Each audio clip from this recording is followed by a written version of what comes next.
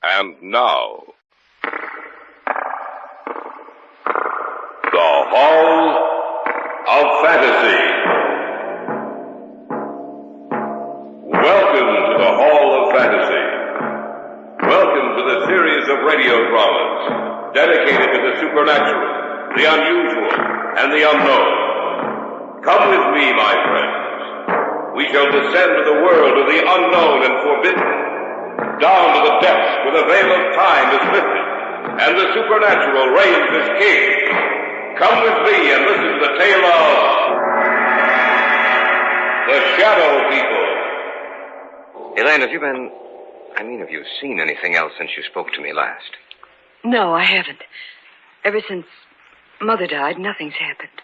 Well, I only hope... It came from upstairs. Come on. Oh, you don't... I don't know what to think. I only hope that... David, if anything's happened to him... We'll see in a moment. There's no light in his room. You wait here, Elaine.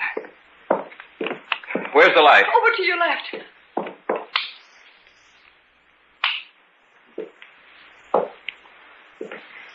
David, what's wrong? Why didn't you leave the light on? Your father's dead, Elaine.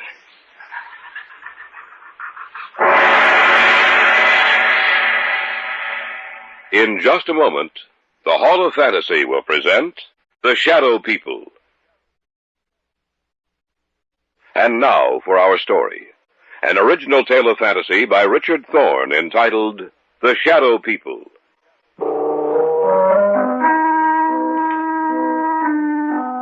Somewhere along the line of your life, you've met them. You have come in contact with the Shadow People. When did we first discuss it? Oh, yes, Brian and Elaine and I. It was in my apartment. There was only one light on in the entire place. What's wrong? Elaine, what's the matter? Oh, it's silly, I know, but I thought I saw something in that doorway over there. Where? Over there, right over there. Where are you going, David? Over to that archway, just to let you know that nothing's here. Huh. You see, Elaine, nothing's wrong, nothing at all.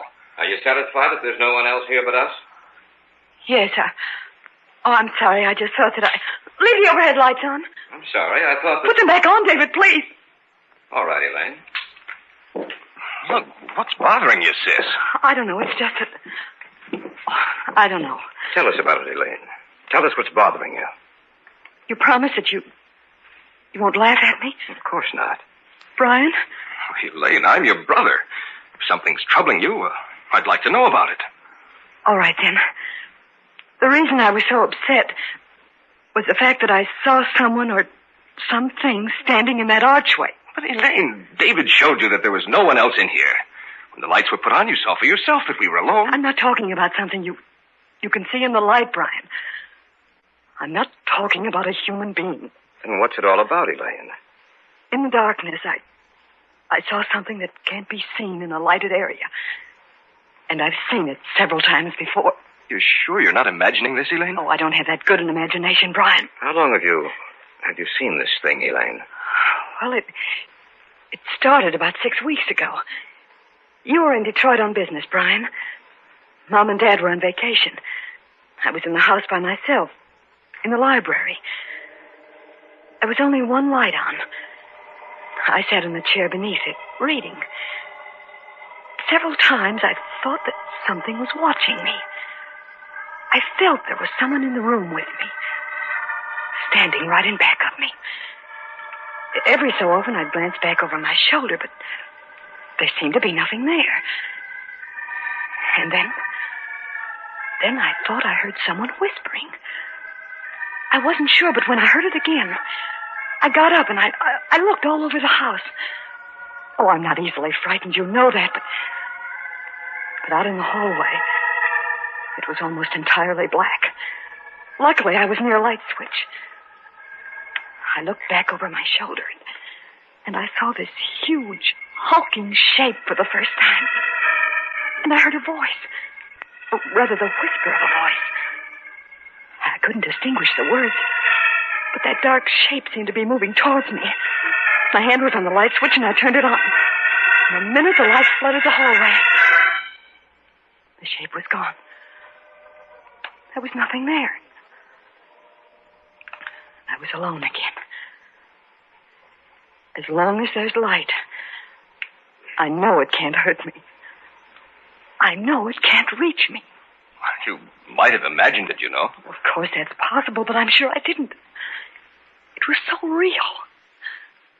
So real, that shape in the darkness. It was the very essence of evil itself.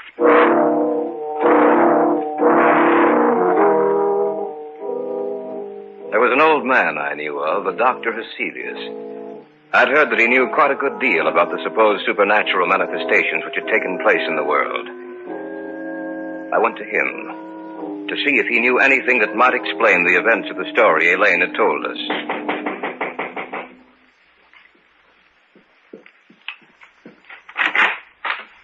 Yes, my good sir. What do you wish? I have an appointment with Dr. Heselius. Oh, yes. He mentioned something about it. You are Mr. Drake? Yes. If you'll come inside. Thank you. Dr. Heselius is in the study. Please come with me. Doctor, a visitor for you. Oh, yes. Bring him in. You may go now. Yes, Doctor. Mr. Drake? Yes. Sit down, please, in that chair over there. Thank you, sir. Now, what is the nature of your visit to me? Well, I understand, Dr. Heselius, that you have a great knowledge of the supernatural manifestations which have occurred on the earth. Great knowledge, Mr. Drake? No, hardly that. I have only scratched the surface in my years of study. Perhaps I can help you, then again, perhaps I cannot. Well, may I tell you the story? By all means, my good sir. All right. Now, this didn't happen to me, Doctor, but to my fiancée. It seems that about 6 weeks ago, when she was alone. But when the light was on, the dark form disappeared. And that's the story, sir. As much of it as I can remember. I see. It's a strange tale you tell. I'm fully aware of that, Dr. Heselius. You say she seemed to hear whispered voices? Yes, that's what she says. I see. A moment, please. I have a book in my files. Oh, yes. Here it is. I think this is the one. Yes. Perhaps I may be able to help you after all. Let me see. This is a very ancient book, Mr. Drake. I seem to remember... Yes. Here is an account of a happening such as you relate. And we shall live on the earth, and they shall not see us. Yes, it has been foretold by the ruler of the darkness. They who live by day, retire to sleep by night, shall never know that we walk with them, that we watch them, that we wait for our chance. Only in the night will they see us, for in the daylight we are not seen. Only in the night, when the darkness grows together and the forms of the shadow people are shaped from the blackness, they will know us. Then they will know that we are their companions, for we are the shadow people. I knew I had read something similar to the story you have told me, Mr. Drake. Dr. Heselius, what can we do? Well, give me a little time. Let me see if I can find any more references to these people of the darkness.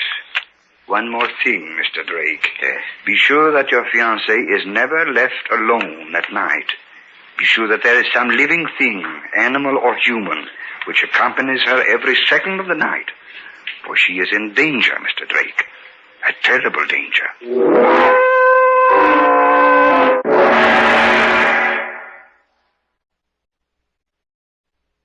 back now to our story. An original tale of fantasy by Richard Thorne entitled The Shadow People.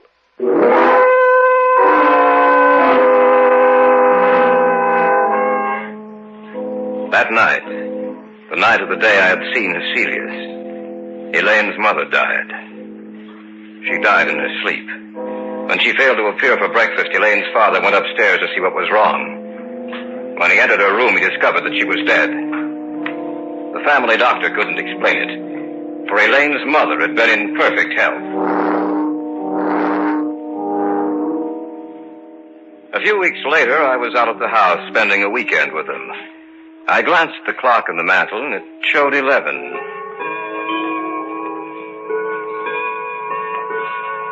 I can't understand why Brian hasn't returned from town. Well, he said he had some extra work to catch up on. He told me this morning that he might be late. Well, 11 o'clock, I'm going upstairs. Glad you came out, David. Good seeing you again. It's a pleasure to be here, sir. Well, don't stay up too late. See you both in the morning. Night. Night, Dad. Good night, Mr. Davis. He isn't the same, David. Ever since Mother died, he hasn't been the same. I didn't realize that until tonight. He's changed. I only hope that he'll start living again. Ever since she died, it seems that a part of him died with her. Elaine, have you seen anything else since you spoke to me last? No, I haven't. Ever since Mother died, nothing's happened. Well, I only hope. Came from upstairs. Come on. You don't think... I don't know what to think. I only hope that... David, if anything's happened to it... We'll see in a moment. There's no light in his room. You wait here, Elaine. Where's the light? Over to your left.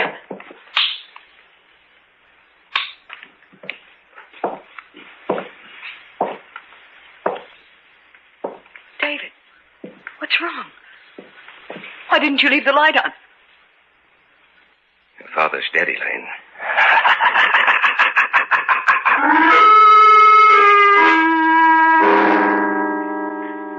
I had walked into the darkened bedroom.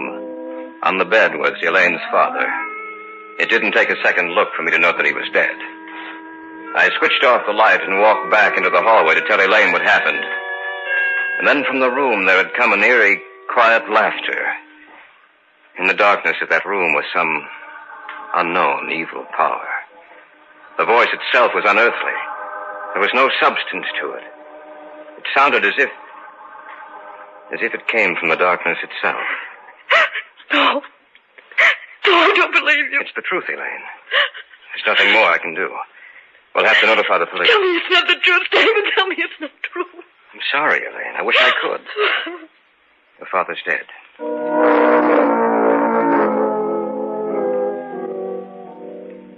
After the burial, Dr. Hecelius got in touch with me. He said that he wanted to meet both Elaine and Brian, that he wanted to talk to the three of us. Accordingly, a few nights later, he came out to their house. Miss Davis, will you tell me just when you saw the first manifestation? The night Brian was in Detroit. Now, Miss Davis, you have even seen this apparition in the company of other people, is that correct? Yes. The night at David's apartment. All right. Now I'll tell you what I think. You are in deadly danger, Miss Davis. These beings want to claim you. So far, they have had no success. Only in the darkness do they have power. Little by little, step by step, they have been removing the obstacles in their way to reaching you. First your mother, and then your father, Miss Davis. Both died in the same fashion. In the darkness, death struck at them. Now tell me, do you feel their presence here in this room as I talk to you? Yes. Turn out the lights, Brian. No. Stand by the switch, if you please, Brian. If anything happens, turn the lights back on. All right. Dr. Hecelius, I don't... Do you want me to continue working with you? Yes, sir. All right, then. Brian, turn off the lights. Yes, Doctor. The room now is in darkness, Miss Davis. Do you feel or see anything? No, Yes. Yes, I do. Do you see anything? Yes. Doctor, I don't... Be quiet, you fool. I know what I'm doing. In front of me. The darkness gathering together. into a huge, terrible... Not only do you see us, Miss Davis, but everyone else in the room also will see the vague shapes forming themselves in the blackness. We do not want you, Dr. Hecelius. The girl we want. We advise you to drop this case. You'll only bring down the wrath of the shadow people upon your head. The girl. We want the girl. Do not stop us. Let us take her now. Turn on the light! They're gone. Miss Davis, are you all right? Yes. Yes, I am. Just as she said. The darkness. I saw it form into something, too. So did I. What are we going to do, Dr. Hecelius? At the present moment, I don't know. But this much I do know. You must leave this house immediately. You must try to get out of their reach. I don't know if that is possible. I hope it is. I shall have to return to my home. I must learn if there is some manner by which we can defeat these creatures. For the moment, leave this house. Dispose of it in any manner you may see fit, but leave this house.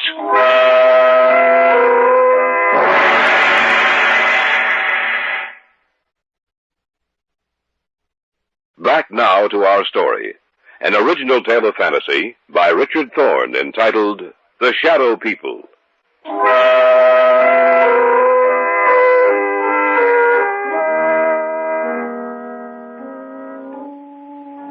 We spent the night in my apartment, the three of us. The following day, Brian and Elaine made arrangements to dispose of the house. In the afternoon, Dr. Hecelius called me and asked that I come to see him. David, I'm glad you're here. Anything new, Doctor? Yes and no. You realize, of course, that this spiritual manifestation is not new, that it has gone on for centuries. No, I wasn't aware of that. It's true, David. De Maupassant wrote what was supposedly a fiction story about the manifestation, David. He called it the Orla. However, according to the information here on my desk, it was taken from an actual case history. Of course, he embroidered the story, added a few touches to something he didn't realize actually existed. But have you found anything with which we can fight them? Everything depends upon an answer I received from a colleague of mine in Paris, Dr. Henri Renaud. I dispatched a telegram to him last night. Why hasn't he answered by now? There are certain things that must be done. It will take a few days, I'm afraid. We have to wait, David. There's nothing else we can do.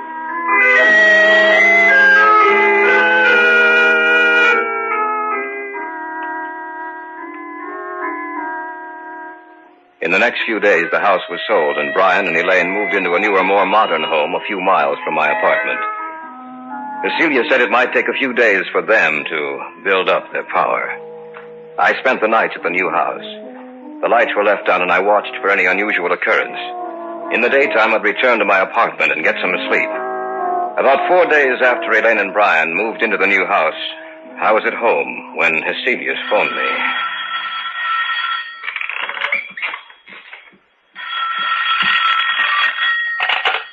Hello? David?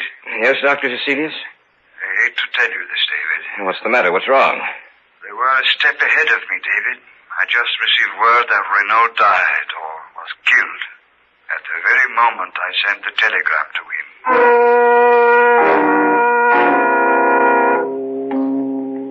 Step by step, they had outwitted us.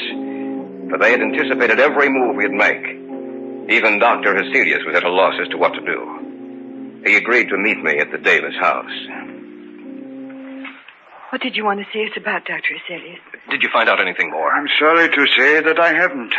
At the moment, I'm at a complete loss. I don't know what to do. But what did you want to see us about this evening? Merely to check, to see if anything else has happened. Miss Davis, have you seen or heard anything? Not in the house, only in my dreams. Your dreams? Yes. When I go to sleep at night, in my dreams, in the darkness, I see them. And it's grown worse, much worse. I was hoping that it would not have progressed so far. There has been no disturbance in this house, but now they disturb your sleep, Miss Davis. Now, you must stay awake for as long as you can. I want the three of you to move into my house. Perhaps that will give you more protection.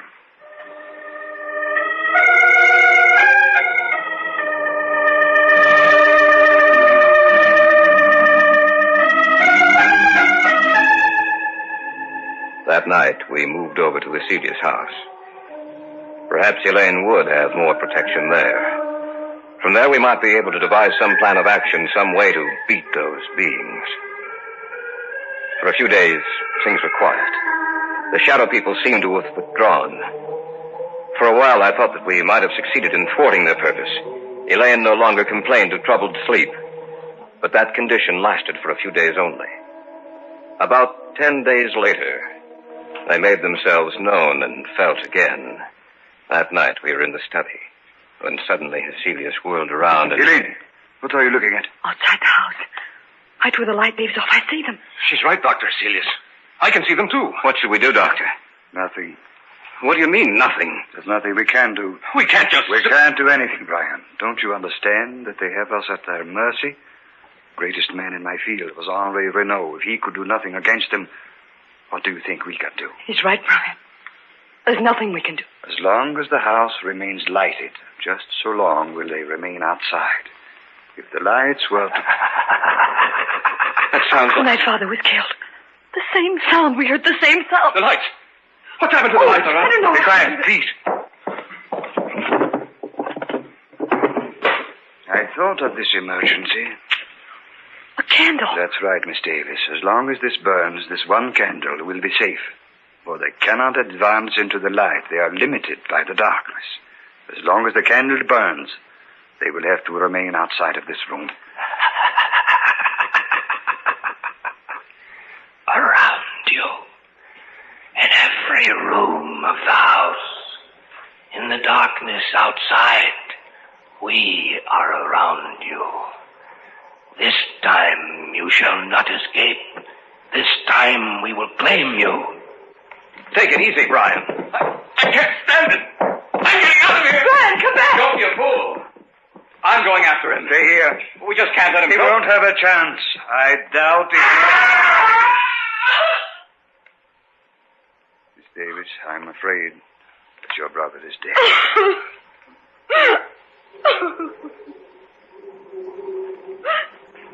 The wind, Doctor. Listen to the wind. I know.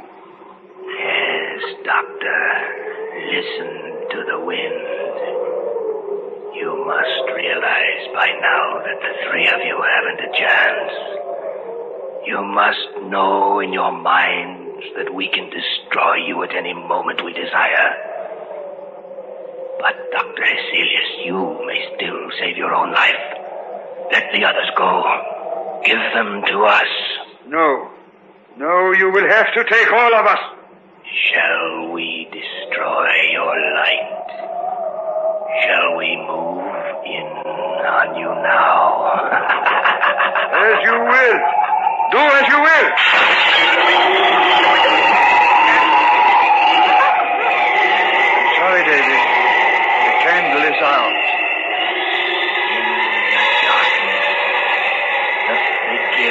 In the darkness.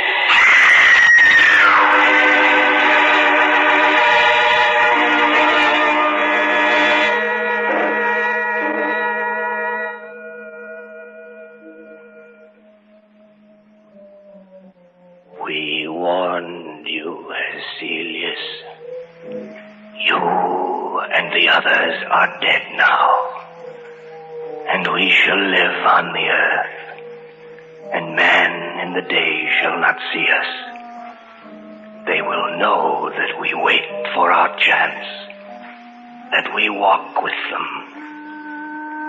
Only in the night, when the darkness grows together, and the forms of the shadow people are shaped from the blackness, will they see us. Then they will know that we are their companions. Look next to you, there, in the shadows.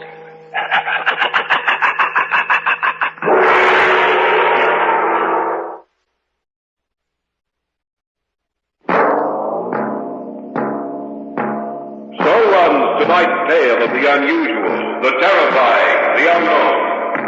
Join us again when next we journey down the corridors of the Hall of Fantasy. to hear another strange tale of the supernatural. All characters and events portrayed in these programs are fictional, and any similarity to actual events or persons, living or dead, is purely coincidental.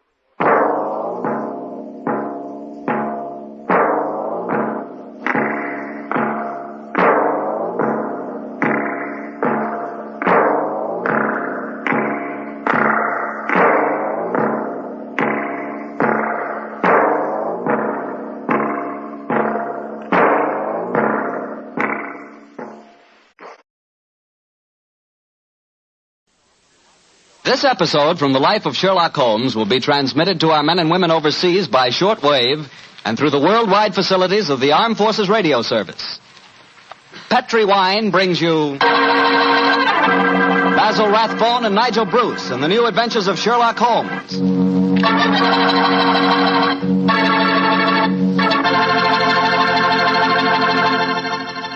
The Petri family, the family that took time to bring you good wine, invite you to listen to Dr. Watson tell us another exciting adventure he shared with his old friend, that master detective, Sherlock Holmes. And as for me, well, I'd like to tell you about a wine that's just wonderful before dinner. And that wine is Petri California Sherry. You know about sherry, of course, but do you know about Petri Sherry? That Petri Sherry is the kind of wine you can really talk about. It has the look of quality, a rich, dark amber color. And it has the aroma, the bouquet as the experts call it, of wonderful sun-ripened grapes. And flavor? Well, if you want your wine to taste good, Petri Sherry is the wine you want. It's really delicious.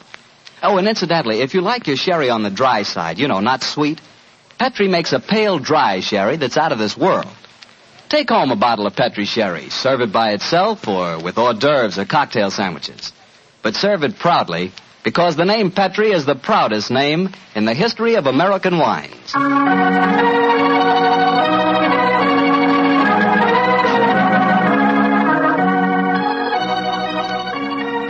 And now for our weekly visit with the good Dr. Watson. I'm sure he's expecting us. Come in. Ah, there you are, Mr. Bartell. Good evening, Doctor. Oh, no, don't get up. You look much too comfortable. Take off your overcoat and come and join me. Well, I enjoyed your story of a scandal in Bohemia last week, Doctor, and tonight you promised us a sequel. Yes, that's right, Mr. Bartell. A sequel that took place over 20 years afterwards, in 1909 to be exact. Sherlock Holmes was living on his Sussex bee farm. It was only in June, I remember, that I received a telegram from the great man asking me to come and spend a long weekend with him. And I'm sure you needed no urging to accept the invitation. None, Mr. Bartell, none at all. I hadn't seen Holmes for some time, and this fact, combined with my rather indifferent health, found me on the eastbourne train a few hours after receiving the telegram. A dog cart was at the station to meet me, and after a brisk drive across the downs, I found myself once more with my good friend. He looked somewhat older than when I'd last seen him, but as he spoke to me, I realized from the keenness of his voice and the sparkle in his eye that Sherlock Holmes would never really be old.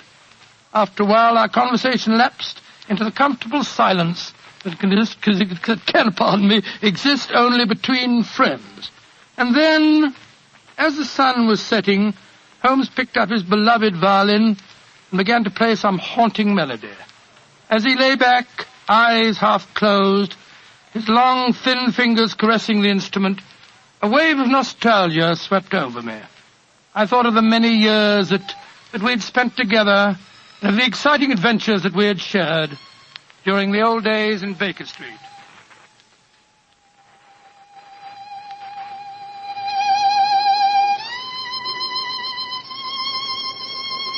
Beautiful. Quite beautiful. Thank you, Watson. You look uncommonly wistful, dear chap. You thinking of the old days? Yes, Holmes. I was. So was I. Oh, well. Those were exciting times, but it's comforting to think that now we will not be disturbed by a jangling doorbell, followed shortly by some poor devil in trouble. Nowadays, my greatest excitements are connected with the segregation of the queen bee and the nighttime proclivities of Charles Augustus, my tomcat. I still find it hard to think of you in retirement, Holmes.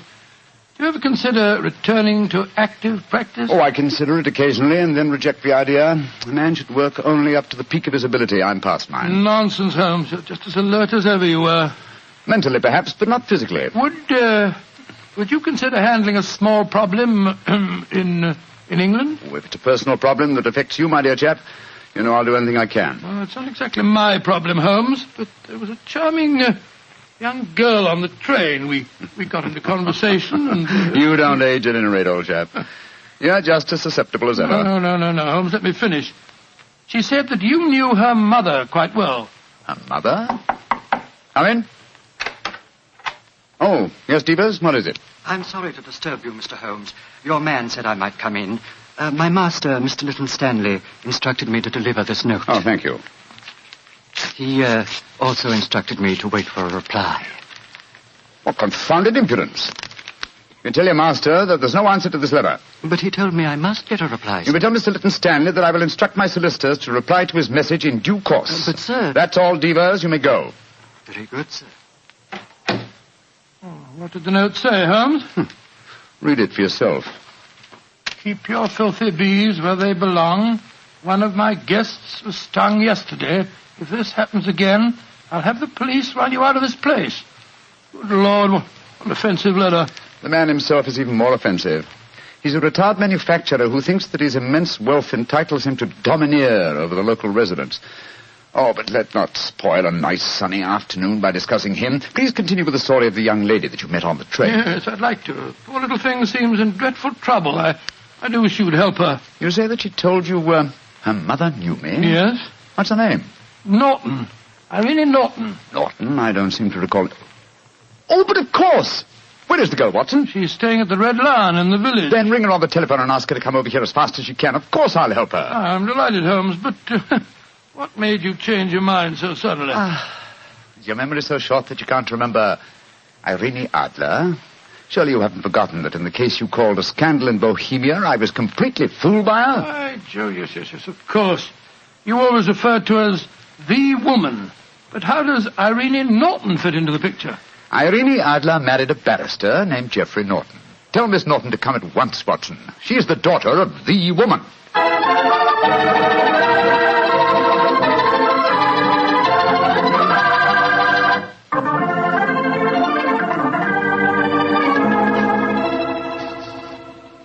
Mr. Holmes, I've heard so much about you from Mother. She says you're the cleverest man in England. Your mother flatters me, my dear child. She herself was much more clever than I. In fact, yes. Did she ever tell you about the circumstances under which we met? No, Mr. Holmes, though she did tell me that you were a witness when she and my father were married. Very true, my dear, very true. Though the occasion was a little, shall we say, unusual. Look here. This golden sovereign I wear on my watch chain is a memento of that day. I also have a charming photograph of your mother. You must have known her quite well. How about telling Mr. Holmes about your troubles, my dear? Yes. Reminiscences are charming, but they can wait until we've dealt with your problems. Mr. Holmes, I'm being blackmailed. Oh, I'm sorry to hear it. By whom? By a neighbor of yours, Mr. Lytton Stanley. Do you know him? Oh, yes, indeed I do. As a matter of fact, Mr. Holmes received a most offensive note from the gentleman less than an hour ago. What hold does Mr. Stanley have over you, my dear? He has some letters, some rather indiscreet letters of mine that I wrote to a friend of his last year.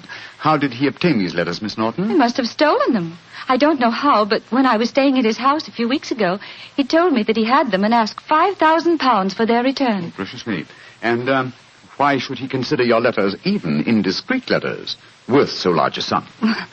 I'm engaged to be married to Lord Weston's son.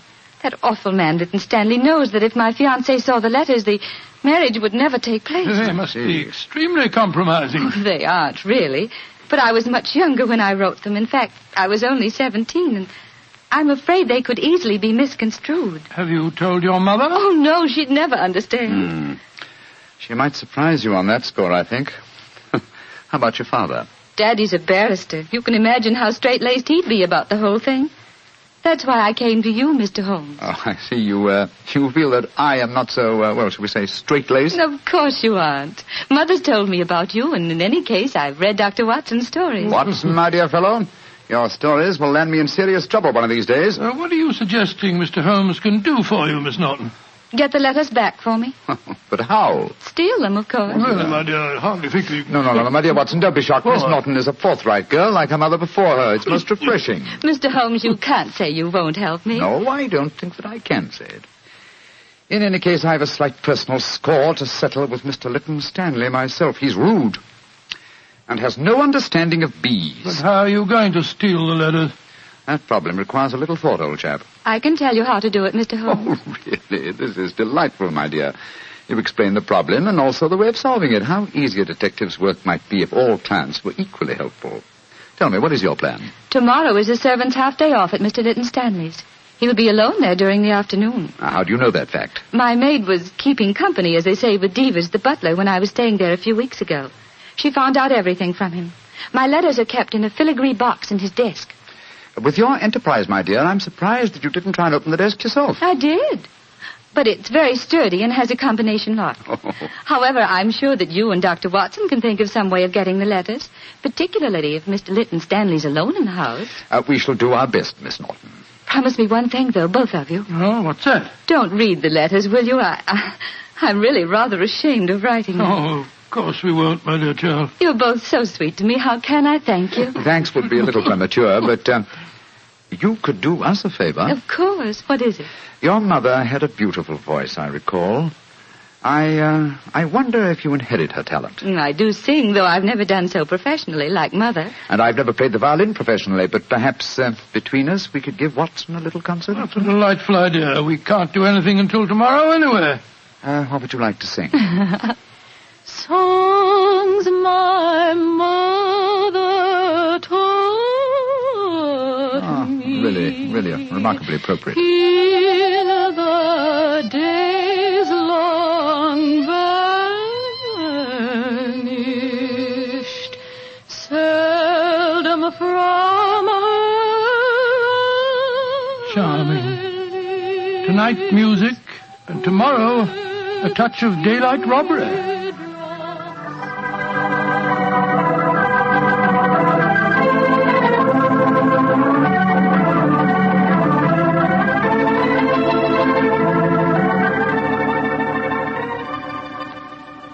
Dear old Watson, your disguise is really excellent. Oh, I must confess I'm a little apprehensive. Hi, old chap. There's no need to be, I assure you. You, as Dr. Hamish, and I, as the Reverend Appleby, are calling on Mr. Lytton Stanley, ostensibly in search of a contribution for my charity hospital that you are in charge of.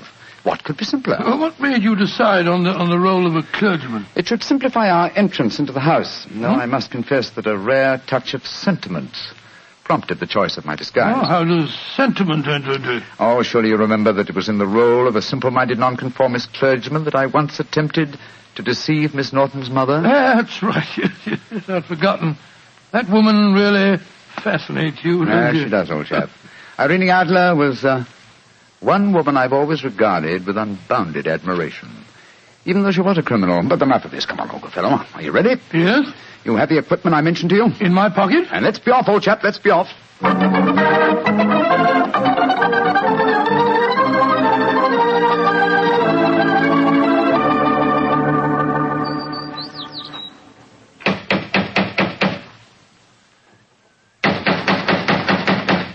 If he's home, why the devil doesn't he answer the door? Come, my dear Reverend Appleby. For a parson, your language is hardly appropriate. I'm sorry, Dr. Hamish. Shh.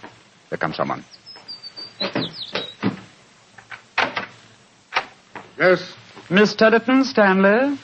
That's my name. Mine is Appleby, and this is my friend, Dr. Hamish. I'm proud to meet you, sir. I've heard a great deal about you. What can I do for you? If we could come in for a moment, I'll explain our mission. Very well. Come into the study. We're raising a subscription list for a charity hospital at Paddlewaite, just across the downs. You're a prominent resident here, and we thought that you'd like to donate a few guineas. I'm really not very interested. I've given as much to charity this year as I can afford. Well, it's a fine cause, sir. I'm giving my medical services 3 days a week, and the Reverend Appleby is donating his services too. Who else has contributed to this fund? All your neighbors, sir. We just came from the bee farm over the downs. The owner, Mr. Holmes, gave us a check for 5 guineas. Holmes gave you 5 guineas, did he? Aye, a very nice gentleman, Mr. Holmes. We're proposing to name a ward in the hospital after him. Is this list of subscribers going to be published in the paper? Oh, yes, Mr. Lytton Stanley. I'll give you 10 guineas. 10 guineas? Thank you, sir. Very kind of you, sir, I'm sure. I'll get my checkbook. It's in this desk. Quick, Watson. The chloroform. Right. Now, who do I make this check payable to? Go on there. Hold him still, Holmes. Hold him still.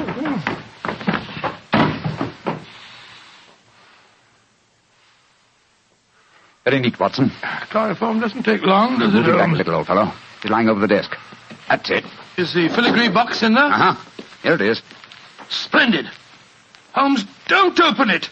You promised that you wouldn't. I just wish to make sure Make sure of what was there, Mr. Sherlock Holmes. Who there? Oh, no, don't move. I have a revolver, and don't turn round. Place the box on the table, Mr. Holmes. And put your hands up, gentlemen, both of you. That's right. I know that voice. It's Devers, the butler. Quite correct, sir. Well, Devers, you needn't point a revolver at us. Your master isn't injured. I'm not in the least interested in my master's health, Dr. Watson. In fact, if he were dead, I should be delighted. Now, what are you up to, Devers? I'm taking advantage of a situation, sir. I've been trying to open that desk for weeks. After such kindness on your part, sir, I hate to seem ungracious, but I'm dreadfully afraid I shall have to kill you. To kill both of you.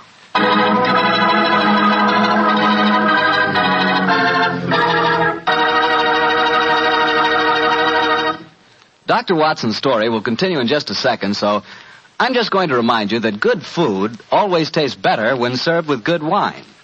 And if you like a red wine, say with steak or meat of any kind, you'll love Petri California Burgundy.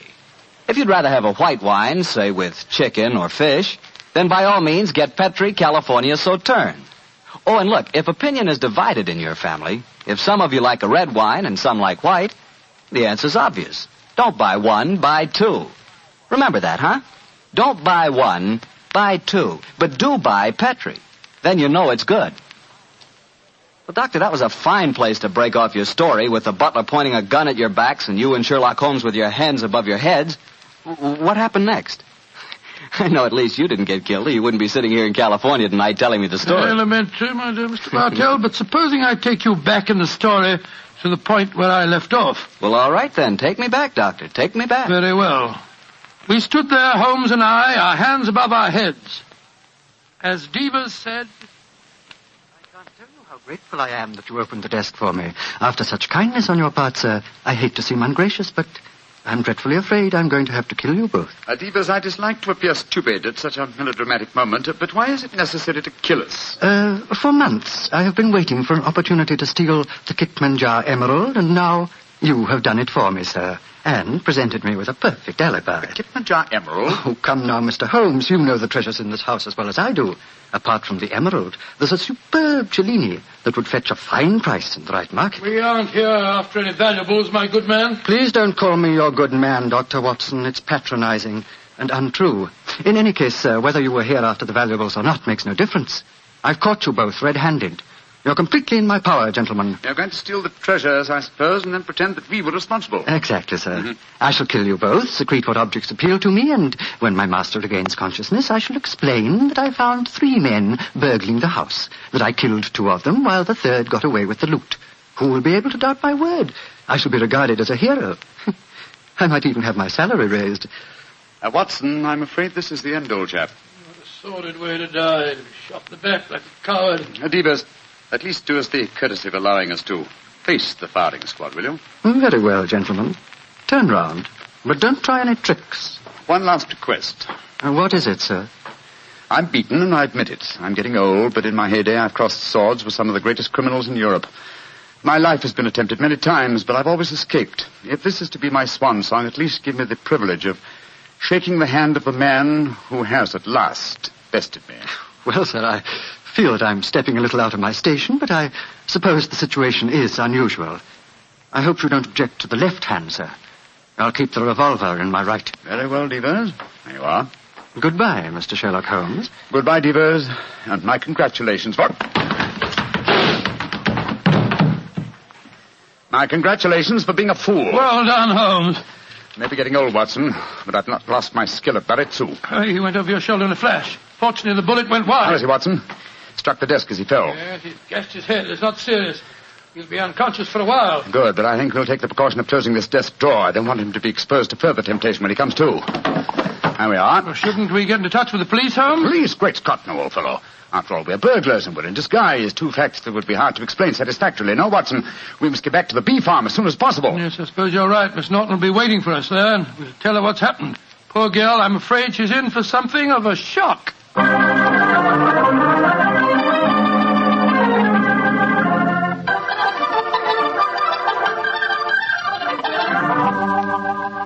Mr. Holmes, Dr. Watson, I'm so glad to see you back again. Did you get the filigree box? Yes, Miss Norton, here it is. But, Holmes, I didn't know that you... Miss Watson. Why not open it, Miss Norton? Well, I Open it, my dear. There may not be love letters inside it, but there's a note. Oh. Why don't you read it to us? Well, let this be a warning, Miss Norton. Crime does not pay. If you don't believe me, ask your mother. Sincerely, Sherlock Holmes. Mr. Holmes, you knew my secret all the time. Not all the time, but I realized it as soon as I'd opened the filigree box. What on earth are you talking about? Miss Norton was under the impression that she could use me as a cat's paw, as a dupe to commit a burglary for her. I still don't understand, Holmes. You will remember she asked us to promise not to open the box. Yes, but you did so just before the fellow held us up with a revolver. What was inside the box? An impressive green stone which I knew to be the Kitmanjar emerald. But where is the emerald now? I slipped it back into Mr. Lytton Stanley's desk and locked it. Brought the box here because I wanted to see your expression, Miss Norton, as you opened it. Great Scott, and I thought you were a poor little thing in trouble. Shocking. What do you have to say for yourself, young lady? That I'm terribly sorry, Mr. Holmes, terribly sorry. It seemed like a wildly exciting idea, but I didn't really mean to steal it. No, of course not. No, of course you didn't. You meant me to steal it for you. Miss Norton, I'm convinced you knew that your mother once outwitted me, and you presumed to think that you could do the same. I should turn you over to the police. Please don't, Mr. Holmes. You can't do that. I certainly could. But I'm not going to for two reasons. First, you're young and impressionable, and this may teach you a lesson. And in the second place, I have a strange admiration for your mother. But I warn you, Miss Norton, that you have had a narrow escape. A very narrow escape. Mr. Holmes, before I go, there's one favor I want to ask you. Really? What is it? Could I keep this filigree box with your note inside it? It would be a reminder all my life of how we met. What do you say, Watson? Well, it isn't your box to give, Holmes. That's true, old fellow. That's quite true. But I fail to see how we can return it now without disclosing our own share in the attempted robbery. In any case, I don't like Mr. Lytton Stanley. I think we might indulge in a little petty larceny without feeling too guilty. Very well, Miss Norton. You may keep the box. I shall always treasure it. Thank you. Goodbye, Dr. Watson. Don't think too badly of me. Goodbye. Good night, Mr. Sherlock Holmes.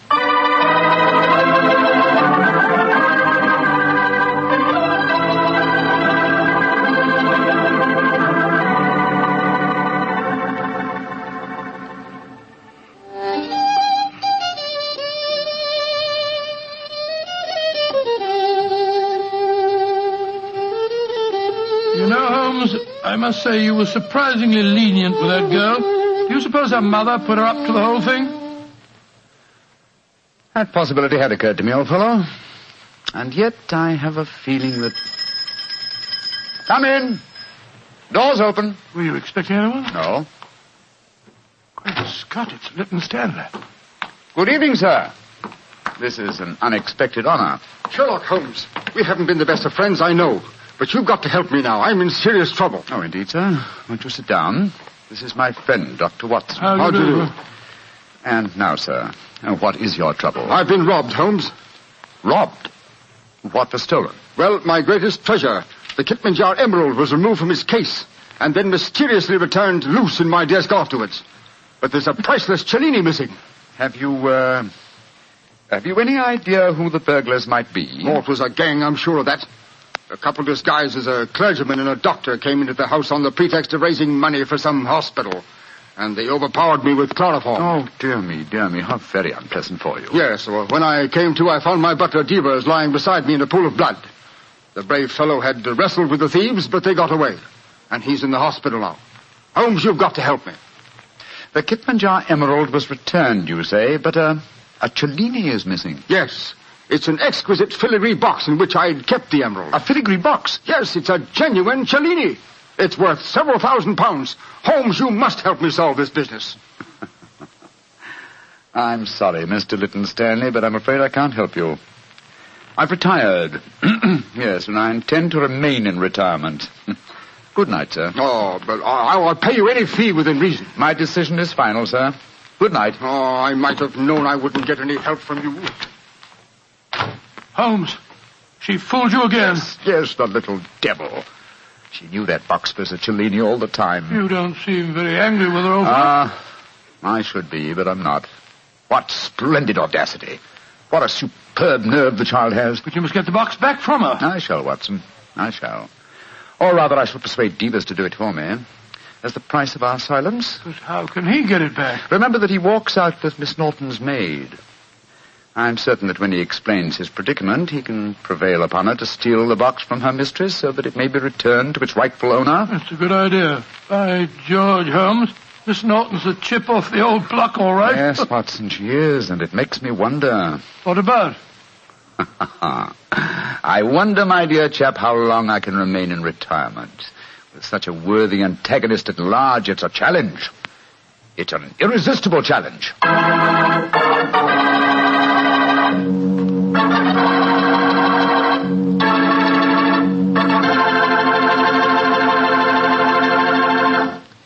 You know, Dr. Watson, I just can't get over the way you and Mr. Holmes let that girl, Irene, was that her name, pull the wool over your eyes. Boy, she really twisted you around her little finger. Well, Mr. Bartell, I don't like to make extremely positive statements, but I'm sure that if you were in my shoes, Irene would not only have twisted you round her little finger, but she'd have had you rolling about in hoops and standing on your head. You mean she was that beautiful? Mr. Bartell, she was so beautiful that she'd make you forget all about Petri wine. Dr. Watson, no girl is that beautiful. Oh, how young you really are. Well, maybe so, but there are lots of pretty girls in this world and only one Petri wine. That's because there's only one Petri family that's been making wine since the 1800s. And believe me, because the Petri business has always been family-owned and operated, they've been able to hand on down from father to son, the highly skilled art of making fine wine.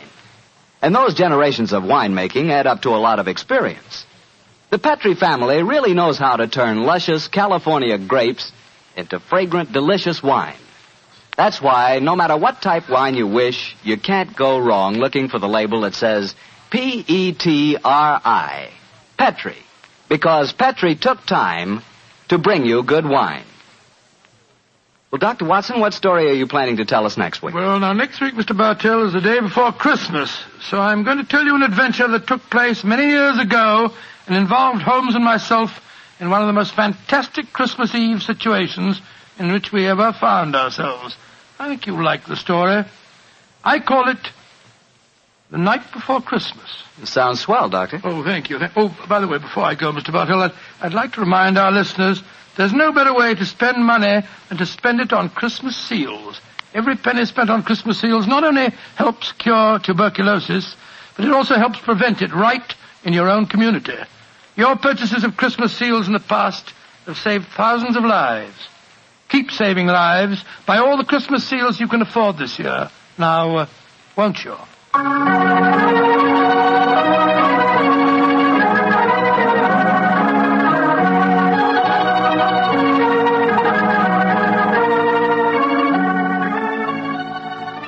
Tonight's Sherlock Holmes adventure was written by Dennis Green and Anthony Boucher and was suggested by an incident in the Sir Arthur Conan Doyle story, A Scandal in Bohemia. Music is by Dean Fossler. Mr. Rathbone appears through the courtesy of Metro-Goldwyn-Mayer, and Mr. Bruce through the courtesy of Universal Pictures, where they are now starring in the Sherlock Holmes series. Basil Rathbone's new Columbia record album, Robin Hood, is now available at your music store.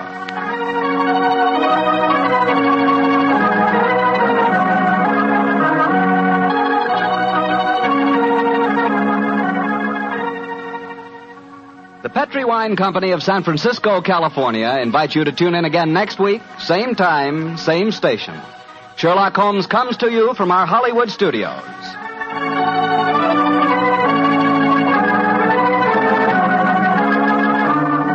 This is Harry Bartell saying goodnight for the Petrie family.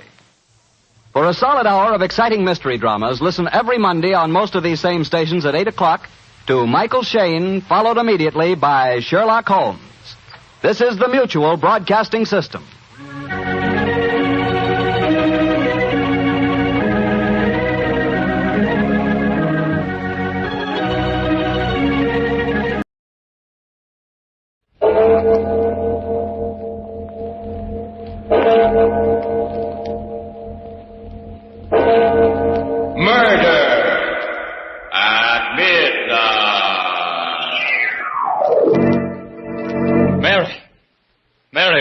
What are you doing with that knife?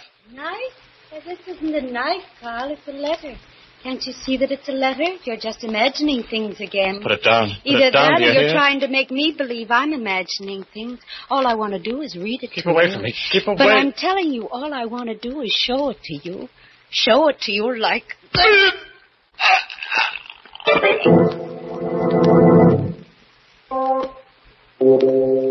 Midnight. The witching hour when the night is darkest, our fears the strongest, and our strength at its lowest ebb. Midnight, when the graves gape open and death strikes. How? You'll learn the answer in just a moment in Murder Out of Mind.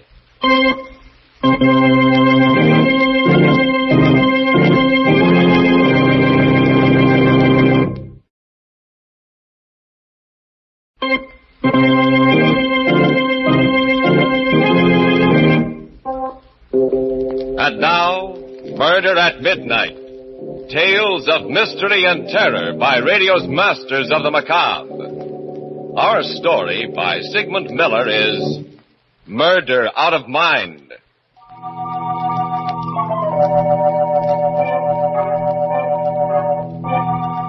$12:00, midnight. In the home of Carl and Mary Watson. Carl is sleeping, but sleeping restlessly, uneasily. And suddenly... Mary, what are you doing? What? Doing? What? That knife, there in your hand. A knife? I don't understand. What am I doing with a knife? My guess would be that you were about to kill me. Oh, no, I couldn't. Wait till I put on the light. Carl, your throat, it's bleeding. It's a pretty sharp knife. The touch of it against my throat that woke me. I couldn't have done it. I couldn't. Then may I have it? I'll get you some iodine and a bandage. Never mind, it's only a scratch. But it's bleeding. It's all right.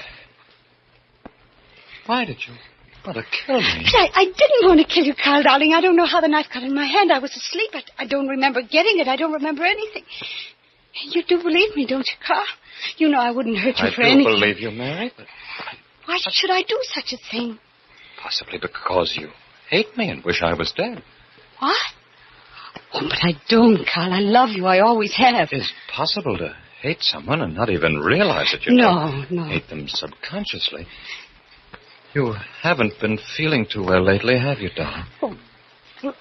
Oh, only since George's accident, when he was killed. That could be the reason, you know. Because I lent your brother the car, you could hate me for that. No, that isn't so. It wasn't your fault. Of course it wasn't my fault. Your brother was reckless and foolhardy. Don't say that. You see? Carl, you think I'm going crazy? No, but I think it might be a good idea for us to see a doctor. A doctor? A psychiatrist. Oh, I don't need a doctor. It won't happen again. I swear it won't. You can't tell, darling.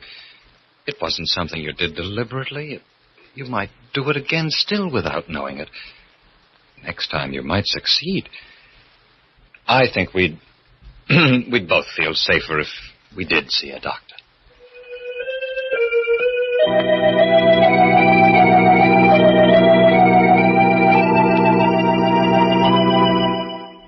And she tried to murder you in her sleep? Yes, Doctor. And she was asleep, really asleep. Well, has there been any other manifestation of erratic behavior? Yes, lots of little things. She's abstracted, often hears things that aren't there, very forgetful. Well, the other day she forgot to make dinner for me. Of course, she was abject about it, but they all seem to point to an unconscious hostility toward me. Well, let's call her in. Mrs. Watson, will you come in, please? Good morning, Dr. Heller. Good morning, Mrs. Watson. Has my husband told you? Yes, he did. Won't you sit down? Yes, thank you. Tell me, were you very much attached to your brother? Well, you see, I raised him since he was a baby. Our mother died soon after George was born. And there was a strong bond between the two of you then? Yes. But I'm sure it had nothing to do with last night. But I didn't say it did. I'm merely gathering all the facts in the case. Facts? What are the facts? I tried to kill my husband. Please, Mary. I'm sorry. It's all so dreadful, Carl. Maybe I am crazy. I don't think you are. But you may be in need of treatment, Mrs. Watson. Have you been sleeping well lately? Yes? Well, have you had any nightmares or terrifying dreams? No, I don't dream at all. Well, do you find yourself unusually upset when little things go wrong? No, not generally. Mary, put Dr. Heller's pen down. Oh, I'm sorry. You broke the point, jabbing it into the blotter that way. I didn't mean to. I wasn't thinking. Oh, that's all right. I'm very sorry. It's just that, well, I've been nervous ever since my brother was killed. That's understandable, Mrs. Watson. Can you come in to see me tomorrow? Your husband won't have to come with you. Oh, yes, Doctor, if you want me to. You sure you don't want me to come with the Dr. Heller? I'm very much concerned. I'd rather you didn't, Mr. Watson. You know best. This same time tomorrow, then. Yes. Goodbye, Mrs. Watson. Goodbye, Dr. Heller. Dr. Heller. Yes? What do you think? But I can't say right now. This was just a superficial examination. She doesn't have any important outward symptoms or anything serious. Well, what about her jabbing the pen into the blotter? Wasn't that significant? I mean, in a minor way, wasn't she trying to stab me again? You're being an amateur psychiatrist, and that's dangerous. Goodbye, Mr. Watson. Goodbye, Dr. Heller. I'll let you know if anything unusual happens.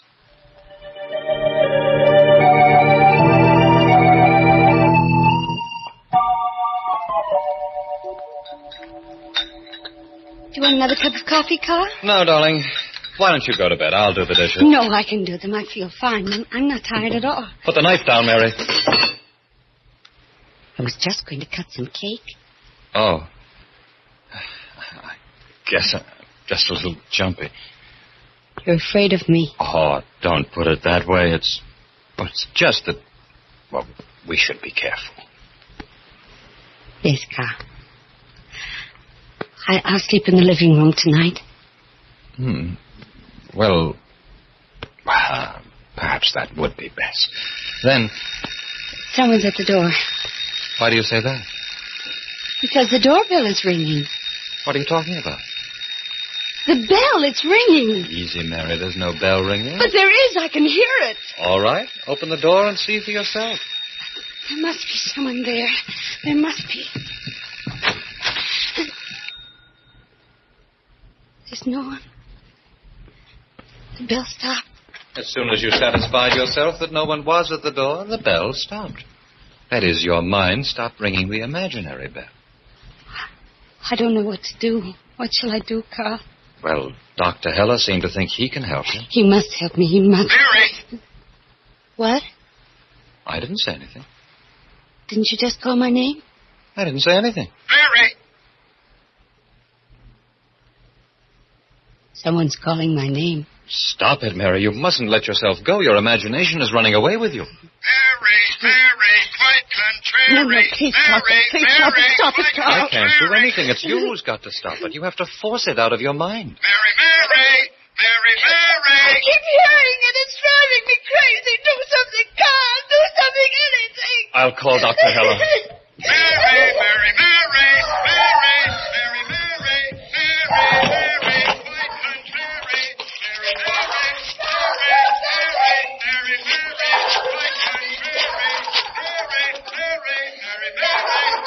Dr. Heller.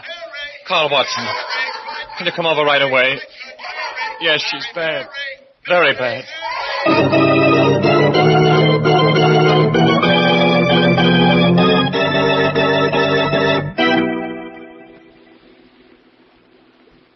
Well, what do you think, Doctor? I gave her a sedative. She's resting quietly now. What do you think we ought to do? Well, I'll be in a better position to tell you tomorrow, when I examine her thoroughly. I feel rather uncomfortable. She might try to kill me again. But I can't recommend institutionalizing her. I'm not convinced yet it's necessary. And it might be very harmful to her. But she might make the attempt again. Just watch her closely. By tomorrow, I'll know what should be done. All right. You're the doctor. It's a very unusual case. As far as I can see, there's no real mental illness. But then again, as I've said before, my examination has only been superficial. I'll see her in the morning. Call me about noon, and I'll let you know. Yes, Dr. Heller. And just be on your toes for tonight.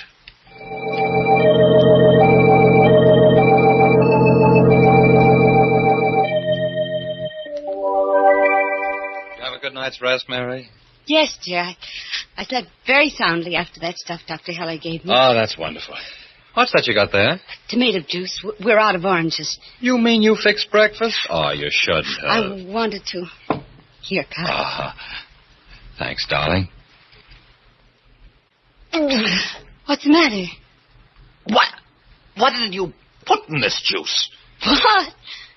Why, nothing. Just a dash of lemon. Lemon? Maybe, but something else, too. Iodine. Iodine? Why did you do it, Mary? But I didn't. I swear I didn't. I just poured the juice out of the Come on, can. let's look in the medicine chest. But Come on. please, Carl, please, you've got to believe me. I didn't do it. I just poured the juice out of the can, and the can was fresh. Here's the iodine bottle. And it's just been used. See? It's on my fingers. And I haven't used it in weeks. I cut myself this morning. Where? I don't know. I just don't understand, Carl. I don't remember even coming in here. I must be crazy. I must be. Really crazy.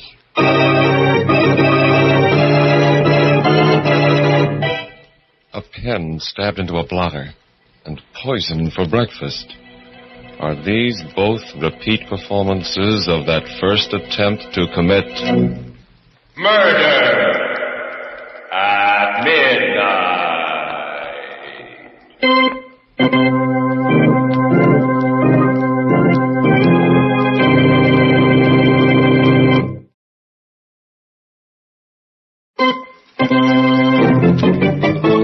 And now, back to Murder at Midnight and Murder Out of Mind.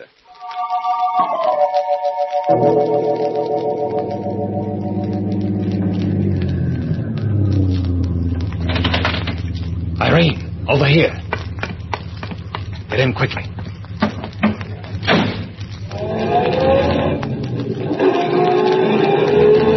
Anyone see you? No. I waited back where it was dark.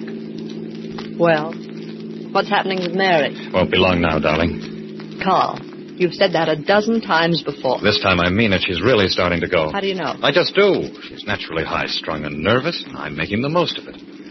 Another few days, and she'll be so bad that I can have her institutionalized and keep her there for life. Life? Not getting squeamish, are you? No, but... Well, that's just a little too much for me. Stop that. It's the only way. She'll never give me a divorce, you know that. Oh, I know. This driving her mad. I'd almost rather you killed her. What? Well, at least that would be quick. This will be quick, too, from here on in. You just leave everything to me.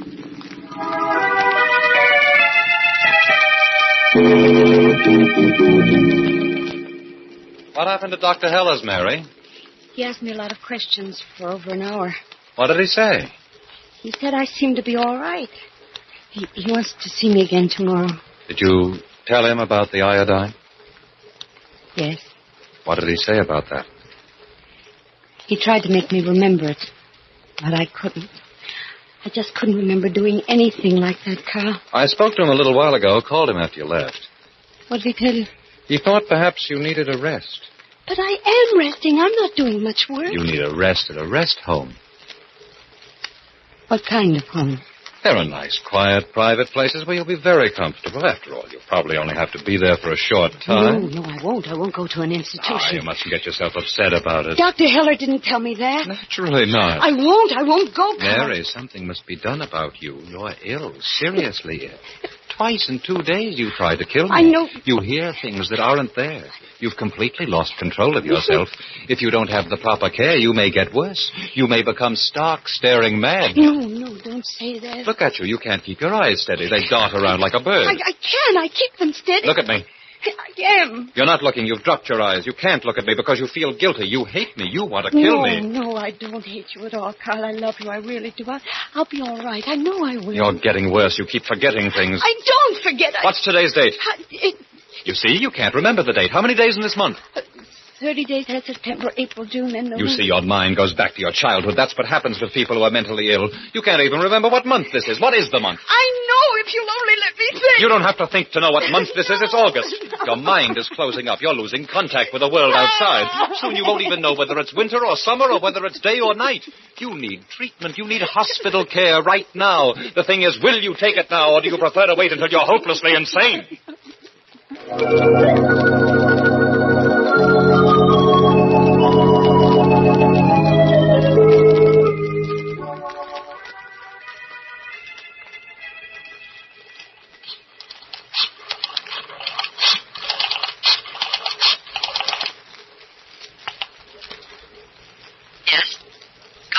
Yes, darling.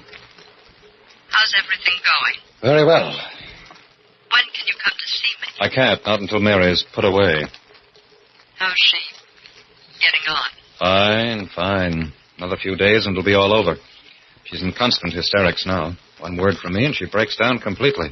What about the doctor? He's puzzled. You mean suspicious? Oh, everything's going to be all right. Now, look, darling, I won't be able to call you anymore, but I'll write you every day. Remember, it won't be long now.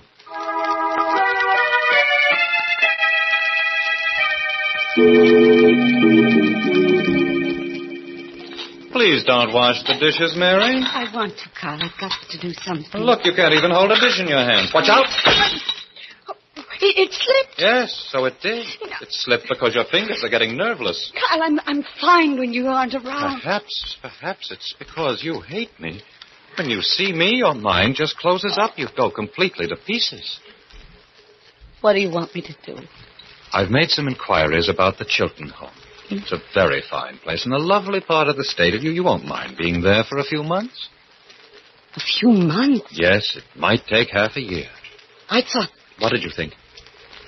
Well, tell me what you thought.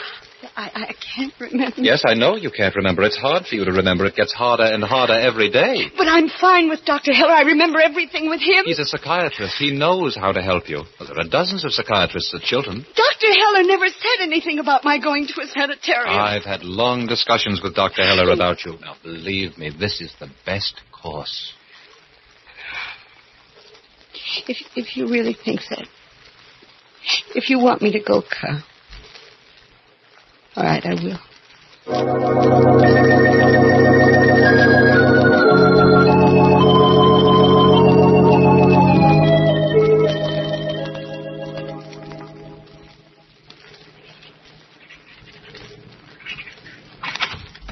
Who's that? Me, Mary. Can I come in, Carl? I'm just finishing a letter, dear, to Chilton. I'll be right out.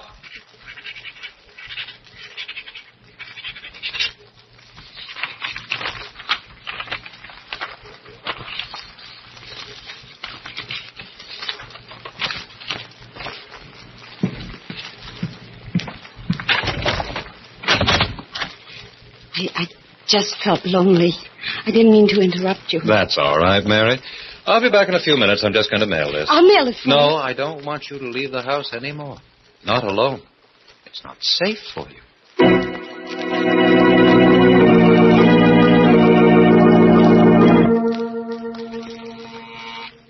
Who's there? Mailman. Oh, Just a moment, please.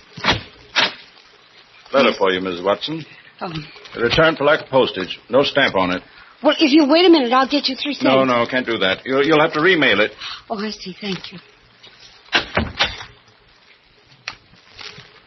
To Irene Craig. Who's Irene Craig? Irene Craig. Irene Craig.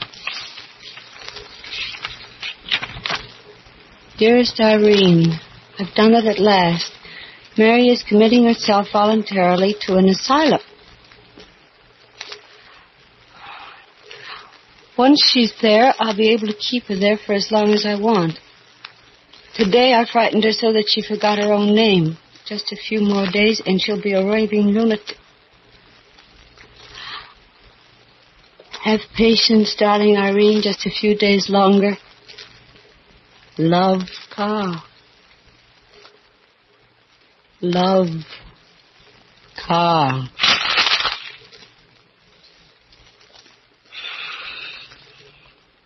She forgot her own name.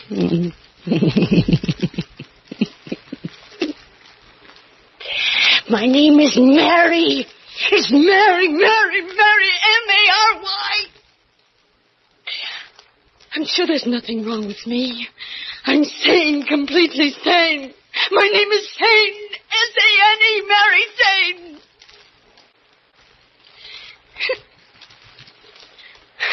I tried to kill him, Carl said. That's what he said. I tried to kill him twice. He said I hated him. And all the time he hated me. He hated me. It's Irene he loves. Irene, whom I don't even know. Maybe she has a better memory than I have. Maybe she knows what today's date is. Maybe she knows what time it is. Maybe she doesn't forget her name. It's Irene. I won't forget her name either. It's Irene. I won't forget anything anymore. I'll remember everything. I must tell Carl and show him how much I can remember. I must bring him something to show how good my memory is. He'll appreciate this. Oh, yes, he will. Oh, yes, he will. He'll appreciate this. Carl? Oh, Carl, dear. What is it, Mary? Who was that at the door? What are you doing with that knife? Knife? This isn't a knife. It's only your imagination. It's really a letter to Irene that's in my hand. That knife gone, Mary. But it isn't a knife. It's a letter. Can't you see it has your signature on it? Love, Carl, it says. Letter. How do you know about the letter? Came back without a stamp. What? Just imagined it. There is no Irene. Now put that knife down. You know it isn't a knife, Carl. You're just making believe.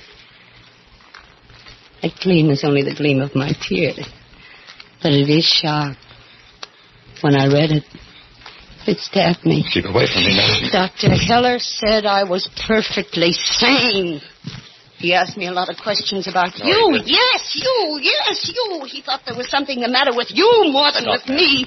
He caught on to you fast, he did. Remember what you told me, Carl. You told me that soon I wouldn't know whether it was winter or summer outside, but you made a mistake. It was you who won't know about the weather. You won't care. You'll be satisfied with just this letter close in your heart. No. I hate you. The way you hated me. Love, Carl. You see, I can look straight in your eye now. I can.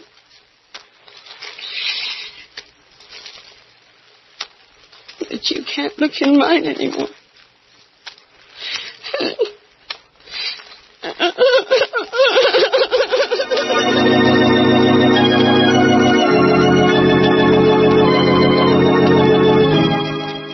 And so the pattern is played out. And the knife that Carl Watson first placed in his sleeping wife's hand ended up in his own heart. You see, we always try to give you poetic justice, along with Murder at Midnight.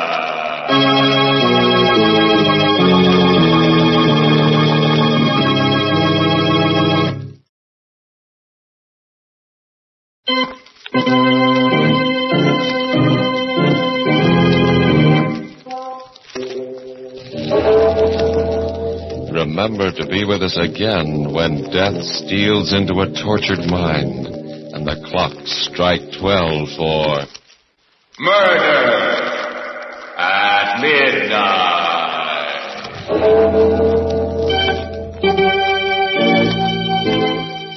Our stars tonight were Charlotte Holland and Alan Hewitt. With music by Charles Paul, Murder at Midnight was directed by Anton M. Leader.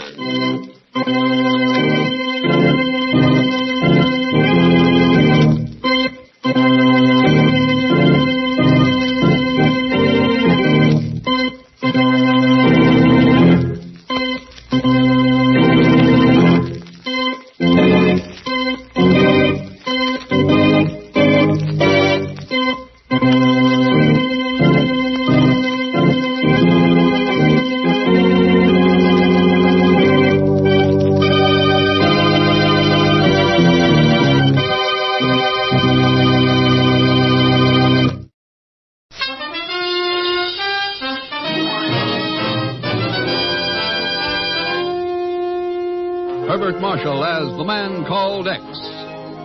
Wherever there is mystery, intrigue, romance, in all the strange and dangerous places of the world, there you will find the man called X.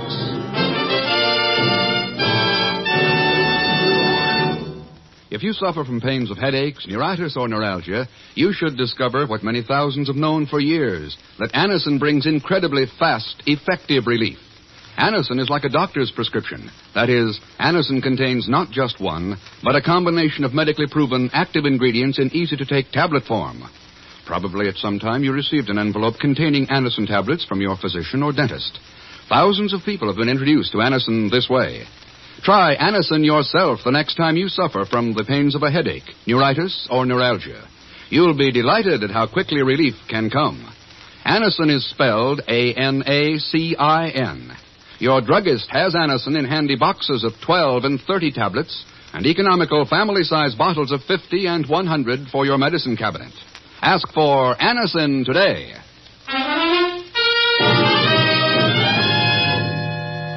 It's nothing at all unusual for Ken Thurston to come hurrying into the office of the Bureau in New York City.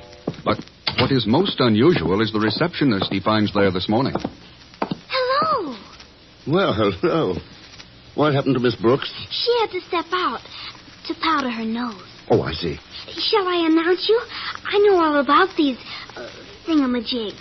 Good. Just tell the man on the other end of that thingamajig. Oh, I know who you are. Really? Sure. You're the man who's always going somewhere. Who told you that? Daddy. He says you're the only man in the world who could answer all my questions about places and people. Daddy never has time to answer any of them. Oh? He's always working in his laboratory. Oh, wait a minute. Now I remember you. Honest? Of course, your father is Dr. Simon Markov. The eminent physicist. And I'm Marilyn. You came to Mommy's funeral that time. Yes. Marilyn, since you're so interested in places and people, how would it be if I sent you a souvenir for my next stop? Oh, would you? I love even just hearing from faraway places. It's a promise, then.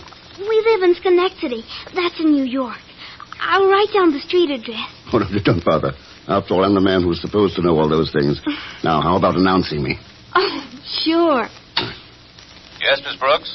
Mr. Thurston to see you, Chief. Huh? Miss.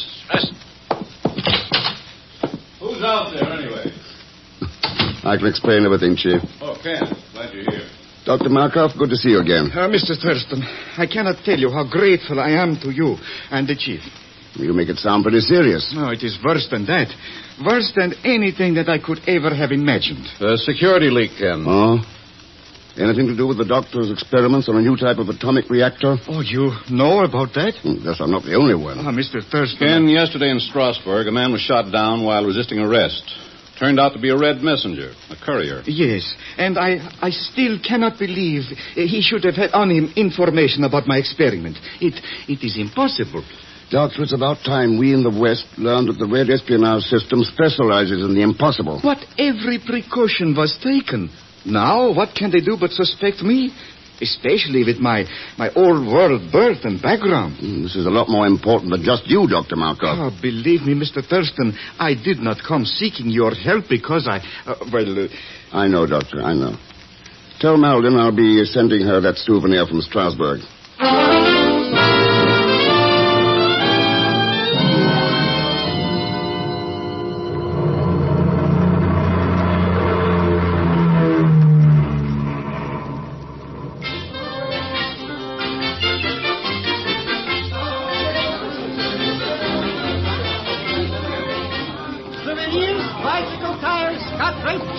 Strasbourg Cathedral.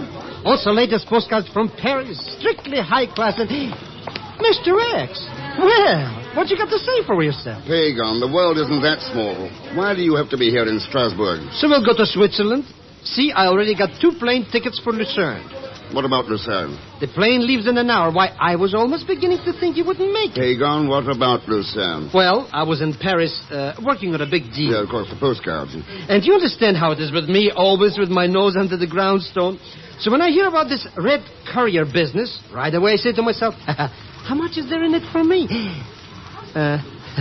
Well, I'm only fooling about the money. You certainly are. Except for expenses, of course. And don't forget the 500 francs. What 500 francs? That I had to give to my bosomy friend, the Chesler, for telling me that the red messenger fellow came to Strasbourg from Lucerne. Hey, where are you going? Inside. To see if you got your money's worth.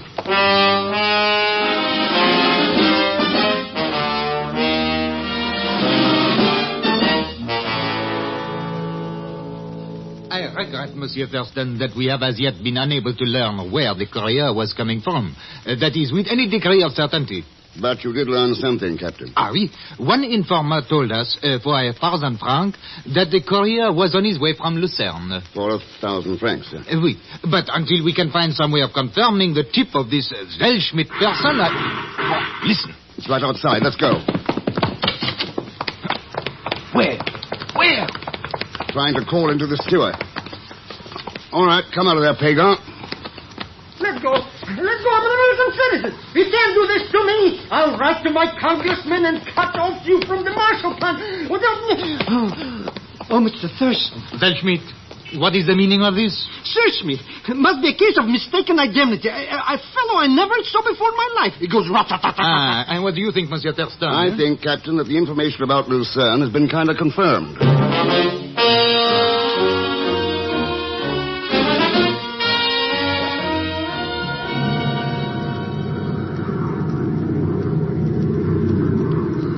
So you wouldn't believe me, Mr. Thurston. All right, so I proved it to you. At the risk of my life. Absolutely, the red agent came to Strasbourg from Lucerne. Pagan, don't you usually charge for your information? Huh? That man right across the aisle from you, pretending to be asleep. He hasn't missed a word of your broadcast. Yeah? Well, I'll tell him a thing or two. Say, I know that joker. That takes care of his reputation. Sure, I know him. Zellschmidt never forgets a face. How about a name? All right, I'll tell you. Well? Just a minute. Hey, you, wake up. What? Good to see you again. Good to see. Hey, what's your name? I have never seen you in my life. Now, why do you want to know my name, please? I am Pagan. Pagan Zellschmidt. Now you remember. Pagan Zellschmidt. No. Look, enough is too much. I never forget a face. Or a name. Look, you tell me or I'll tell the police. And what will you tell the police? You thought you wouldn't, eh? Thought I wouldn't traveling incognito to fool me. I know all about you and that red messenger. Please, I do not know what you are talking about. But all right, I will tell you my name. Now, it is Anton Bieber. Uh-huh. Anton Bieber. Why, we used to be in the same jail together. No, that's not your name. And why should I lie to you? My name is Anton Bieber. If you want, you can have a look at my passport here. Forged naturally. But I'll look at it. I live in Lucerne. I travel for a manufacturer of watches. You see, everything is written down here. Now, why should you make trouble here? Ever been to the United States, Herr Bieber? Yeah. Recently? Yeah. Give him back his passport, Pagan. But Mr. Thurston. And keep trying to remember the name you think you've forgotten.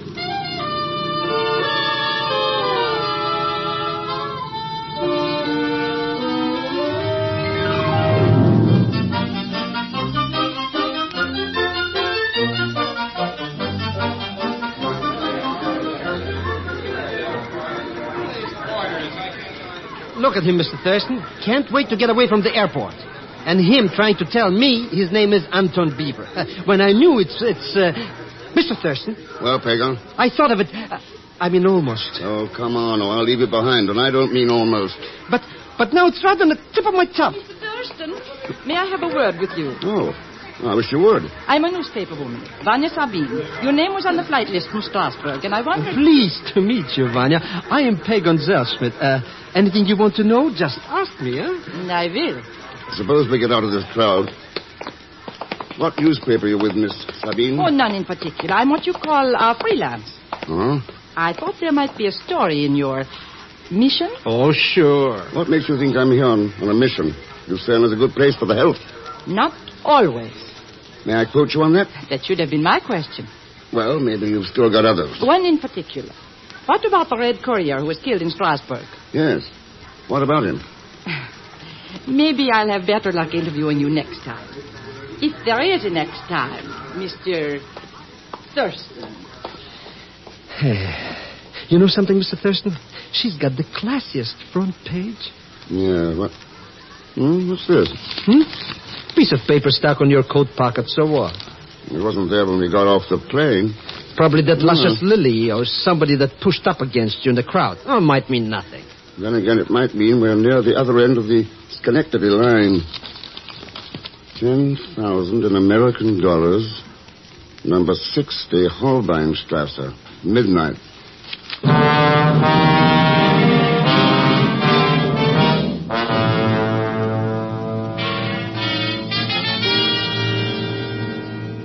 Yes, Mr. Thurston. We have now definitely established the fact. The Red Courier was here in Lucerne the night before he went to Strasbourg. We are sparing no effort in pressing our investigation. Inspector, what about the girl? Vanya Sabine?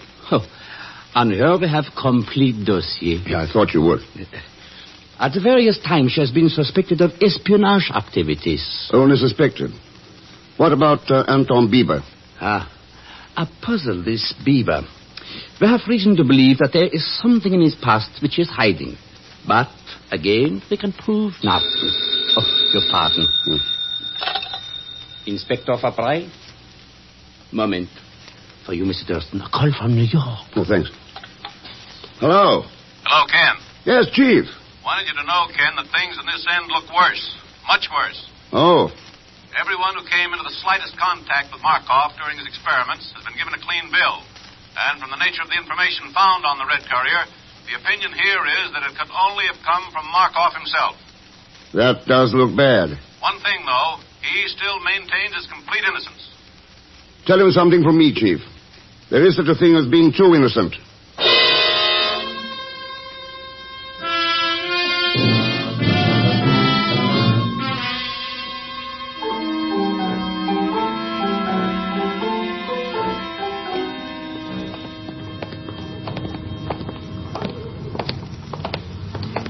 This is the place, all right, Pagan. Number 60, Holbeinstrasse. But it's an apartment house, Mr. Thurston. How are we going to find out who we're supposed to meet? Only one light burning on the lower floor. But that's where the concierge lives. Coming.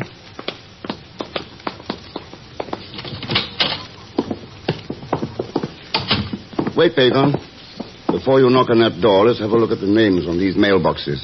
So dark in here. It gives me the creepers. Look, why couldn't we come back in the morning? This match ought to brighten your spirits. Anyway, what good does it do to read the names of the tenants? Just names? Greta Tanzinger, Anton Bieber, Vanya Sabine. Hey. Yes. 3 tenants in the building, and 2 of them we've met.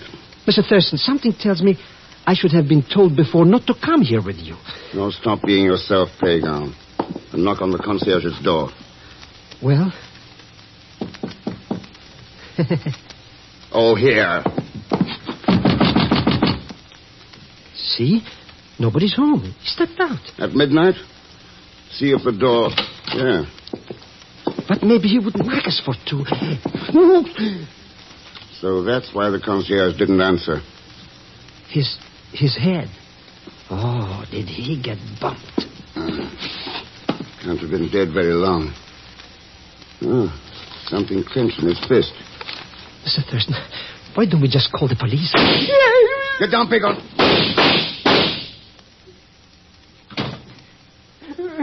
My age to die so young. Crawl out from under that rug and look at this. Just a tiny scrap of paper. Yes, a tiny scrap of paper. But it happens to be the postmark from a letter. A postmark that reads, Schenectady, New York.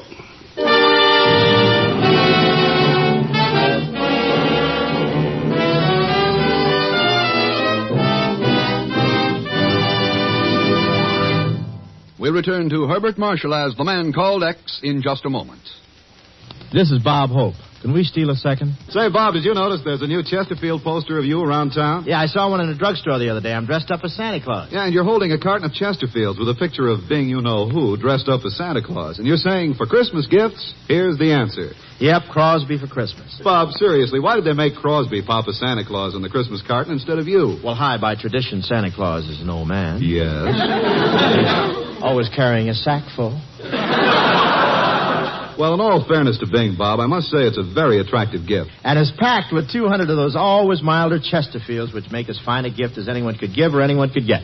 And, folks, if you want to prove that just for yourself, make that Chesterfield mildness test. Open them, smell them, compare them, and smoke them. Chesterfield, Chesterfield always wins first place.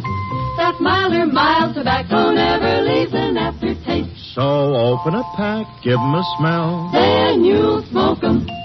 See you Tuesday night, folks, for Chesterfield.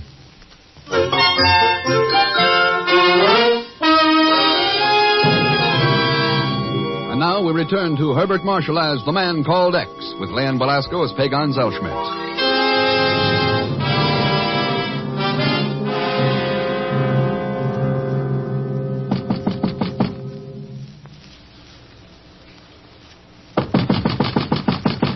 See, Mr. Thurston, no answer. Yeah.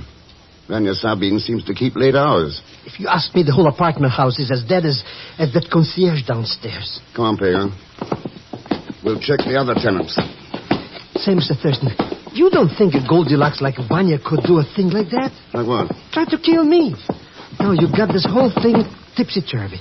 She couldn't be mixed up with that red courier in Strasbourg and this Markov guy in Schenectady. Bieber doesn't seem to be in either. Hey, how did I forget Anton Bieber? Why, the minute I saw him on the plane, I knew beyond the shadow of a shadow. And you had to let him get away. Oh. Why did you wake me up, please? You sleep pretty soundly, Herr Bieber. What? Oh, it is you. Yeah, and him. Yeah, and me. And don't think you can pull the wool over my clothing. Just because you come to the door in a nightgown don't mean you didn't shoot at us. Shooting? With guns? You didn't know the concierge had been murdered? Oh, so. Who murdered him? Well, if we knew that, we wouldn't have any more questions. Oh, such a quiet man, the concierge. A fly he wouldn't kill. Now, why should anyone want to hit him over the head? Yeah. How did you know he was hit over the head? Better go back to bed and sleep on that one. Good night. Good night. Hey, Mr. Thurston, you're gonna go walk off and leave him to walk off? I'm turning him over to you, Pagan. Keep both eyes on him. Well, I'll go up to talk to the last tenant. You know me, Mr. Thurston. Oh, yeah.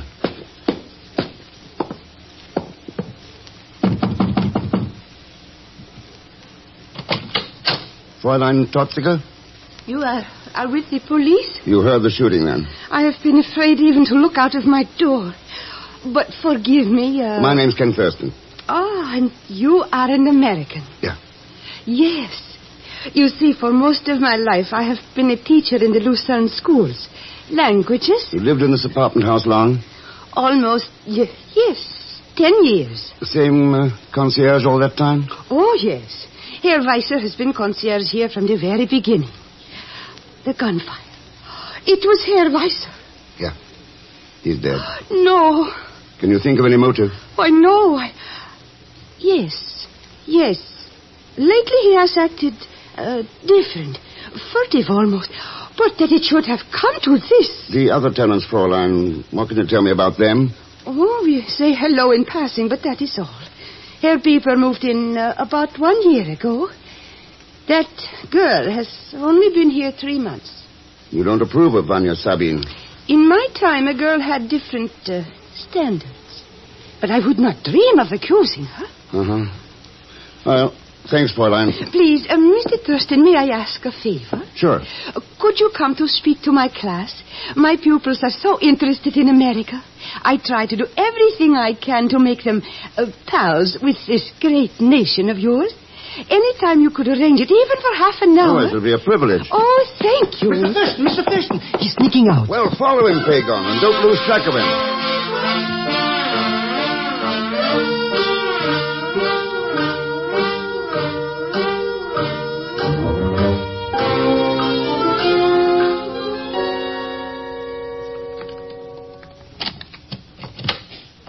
Morning. Well, Mr. Thurston, it isn't often that news sources force their way into my apartment. No, I don't imagine so. I trust you found plenty to read while you were waiting? Well, nothing will throw any light on how a certain red messenger came by certain information. Or how a certain dead concierge came by a certain postman. Oh, you do gather news, don't you? Or do you make it? In this instance, I happened to run into your confrere, Pagan Zellschmidt. What else did my confrere tell you? That he had lost track of the elusive Herr Bieber. Uh-huh. Now, suppose we talk about you. Oh, yes. You would like me to account for my whereabouts. Especially around midnight. Well, just before midnight, my phone rang. Someone who called himself Mr. X. You've heard of him, of course. What did he have to say? That if I came immediately to Rutley, he would give me... what is the term they use in America? A scoop? Did this Mr. X show up? No. I waited and finally at the door and I left. But you can't prove a word of it. Unfortunately. Oh, maybe that's your Mr. X again. You think so? Hello? Vanya, baby, this is your tall, darkened maybe. Do me a favor, huh? Look outside and see if Mr. Thurston... He's right here. Hold on. Thanks. Hello, confrere. Listen, Mr. Thurston, huh? A fine thing to call me when I finally caught up with this Elias Anton Bieber again. Where is he, Pagan? At the airport. Didn't I tell you all the time that this joker is... This time, don't lose him. Give me time for a quick phone call, and I'll be right over.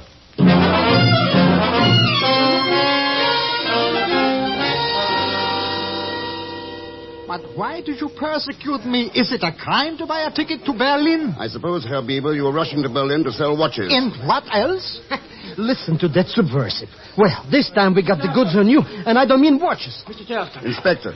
1,000 pardons, Mr. Thurston. But I could not help the delay. Well, it will take over now. I'll be going. Where will you be if I should have to get in touch? The post office. Huh? What's with the post office? Letters, Pagan. At least one in particular. About the post office, Mr. Thurston. A curious thing. Yeah? The reason for my delay. There has been a mysterious attack upon a postman. The postman assigned to number 60 Holbeinstrasse. How did you know? Tell me, Inspector. Is he... Yeah, at the point of death. When they took him to the Vierfallstadter Hospital, he was unconscious. Hey, Mr. Thurston, wait for me!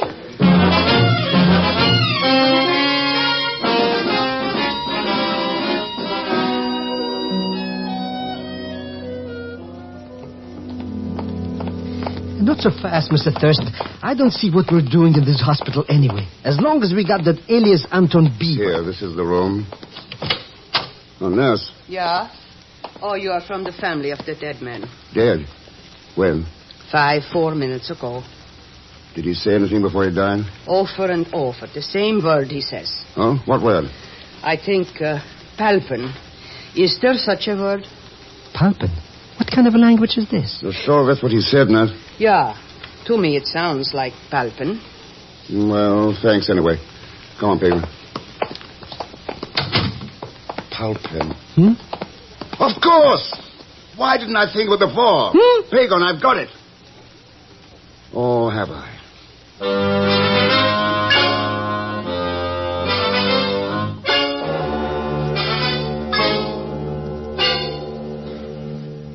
Yes, operator, I'm still waiting for that call to be put through. Well, I suppose you three are wondering what this is all about. Just so there's a story in it. Oh, I think I can promise you that, Vanya. As for me, Mr. Thurston, I only wish that my pupils could be here with me. Oh, how excited they would be to listen in on a transatlantic telephone call. Maybe some other time, Fräulein. Look at that Elias Anton Bieber, Mr. Thurston. He's got nothing to say for a change. That's just as well. Okay. Go ahead with Schenectady, New York. This, as you Americans say, had better be good. No, Vanya. Hello, Dr. Markov. Ken Thurston. Oh, Mr. Thurston, you have learned something? I'm always trying to learn. You are calling from Lucerne, Switzerland. Yes. Happen to know anyone in Lucerne? No. Sure? Positive. Thought you'd say that. What? Dr. Why Markov. do you ask? Is your daughter awake? She's right here at the telephone. When she heard that you... Put her on, please. Hello, Marilyn. Hello? Is that really you, Mr. Thurston? Talking to you from Lucerne, Switzerland. Oh. Tell me, Marilyn, you know anyone there? Here? Oh, sure. Living at number 60 Holbeinstrasse? Uh-huh. One of my pen pals. And did you play a little game with this pen pal, a game in which you copied down things from the papers in your daddy's study? Why, Mr. Thurston, how did you know? That was our big secret. You had better hang up now, Mr. X. Huh? What did you say, Mr. Thurston? I didn't hear. Sorry, Marilyn. Got to hang up now. Your pen pal is pointing a Luger at me. The nurse told me you were at the hospital, Mr. X. You were very clever to have realized that the postman was not saying pal pen, but pen pal.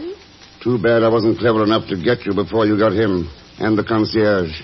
That is because I am even more clever than you are.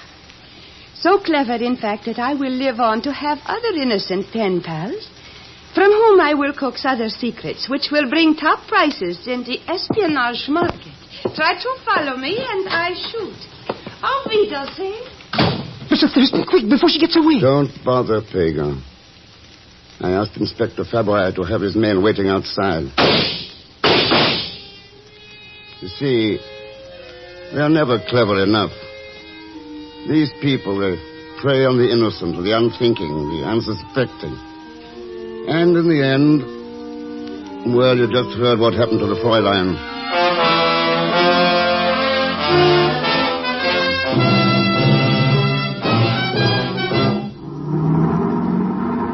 Hold your head, Pagan. I think we'll just about make that plane. If you ask me, we're almost flying now. But, Mr. X, I still don't like letting that alias Anton Bieber off the hook. Not much choice. Can't prove anything on him. But he's a crook. The way he lied about who he is and the way he tried to run away.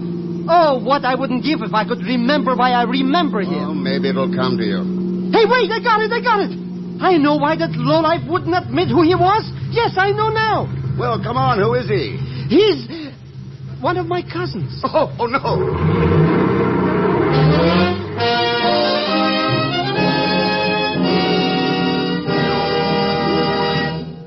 Our star, Mr. Herbert Marshall, will return in just a moment to tell you about next week's story. All over the country, people who have seen the new Ford for 1951 are saying that it's the finest Ford ever produced. It's a car that's designed with the future in mind, for Ford engineers have actually anticipated future trends to give you a car that will stay in style, that will deliver years of satisfaction. When you see it, you'll discover this 1951 Ford offers 43 look-ahead features. Luxury lounge interiors, for example, with upholstery fabrics that blend beautifully with body colors and interior trim. Automatic ride control that adjusts the ride to the road to give you a smooth, level ride. The automatic mileage maker that enables you to enjoy maximum fuel economy. Your Ford dealer invites you to see this new quality car as soon as you can.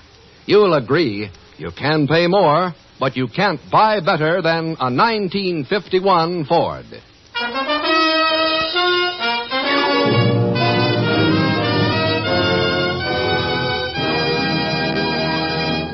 Now, here again is our star, Mr. Herbert Marshall. Thanks for being with us.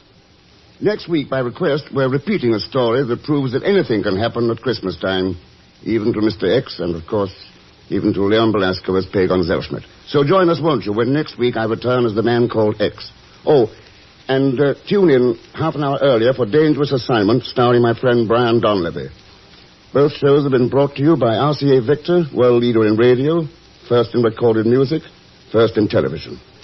By Chesterfield, the only cigarette that combines mildness with no unpleasant aftertaste. By the makers of Anacin for fast relief from pain of headache, neuritis and neuralgia.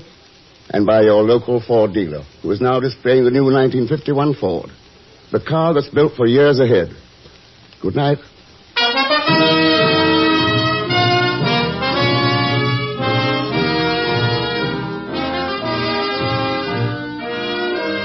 The Man Called X is a J. Richard Kennedy production with music composed and conducted by Felix Mills. Tonight's story was written by Maurice Zimm. All characters and incidents on this program are fictitious, and any resemblance to actual characters or incidents is purely coincidental. Be sure to listen tomorrow evening for The Big Show with Tallulah Bankhead and a great parade of stars, the Sunday night feature of NBC's All-Star Festival. And until next week, same time and station, this is Jack Latham saying goodnight for The Man Called X. Hear your hit parade and join Tallulah on The Big Show, Sunday on NBC.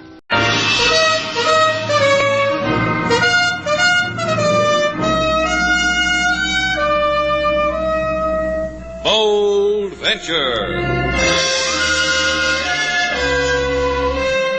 Adventure, intrigue, mystery, romance, starring Humphrey Bogart and Lauren Bacall. Together in the sultry setting of tropical Havana and the mysterious islands of the Caribbean. Bold Venture.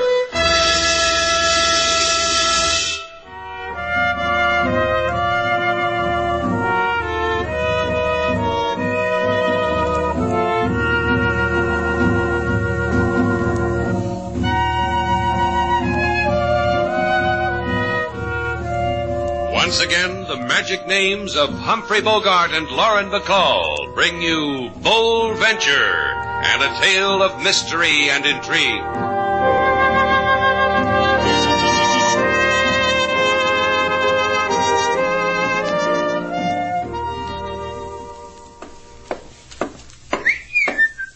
You sound happy, Mr. Calvert. Oh, I am.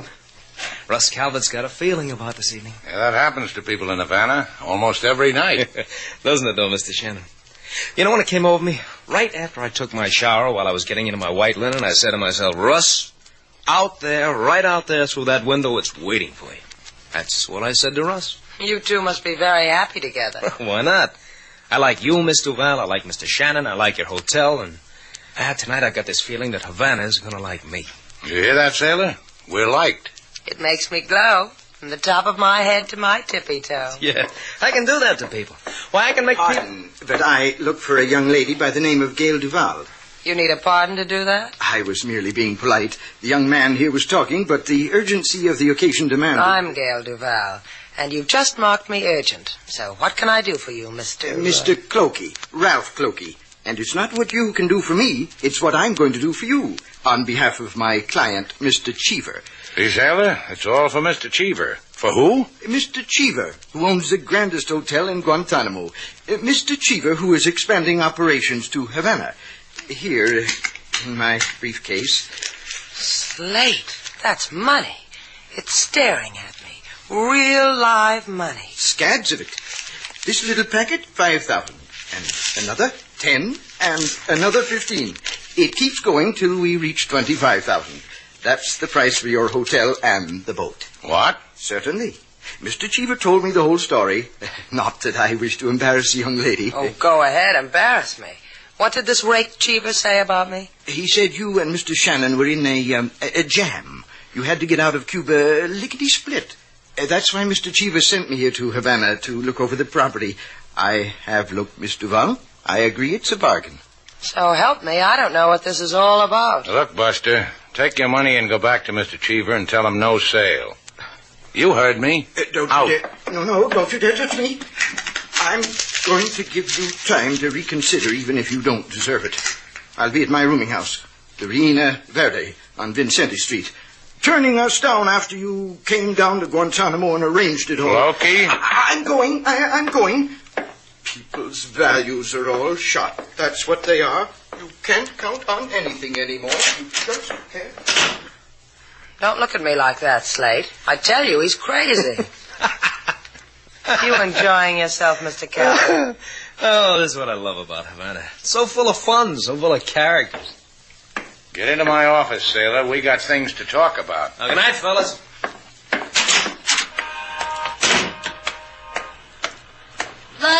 Russ over here in the car. Where'd he go? In that cab just ahead. Hurry. For $25,000, we can keep him company. Can't we, Jeannie? For as long as he lives. Such a little man. His life's all used up. You know, it sends shivers through me. Put your arms around me, Russ.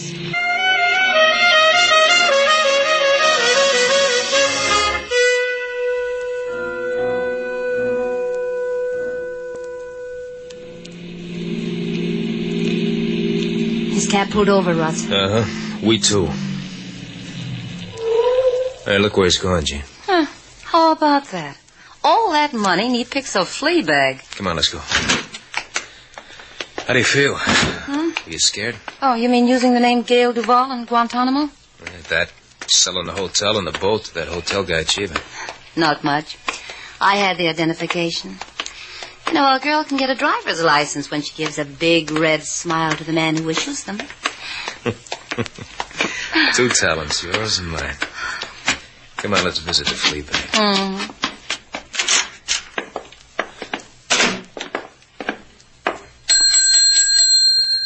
Un momento, por favor. Si? A man live here named Mr. Clokey? Oh, Senor Clokey. I see, to room number 3, right down the corridor. Yeah, thanks. Here. Oh, Senor, $5. Oh, you are too kind. For what purpose? Being a nice landlady. We'll show you some more of those dollars later. Oh, I will like that. For whatever purpose. I know how to cooperate. You will see.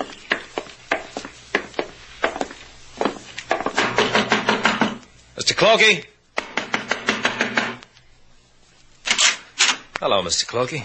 Who are you? Inside. I said in. I asked you a pertinent question. Yeah, you did. And I said in. That's better. Close the door, Jean. Uh-huh. Well, he seems like a nice little man, Russ. It's too bad about the nice little man. You people are maniacs.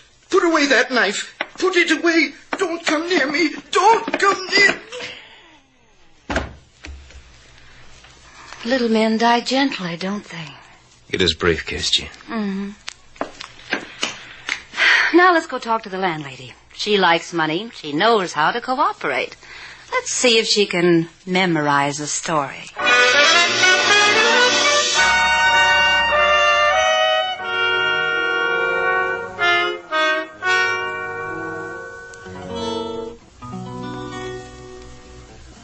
You're a man of the world, King.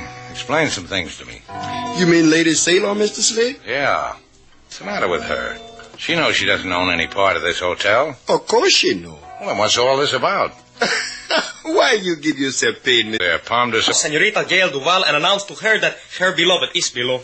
Huh? Ricardo Malpin, desirable dealer in carnival supplies and dedicated to the proposition that when a senorita says she will marry me, I expect no dilly-dally. My card. Hey, where's it printed about the dilly-dally? Doesn't need. It's known about Ricardo Malpin. All over Guantanamo it's known. Please, senor. Run to Senorita Duval. Do not drop flowers. Tell her to put on bridal veil. Her beloved simmers. I noticed. You proposed to her in Guantanamo? She proposed to me. Proposal as follows. Ricardo, I love you. Ricardo, marry me. Ricardo, give me $1,000 to buy trousseau in Havana. Then I return to your arms for centuries. In 2 days, has been weak. Where's her room? I delight for myself. That way, Ricardo. But that way, senor, is too strict to where I come from. That's right. You do not comprehend a future bridegroom, senor. You cannot deprive his bride of him, especially when he is waiting. Maybe not, but I'm going to try. Pardon me, Ricardo. Put me down, senor! Put me down, I demand! You are very strong, senor. Back to Guantanamo, Ricardo. Here. Don't forget your flowers. But she will suffer so if she does not. Hey, for a girl who's never been to Guantanamo, Sailor sure gets around. King. Yes, Mr. Slade. If anyone asks for me, tell them I'm trying to find out who wants to buy my hotel.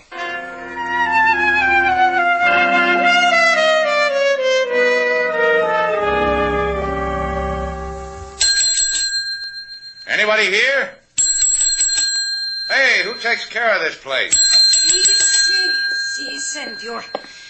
You wish accommodation, eh? I wish a Mr. Clokey. Oh, Senor Clokey has so many colors.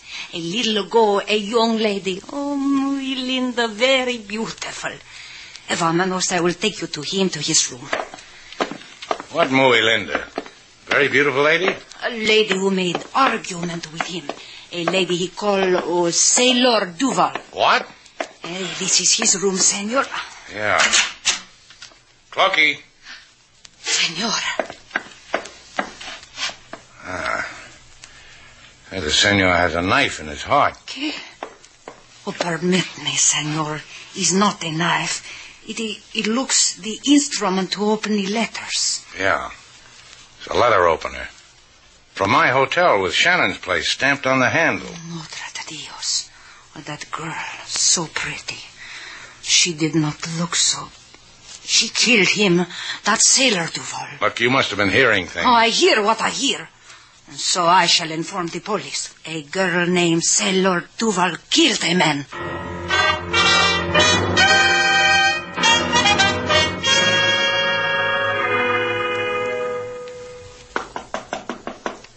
That you, Slade? Guess again, Miss Duval. Give you a hint, it's not Slade. You want something, Mr. Calvert? I want to check out. There was no one at the desk, no one in Shannon's office, so I took the liberty. Oh, I'll get King to help you with your baggage. Oh, forget it. What's to help with?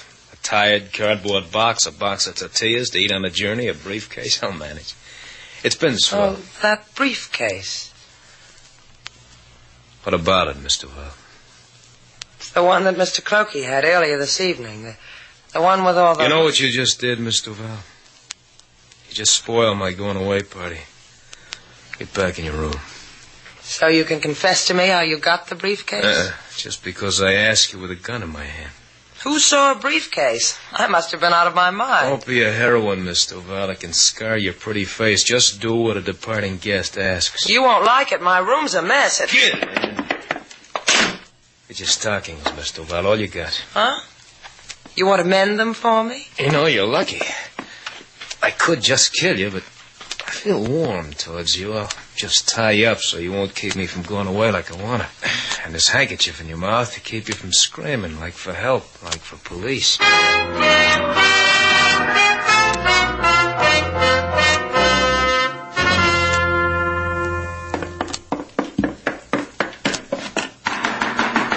Sailor! Sailor, are you in there? Sailor, what's the matter with you? That wasn't a civil answer. I'm coming in. Hey, your door's locked. Yeah, that's what I'm going to do. Sailor, if anybody tells you you look good with a gag in your mouth, slug him. Kept you so long. I was spending a little time with your victim. Well, what are you talking about? I'll make out there's still a gag in your mouth. I've got to untie you so we can get out of here. Okay. What happened to you? The guest named Russ Calvert said to himself, Russ, tie up Sailor Duval. So he did, after I peeked at Mr. Clokey's briefcase. You're in a lot of trouble. Someone on the other side of Cuba in Guantanamo has been using your name and came around here and committed murder and left bits of you all around. Come on, out the window. That is her! That is the one! Stop her! Alto, stop before I shoot off his gun! She is the one I saw leave with a smile after she stopped the senor. What's she talking about, Slade?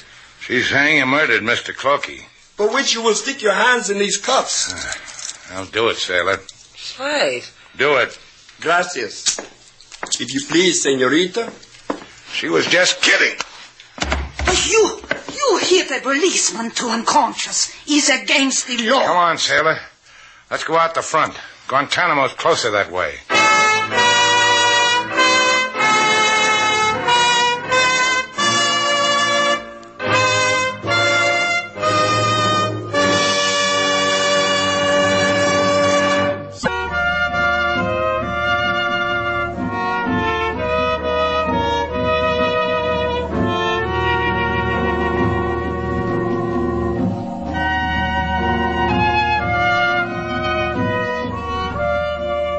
now, back to Bold Venture. Our stars, Humphrey Bogart and Lauren Bacall, and the second act of our story.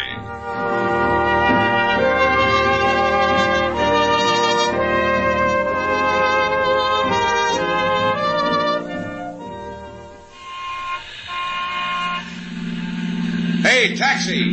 Hey! The only trouble with these Guantanamo taxis, sailor, is that you can't get one. No wonder. The place is up to its yard arm with the American Navy. Taxi! Slate. What? No, I must be crazy. That man standing across the street. No, he's gone now. I couldn't see his face, but... Now, wait a minute. Taxi! Inside, sailor. Let's show you to the man who wanted to marry Sailor DeVal. Maybe he can tell us a few secrets about her.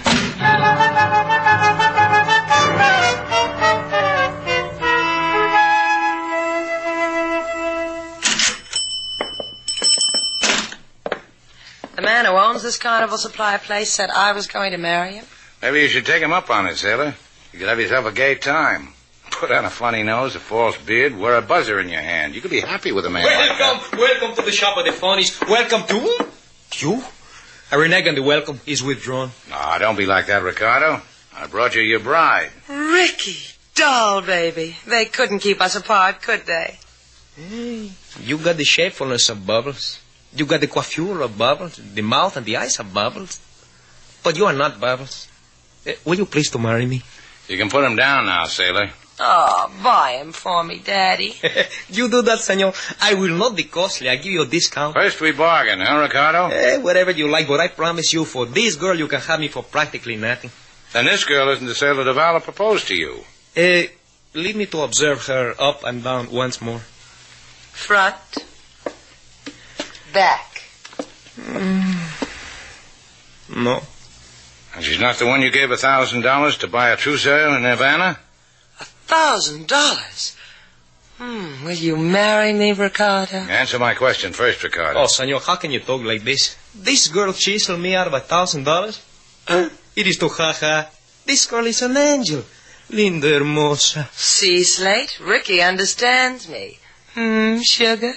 But she looked like Sailor here. If I close my eyes. You called her Bubbles. All Guantanamo call her Bubbles. Bubbles Sailor DeVal. Because when she dance Oriental dance on platform, she make Oriental bubble bath in brain of even admirals. And you're sure it wasn't me? Where Bubbles dance? What platform, Ricardo? At amusement park for the sailors. And that's where first her love hit me in the heart. That's where... Bubbles. Hey, let's go, sailor. Can't you see Ricardo wants to be alone?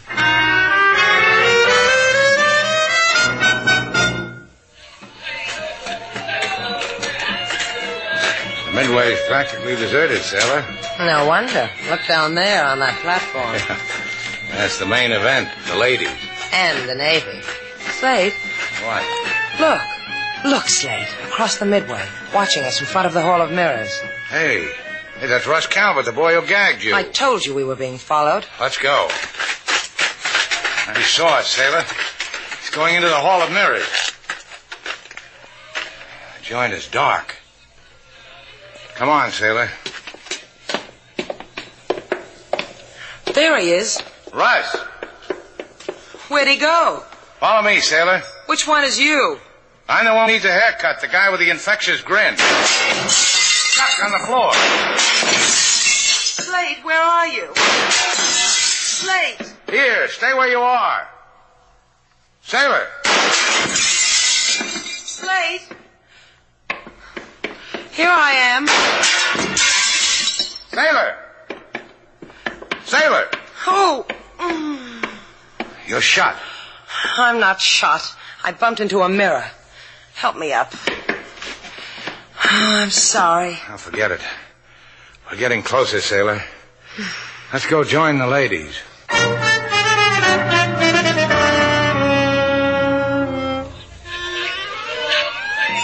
at them, boys. Every little movement has a meaning just for you. Step closer, that's it. Step closer. Don't be bashful. How are the artists going to feel if you don't step closer? It doesn't mean you, Slate. You hear the man. It'll upset the artist if I don't come close. Hey, you, Barker. It reaches you, huh, friend? Get your ticket to the box office. 3 dimes, the best part of a half. These girls have danced before the crowned heads of the continent, boys. Kings and emperors and dames. I want to talk to you. Come down here. Hey, look, friend, all you got to do is buy a ticket. I can't do any more for you than that. Now, men, I tell you, these visions, these dancing dreams... You coming down, or do I go up and talk you into it? Pardon me, boys. I got a rube here who wants to show us some muscle. Now, as I was saying, these Down, gorgeous... friend, away from the madding crowd. Hey, let go of me. Down. All right. You talked me into it. Don't go away, boys. Just feast your eyes. Man here's got a personal problem. Over here. What eats your friend the 30 cents can't buy? You had a girl working for you, Bubbles. Bubbles Gail Duval. An artist. Where is she? You a plain clothesman, friend? Because if you are, I never knew an artist named Bubbles, so cut me to pieces, friend. I'm a chum. I brought her something from Havana. I didn't see her on the platform. Oh, why didn't you say so, friend, instead of puffing up your muscles? Bubbles retired from me, living the domestic life in a little flat. Where? On Canal, 19 West Canal. Brought her something, huh? Let me look. Ah, it's between me and Bubbles. You understand, friend. Oh, Sailor. Sailor, now where is she? Oh, hey, Sailor. Get away from those sailors.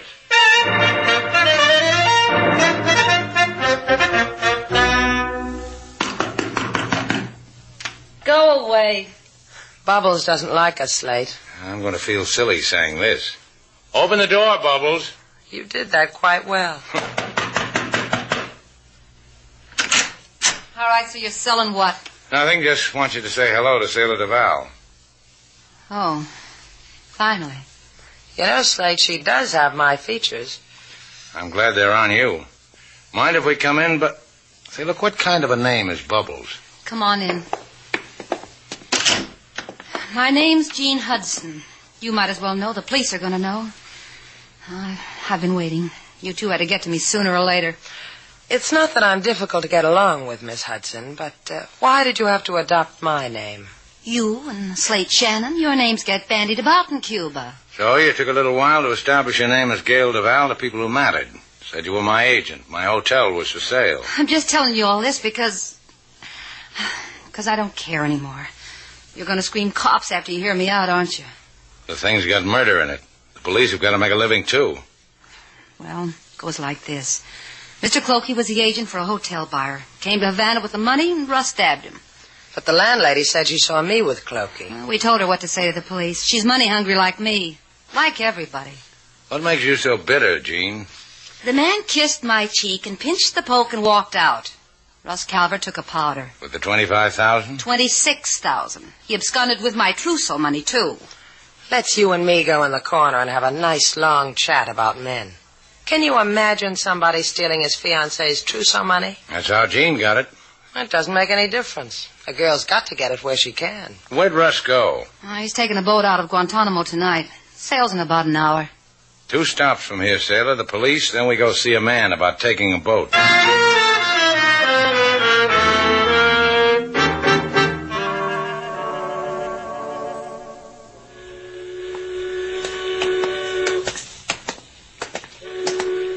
The port agent says there's only one boat leaving at 9 tonight.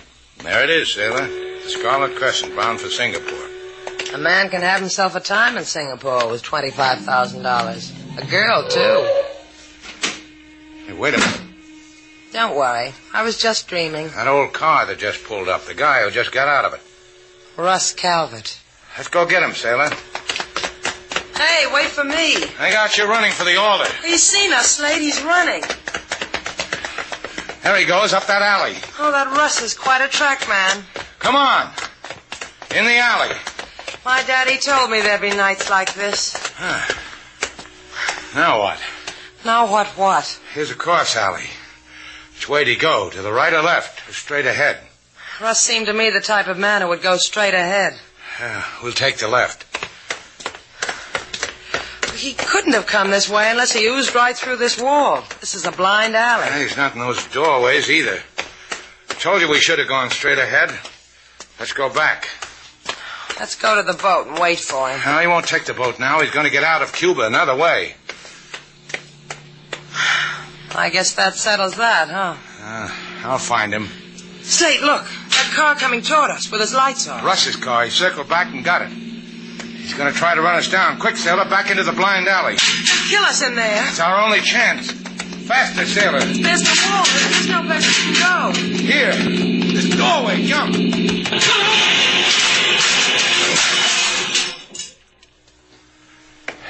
You all right, sailor? You all right? You did it again. You saved my life. Oh, not me. You did.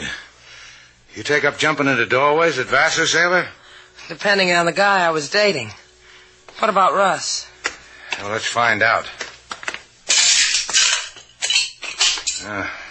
It'll take a derrick to get him loose. The engine's in his lap. He's dead, isn't he? Don't say it like it's a tragedy. He tried to kill us. Slate, take me home.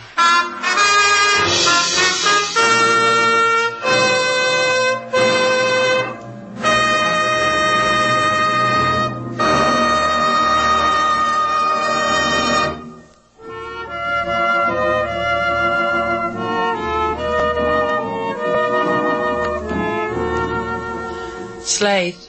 Uh-huh. I want to show you something. What? When I was leaving the carnival supply house, Ricardo pressed something into my hand. He didn't give me a thing. All the while, I had my eye on that squirting flower. Gee, you're lucky, sailor. Look what he gave me. A trick nose with a mustache. Put it on. I figured you'd ask me that. All right. How do I look? Come here. I'm funny, huh? That's right. Right here. I like that. I knew you would. Tell me why. The mustache tickles.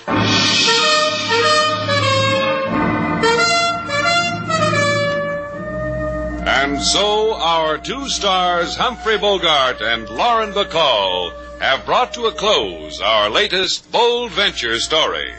Special music was composed and conducted by David Rose. May we invite you to listen again next week at this time for another exciting adventure starring Humphrey Bogart and Lauren Bacall together in Bold Venture.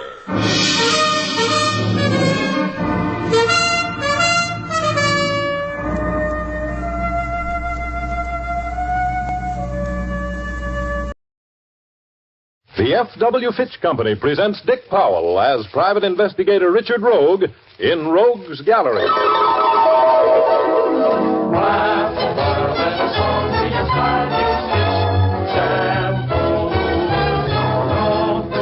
Use your head, save your hair, use Fitch shampoo.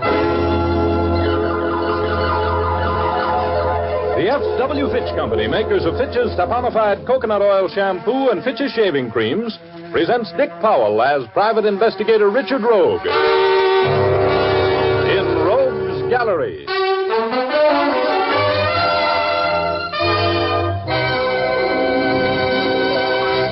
For the benefit of those who tuned in hoping to hear Cass Daly, may I introduce myself? My name is Richard Rogue. I'm a private investigator. I said it and I'm glad. Private investigator. That's the Harvard way of saying I'm a guy who has parlayed a hard head and a great curiosity about other people's affairs into a career. At least that's the way the Homicide Squad's Lieutenant Urban, who shares my interest in unalive bodies, feels about me. And I'd also better tell you now that I have a certain personal idiosyncrasy. I hold audible consultations with my alter ego once in a while when I'm confused and in need of advice. His name is Ugor, which is Rogue spelled backwards, and he's a very fresh little spook.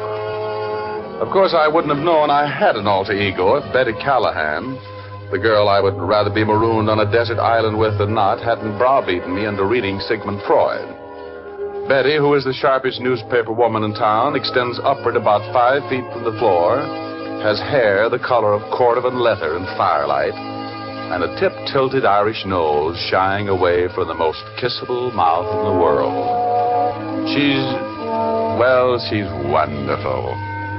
And on this day I'm going to tell you about, she and I had lunch together. She had an hour to kill, so she walked back to my office with me.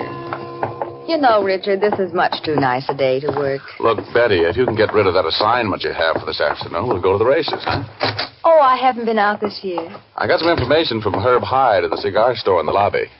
He gave me 2 horses who gave him their word they were ready today. Talking horses? Only to Herb. They don't speak English, but fortunately he speaks horse. Now get on the phone and ask that slave driver at your city desk for the afternoon off. Tell him you have to go to your grandmother's wedding or something. Well, I'll try, but it's not going to work, and I know it. Just sit right down there and pay no attention to that sign asking you to leave a nickel in the cigar box for every call. Oh, thank you. Oh, it's nothing. It's nothing. I'll do anything for the girl I love. Better think of something better than my grandmother's wedding. I know. I'll tell him I want to go to the races. Okay, but... You're Richard Rogue? Yeah? A detective in New York named Clement Cohan referred me to you. My name is Charles McDonald. Yeah, I got his letter. I got to see you right away. Go on in that office there. I'll be in a minute. All right. Please, hurry. What was the matter with him? He looked sick. Oh, probably been drinking. I noticed that from the... Oh, wait a minute. Hello, give me the city desk, please. Now, make it a good story. Tell him it's your grandmother. Hello, Walter. This is Betty Callahan. Look, can you put somebody else on that Struble story this afternoon? I want to go to the races. But, Walter... Yes, but... okay. What did he say? No. Oh. He told me to get right back to the paper, and I like my job, so here I go. Well, then wait a minute. I'll go in and talk with this guy, give him the quick brush and go over with you. Maybe I can talk Walter into letting you take the afternoon off for the betterment of racing, huh? Well, you'll have to hurry. Walter's mad. Well, just take it easy. I'll be right back. Hey, what's the matter? Oh, good Lord, Betty. Richard, what happened? Oh, he fell out of his chair. Yeah. Get Urban on the phone and call it for an ambulance. Oh, Rich. He's dead. Yeah. Yeah, very dead.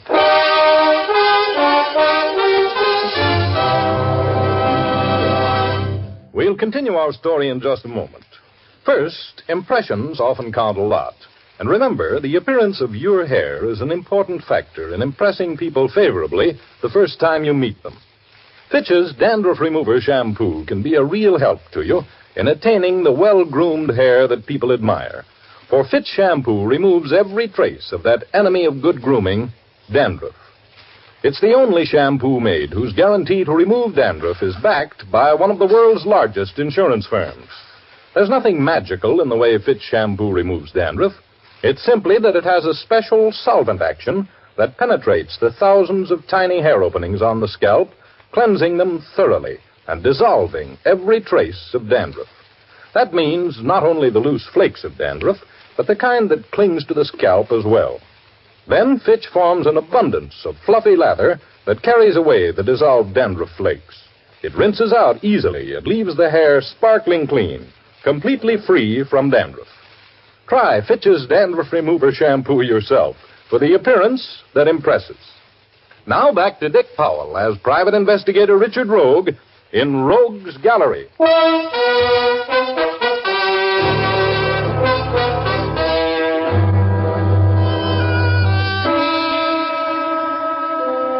I should be inured to the sight and smell of sudden death by this time, but it always does something to me. It freezes my stomach and gives me a dull ache at the base of my brain. When I left Betty Callahan on the phone in my reception room and walked into my private office, I found my mysterious visitor falling forward out of his chair in death. I knelt by his side and loosened the long topcoat he was wearing. The front of his suit and his shirt were red, and there were 2 bullet holes, one to the right of his heart and one a little below it. I tried to blame myself for not talking to him at once, for not understanding that his staggering, shuffling gait was not caused by drinking, but by loss of blood. I looked in his billfold for identification. His name was Charles McDonald, and he was assistant manager of a Park Avenue jewelry store in New York. There was a piece of paper in his hand. I looked at it. It carried an address, 1392 Squirrel Hill. I put the paper in my pocket. Then I heard the outer office door open, and a feminine voice said, "Is this Mr. Rogue's office?" I jumped to my feet and ran out there, closing the door behind me. There was a girl standing by the desk talking to Betty, a dark girl. She had a figure with enough O's in it to put it in the $1 million column. And a face to match. Betty said, This is Mr. Rogue. Where's my husband? well, I'm sure I don't know. What's his name? Charles McDonald. He's here. I saw him come in. That's very interesting. Excuse me a moment. Betty, are they on their way? Yes, both of them. Thanks. Now, Mrs. McDonald, what makes you think your husband is here? I saw him come in here. You were on the elevator with him? No. I just happened to be passing on the street. I saw Charles and spoke to him. He didn't even look at me. He walked right by. I couldn't understand it. He looked sick. I saw him come into this building. I followed him in. Oh, where have you been all this time? I missed his elevator. Why are you questioning me like this? I know he's here. I want to see him. Well, if you missed his elevator, what makes you think he's here? This is a big building, you know. I waited for his elevator to come back to the ground floor. I talked with the operator. He remembered my husband and told me that Charles had asked for your office. Where is he, Mr. Rogue? Where is he? Mrs. McDonald, would you just please have a chair? He's here all right, but he's busy. You'll have to wait. Oh, hello, Lieutenant Urban. Come in. Well, Rogue, what goes on? Where's the... Urban, I want to see you in the next office. Follow me, will you?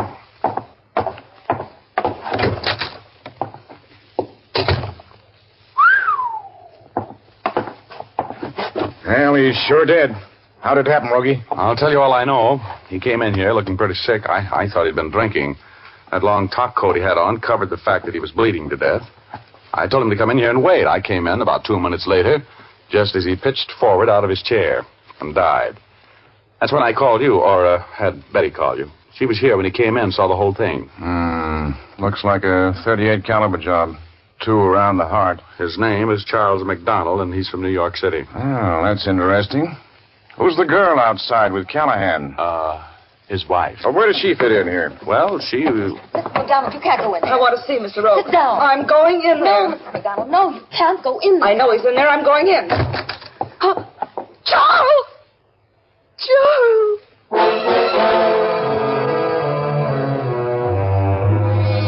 Well, when that girl saw Charles McDonald lying there as dead as yesterday's beer, she folded up right over him like a dropped piece of string. Urban and Betty and I were still working over when the medical examiner and the technical squad from homicide showed up. We picked her up, carried her into the outer office. As soon as she came to, Betty gave her a glass of water, which she sipped nervously when Urban started throwing questions at her like baseballs. Mrs. McDonald, I'm sorry to have to question you at this time. Will you please put that glass down and listen to me? Now, your husband was obviously murdered. I have to have the information. I don't know who could have done it. My husband was a businessman. He wasn't mixed up in anything that could have caused his murder. Now, what kind of business was your husband in? He was in the jewelry business. Manager of a big store in New York. Mm-hmm. Richard, What was your address I have to get back in New to York? the paper. I have to get the story in. Okay, wait a minute and I'll walk out in the hall with you. All right, come on. Where are you going, Rogie? I'm taking Betty to a cab. I'll be back. See that you are. Come on. What are you doing pulling me along like this? I have high heels on. I'm in a hurry, baby. But you told Lieutenant Urban you'd be right back. I told him I'd be back, and I will. My rent's paid for another month. Well, where are you going? To do a little investigating. That's what it says in my card, investigator. Now, look, honey, when we get downstairs, I'm going to have to leave you. I'll see you tonight here at the office at 7 o'clock. Going down. Hello, Mr. Rogue. Hi, Shorty. Drop this thing, will you? I'm in a hurry.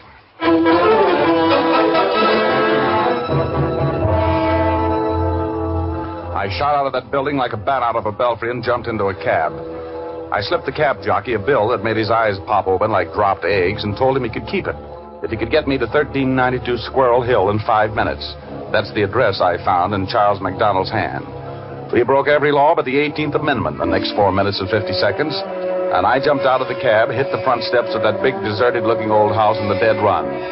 The door was ajar, so I took my gun out of its shoulder holster, put it in my side coat pocket, and walked right into a blackjack.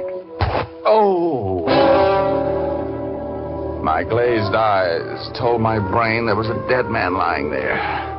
And then my head hit one of the stars which were surrounding me, and the star exploded with a blinding flash. I felt myself flying upward at a speed that made me dizzy. I was grabbing at the tails of comets, trying to break my speed, but nothing could stop me. I looked down at the earth, and I seemed to be looking through the wrong end of a telescope. It was a little round ball. That's all. I couldn't get my breath. I fought for it. And then my lungs seemed to explode, and everything was peaceful. I opened my eyes, and I was on Cloud 8, my home away from home. Igor was sitting there, dangling his little short legs over eternity, and combing his long white beard with his stubby fingers. Hello, Rogie. Been using your head for a blackjack backstop again, huh? Oh, never mind the cracks. I feel awful. Who did it? Some big guy I never saw before. Oh, but why would he want to hit me? Well, you must have been interfering in his business, Chiefy. There was a dead man in that room, you know. Yeah, I know it. What was I doing there? I'm a little foggy. Well, you went there because it was the address that was printed on that piece of paper you found in Charles McDonald's hand. Remember? Oh, yeah.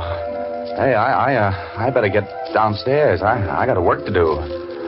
Help me over the side, will you, Igor? Oh, look, Rogie, there's no dough in this case for you. Why don't you get out of it? You want to get yourself killed for free? I'll get out of it if I ever get back downstairs. Give me a shove, will you? I'm going down there. Okay, Chiefy, but take care of yourself now. So long, Rogie.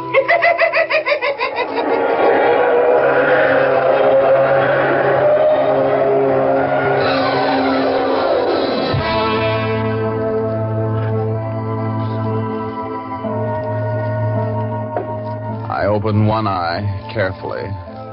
Then I closed it again so fast that I was afraid the guy who was watching me would hear it snap. He was a big man, and his eyes were the blue of ice cubes. Ice cubes with floodlights behind them. Hot ice. One of his hands was holding a gun, and the gun was pointed right where my heart would have been if it hadn't been in my throat. No use playing possum now, Mr. Rose. No, indeed. I am aware that you have returned to consciousness. Oh, who are you? My name is Moore. Now come, Mr. Rogue. I realize that you undoubtedly have a headache, probably a splitting headache, and I'm regretful. But we can finish our business in just a moment if you'll sit up and talk with me. Okay, I'll try. Excellent. Now, Mr. Rogue, where is it? Where is what? Now, time is of the essence. Let us not waste it. You know what I'm speaking of. The Star of Savoy. Where is it? You have to believe me. I don't know whether you're talking about a burlesque dancer, a passenger liner, or a military decoration. What is the Star of Savoy, and why am I supposed to know something about it? You're jesting, of course. Oh, believe me, I never jest with a head like this. Look, Mister, you got the wrong number. Do you think I killed this man here? Oh, indeed I don't. He was killed by a man named Charles MacDonald. You know Mr. MacDonald, of course. Oh, vaguely, yes. He was dead when I met him.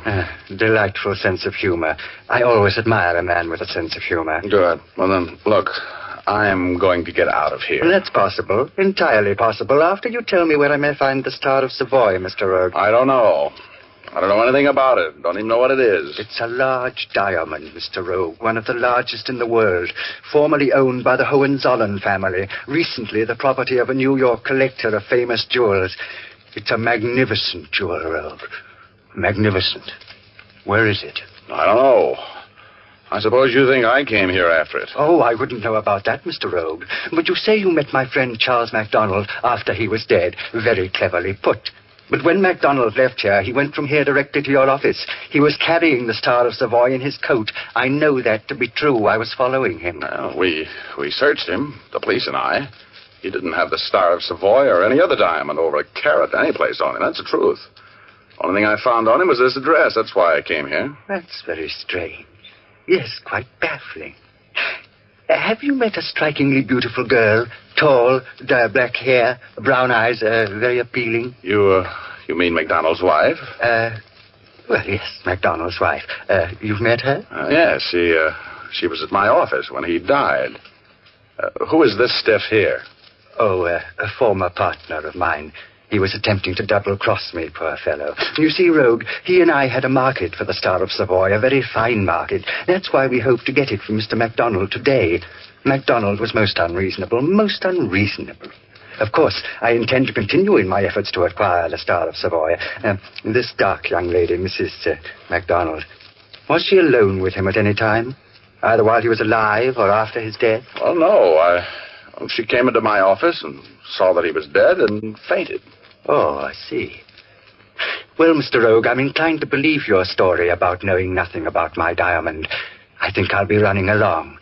But just to make sure that you don't use your meager talents to pursue me, I'll have to... Oh!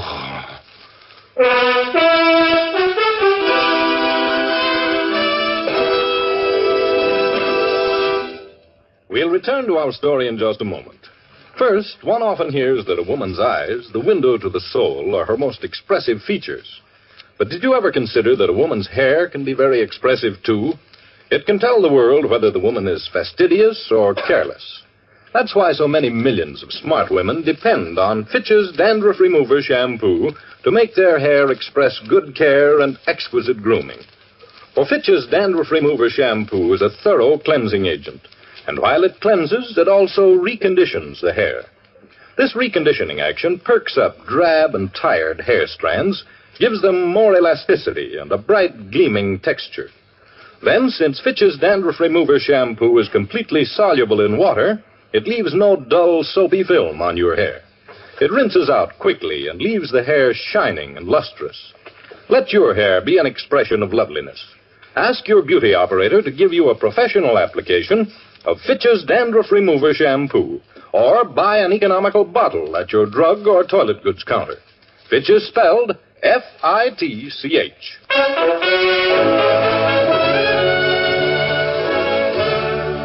Now back to Dick Powell as Private Investigator Richard Rogue in Rogue's Gallery.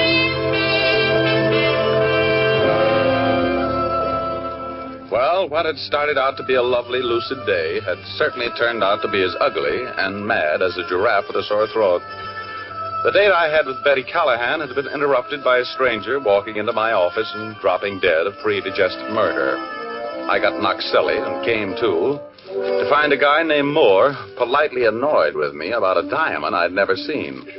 So annoyed with me, in fact, that he was determined to kick my teeth out. I saw that big shoe swing from my jaw, and I ducked right into it. Oh, it would have been so easy for me to pass out again. But I fought it. I couldn't. I needed the time.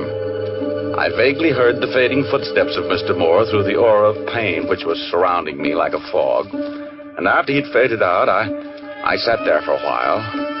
Then I got to my hands and knees and crawled until my head cleared a little.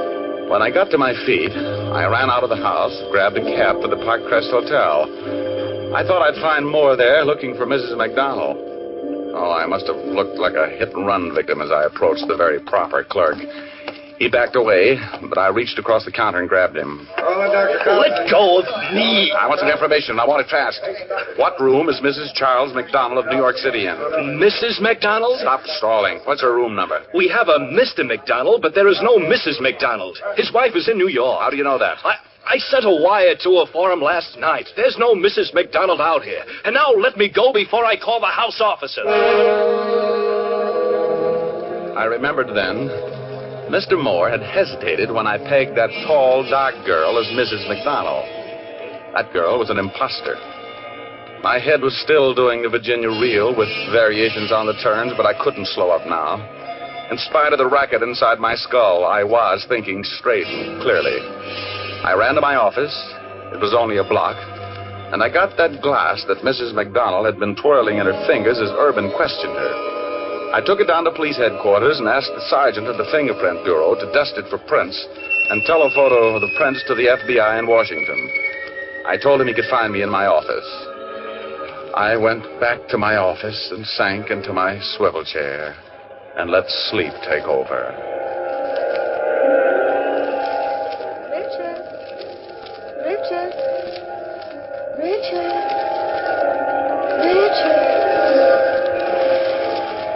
Wake up, Richard. No? Richard, what has happened to you? Oh, honey, you look so awful. Oh, Betty. Hello, baby. What are you doing here? It's 7 o'clock, Richard. You told me to meet you here at 7 o'clock. 7? Mm-hmm. Oh, 7 it is? Oh, hey, what about those fingerprints? Fingerprints? Excuse me a minute, baby. I gotta call the Identification Bureau. You should be in a hospital.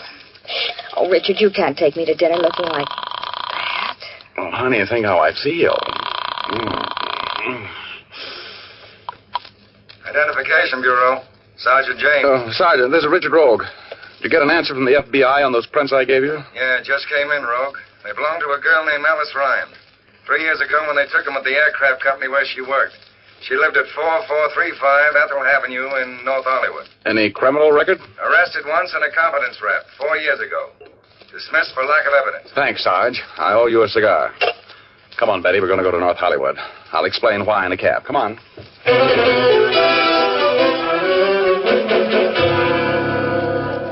No, Alice does not live here anymore. She moved into Los Angeles about 7 months ago when she quit her job at the airplane factory. Did she leave a forwarding address? Oh, yes, I'll get it for you. Just a minute. You think she has the diamond, don't you, Richard? Sure. She lifted it off MacDonald's body when she fainted over him. Oh, how awful. Here it is. It is a long drive from here in Los Angeles. Thanks.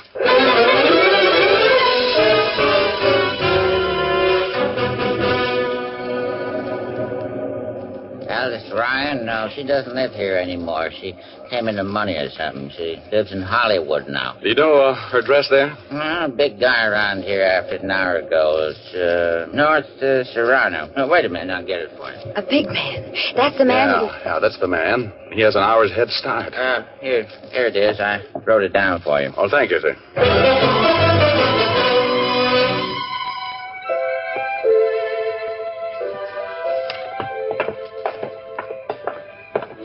Okay, now, Betty. Now, ring the bell and then stand back. Clear back against the wall and stay away from the windows. All right, Richard. You take care of yourself now. I always do. Now, stand where you are, and I'll go knock on the door. All right.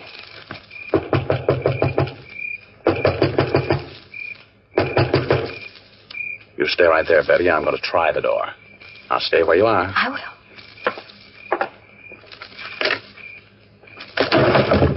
will. Come in. Come in, Mr. Rogue, and don't attempt to be clever because you present a beautiful target there in the doorway. Where's Alice Ryan? She's here. Drop your gun, please, Mr. Rogue. I can see you, you know. I have a bit of advantage. Drop your gun, Mr. Rogue. Close the door, Mr. Rogue. Now that I've turned the light on, you can see that you have found Alice Ryan. Oh, brother. Yes, I'm sorry. I was forced to eliminate her, Mr. Rogue. She was most unreasonable about giving me the Star of Savoy. She chose to pit her ordinary brain against my genius in this race to see who would be the possessor of the stone after Charles MacDonald was eliminated. And now, Mr. Rogue, you find yourself in much the same position. Yeah, I guess I'm not very smart. You have the diamond? Indeed, I have. And I think perhaps you deserve a glimpse of it.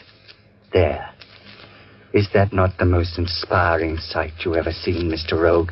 Look at it. Glistening there. 100 people have died, I would imagine, Mr. Rogue, in the history of this stone. Yes, at least 100. I have spent the last 10 years scheming, contriving, bribing, stealing to get this lovely thing. And now, Mr. Rogue, it's mine. Yeah, you got it. What are you going to do with it? Just sit there and look at it? I can get $1 million for it. $1 million in cold cash and no questions asked. $1 million. I'm not at all sure that is enough, Mr. Rogue. And now, I'm afraid I'm going to be forced, regretfully, to remove you. There was cold murder in the ice blue eyes that were looking into mine. Moore was enjoying every breath of my last few minutes on Earth. He was waiting for me to break. And all the time, he was talking in that cultured iceberg voice. Then I saw Betty. She was hugging the wall in the next room, creeping silently toward the killer. I wanted to shout at her, to tell her to go away. And then... Richard, are you all right? Yeah, I knocked his gun up in the air when you scared him silly. Oh, Betty, bless your little pointed head, but why did you do it? Oh, Richard. Betty, well, of all the times to faint, Isn't that just like a woman? Well, the police took it from there, and the story was pretty plain. Moore was the head of a gang of international jewel thieves, consisting of the man I found dead on Squirrel Hill, Alice with the dark black hair, and himself. They had offered Charles McDonald a fortune to steal the Star of Savoy from the Park Avenue establishment where he was employed and where it was on exhibition. They planned to kill him when he delivered the stone. But the trio triple-crossed themselves, and finally only Moore remained alive, which was a temporary thing, because Moore soon paid the final score for the murders he committed. And, I got a $5,000 reward for breaking the case.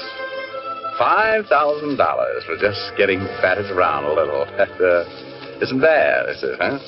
I split the reward with Betty Callahan, who certainly saved my life. And she went right out and spent her half on a fur cape. You know, women should never have money. They don't know how to handle it. Of course, the first time she wore the cape, she looked so lovely that I took her to the races and lost my half on a horse named Investigator. Oh, well, money isn't as important as true love, but there's a lot more of it. You know what I mean?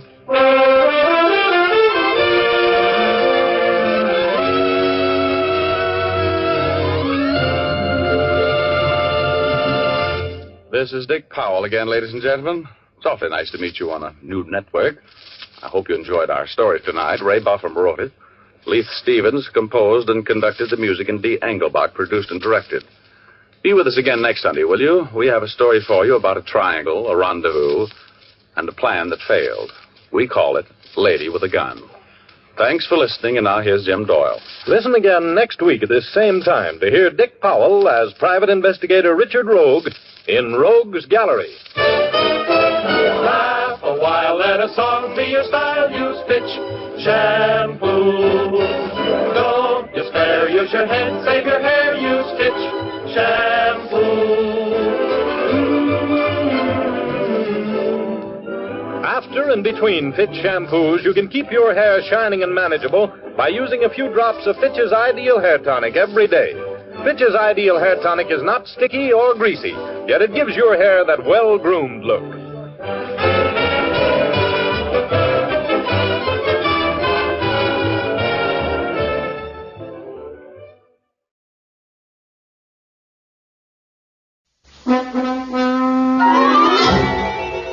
My name is Poe, Edgar Allan Poe. I write stories.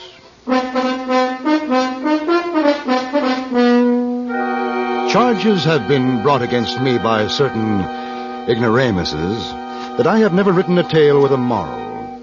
By way of mitigating these ridiculous accusations, I offer the following unusual history, a history about whose moral there can be no question whatsoever. For you can see the moral in its very title, Never Bet the Devil Your Head. And note, please, that I do not bring in the lesson at the tag end of the fable as others are wont to do. Very well, here then I denounce my critics and beg no favor other than your close attention.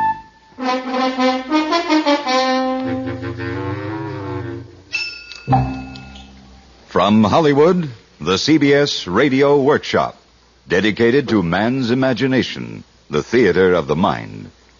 The world too long thought of Edgar Allan Poe as a dour misogynist who concerned himself with black cats, gold bugs, pits, pendulums, and murder. Few realize, and fewer would believe, that this man of gloom had a sense of humor.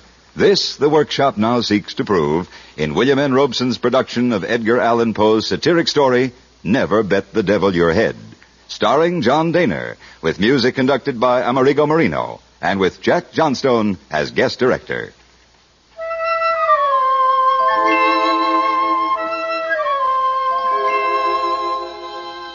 It is not my design to vituperate my deceased friend, Toby Dammit. He was a sad dog, it is true, and a dog's death it was that he died. But he himself was not to blame for his vices. They grew out of a personal defect in his mother. I recall a conversation I had with her when Toby was a mere babe in arms. Duties to a well-regulated mind, Mr. Poe, are always pleasures.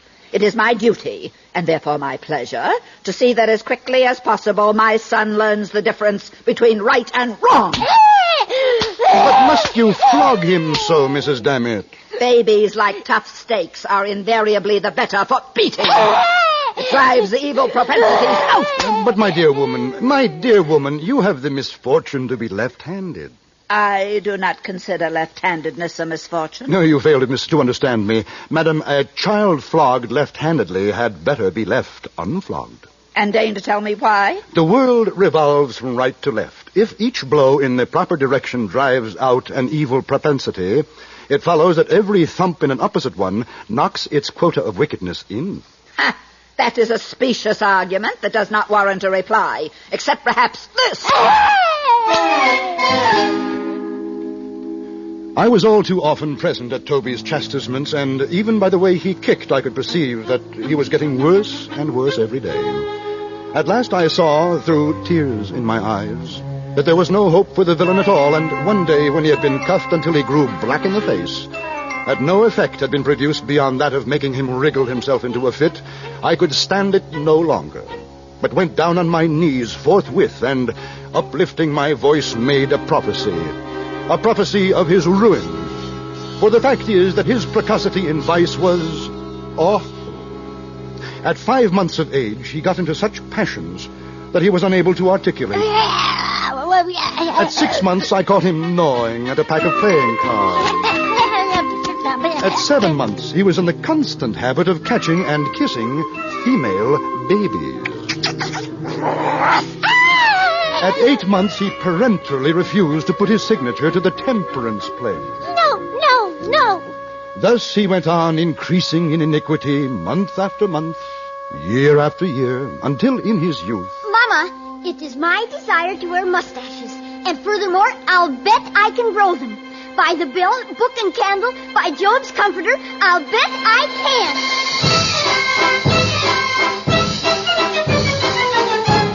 As you see, he had even contracted a propensity for cursing and swearing, and for backing his assertions with bets. Not that he actually laid wagers. No, I will do my friend the justice to say that he would as soon have laid eggs. With him the thing was a mere formula, nothing more. You see, he was detestably poor, another vice which the physical deficiency in his mother had entailed upon him. And this was the reason, no doubt, that his expletive expressions about betting seldom took a pecuniary turn. It was usually, "I'll bet you what you please," or I'll bet you what you dare, or "I'll bet you a trifle," or else, more significantly still, "I'll bet the devil my head." At all events, through this most ungentlemanly practice, the ruin which I predicted for Toby Dammit overtook him at last. For indeed the fashion had grown with his growth and strengthened with his strength, to the point that when he finally came to be a man, he could hardly utter a sentence without interlarding it with a proposition to gamble. Devil me, Mr. Poe. It is and remains my contention that these United States shall serve as an arrow to the target of liberty. My wager on that, sir. I'll bet you what you please. Toby, this habit of yours is an immoral one, and I feel constrained to tell you so. Pish-posh, Mr. Poe. It is vulgar. I beg you to believe me. Twaddle. It is discountenanced by society. I say nothing but the truth. Tush. Gambling has been forbidden by an act of Congress. I entreat you, I implore you. Utter foolishness. Then, by heaven, I shall have to knock some sense into you.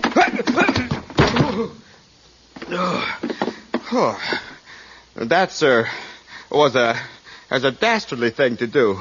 Should you venture to try such an experiment again, I shall necessarily return in kind, and you will rue the result.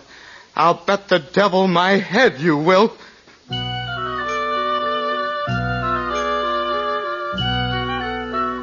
Yes, there it was again. The quintessence of his abominable expressions. "I'll bet the devil my head." But there was nothing more I could do. I quit the scene in desperation and in sorrow. However, I could not evade the fact that Mr. Toby Dammit's soul was in a perilous state. I resolved to bring all my eloquence into play to save it. I vowed to serve him as St. Patrick, in the Irish Chronicle, is said to have served the toad.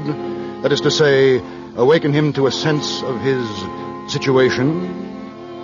So, I addressed myself to the task. I remonstrated with him, but to no purpose. I demonstrated in vain. I entreated. He smiled. I implored. He laughed. I preached. He sneered. I threatened. He swore. I pulled his nose. He blew it. And once again... I'll bet the devil my head that taught you a lesson. Toby, have you considered the gross impropriety of a man betting his brains like banknotes? You have adopted this mode of wager. I'll bet the devil my head with a pertinacity and exclusiveness of devotion that displeases me no less than it surprises me. Now, the truth is... I'll bet the devil my head I'm going to get another lecture from you. The truth is, there is something in the air with which you are wont to give utterance to this offensive expression, something in your manner of enunciation which, for want of a more definite term, I must be permitted to call queer. Oh? It is your soul I am considering, Toby. Otherwise, you must believe this. I would not be speaking to you of these matters when I am so aware of your distaste for them. For some moments he remained silent, merely looking me inquisitively in the face, but... presently he threw his head to one side and elevated his eyebrows to a great extent. Then he spread out the palms of his hands and shrugged up his shoulders. Then he winked with the right eye. He repeated the operation with the left. Then he shut them both up very tight. Then he opened them both so very wide that I became seriously alarmed for the consequences. And applying his thumb to his nose, he made a disgusting, indescribable movement with the rest of his fingers. Finally, setting his arms akimbo, he condescended to reply. Mr. Poe, I would be obliged to you if you would hold your tongue. I wish none of your advice. I despise your insinuations, equivocations, adumbrations. In short, sir, your entire peroration. I am of sufficient age to take care of myself. Or is it your misconception to consider me still an infant? Sir, do you mean to impugn my character? Is it your intention to insult me? Are you a fool, sir? Tell me, is your maternal parent aware of your absence from the domiciliary residence? I beg you. I put this question to you as a man of veracity, and I will bind myself to abide by your reply. I demand, once more, does your mother know you're out? Your confusion betrays you. I'll bet the devil my head she does not. And so I bid you, Mr. Poe, good day. He left my presence in quite undignified haste. It were well for him that he did so. My anger had been aroused. For once, I would have taken him up on his insulting wager, bet the devil my head indeed. And I would have won for Satan, Mr. Dammit's little head, because, you see, the fact is my whereabouts was known by my mother. Well, it was in the pursuance of my duty that I had been insulted, so I bore the insult like a man. And it now seemed to me that I had done all that could be required of me in the case of this miserable individual.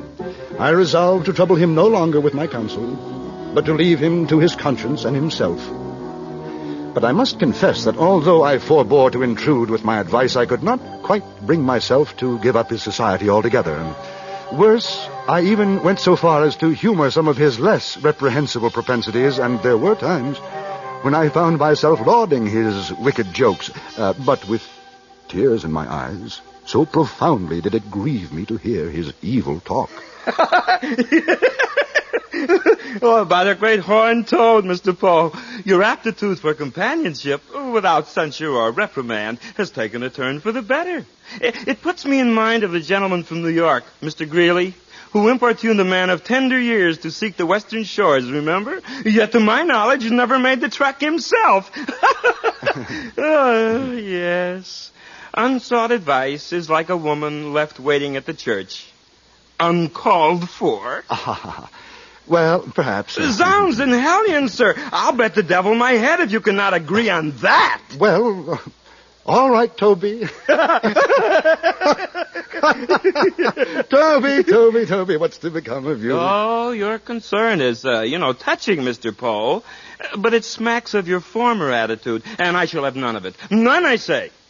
Come, it's too fine a day to spend it on peradventure and mayhap pursuits. Let us stroll the roadside and the country lane, commune with nature in her pristine glory, seek the unfettered pleasures of the here and the now. Well, sir? Very well, Toby.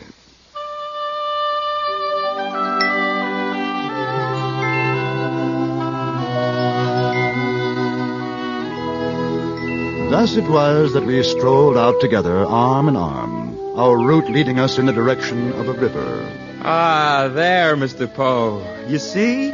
Beyond the stream, that field of fluorescence. Would not the Roman goddess herself exclaim over its perfection? It is beautiful. Beautiful?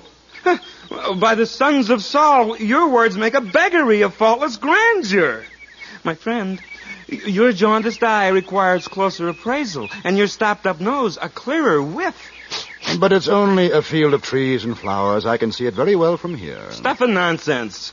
If you possessed a wit of perspicacity, that same jaundiced eye would indicate a covered bridge within a stone's throw.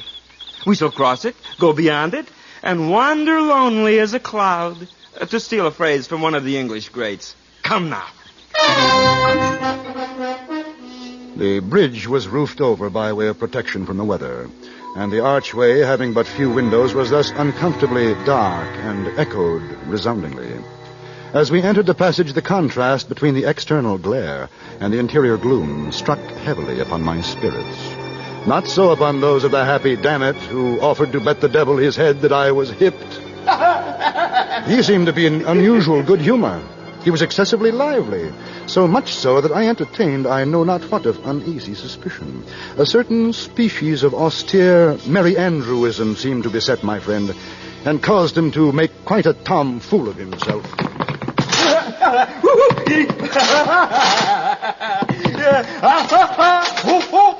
Edgar Allan Poe! Up here, on the railing. I'm a bird. I fly. Nothing would serve him but wriggling and skipping about under and over everything that came in his way, now shouting out and now lisping out all manner of odd little and big words. I really could not make up my mind whether to kick him or to pity him. Antediluvian Transcendentalism! Whee! Anti-disestablishmentarianism! At length, having passed nearly across the bridge, we approached the termination of the footway when our progress was impeded by a turnstile of some height. Through this, I made my way quietly, but this turn would not serve the turn of Mr. Dammit. Hold. This mechanism, Mr. Poe. Are we cattle to be impeded in this manner? It's merely a turnstile. I passed through it without It's any... merely a turnstile. Well, me, I defy it. How can you defy an inanimate object? By leaping over it.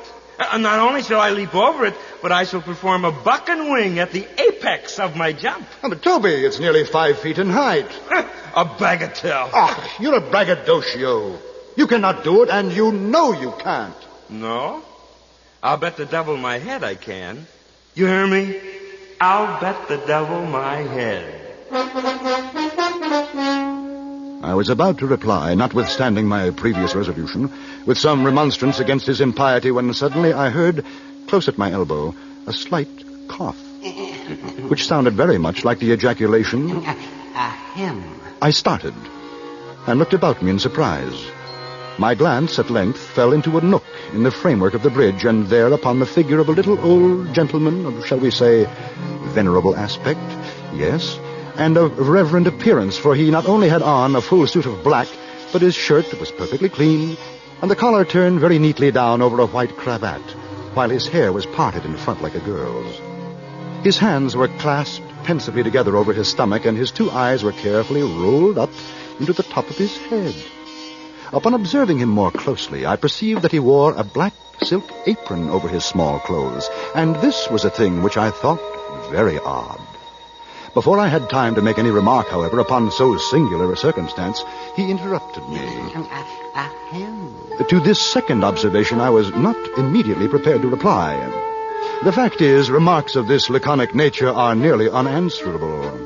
I am not ashamed to say, therefore, that I turned to Mr. Toby Dammit for assistance.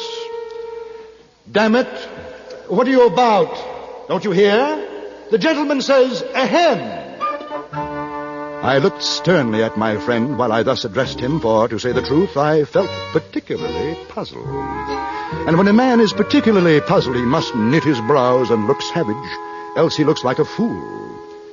Toby! Damn it! Although this sounded very much like an oath, believe me, nothing was further from my thoughts. Damn it! The gentleman says ahem! I do not attempt to defend my remark on the score of profundity. I did not think it profound myself, but I have noticed that the effect of our speeches is not always proportionate to their importance in our own eyes.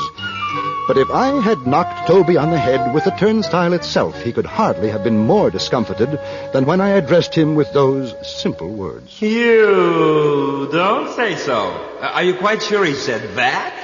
Well, at all events, I'm for it now, and may as well put a bold face upon the matter. Here goes then.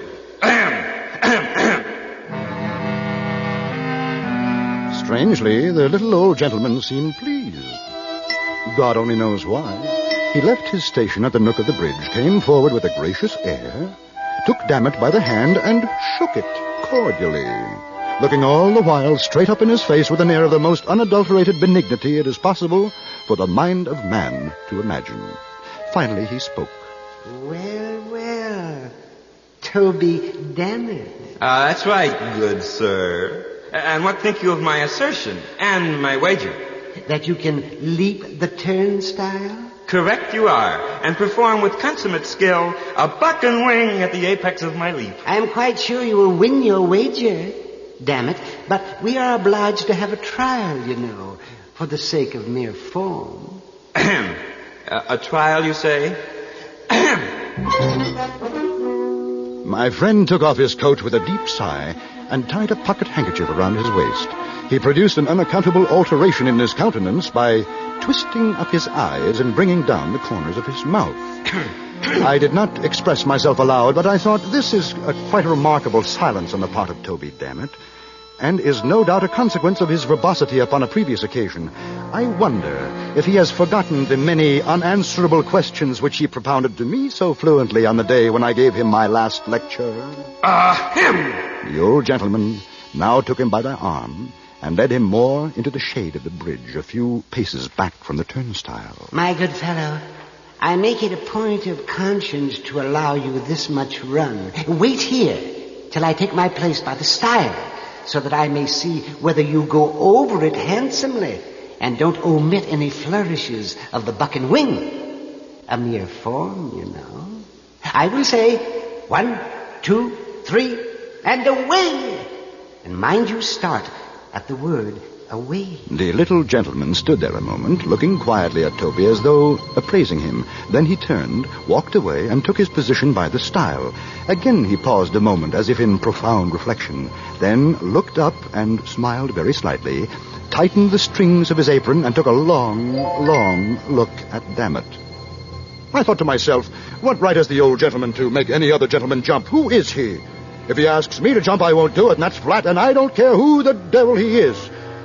The devil, But what I said, or what I thought, or what I heard, occupied only an instant. The black-suited little man gave the word as agreed upon. 1, 2, 3, and away! I saw Toby run nimbly and spring grandly from the floor of the bridge, cutting the most awful flourishes with his legs as he went up. I saw him high in the air, buck and winging it to admiration.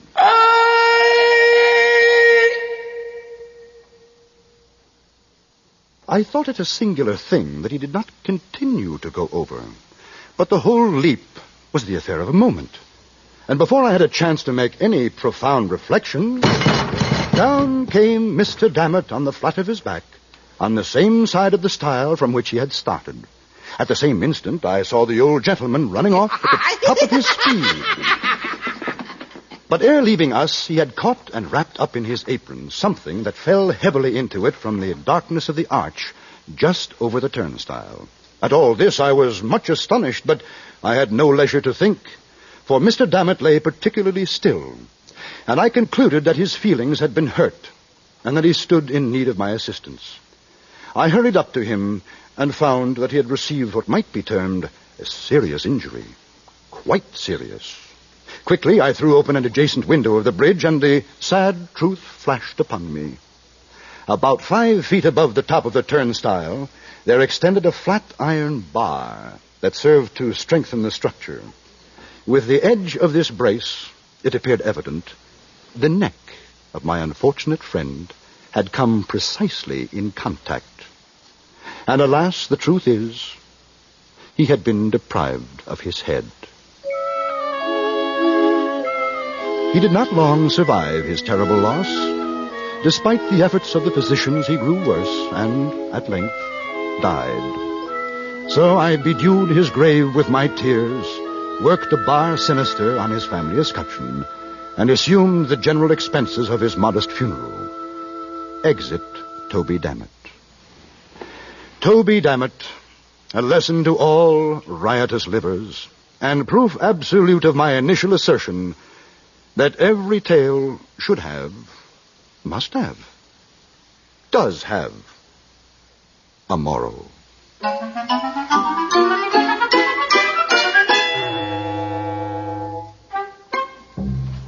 You have just heard John Daner in the CBS Radio Workshop's production of Never Bet the Devil Your Head, under the guest direction of Jack Johnstone. It was adapted for radio by Alan Botzer, with music composed and conducted by Amerigo Marino.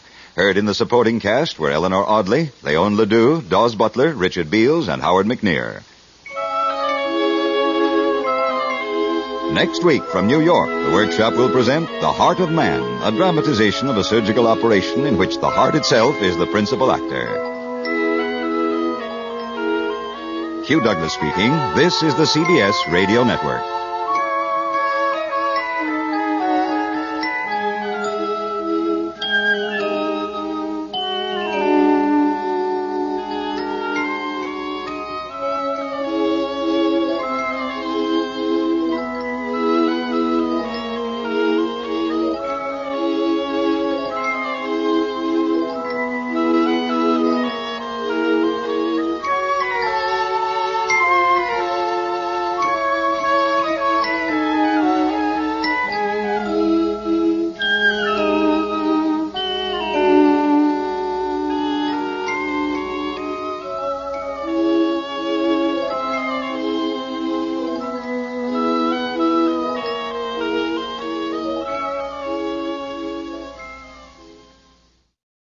Now, Mystery Theater, brought to you in part by True Value Hardware, your store of first choice.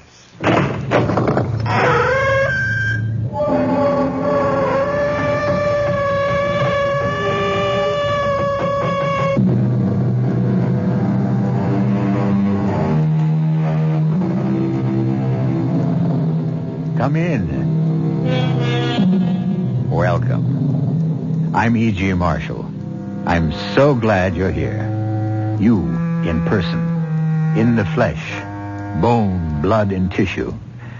It's all very cozy, very comforting to think of you listening at your ease to the weird little tale we're about to bring you. But where is the rest of you? The other part of you? Where is your astral body? You didn't know you had one?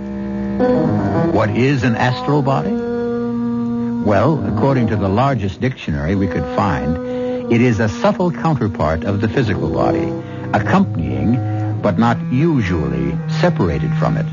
Now, the key word here is usually, for some swear that the astral body can, and on occasion does, separate itself from the physical body and go wandering off on its own. Mother? Yes, dear? Is he with you now? He just left. But he was there. Yes.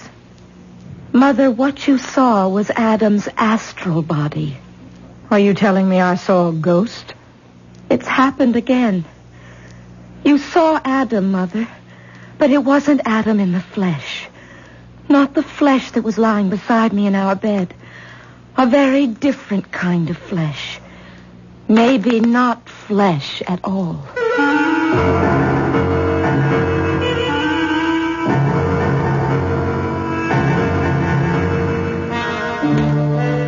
Our mystery drama, Adam's Astral Self, was written especially for the Mystery Theater by Elspeth Eric and stars Michael Wager and Jennifer Harmon.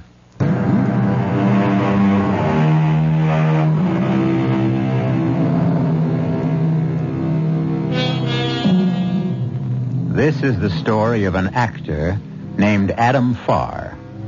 An actor is someone whose whole effort is to become someone else, all the while remaining out of necessity himself. The character he portrays or becomes is therefore a sort of second self, living for the moment within the actor's body. Any actor can pretend. Only a very great actor can become. The second self of a great actor has a power and a pliancy that is often quite incomprehensible. And Adam Farr was a very great actor. We bring you now an account of the many strange things that happened to him, or that he made happen to himself and to others. Ooh, Adam. Ooh, Adam, it's cold. We need another blanket. Would you get up and get one? I can't get to sleep. Adam? Adam, I'm freezing. Please get a... Adam? Adam, don't pretend with me. Please, Adam. Oh, Adam. Oh, dear.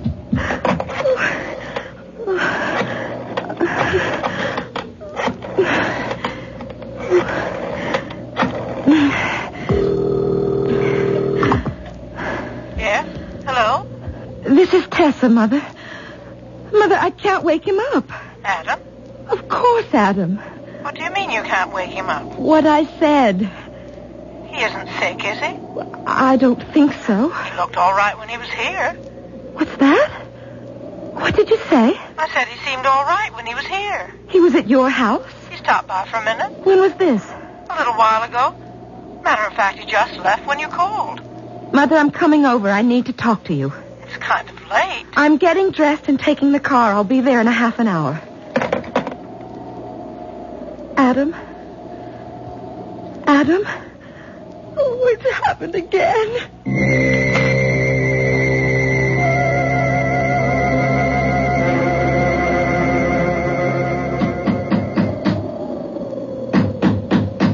Just a second, Tessa. Come in, darling. Sorry to disturb you, Mother. It's all right. Give me your coat. I'll hang it up. Is it snowing? No, but it's about to. Come, sit down. I've got a fire going. Now, what's got you so upset? When was Adam here, Mother? I told you on the phone about an hour ago. He was only here for a minute or two. I was at the piano practicing some Chopin etudes. I looked up, and there he was. I must say I was surprised to see him so late at night, and such a bad night at that. But he smiled at me and motioned me to go on playing. And I did, and then we exchanged a few words. What did Adam say? Heavens, I don't remember. Tessa, what is it? What's the matter? It may interest you to know that Adam was in bed with me, in our bedroom, in our house, the entire time. Since right after dinner, lying right beside me. He must have got up after you went to sleep. I didn't go to sleep. We had a late dinner, then I cued him in his lines for the new play, and then we went to bed. A little later, I felt cold. I couldn't get to sleep. It was so cold, and I asked him to get up and get an extra blanket to put over us. I couldn't rouse him, and that's when I called you. He was here. I saw him. What you saw, Mother, was Adam's astral body. Are you telling me I saw a ghost? You saw Adam, Mother, but it wasn't Adam in the flesh. Not the flesh that was lying beside me in our bed. A very different kind of flesh. Maybe not flesh at all. Anyway, that's how Adam explains it. Explains what? It's not the first time it's happened. Remember when he was doing that play about Napoleon?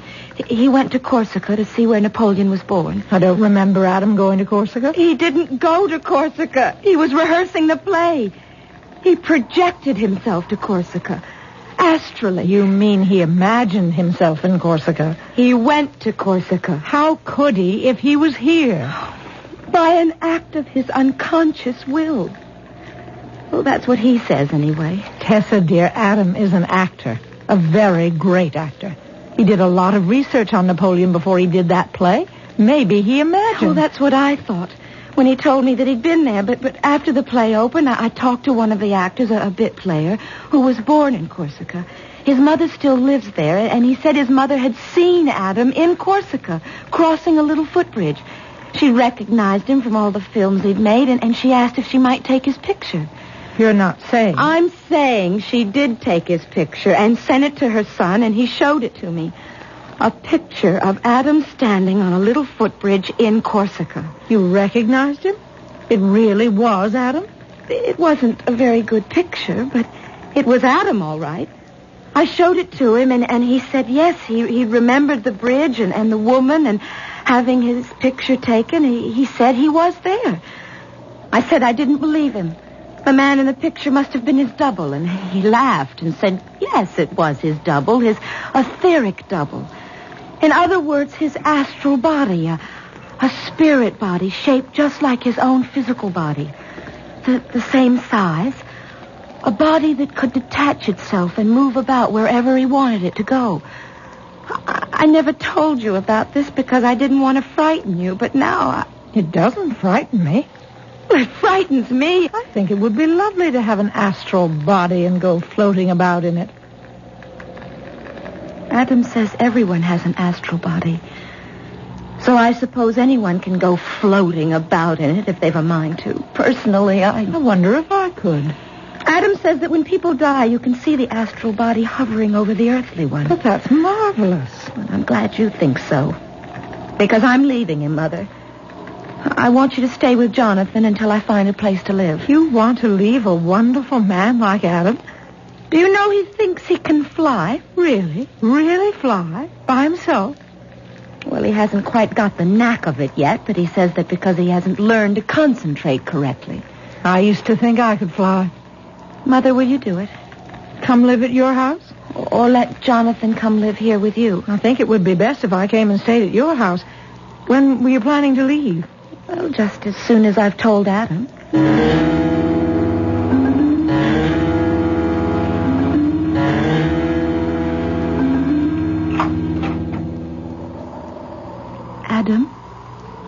Adam, wake up. Oh, what time is it? What are you doing up? I want to talk to you, Adam. Huh? Hey, it's still dark out. I'll turn a light on.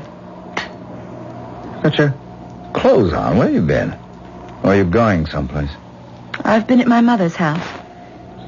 You went to see Maida? What for? Adam, were you at her house earlier this evening? Yes. I was there for a minute. She was playing a Chopin etude, one I liked. I wanted to hear it more clearly. You knew she was playing Chopin before you went to her house? Why else would I go there in the middle of the night? Mother lives 15 miles from here. How could you know that she was playing Chopin at all? I didn't know she was. I knew.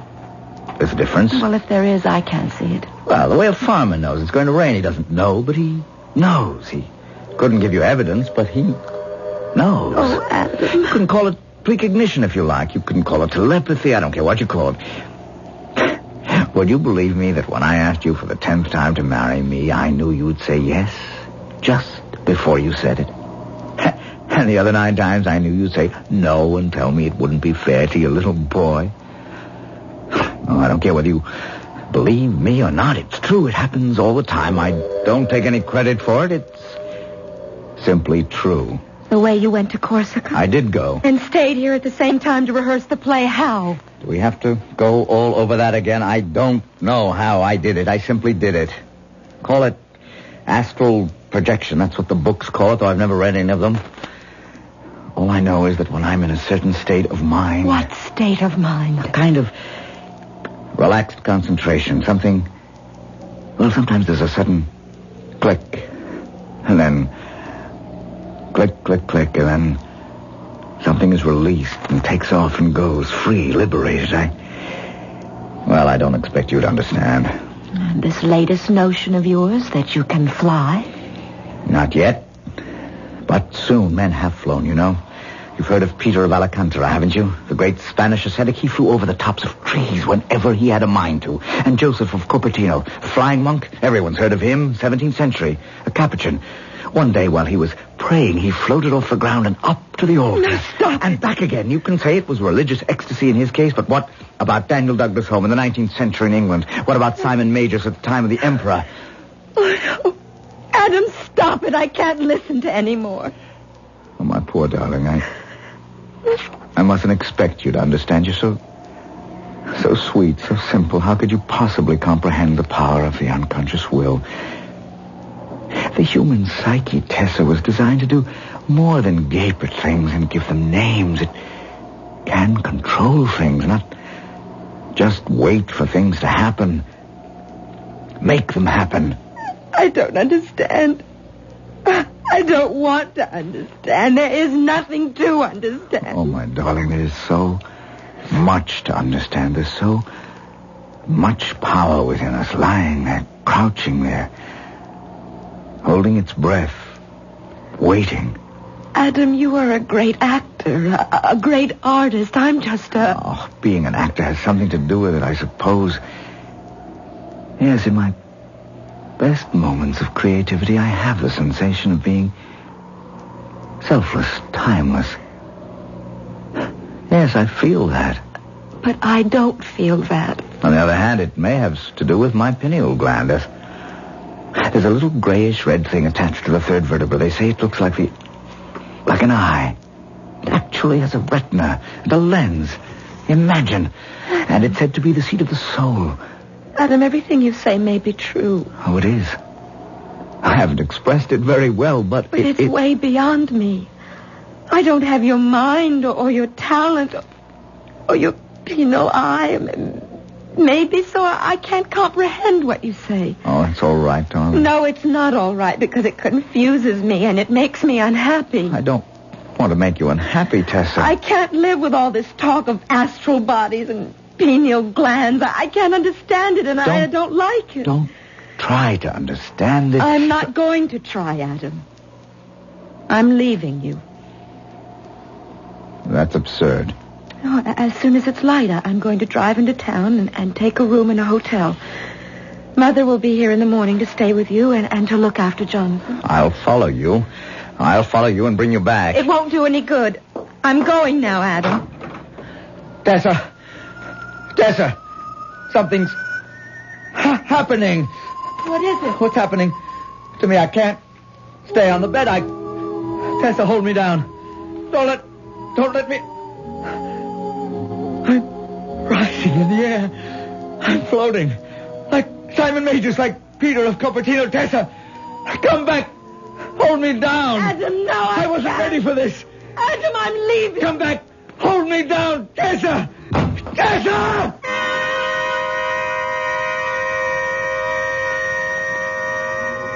But Tessa has gone, and Adam continues to rise steadily from his bed. Perhaps it is better to fancify that one can defy gravity, if only one wanted to, than to discover that one is actually doing it when one doesn't much want to. We'll return shortly for Act 2.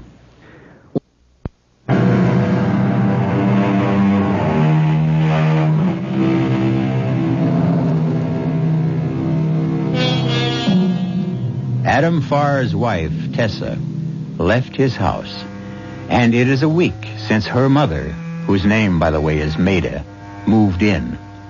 Adam, as we know, is endowed not only with a great acting talent, but also with a peripatetic soul, which on previous occasions has seen fit to take flight from his stationary body. How will he fare with only a mother-in-law to keep him anchored down?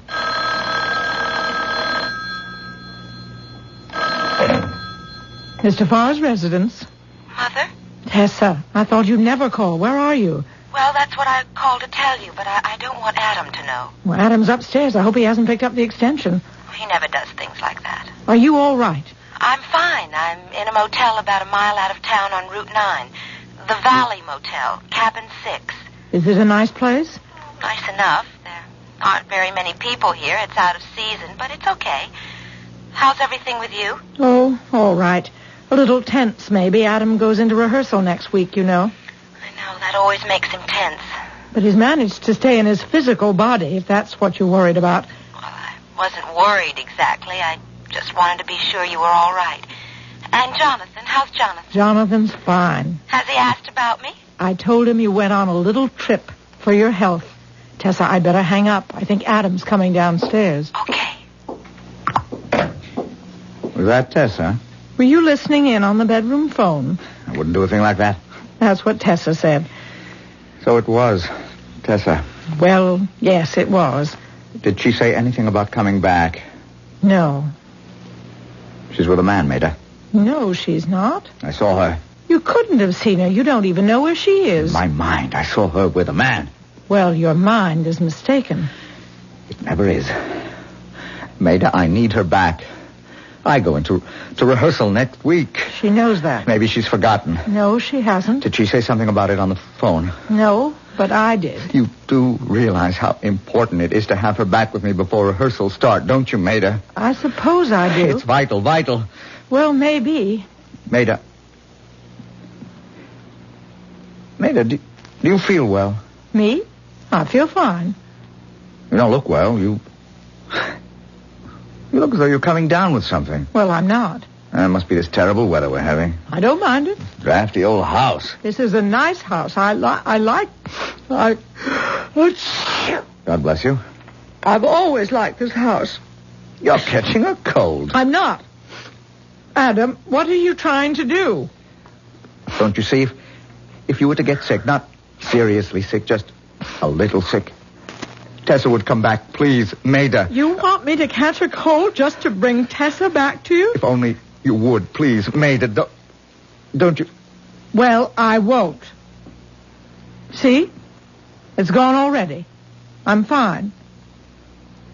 Adam, did you give me that cold? I mean, did you wish it on me? I was thinking how nice it would be. Just a little cold, Maida, nothing serious, just a sniffle or two.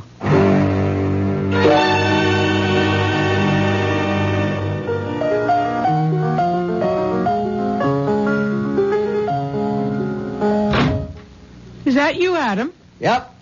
Run upstairs, Jonathan. Get ready for dinner. Oh, go on playing, mate. It sounded beautiful. I've been playing all afternoon. I'm tired. Where have you been? Oh, Jonathan and I were playing. Playing what? Well, we tobogganed for a while. Looks to me like you did a little skiing. Well, I went down a couple of slopes. Not Jonathan, though. He doesn't know how to ski. You didn't offer to teach him, I hope. He doesn't even own a pair of skis. And he's not going to for a while yet. Well, I sort of promised him. You're not to promise him any such thing. Mate, he's going to want them. He's never wanted them before. Adam, did you try to talk him into learning how to ski? Did you?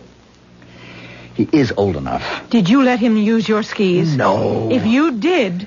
I just let him stand on my feet while I was... You didn't. He was perfectly safe. I held on to him. What if you'd fallen? Jonathan could have broken an arm or a leg. He could have been killed. Oh, not killed, mate. I'm a good skier. Oh, just a broken bone or two. Is that your idea? At his age, it wouldn't have been serious. And a cold at my age wouldn't be serious either. Well, no. But either one would serve to bring Tessa home. Is that it? Maida, rehearsals start next week. You're impossible. Absolutely impossible. Oh, what have I done? I haven't done anything. Did you tell Jonathan to take a hot bath when you brought him home? Is he supposed to take a hot bath? Jonathan, you're to take off those wet clothes and get into a hot bath. You hear? I didn't do anything.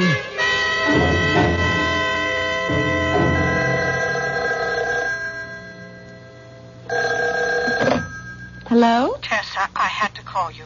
Yes, Mother. I don't know if I should tell you this, but your fool husband has some sort of idea that if I got sick, you'd come home. Are you sick? No, I'm not sick. Adam tried to give me a cold, but I caught on right away and put a stop to it. Well, Mother, if you're sick, I'm not sick. I'm not sick. Now, if you just listen.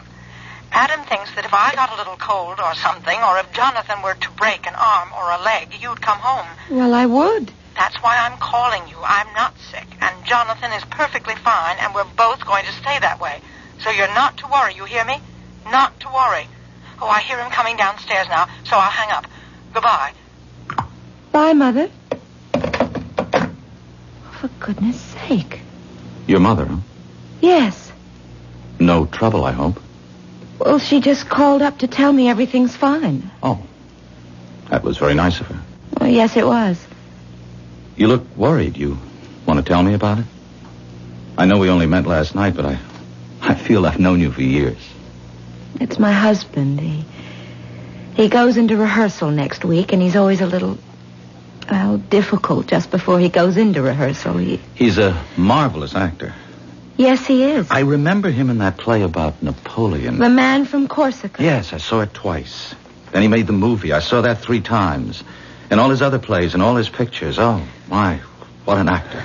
Yes, what an actor. It must be fascinating to live with a man like that. Fascinating? Well, what a personality. Wow. Yes, wow. Makes me wonder how you can stand spending time with somebody like me. I mean, what's the percentage? Oh, Philip, you're a very nice man. Very, very nice. Oh, yes, perhaps, but next to your husband. Why do you have to say next to my husband? Next to anybody? Why can't you be all by yourself? You're good enough. Oh, I don't know if I'd go that far. I would, anytime. Speaking of next to your husband, you know, I was there last night. What? You were there? Yes, standing right next to him. In my dream. I had a dream about him. Of course, I recognized him right away from his movies and all, but I must say I never thought I'd meet him. Not even in a dream. What happened in the dream? Did he give you his autograph or what? No, nothing like that. Not much of anything happened. I was right here in this room, or maybe it was in my own room. These motel rooms all look alike, and I turned around and there he was. Oh, I was so impressed. Even in my sleep, I was so impressed I couldn't get my mouth open to say anything. I just looked at him. And he looked back at me and... oh, boy. Did he look sad. Sad? Yes. Sort of shook his head like he couldn't stand it, or he was sorry for me or something. He was so sad. Philip, then what happened? I woke up. Crazy kind of a dream to have, wasn't it?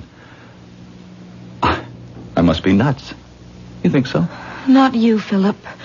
Not you. No, not you.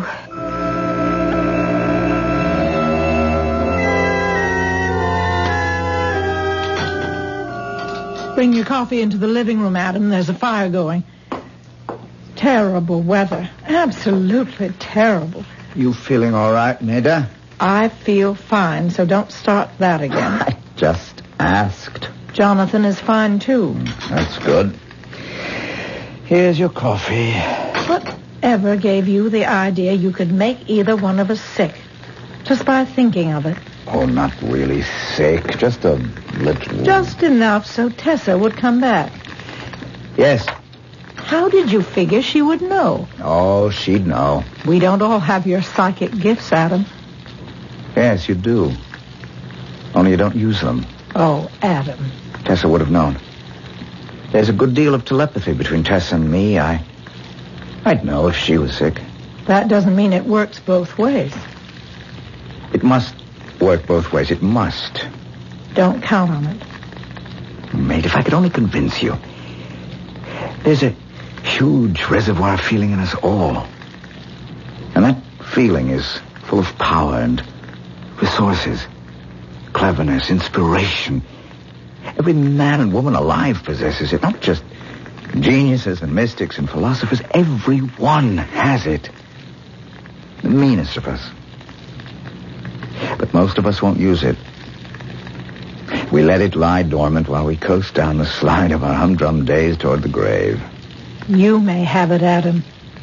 You are, after all, a very great actor. I don't act by myself. I don't act for myself. I act in front of people, for people, and they react. Something profound in me is rousing something profound in them. The thing that's in me is calling to the same thing in them. Oh, what's the use? You don't want to understand. It's all so futile and so tiring. Adam, I may as well tell you. I phoned Tessa and told her. Told her what? Your little plot to make me come down with something, or Jonathan. I felt she should know. That's all right. You thought you were doing the right thing. I'm glad you're not angry. Doesn't make any difference. It's perfectly clear my powers are failing anyway. If they weren't, you'd have got sick or Jonathan would have had a little accident. And Tessa would have come home. No matter what you did or didn't do. You mean you're beginning to lose faith in yourself? I guess I am. You don't think anymore that you can fly? Tessa would only come home.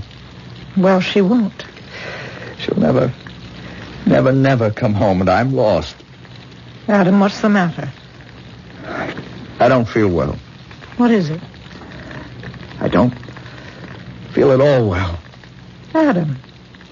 Why, you have a fever. Your head is hot. I'm sick. I'm burning up. I'm going to call the doctor. No. Maida, come back here. I don't want a doctor. But you need I don't need anything. I'm sick. I have a fever. I think it's a very high fever. Yes, I am sick. I'm very sick. And now my wife will come home.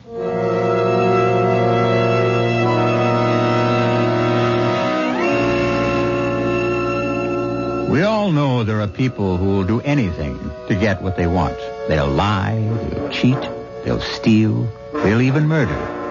And if everything else fails, they'll get sick. Such a one is Adam Farr, the great actor who is now not acting. Not with a fever of 105, he isn't. I'll be back shortly with Act 3.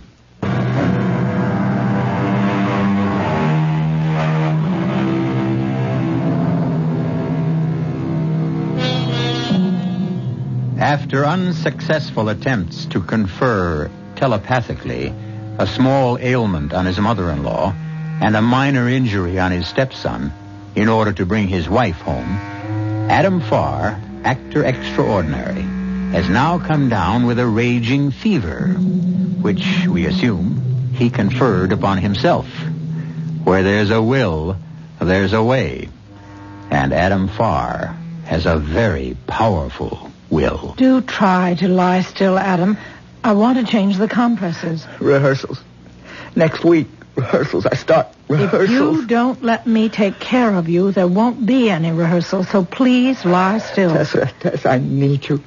Tessa, come home to me. Tessa. I'm dying. Adam, let me call a doctor. Not yet. Not till Tessa comes home. I'm going to get some more ice, Adam. Will you be all right? I'll be all right when my wife comes back to me. I'll fly to meet her. You'll do no flying of any kind. You're weak as a kitten. Now lie there quietly if you can while I get more ice for the compresses. Maida, don't leave me. I'll be right back.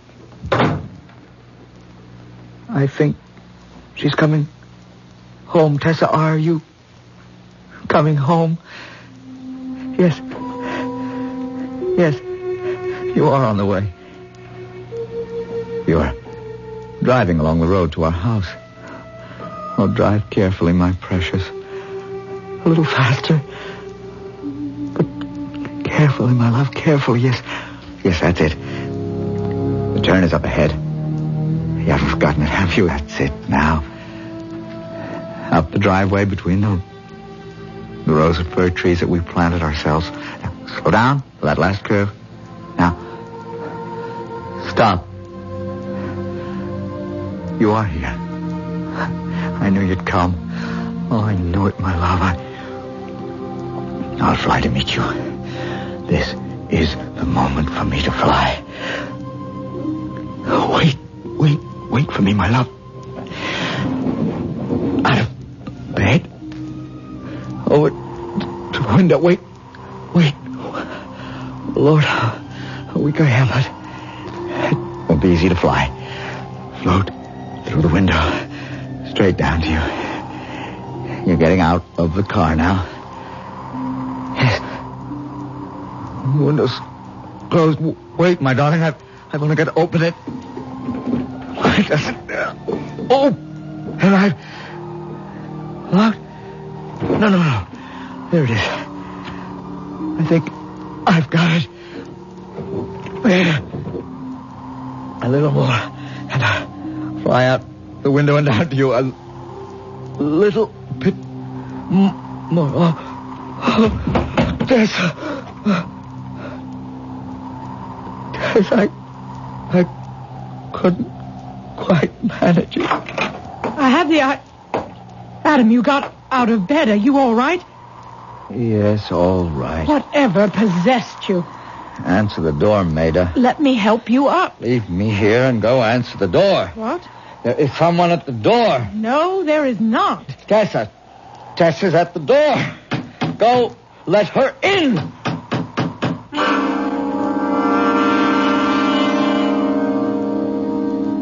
Tess, it was uncanny. There's no other word for it. I'd gone to get some ice from the kitchen. I suppose that's why I didn't hear the car drive up. When I went back, he was lying on the floor by the window. It was open a few inches. He must have opened it. Heaven knows what he was trying to do. Whatever it was, the effort was too much for him, and he collapsed. I tried to get him back into bed, but he said never mind to answer the door. I thought, well, now he's really delirious because there wasn't a sound. He said there's someone at the door. I said, no, there's no one. He said Tessa's come home. And then we heard the door knocker. Oh, Mother. We both know by now Adam's a very strange man. You know I told you on the phone he wanted me to develop a cold or Jonathan to have a little accident just to bring you home. Well, it never occurred to me he'd make himself sick, but he did. And look, it brought you home. I suppose we should go up and see how he is. Yes, we should. I left him lying on the floor. He seemed perfectly lucid and very calm. I was the one who was frantic when I heard the knock at the door. Well, now you've got some idea what it's like living with a man like Adam. Yes, I have. Well, he got himself back in bed anyway. That's good. Adam? He's sleeping. It's the first time he's slept since he took sick. Adam? Adam? It's Tessa. I'm here. Adam? What's the matter with him? It's like the other times. You mean? His astral body has gone someplace else. Gone? Where? Heaven only knows.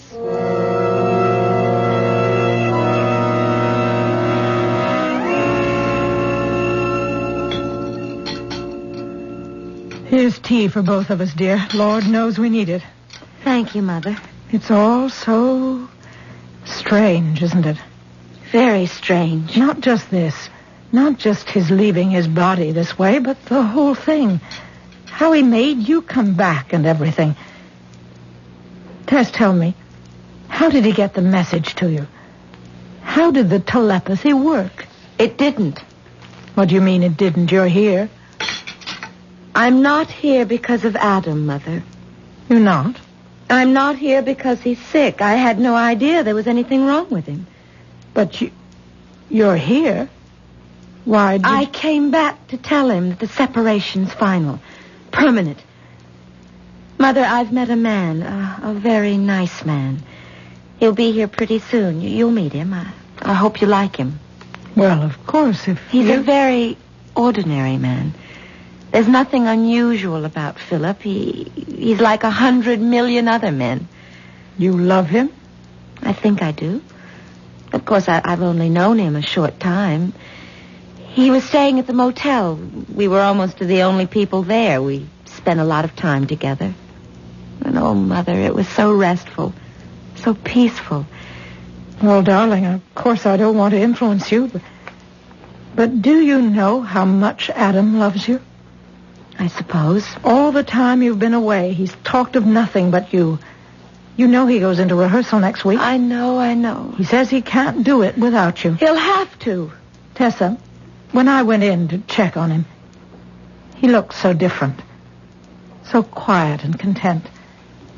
I'm sure that must be because you came home. I know he thought he'd brought you home. But even so... Mother, I can't be concerned anymore with what Adam thinks. Tessa, when I went back into the bedroom with the ice cubes and found Adam on the floor, he was right in front of the window, and his fingers were bleeding. And the window was open a couple of inches. Mother... Tessa, I think he was trying to fly. You don't... Yes, I do. I'm ashamed to admit it, but I've made fun of him about this notion he could fly. I've made fun of him about a lot of things. Your ordinary man would have been resentful or angry or embarrassed. But not Adam. He was very sweet, very humble. Humble? Adam humble? My dear, he doesn't claim extraordinary powers for himself. He says we all have them. Well, I don't have them. Oh, that must be Philip.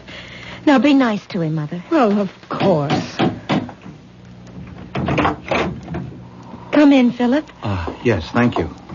Philip, this is my mother. Mother, how do you do? My daughter's been telling me about you. Hello.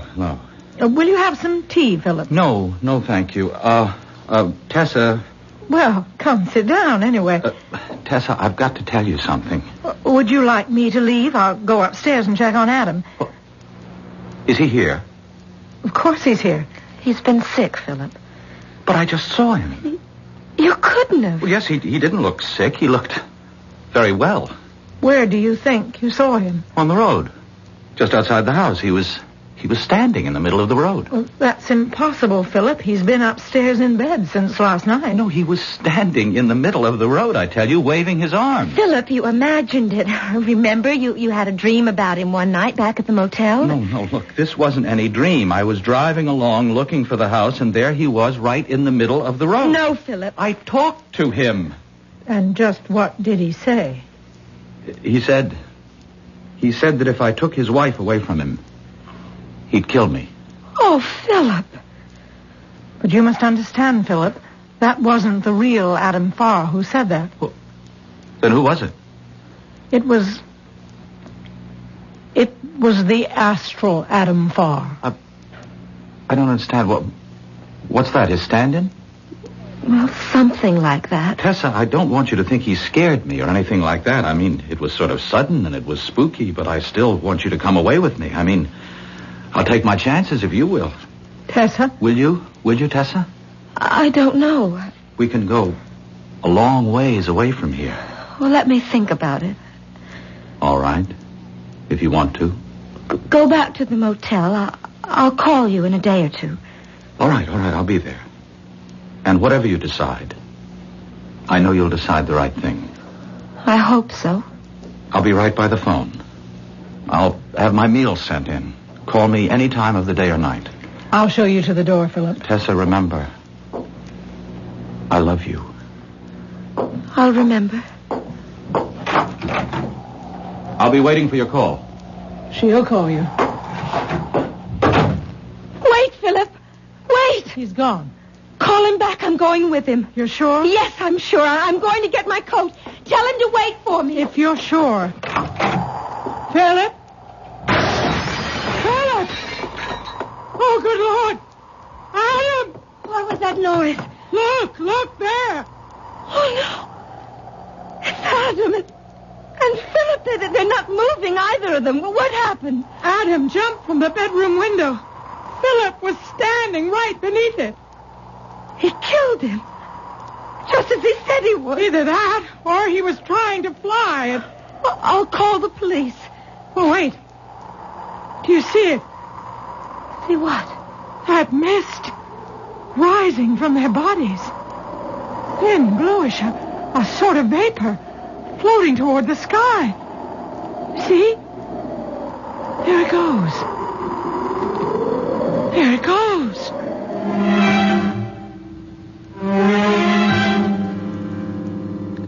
A spirit of the same size and shape as the physical body, which can detach itself and move about in space and time. In the last moment of life, it detaches itself in the form of a thin bluish vapor and moves upward. That is how Adam Farr would describe the astral self. And for all I know, he's perfectly right.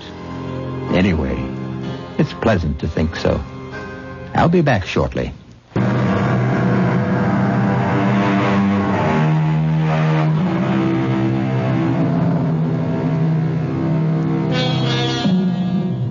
Perhaps you didn't believe a word of our story. I wouldn't blame you. I'm not 100% positive I believe it myself. On the other hand, I'm not 100% positive I didn't believe it either. We are, after all, dealing here with the human soul. And when it comes to the human soul, I'm ready to believe anything. Or, on the other hand, nothing. Our cast included Michael Wager, Jennifer Harmon, Jacqueline Brooks, and William Redfield. The entire production was under the direction of Hyman Brown.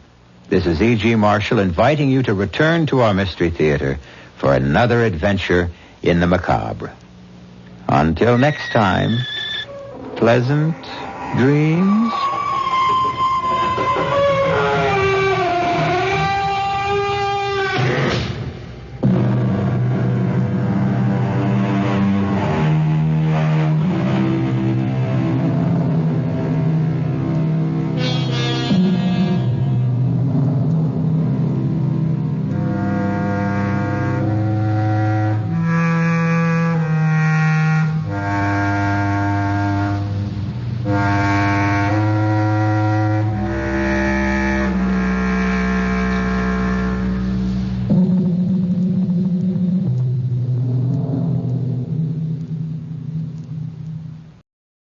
And now, the Hall of Fantasy. Welcome to the Hall of Fantasy. Welcome to the series of radio dramas dedicated to the supernatural, the unusual, and the unknown. Come with me, my friends. We shall descend to the world of the unknown and forbidden, down to the depths where the veil of time is lifted, and the supernatural reigns as king. Come with me and listen to the tale of the Diamonds of Death. What's that? A cat. Probably a tiger somewhere in the jungle. Oh, it frightens me. Are you sure they won't attack our camp? The campfire alone is enough to keep them at a good distance. Don't worry, Sharon. You'll be safe. Listen. Yes, native drums. Somehow they sound ominous. They only sound ominous if you believe them to be. The diamonds bring death. What's going on out there? Just a wounded animal screaming out. Oh, no. No, there was something else. Do you think the jungle has a voice, Frau Courtney? That is only for children to believe.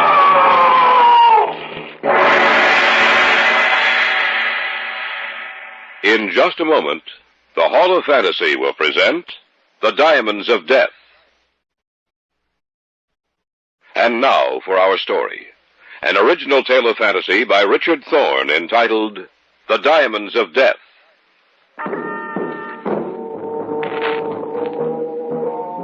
Vince Porter had just returned from a business trip to Caracas. He called me shortly after his plane landed and said that it was important that Sharon and I come over to his hotel that evening.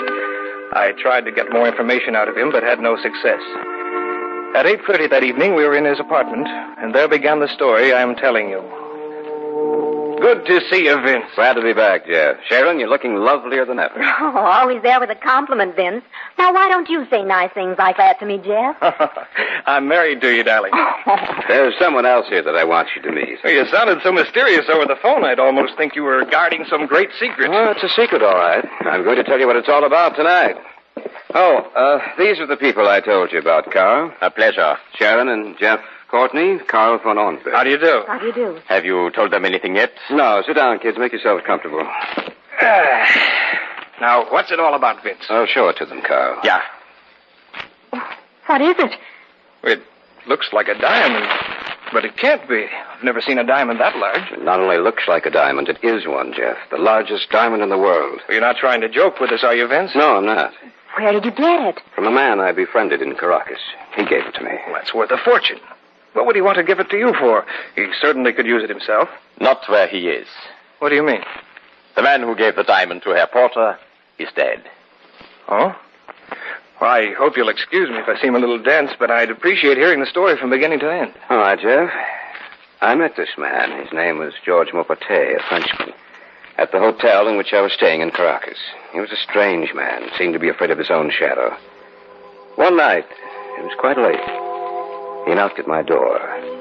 He asked me if I'd let him come inside for a while, that he had reason to believe his life was in danger. I couldn't refuse him, of course. That was the first time I saw the diamond. He said he'd been with a hunting party that had gone deep into the Belgian Congo and stumbled upon a strange race of white men who worshipped a huge stone idol on the bank of the Congo River near the equator. They made offerings to this idol, and the offerings were diamonds. His party waited until the ceremony was over. When the people had gone, they took all the diamonds they could carry with them and started back to civilization. But one by one, the men in his party died, until he was the only survivor. He felt sure that he was being followed and took passage for Caracas. That was when he met me. Then what happened? Well, 2 days later, he again came to my room. Carl was there with me. He gave me the diamond, said I was to keep it for him. That if anything happened to him, it was mine to do with as he wished. Well, evidently something did happen to him. Yes, early the next morning, they found him dead in his room. How had he died? No one knew. It was quite unusual. 3 doctors examined him, and not one of them could tell us how he died or what caused his death. George Mopate had just stopped living. And so you have the diamond? Yes, that's right. What are you going to do with it? Keep it and go into the Congo and look for these people he told me about. Won't it be dangerous? Yes, but I don't expect it to be too dangerous. We ought to be able to get back in one piece, eh, Carl? Yeah. And when we come back, we will bring with us as many diamonds as we can carry. Well, that's the reason you're going in. Yes. Why have you told us all this? Because I want you to go with us. What about it? I don't know. Think, Mr. Courtney. When we return, all of us will be millionaires. What do you think, Sharon? It's your decision, Jeff, not mine. Well, Mr. Courtney? I'll go with you. Then I'm going too. You'd better stay. Oh, no, I won't be any trouble, believe me. Vince? She can come with us. As long as she makes no trouble for us. No, don't worry. I can take care of myself. All right, then it's settled. I just thought of something. What? Well, this is going to cost a lot of money. Where's it coming from? From the diamond we already have. We are going to sell it. I guess that takes care of all the answers. All of them. And it is agreed that we share in the diamonds equally, 1/4 share for each. I like that. You bet you will. We'll leave as soon as we can get ourselves clear. Oh, it seems such a shame. Jeff! What's the matter? Look at the diamond. I don't see anything. It's shining so strangely. Before it was dull in color, but now look at it. Gleaming and shining as if there was something inside of it. There was alive.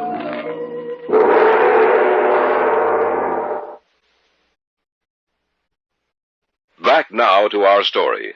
An original tale of fantasy by Richard Thorne entitled The Diamonds of Death.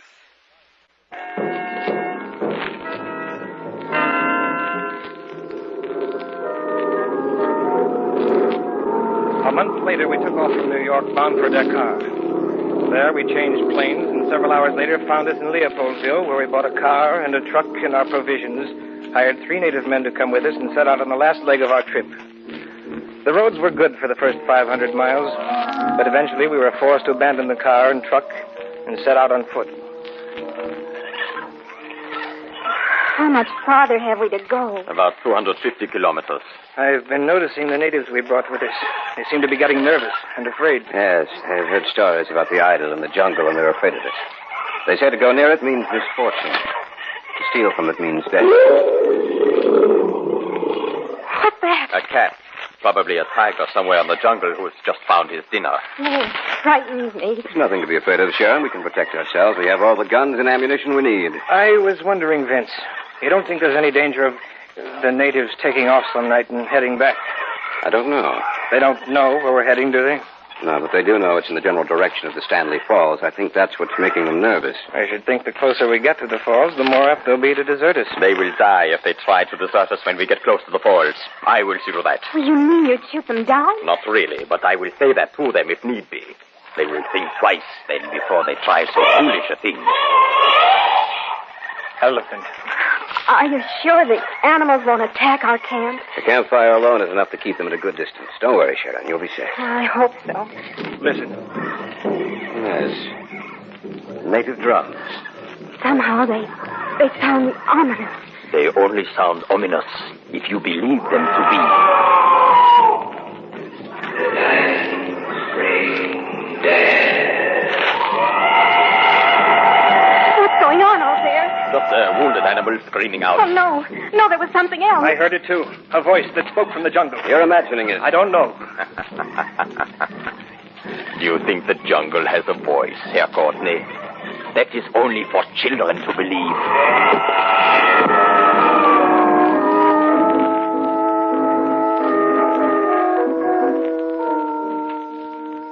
We pushed ahead in the days that followed. The deeper into the jungle we went, the more difficult was it for us to travel. And the drums. The jungle messenger who throbbed out before us that we were coming to steal the diamonds from the idol.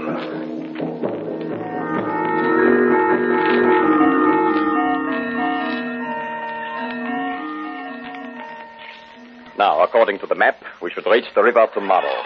This is the spot the Frenchman said where we would find the idol. This is the end of our trail. We'll all be rich. But will we be alive to enjoy it? Of course we will. I'm beginning to wonder. The drums. Those are the same drums we've heard ever since we started into the jungle. They know we're coming. They're waiting for us. You notice that every time those drums start up, it seems to drive the animals mad? They're comparatively quiet until the drums start beating. They do seem to get angry when the drums begin. I say to you, the diamonds bring death. There it is again. There, what is? The voice. Nonsense. You heard nothing but the animals and the drums. Didn't anyone else hear it? I thought I heard something. I'm not sure. I think you're tired and nervous, Sharon. We all need a good night's sleep. In the morning, you'll feel a great deal better, I'm sure.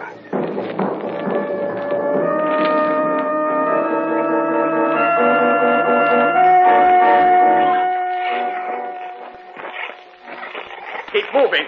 Keep moving. They're going as fast as they can, Carl. They are afraid, and their fear makes their feet lag. Why don't you relax, Carl? We're almost there. Because I won't be satisfied. Look. The idol of the diamonds. Why, it must be 100 feet tall. Standing up with its legs outspread and its arms stretched forward as if it were waiting to greet us. There's something frightening about it. Look. Where? Over there. There's a man coming toward us. Put your gun down, Carl. What do the strangers want? We have come to see the idol. The idol has seen you, and you have seen it. You speak English? Yes. Some of your countrymen have stumbled upon our secrets. From them we learned your talk. We come as friends. Friends? Of all those who have come here, none came as friends. They came to steal the diamonds from the idol. What's that noise? Time will teach you. You say you come as friends. If so, you will be treated as friends. If not, then the diamonds will be your death. Come, follow me. I shall take you to my village.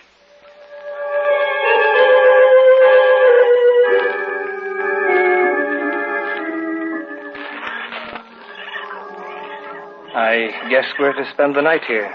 Well, they seem friendly enough. Strange how they all disappeared when it became dark. Well, the whole village seems to be deserted. What fools we are. Of course. This is the night of the full moon. This is the night they make the offerings to the idol. The village is deserted.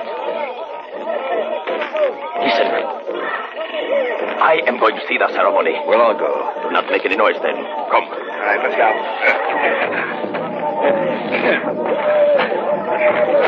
Don't go so fast. Be quiet. They must not hear us.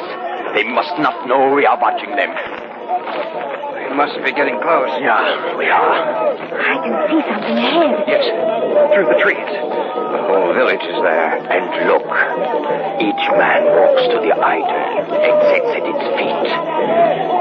Diamonds.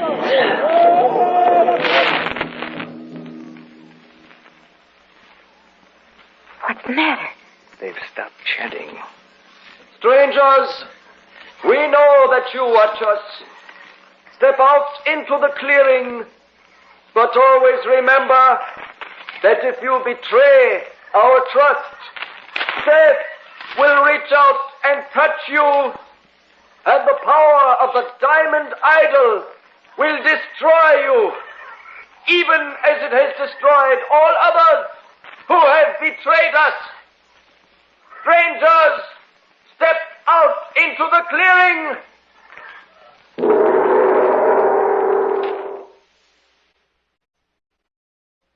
Back now to our story. An original tale of fantasy by Richard Thorne entitled The Diamonds of Death.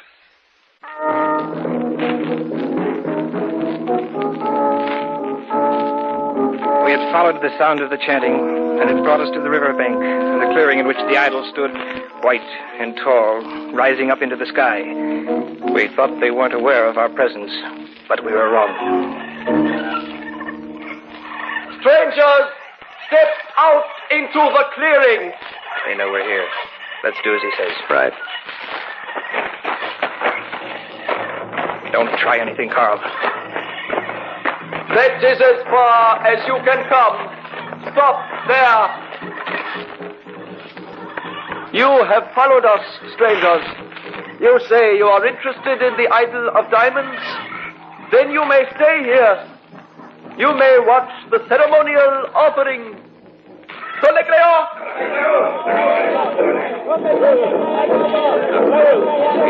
Carrying a diamond that places the idol's feet. No expression on their faces, just walking towards the idol, as if they were hypnotized. Later, when the village is asleep, we shall return to this place. And when we leave, we shall take with us all the diamonds we can carry.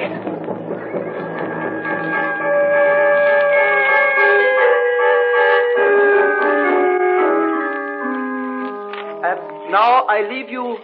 You will spend the rest of the night here. Thank you. Make no attempt to steal the diamonds, for the idol will raise up in wrath and bring the fury of the jungle down upon your heads. He will raise his voice in anger, and there will be no escape from him, for the fever of the curse will be upon you, and you shall die. They understand, Buddha. It is my hope that you do. May we meet again on the morrow. Well, let's go inside the hut. All right. What do you think, Vince? I don't know, Jim.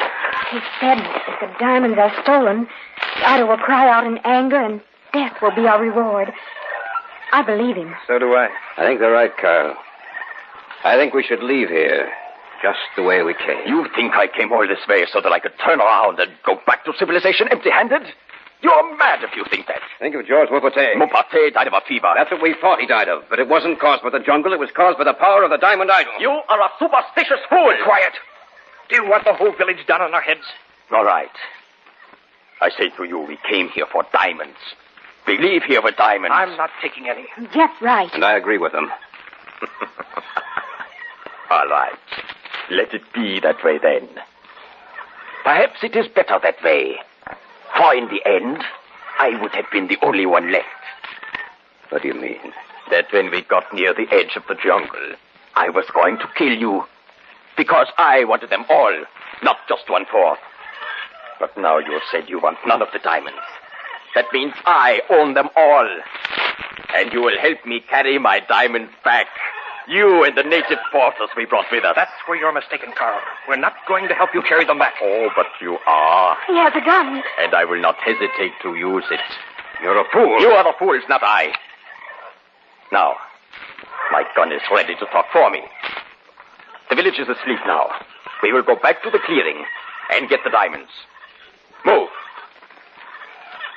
I said move. You mean it? That is correct. The native workers we brought with us are in the next hut. You will get them. Tell them that we are leaving. They will be more than glad to come with us. Now get your packs, and we shall go.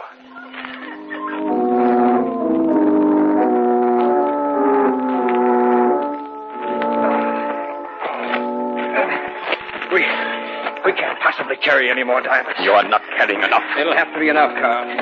If the natives are loaded down, they can hardly walk. Our packs are just as heavy. We can't take any more. It is a shame to leave them here. But then, one can always return, without his companions, of course. It's a long trail back, Von Arnberg, and you'll have to sleep sometime. We shall see about that. Now let us go.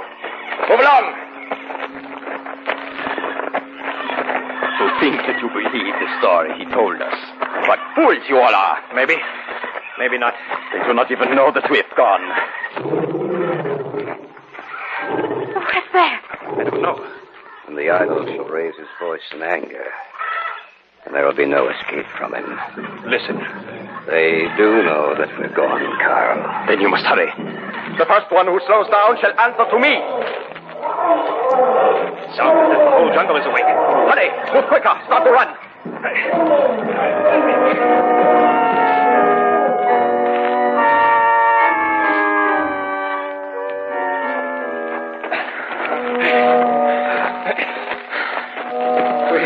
We have to stop to rest. We've been traveling like this for 2 hours. You cannot rest. Even you're tired, Carl. We must rest or we won't be able to go on much longer. Oh, please. It's for your own good, too. If we don't rest along the way, we'll drop down in our tracks, and we won't be able to carry the diamonds out for you. Stop then and rest.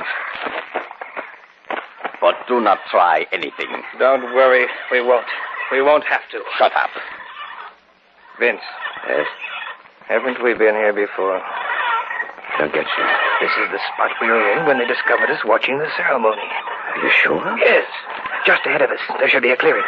The clearing in which the idol stands. We've been traveling in a circle. What did you say? We can go on now. Then let us go. Move along. Move. Yeah, you're right. The clearing is... Something is wrong. We have been here before. We are back in the clearing. We have traveled in a circle. I must get away. I must.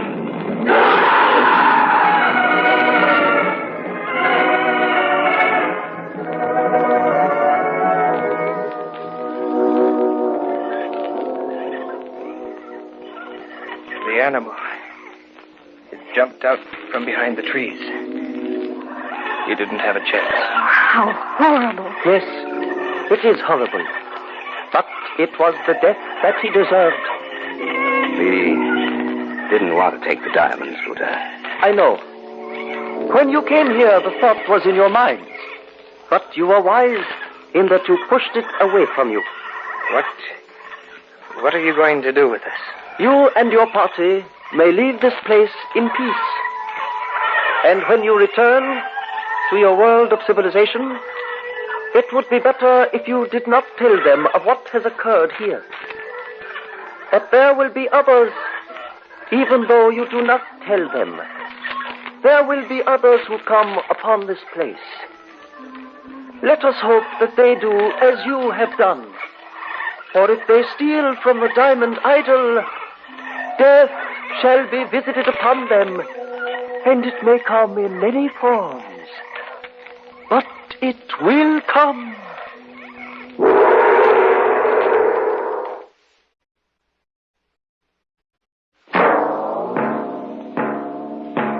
So runs tonight's tale of the unusual, the terrifying, the unknown. Join us again when next we journey down the corridors of the Hall of Fantasy to hear another strange tale of the supernatural. All characters and events portrayed in these programs are fictional, and any similarity to actual events or persons, living or dead, is purely coincidental.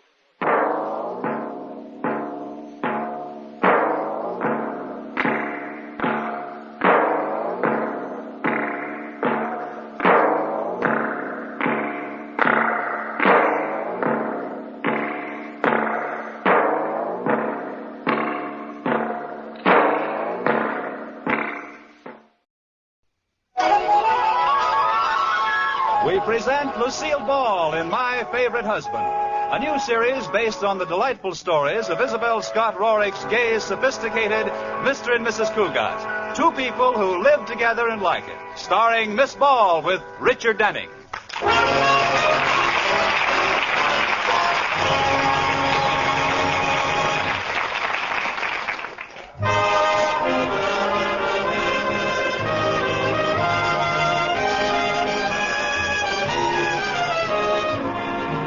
Well, let's look in on the Cougats and see what they're doing. It is morning, and Katie, the maid, has just put breakfast on the table. And George and Liz are sitting down to it. That coffee smells good.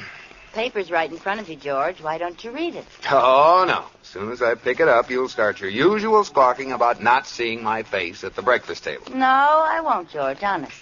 Now, this should be interesting. Liz, you tore a hole in the paper. Yeah, I get to see your face at breakfast, and you get to read the paper. See? How can I read with a hole in the paper? Well, read around it. Oh, I saved all the little pieces I tore out, and you can read what you missed later. great. I'm looking at you through an automobile ad. Well, what's so funny about that? The new Nash has blue eyes for headlights. And your ears look like both doors are wide open. Well, I'm glad you find it amusing. Katie, may I have some more coffee, please? Certainly, Mr. Cougat. Oh, what happened to the paper? Did the dog get at it? No, the cat. I did it, Katie. I had to because he's always reading at the table and never knows I'm here. Good for you. I had the same trouble with my first husband, Clarence. One morning, I put an old floor mop in the chair to see if he'd noticed the difference. Did he? Yes, he complimented me on my new hairdo. Then I did something awful. I set fire to his paper. Well, that must have burned him up. Oh, Mrs. Cougar. Pretty bad, huh? Well, it's early in the morning. Well, you're excused. Hey, look here. A story about my old girlfriend, Myra Ponsonby. Well, we haven't heard from her in ages. What does she say is new in Lower Slobovia? There you go again. Just because I went around with her in college is no reason to be jealous. I'm not jealous. I just wish she'd drop dead, that's all. Liz, you sound so bitter. I am. There isn't room for both of us in the same town. Well, better watch what you say, Liz. You may have to move. After all, they're still writing news stories about Myra. Why? What happened to dear old Myra, I hope? Well, she's driving into town from her country place. Well, now that ought to crowd the United Nations off the front page. It says she has a new imported car called a Zebra. The upholstery is bright yellow with black streaks. She must have bought it to match her hair. Oh,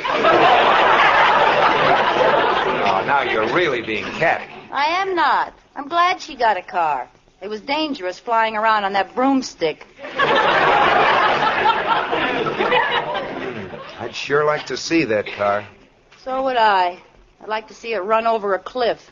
Oh, don't worry about Myra. She's a wonderful driver. Why, she drives like she was part of the car. I know. She rides a horse the same way. Very good.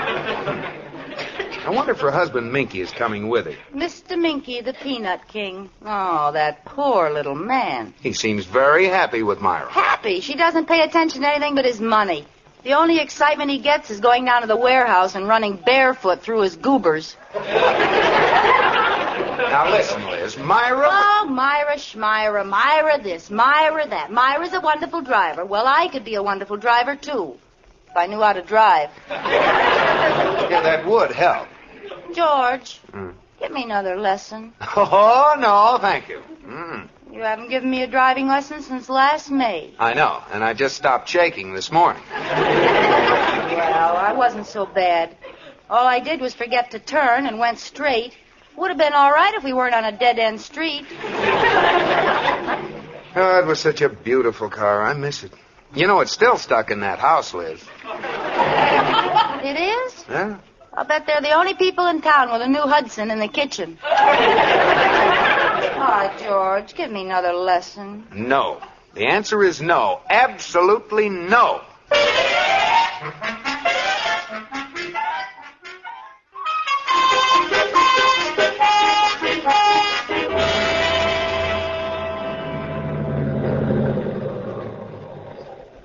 Okay, Liz. There isn't much traffic on this back road. I guess you can start driving now. All right, George. I have a confession to make. While I was waiting for you to come home, I sort of practiced in the driveway. Oh, good. Do you remember what you did? Oh, yes. I turned on the ignition. I pressed the starter button. I shifted into first. I stepped on the gas I let out the clutch. Huh. Did I forget anything, George? Not a thing. That's how much you know. I forgot to open the garage doors. 3, 4, 5, 6, 7, 8, 9, 10. Well, I said I'd do it, and I'm going through with it. Go ahead and drive. All right, here I go. I push the starter button like this. George, the starter button's broken. No, it isn't. Well, then why doesn't it start? Push it in long enough, and you'll find out. But nothing Ow! Why did it get hot? Because it's the cigarette lighter.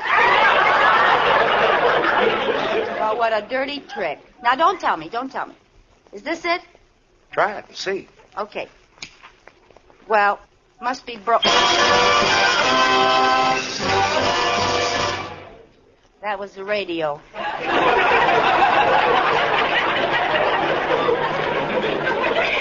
Yeah. Now, I don't want to suggest anything radical, but what do you think that little button that says starter is for? Oh, yes, I'm excited. Here we go. Hooray! It started. Yeah, congratulations. Why aren't we going? Well, you forgot a little thing called putting it in gear. Oh, that. No! Am I doing something wrong, George? Throw out the clutch. What's the matter with it? Nothing. Well, then why should I throw it out? Step on the clutch. Push it in. Well, why didn't you say so? My goodness, you get so excited. I'm not excited. And what's that white stuff around your mouth? Just a little foam. Now you have the clutch out and the motor on. Shift into low. Now, wait a minute. Low is up here, isn't it? No. Oh, I know. Down here. Up here? There's only one place left. Oh, it's here. There. Now what do I do? Let the clutch out. Okay. Oh. What happened? George, say something. Wait till I get my head out of the back seat. I think my neck is broken. You know, this car doesn't work very well. Start it again. I'll brace myself. All right.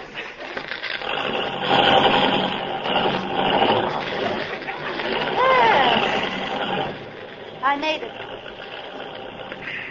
How am I driving, George? Fine. Except for one little thing. What's that? You're driving on the wrong side of the road. Well, what's the difference? There aren't any cars coming. Well, as a favor to me and the insurance company, will you please pull over? Well, I'd be delighted. Well, go ahead. Here comes a car. No, wait. Stay on this side. He's going around you.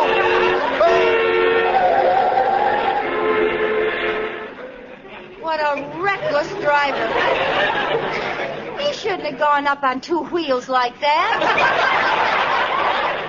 Liz, let's come to a stop. All right. What do I do? Put your hand out. Signal for a stop. Okay.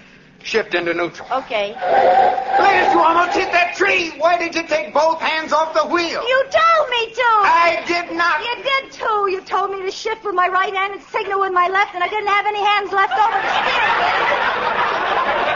What do you think I am, an octopus? No. You're making a nervous wreck out of me.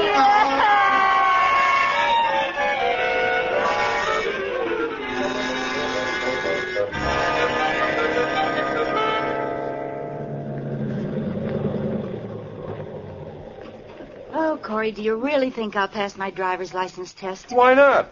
You had the best teacher in the world, old Professor Cartwright himself. I promise you won't tell George you helped me. Huh? Oh, I won't let on. I'll tell him my hair suddenly turned white without any reason. Did I frighten you when I went between those two cars? Well, I was watching pretty closely. Well, I'm glad one of us was watching. I had my eyes closed. Well, you better keep them open when you take your test. I guess I'll go in now while I have my nerve. Why don't you go get a bite to eat? Oh, I couldn't eat a thing. I already have something in my mouth. What? My heart. Good luck, Liz. Keep your fingers crossed for me.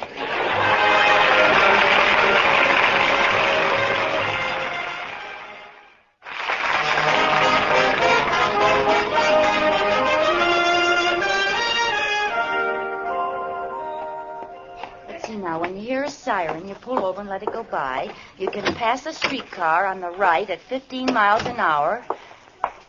I wonder how fast you can pass it on the left. Yes? Oh, how do you do? I'd like to get a driver's license, please. All right. Name, please? Elizabeth Cougat. Address? 321 Bundy. Uh-huh. Race? Of course not. I don't even have a driver's license. I think this is going to be one of my bad days. How much do you weigh? Yes. 285. Very amusing. 118. How old are you? 21. I haven't missed on that one in a long time. You know, it's funny, but there are no women drivers in the United States over 21. May I have my license now? Not yet. How tall are you? Well, what's this got to do with driving? Why are you asking all these questions? We want to find out what size car you'll wear. How tall? With heels or in my stocking feet? Well, what's the difference? About 3 inches. I'm 5'6" without them. Eyes? Yes, 2. Blue. Thank you. And red. What? My hair is red. That's the next question, isn't it? Naturally? Well, just a little henna rinse now and then. Well, the fingerprint, and that does it. Give me your right thumb, please. What for? I want to hitch a ride home, and mine is tired. I'm going to take your fingerprint. I don't want to put my thumb in that dirty old ink. Now, this won't hurt a bit. No, I don't want to put my thumb in the ink. Well, did you get my fingerprint? Yes. Right on the end of my nose. What are you laughing at? I'm happy. This is my last day on this detail. They're moving me over to the homicide squad where things will be nice and peaceful. Congratulations. Now, may I have my license? No, let's just test your eyes. Now, I'll hold this white card over your eye and you tell me what you see. A white card. No, what do you see out of the other eye? Nothing. Why not? It's closed. Well, open it! Now, read those letters on the wall over there. Okay. M-E-N. Not on the door, on the wall! Oh, never mind. Go ahead on to the driving part of the test. You're not going to pass that. What makes you so sure? I know the man who's going to give you the test. Oh, who is it? Me. Oh.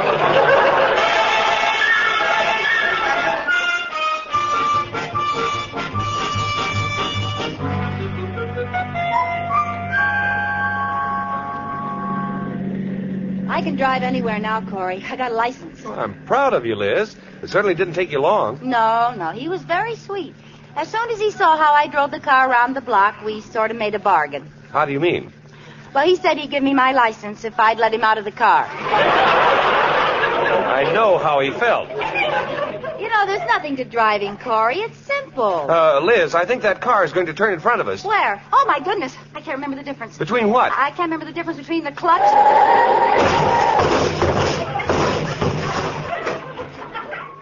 and the brake. Oh, smoke. Are you all right, Liz? Yes, but the car, it's ruined. Well, I'll get out and see what the damage is. The other car seems to be all right. Well, I might have known. Look, it's a dumb woman driver. You better just sit here in the car, Liz. Oh, no, I won't. I want to have a word with this character. But, Liz, it was your fault. How could it be my fault? I wasn't even looking at her. Well, watch what you say, then. I'll be very polite.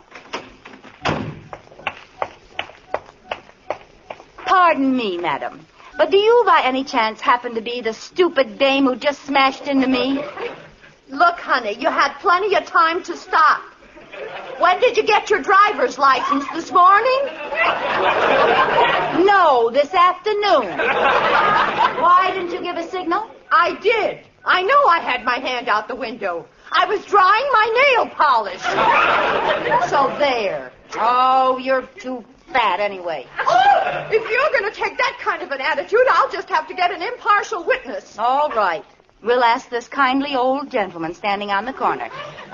Tell me, impartial witness, did you see the accident? Liz, you know very well I was with you. Oh, Corey, what's the matter with you? Well, I've had enough. I've taken your license number. You'll hear from my lawyer and the police. Goodbye. Goodbye, fatso. Oh! Corey, just look at our car.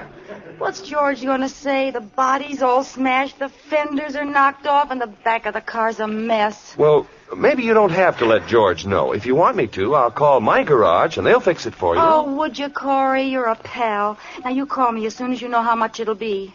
While you're about it, see if they can fix a cracked head. Well, how did you know the car had a cracked head? I didn't. I was thinking about me if George finds out.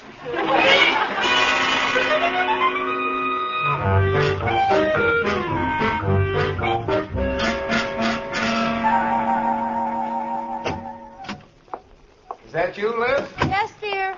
Did you get your driver's license? Yes. How'd you know? Oh, some fella from the bank saw you over there. Oh. Well, you're a full-fledged driver. Mm-hmm. Where's the car? It's in the garage. Oh, put it away. Huh? Mm-hmm. I was going down and count the fenders. I'd be surprised if I found all four of them. So would I.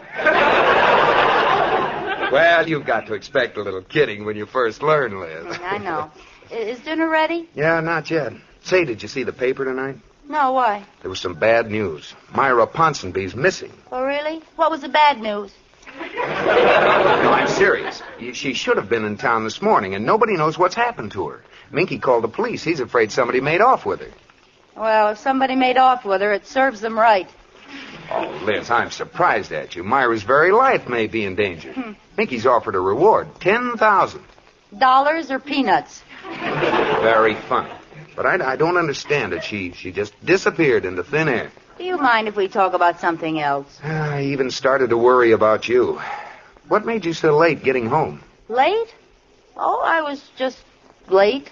Oh, I thought maybe you'd run into an old friend. No, it was a stranger. Honey, you're acting funny, like you'd done something wrong. Me? That's a laugh. Liz, are you hiding something? I'll get it. Hello? Oh, I've been waiting for you to call. Just a minute. George, would you get my coat for me? I'm cold. You're wearing it. Oh, well, would you hang it in the hall closet for me? I'm warm. Do you feel all right, Liz? Yes, I'm fine. Just take it out to the closet like a good boy. All right. Thank you. Gee, I'm glad you called. Is everything all right? Oh, Katie. Yes, sir. I'm worried about Mrs. Cougat. She's acting so strangely. Katie, if a person you love is in trouble, it isn't wrong to eavesdrop, is it? Yes, it is. I knew you'd agree with me. Well, I won't be any party to this.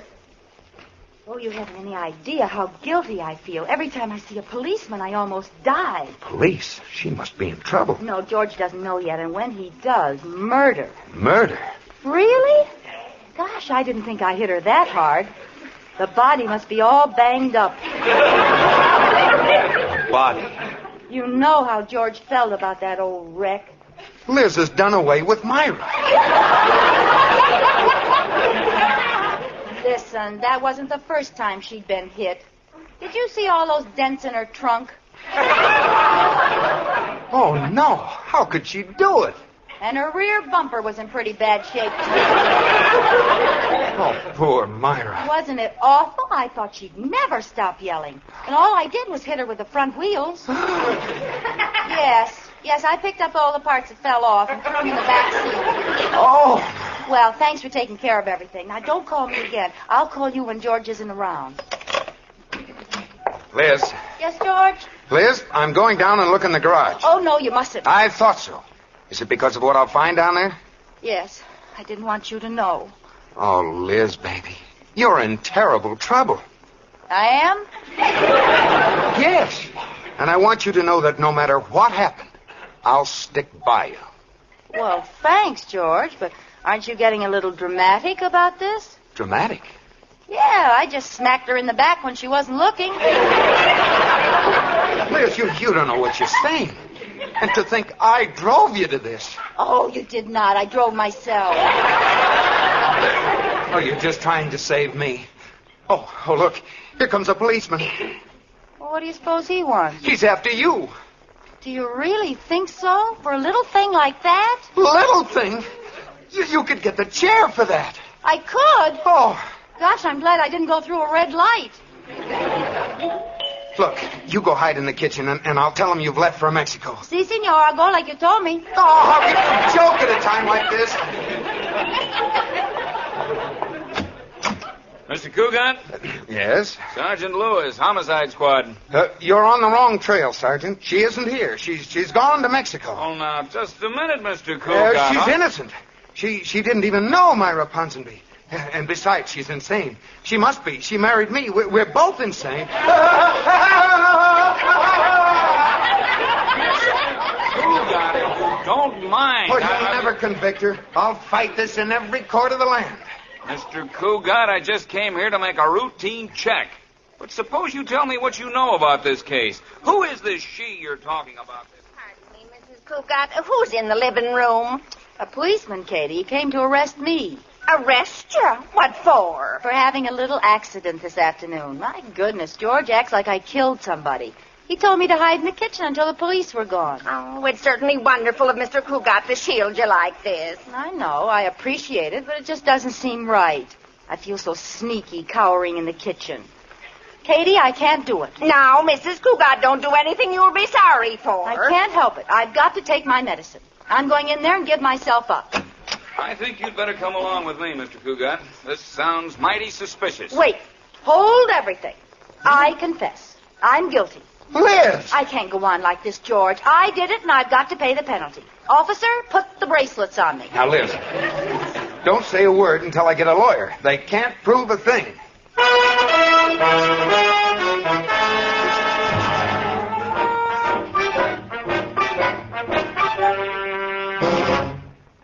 All right, Mrs. Cougat, step up to the desk, and the sergeant will get some information from you. All right. Now, what's your name? It's you again. Oh, hello.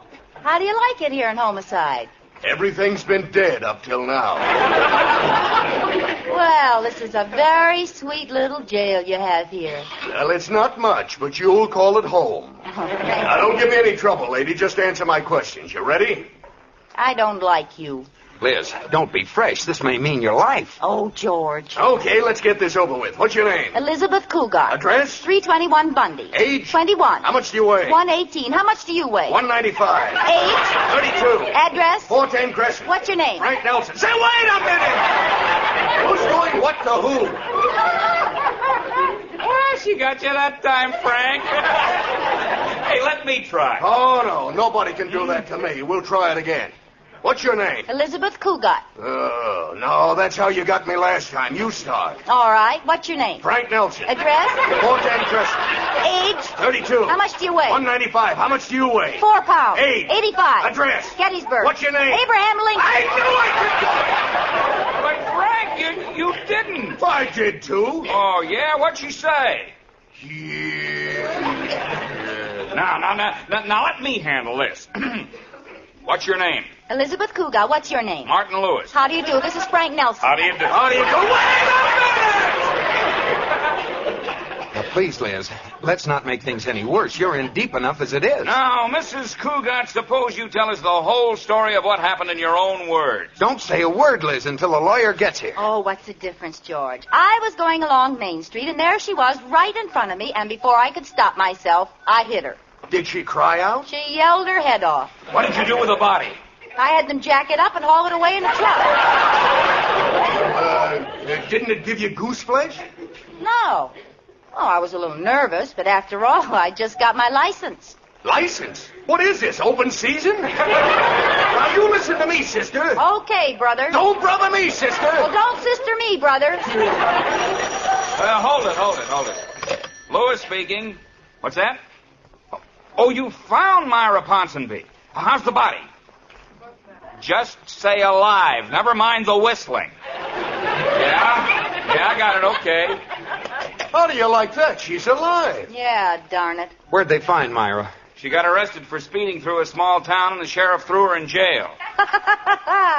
There, George. There's your wonderful driver for you. Put in jail, and all I had was a little wreck. You had a wreck? Of course. What did you think?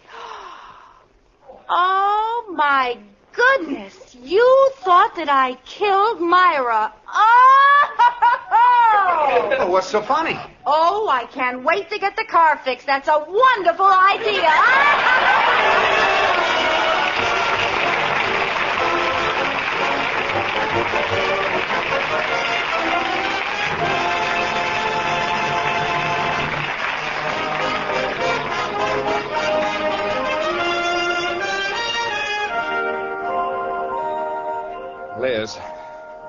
Liz. Hmm?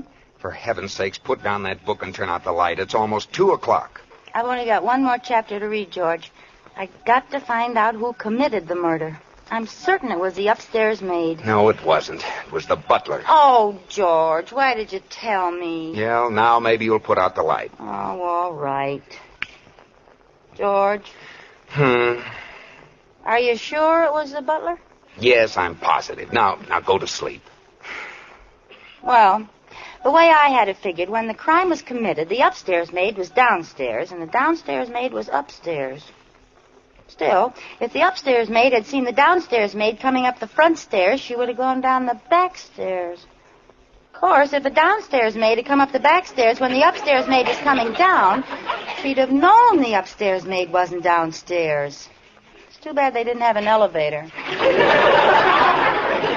Honey, believe me, it was the butler. He killed his wife. Oh. But why did he kill her? He killed her because she talked too much when he was trying to go to sleep. Oh. Good night, George.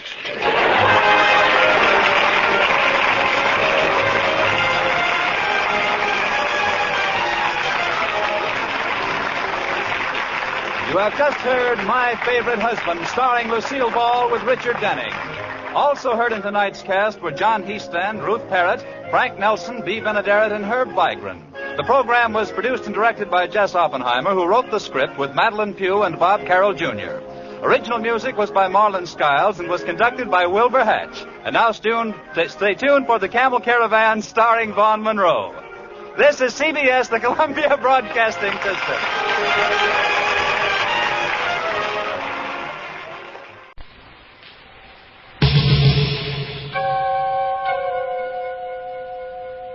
War. A curse that has been with humanity throughout recorded history, and doubtless long before that. From the very moment human feet first walk the earth. In time to come, dare we hope that it will be any different? Imagine a world of the future where the peoples of earth have put away all the weapons of war, only, ironically, to find themselves under attack from a completely new menace. Invaders from another world. These invaders, called outspacers, would find the disarmed Earth at their mercy, were it not for a technological marvel of passive defense, the Protec bubble. Under the shell of reflective energy, Earth can begin to rearm without fear of outspace weapons, without fear of the horror of war. Or can they? In time of war, there is a fear that goes beyond that of the gun, the bomb. Far more insidious. It's the fear that eats away at the society from within. The fear that there is no one you can trust. What can you do when your neighbor, your best friend, or even your family may very well be the enemy? Sci-Fi Radio presents an adaptation of Philip K. Dick's short story, Imposter.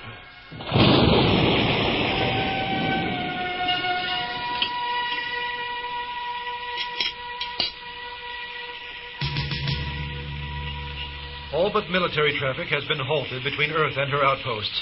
Outspaced needle ships continue to make hit-and-run attacks throughout the area, destroying medical and civilian ships alike. Central Command believes the outspacers are making concerted efforts to break through Earth's protect bubble to get to our civilian population.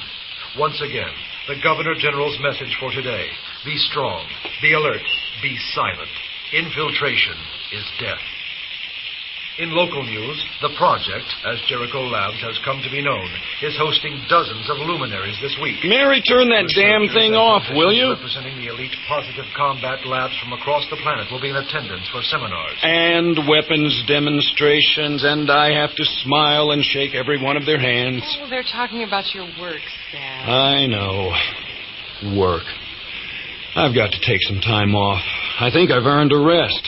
10 years is a long time. And the project? The war will be won without me.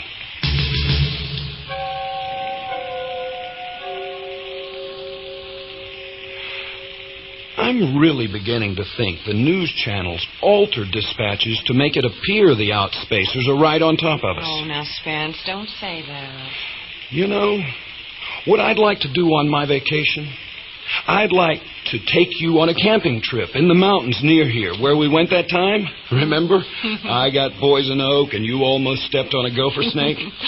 Sutton wood. Well, those woods burned not more than a week ago. Some kind of a flash fire. I thought you knew. That's right, I forgot. And they didn't even try to find the cause? Mm-mm.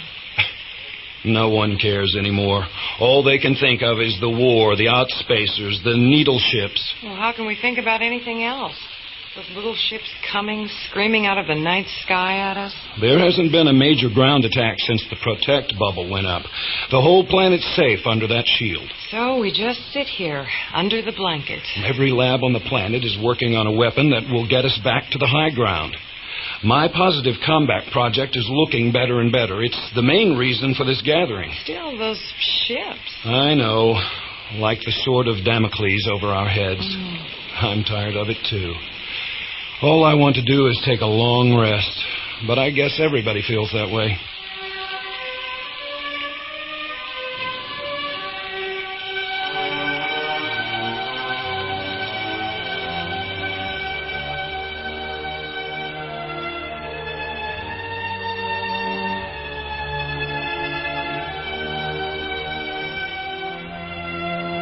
It's almost 7.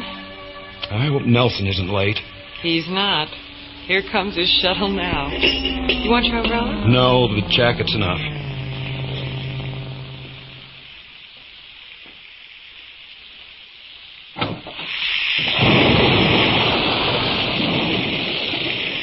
I'll see you later. Try not to work beyond your shift, Spence.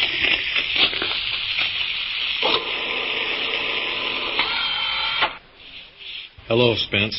Hi, Nellie. Oh, we've got a new rider today, huh? Yes, Spence, this is Major Peters. He's catching a lift for this today. Major? Mr. Olam? Well, Nellie, heard any interesting news? The usual. A few outspace ships hit, another asteroid abandoned for strategic reasons. Oh, it'll be good when we get the project into the final stage. Maybe it's just the propaganda from the news channels, but in the last month, I've gotten weary of all this. Do you think the war is in vain, Mr. Olam? You are an integral part of it yourself. I know. It's just everything seems so grim and serious. No color to life. I don't remember seeing you at the project before, Major. Were you just... I'm not with the project, Mr. Olam, but I know something about what you're doing. My own work is altogether different. I'm with the government, with the FSA. The security organ. Oh, so you're looking for enemy infiltration in this region? As a matter of fact, I'm here to see you, Mr. Olam. See me? Why? I'm here to arrest you as an outspace spy. Grab him, Nelson. All right, hold on right there. Just hold it just a second. Give me your hand. Nellie. There's no need for the gun, Nelson. Can we kill him now? Nellie. I think we should kill him now. I need to ask him some questions first. He can't wait. You've got the destination coordinates plotted. Punch them in. Get us out of this damn rain.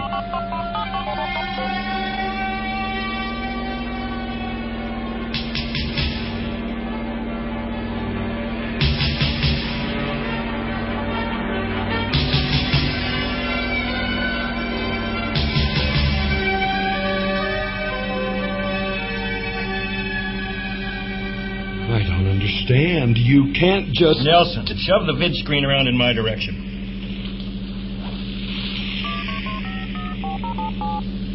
Chief of Security, Central. Olam has been arrested, Chief. He's in my custody. Well, that's a load off everyone's mind. Any complications? None. He entered the shuttle without suspicion. He didn't seem to think my presence was too unusual. Where are you now? On our way out. We're moving at maximum speed.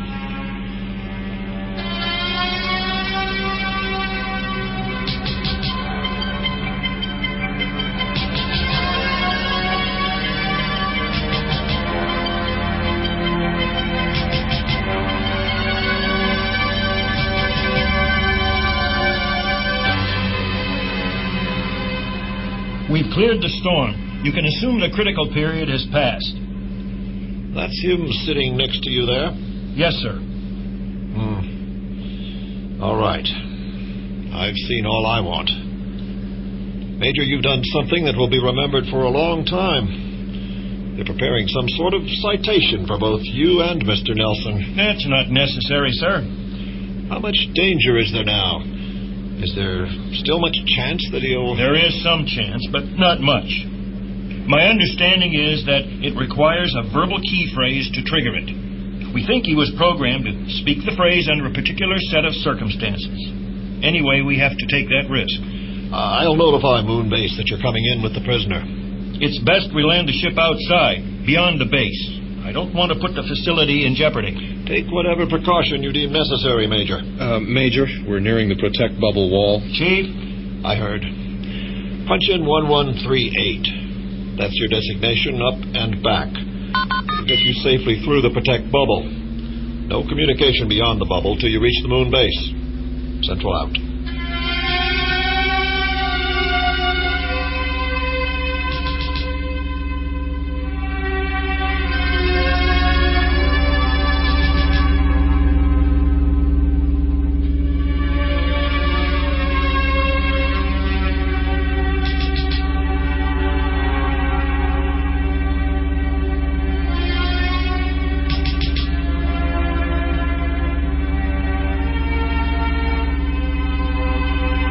I think we should do it now. I'd give anything if we could just get it over with. Take it easy. Keep your eyes on the monitors for stray needle ships. But he just sits there, staring. You don't think that he's... No, he's just confused. Olam, look at me. I've got some questions. Mary, my wife, she'll tell you. We can just call her here on the vid screen. It won't take... Sit back. He was trying to signal the outspacers. No, my wife. I have to let her know. Sit quietly, Olam. I have some questions. There's not much time left. What? You know where we're going? In an hour, we'll land on the far side of the moon. There's a team of technicians waiting there for you. Immediately after we land, you'll be turned over to them. Your body will be dissected and destroyed. Do you understand me? My God, I can't believe you. It's inhuman. Why? Can't you tell me? Yes, I'll tell you. 2 days ago, we received a report that an outspace ship had penetrated the protect bubble. The ship carried a spy in the form of a humanoid robot. The robot was to destroy a particular human being and take his place. But why would... Inside the robot was a U-bomb. Our agent didn't know exactly how the bomb was to be detonated, but a standard tactic for robots of that sophistication is to use a particular spoken phrase, a certain group of words. The robot would live the life of the person he killed, entering into his usual activities, his job, his social life.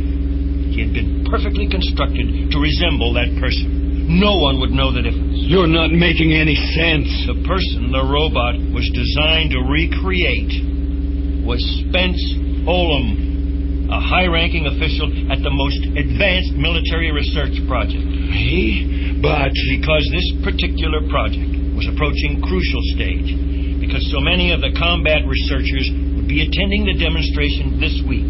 The presence of an animate bomb moving toward the center of the project... But I'm Spence Olam. Once the robot had located and killed the real Olam, it was a simple matter to take over his life. We calculate you were released from the ship 8 days ago. The substitution was probably accomplished over the last weekend when Olin went for one of his walks in the hills. But I'm Olin. Nellie, don't you recognize me? You've known me for 20 years. We went to college together. Hell, you and I were roommates for 2 years. Stay away from me. Major, would you keep him away from me? Stay seated, Mr. Olin. Listen to me, Nellie. Stop! I don't want to hear anymore. You killed the real Spence Olin, you machine. You're wrong. I don't know what happened to the... But the robot never reached me. Something must have gone wrong. Maybe the ship crashed. Major, I'm the same person I've always been. You were manufactured to look just like him. This is my body. These are my hands. This is my face. I was born with it. I can prove it. Just take me back to Earth. An X-ray examination. A neurological study. Anything like that will show you. Or the ship. Maybe we can find the crashed ship. I am Olin. I know I am, if you just let me prove it. Why won't you let me prove it? The robot would be unaware that he wasn't the real Spence Olin. He would become Olin in mind as well as body. He would not only look like him, but he'd have his memories, his thoughts and interests, perform his job. But there'd be one big difference. Yes, the bomb inside the fabricated skin and bones. The bomb waiting for the trigger phrase. That is the essence of the new Spence Olin. If I were the robot, I would have screamed the trigger phrase when you first grabbed me. You weren't programmed to know the trigger. You're intended to speak the words at the right time and place.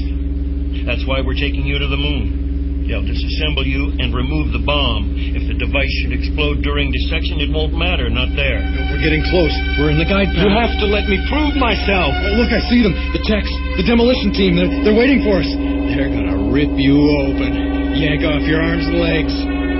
What gives you the right? You can't. Auto-telemetry engaged. Pilot verification display on. Override disabled in 4, 3, 2...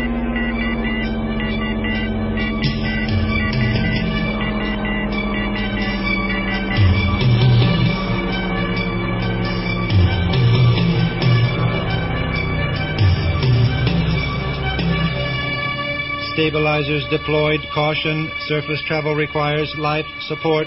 There's the squad. Listen, I can prove I'm Spence Olin. Get the base doctor. Bring him here. Watch him while I get into my pressure suit.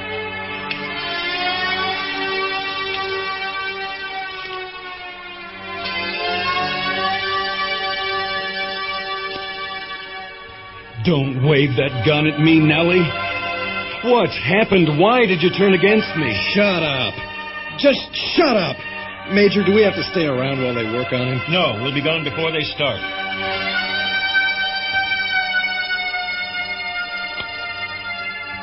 We'll be out of here in a moment. Give me the gun. Get your suit on.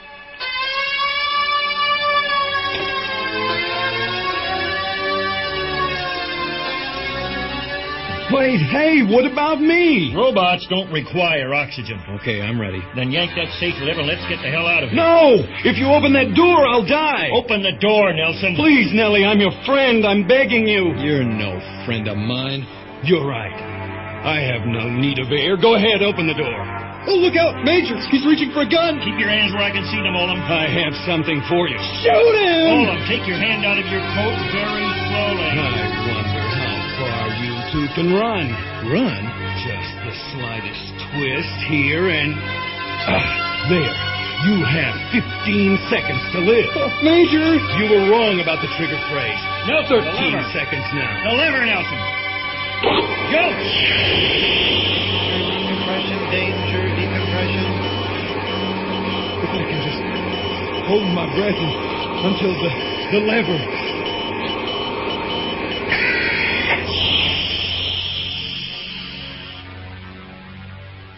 That's it. Run, you bastards, and just keep running. Let's see. Pilot assist display. Return plotting. There. I've got to get back and prove who I am.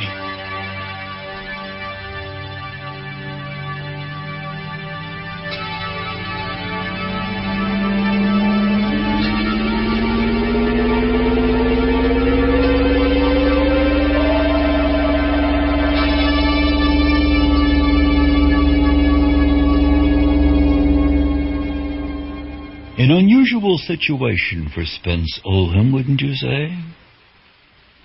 It seems that there are those who believe he is someone or something else. And they believe it strongly enough to want to destroy him. After narrowly escaping death on the moon, Spence now guides the shuttlecraft back towards Earth.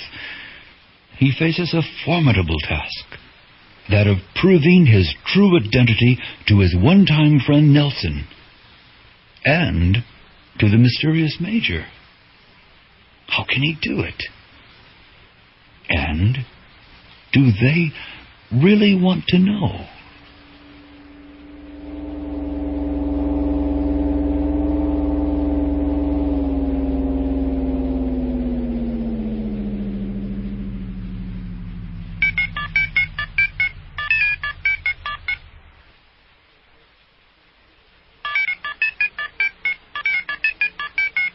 Computer assist, vid screen on, local grid. Activated.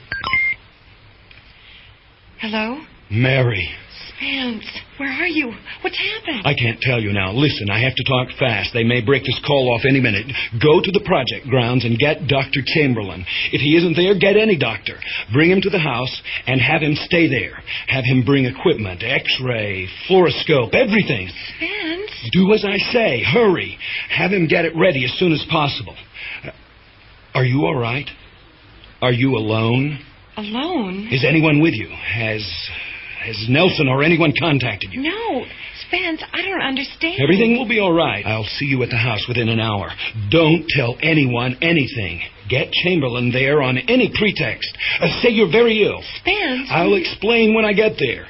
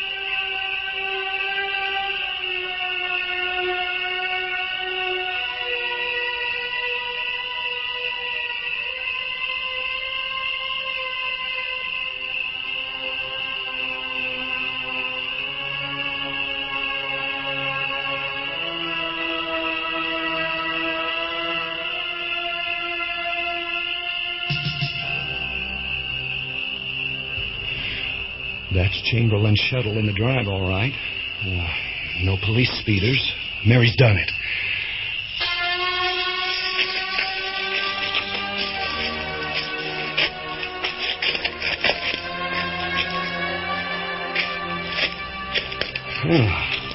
Not in the front room. Mary must have taken him back to the kitchen.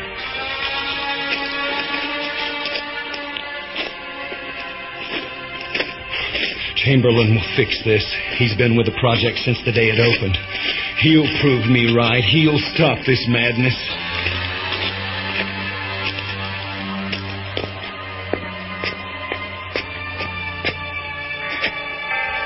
Come on, Mary, come on. Oh, Mary. Spence. We've been waiting for you, Oldham. Major? No, you don't, Major. Hold it, Oldham. Run, Spence, run!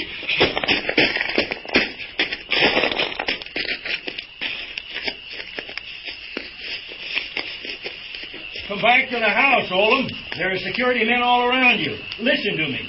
We'll catch you very shortly. Apparently, you still believe you are human. I am human, you fool. I am Oldham. Your call to the woman indicates you're still under the illusion created by your artificial memories.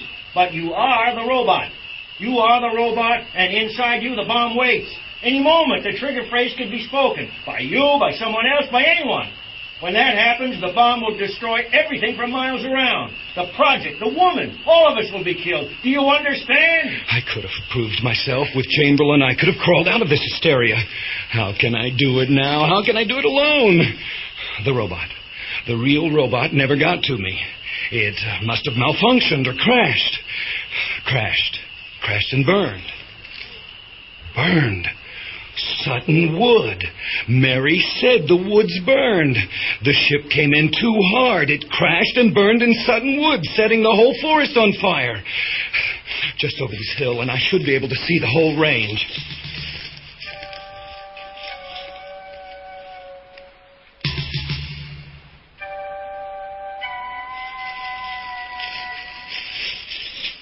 Sun's coming up, Oldham.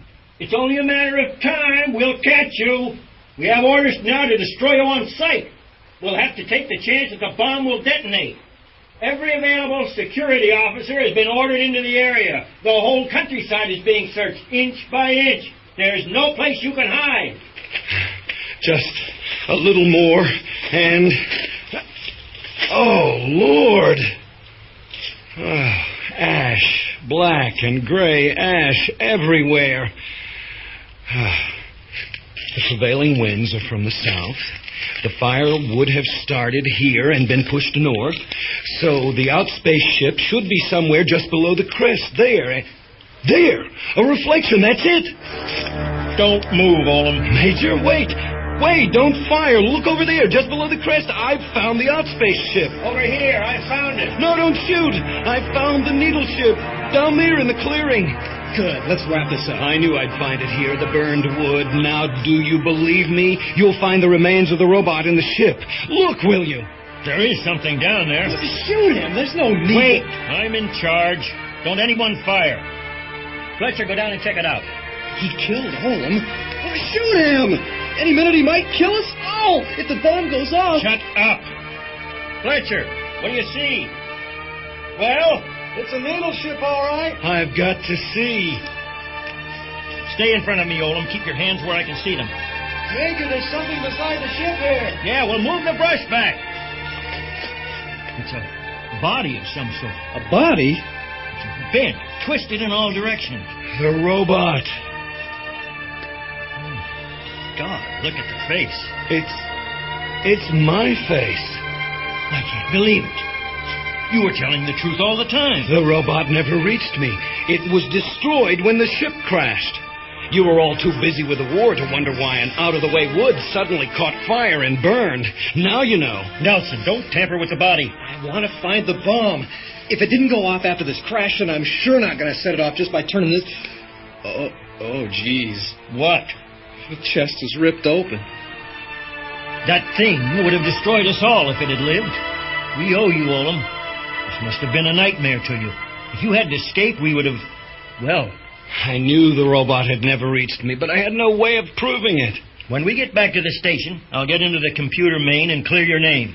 It'll take care of everything. Oh, punch in a vacation for me, will you? I think we might work out a month's leave for you. You can take it easy. Relax. Right now, all I want to do is go home. Right. Whatever you say. Nelson, quit moving the body. I think I see the edge of the device. Don't touch it. It might still detonate.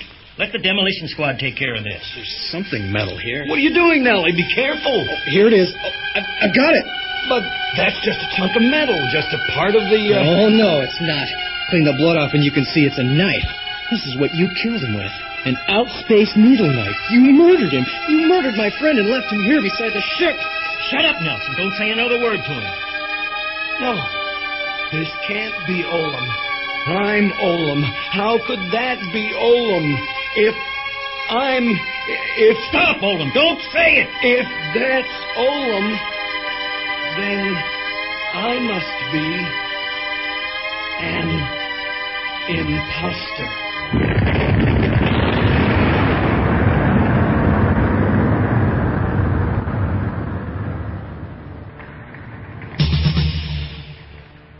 When the enemy is capable of duplicating a human form to the last detail, then who indeed can you trust? Not a scientist named Spence Oldham, who, as we have just heard, came to realize that he couldn't even trust himself. Our cast for Imposter featured Dwayne Fale as Spence Oldham, Nance Williamson as his wife Mary, Matthew Scott Carlton as Nelson, and Miles Muchler was the Major. Other character voices were by Rick Spiegel and Oscar Wills. The original story, Imposter, was written by Philip K. Dick and adapted for Sci-Fi Radio by J. Helton. Our director is John O. Williams. Associate director was Rick Spiegel. All music and sound effects were created by Ron DeIulio at the studio of Audio Visual Associates in Euless, Texas. The series producers are Kevin Singer and Ron DeIulio. Support for Sci-Fi Radio has been provided by a grant from the Corporation for Public Broadcasting. This is James Edward Kerr, inviting you to join me soon for our next venture into the imaginary worlds of Sci-Fi Radio.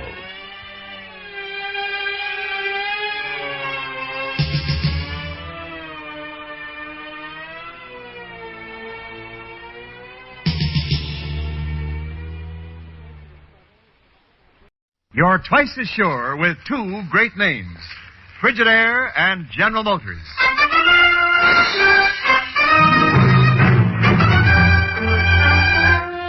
Frigidaire presents Herbert Marshall as the man called X. Wherever there is mystery, intrigue, romance, in all the strange and dangerous places of the world, there you will find the man called X.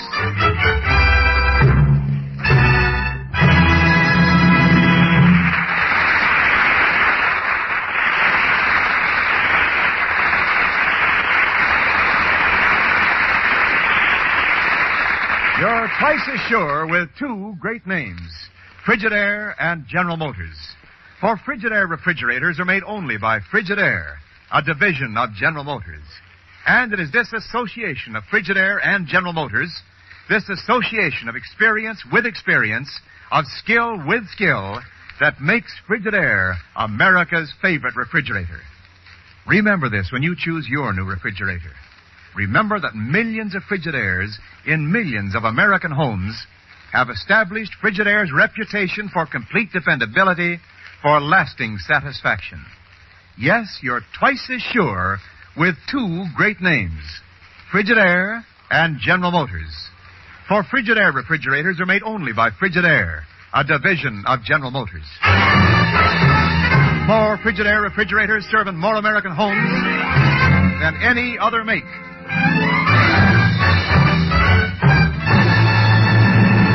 And now Frigidaire presents Herbert Marshall as Ken Thurston, the man called X.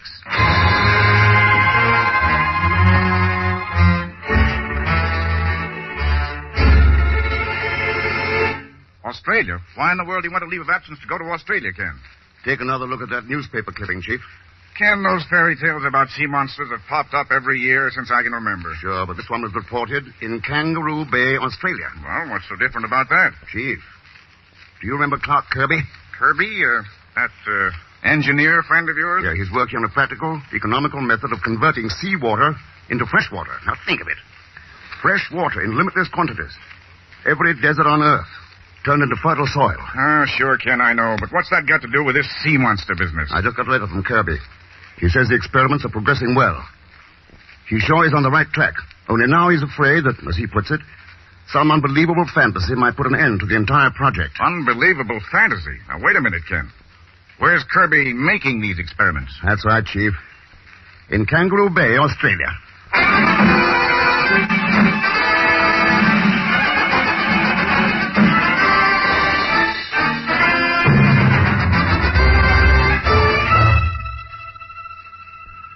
Attention, please.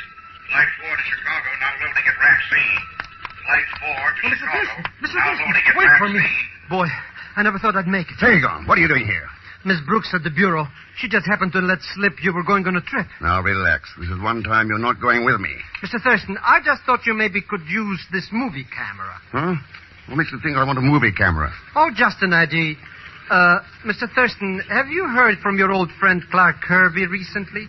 He writes every now and then. Uh-huh. Maybe you saw this thing in the morning paper all about some kind of a sea monster down in Kangaroo Bay, Australia. What are you driving at, Pagon? Well, he happened to be going down under to visit Mr. Kirby, and we're wondering maybe about the sea monster I guess you could tell if it was a fake or not if I took some movie pictures. Ah, you might have something there. If you have the price of a fare to Australia. Well, you see, my oldest, dearest friend... Yeah, that's what I thought. So long, Pagan. I have to pick up my reservations. Oh, don't bother, Mr. Thurston. I picked them up for you. I see. 2 tickets for Brisbane, Australia, charged to my account.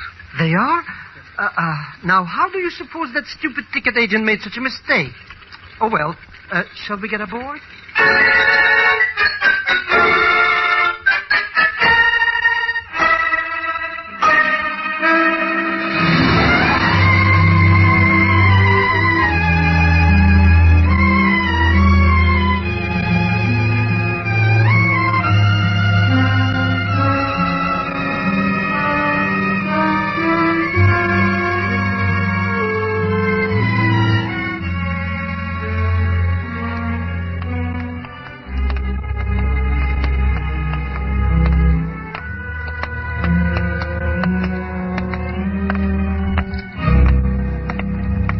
So this is Kangaroo Bay, eh?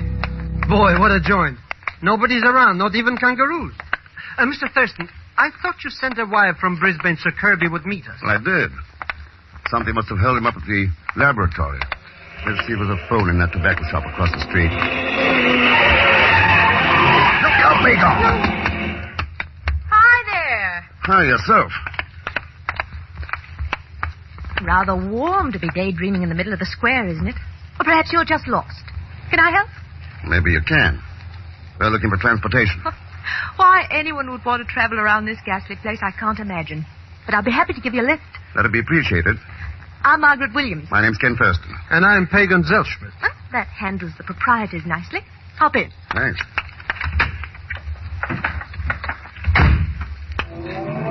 Well, don't you want to know where we're going? Well, that's hardly necessary. Oh? There are only 2 places to go. The desert or the cove of Kangaroo Bay. You're hardly the desert type. Well, thanks. Americans, eh? Naturally. Can't you tell by our accents? Why 2 Americans should come down here, I'll never know. With New York to live in, Paris and London only an overnight trip away. Why, Mr. Thurston? Just visiting an old friend of mine, Clark Kirby. Clark Kirby? You know him, Miss Williams? Are you another fool dreaming of turning sea into fresh water? I didn't know that only fools dreamt of that. Well, there's nothing sensible about wasting a fortune trying to bring dead land back to life, when the money might be better spent in enjoying life that's available. I'd call that a rather short-sighted attitude. Call it what you will. If you want my advice, you'll turn right back for the States. Any particular reason for saying that? Yes, Mr. Thurston. You made your trip for nothing. Last night, Clark Kirby was drowned in Kangaroo Bay.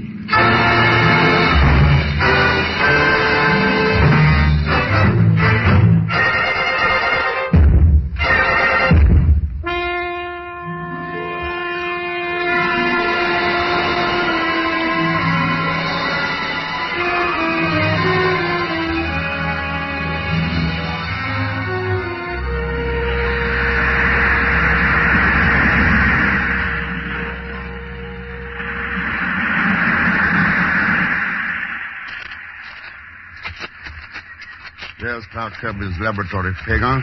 Boy, what a gloom-looking place. Nothing happening here but seagulls. Are you going in there? Yeah. Take the camera down to that cove. Shoot some test film of the bay. Maybe you'll get some shots of that sea monster to make the trip worthwhile.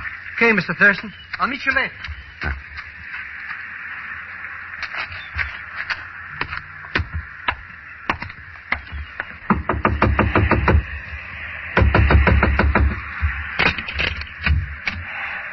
Stand right where you are, please.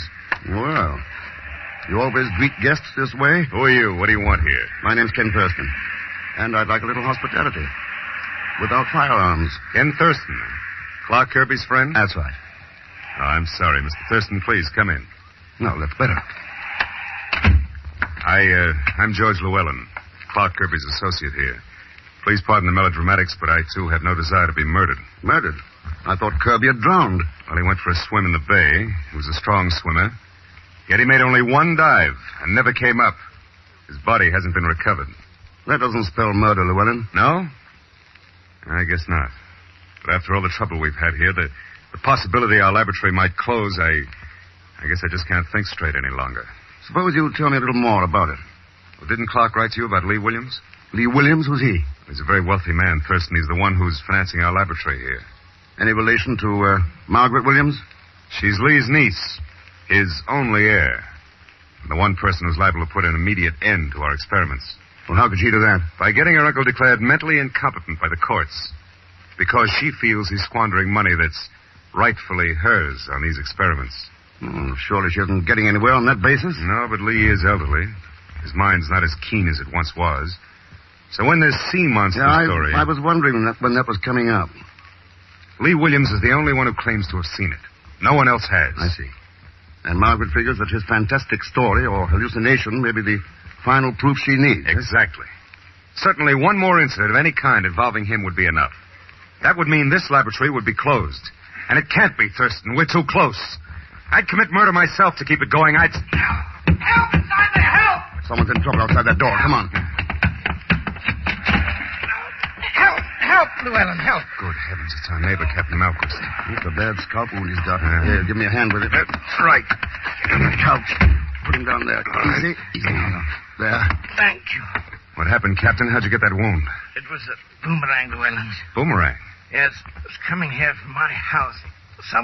Someone tried to kill me. You have any idea who it was, Captain? I didn't get a chance to look, but I'm sure it was Lee Williams.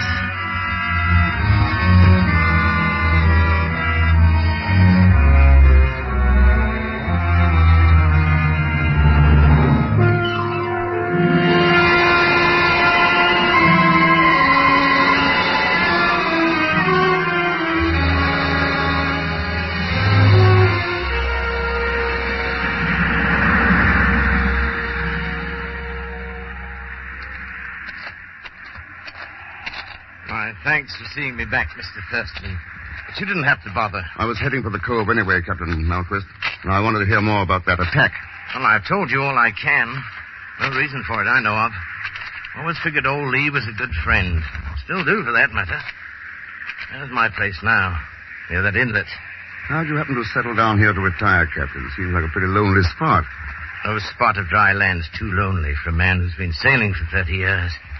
Now I have a little oyster bed down there. Keeps me busy. Finest eating oysters on this side of the equator. So quiet and peaceful here. Or was until the last few days. Yeah? Too bad about Kirby. He was a fine man. I only hope Llewellyn can carry on. I'd like to see those experiments work. It's a great thing. I didn't know you were interested in them, Captain. Mr. Thurston, in my days at sea, I've known too many men who've died of thirst with undrinkable water stretching to the horizon all around them. That's a pretty good reason for having an interest. Best I know. Well, I'll be saying goodbye now. Drop around to my diggings anytime. I'd like to shoot the breeze with you. Goodbye, Thurston. Goodbye, Captain.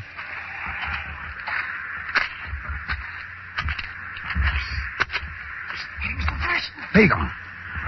What are you doing hiding behind those rocks? Watching a crazy man, that's what. Crazy man? Sure. Look at him over there, staring out at the ocean like it was a chorus girl or something. And he keeps muttering about that sea monster. A real screwball. That must be Lee Williams. Let's have a talk with him. Good evening, Mr. Williams. Oh, good evening, sir. You haven't seen it, have you? Seen what? The sea monster? No, Mr. Williams. No, I haven't. But someone has to see it. Someone besides me. I have to prove that it really exists. Do you understand? Or do you too think I'm crazy? I wouldn't say that. Tell me, what does a sea monster look like? Oh, it must have been over 100 feet long, undulating like a snake, a ferocious head with horns that could gore a man to death like a vicious bull. It was just this time of day, at twilight, some 50 yards out to sea. 50 yards out? But it's getting so dark you can't hardly see even that log that just washed ashore. It could be anything. It could be... Mr. X. That's no log. Let's go over there.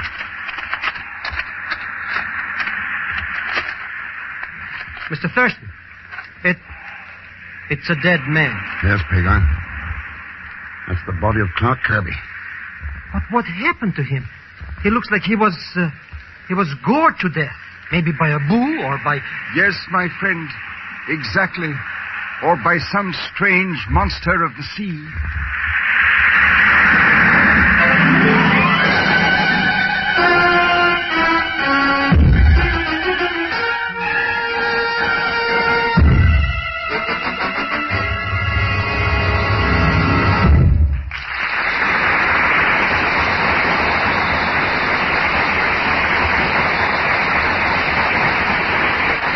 In just a moment, we return to Frigidaire's Man Called X, created by J. Richard Kennedy. This is Wendell Niles speaking. It's the mechanism that makes the cold that makes the big difference in refrigerators. That's why it's so important to keep in mind that Frigidaire refrigerators, and only Frigidaire refrigerators, are powered by the famous Metermizer. For here is the simplest cold-making mechanism ever built. Not a single belt or gear or pulley. And, of course, parts that aren't there just can't cause trouble or wear.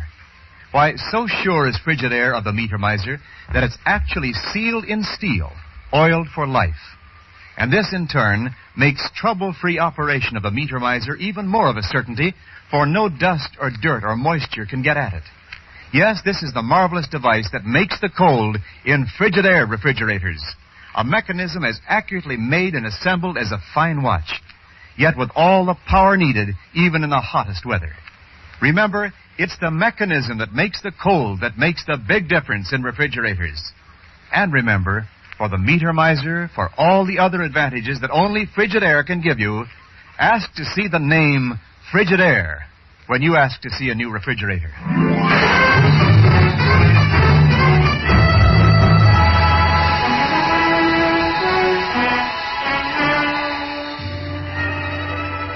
And now to return to Frigidaire's Man Called X, starring Herbert Marshall.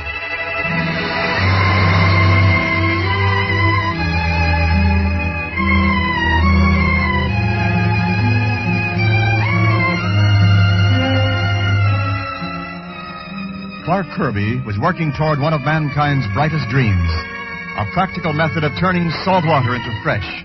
But his last letter from Kangaroo Bay, Australia, said that something strange threatened to halt the entire experiment. And when Ken flew down there, he found Clark dead, his body gored as though by a ferocious bull or some monster of the sea. Now, later that night, Ken is in the laboratory talking with George Llewellyn, Kirby's associate, when the door opens. Greetings, gentlemen. May our lonely wayfarer seek shelter from the terrors of the night? Your dramatics possess little humor, Margaret. Come in. I trust you take more delight in my presence than George does, Mr. Thurston. Why so happy this evening, Miss Williams? Why, haven't you heard about my uncle's little boomerang-throwing party? The attack on Captain Malquist? Well, why were you so elated about that? Who would suddenly and without provocation attack anyone with a boomerang? Unless the attacker were insane. Insane? Now, just a moment, You can Margaret. save your breath, George. Between sea monsters and homicidal attacks, I'm afraid Lee Williams is totally incompetent to handle his affairs. The constable's looking for him now to place him in custody. And what happens to the laboratory if you take over the estate? You know the answer to that, Mr. Thurston. There'll be no more money thrown away on ridiculous experiments like this one. There's nothing ridiculous about wastelands being made fertile. About fields of grain replacing rocks and sand. Foolish dreams, Mr. Thurston. Not nearly as practical as mine. Paris, London, New York, living the way I want to live. No, you can forget about this laboratory. From now on, it's Margaret Williams first, and flowers blooming in the desert be hanged.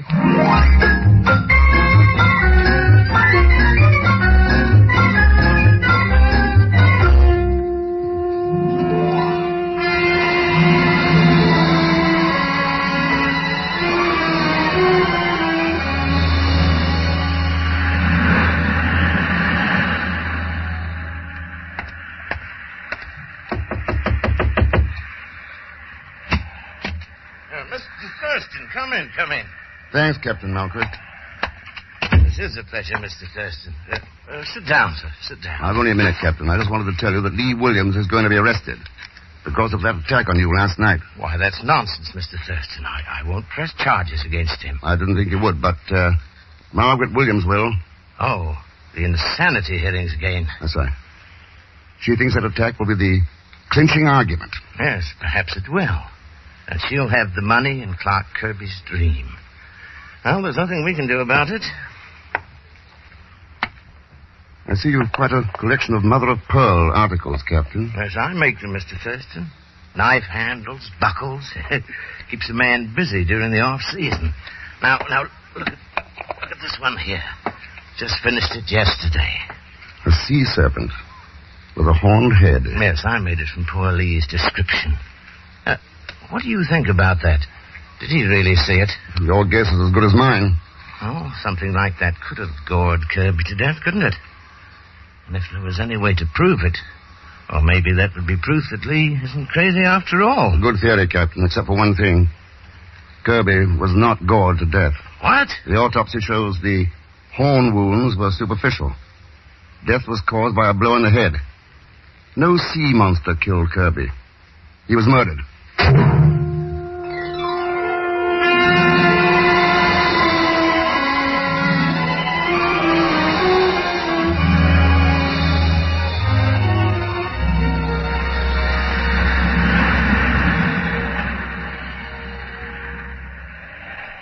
But who goes swimming at 7 o'clock in the morning, Mr. X? I never heard of such a thing. That water looks like liquid ice. What do you care? I'm going in, you're not. Sure, but the very thought of diving into that stuff gives my goose pimples. Just keep your eyes open. I want to learn what Clark Kirby ran into.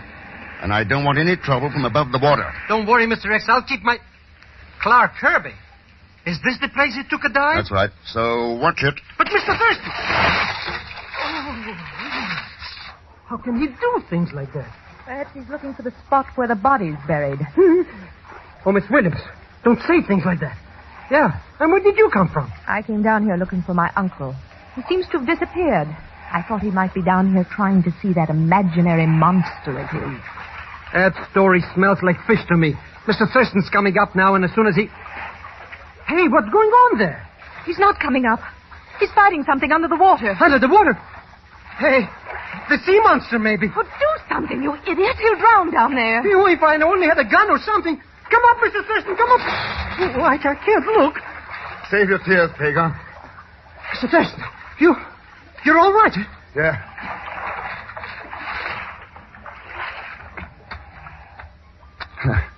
Hello, Margaret. Come down to watch the fun? What happened down there, Mr. Thurston? Something came out of a bed of grass behind me. Didn't see it, but whatever it was, it gave me quite a bump on the head before it left. Then that's what happened to Clark Kirby. Not quite. He didn't come up again, you remember? However, I've learned enough to take your advice, Miss Williams. I'm going back to Brisbane.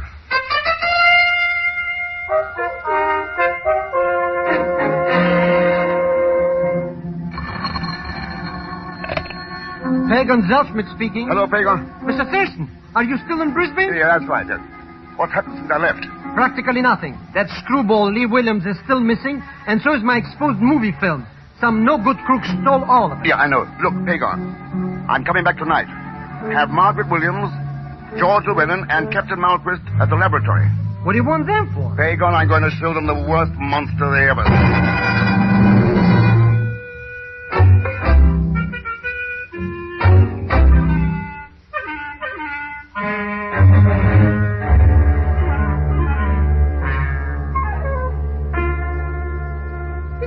Ridiculous thing I've ever heard of. No one forced you to come, Margaret. Mr. Llewellyn's right, baby.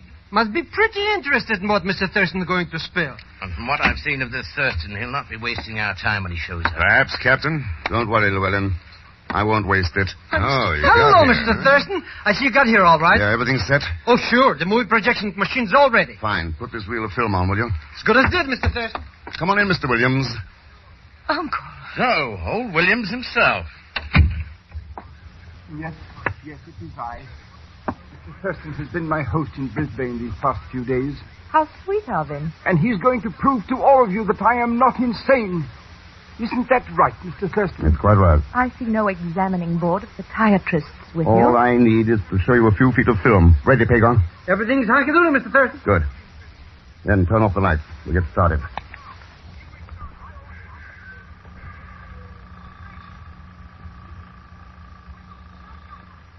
That's some film of that cove along Kangaroo Bay, isn't it? Hey, sure is.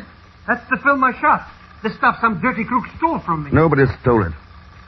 I took it to Brisbane for processing. I must say it hardly seems worthwhile. Light poor, photography rather amateurish. That's because Pagon shot that film near twilight, Llewellyn. The same hour of the day that Lee Williams was wandering near the cove. The same hour of the day he looked out toward the sea and saw something. Something strange and weird. Swimming out there in that haze. Something that looked like it might be The sea monster! The sea monster! There it is! See it! The monster! He's right. There is something out there. Hey, Godfrey, it's like a snake, a huge snake swimming out at sea. All right, Pagon. Stop the projector. Turn on the lights. Oh, it was there, right on the film, just as I saw it that evening. The rest of you saw it too, didn't you? Yes, they saw it, Mr. Williams. But I didn't take no pictures of anything like that. Of course you didn't. It was all a trick. Admit it, Mr. Thurston. It was a trick, wasn't it? Yeah, it was a trick. But I proved that Lee Williams didn't have to be insane to see a sea monster. He saw what all of you just did. A herd of sea cows. Sea cows? Are you serious, Thurston? That's right, Llewellyn.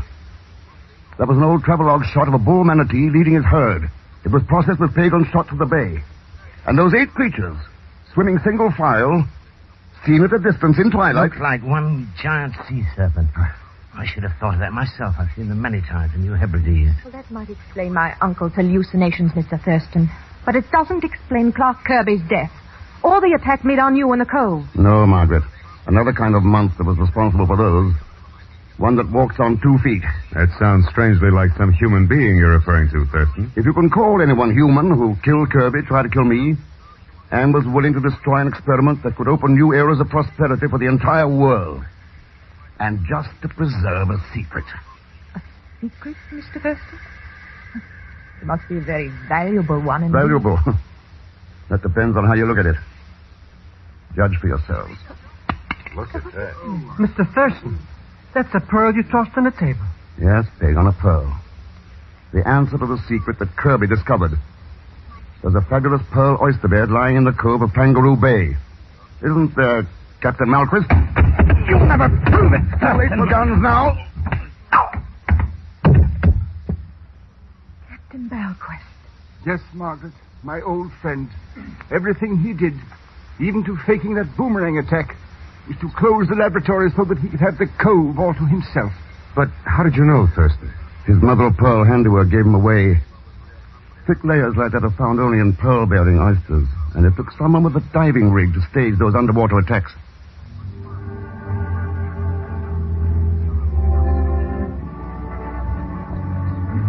So there wasn't any sea monster after all? No, Pagan. But there was something else, something even more frightening. Malquist would have denied the world a chance to live in security. Would have sacrificed the future of millions to satisfy his own personal greed. You know, Pagan, no sea monster ever conceived by the brain of man can be as frightening, as monstrous, as a man whose soul is possessed by greed.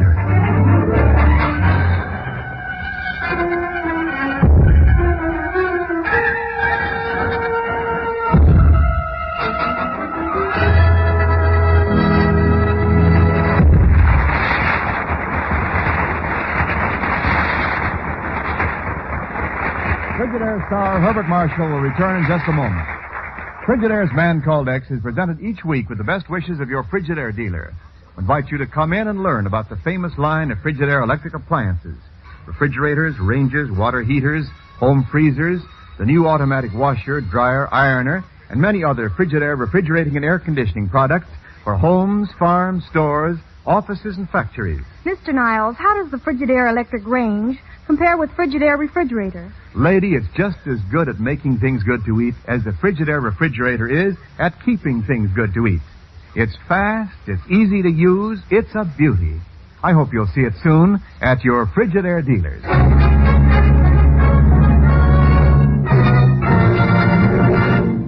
And now, Frigidaire star Herbert Marshall.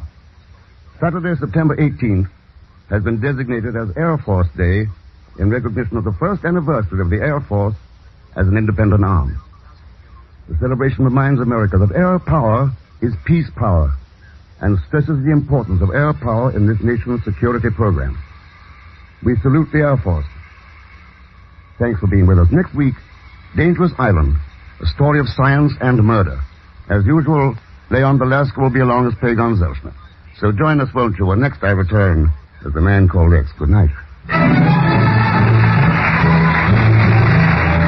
Frigidaire's Man Called X is directed by D. Engelbart. The music composed and conducted by Johnny Green. Tonight's story was written by Marie Zim and Sidney Marshall.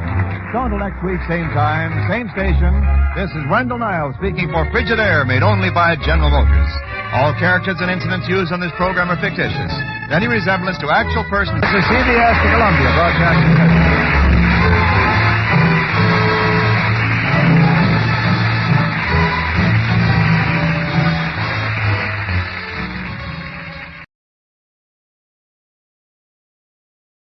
The Adventures of Michael Shayne, Private Detective.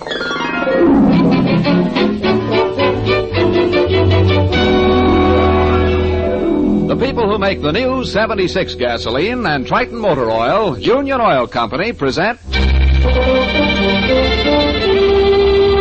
The Adventures of Michael Shayne, Private Detective, starring Wally Mayer and Kathy Lewis.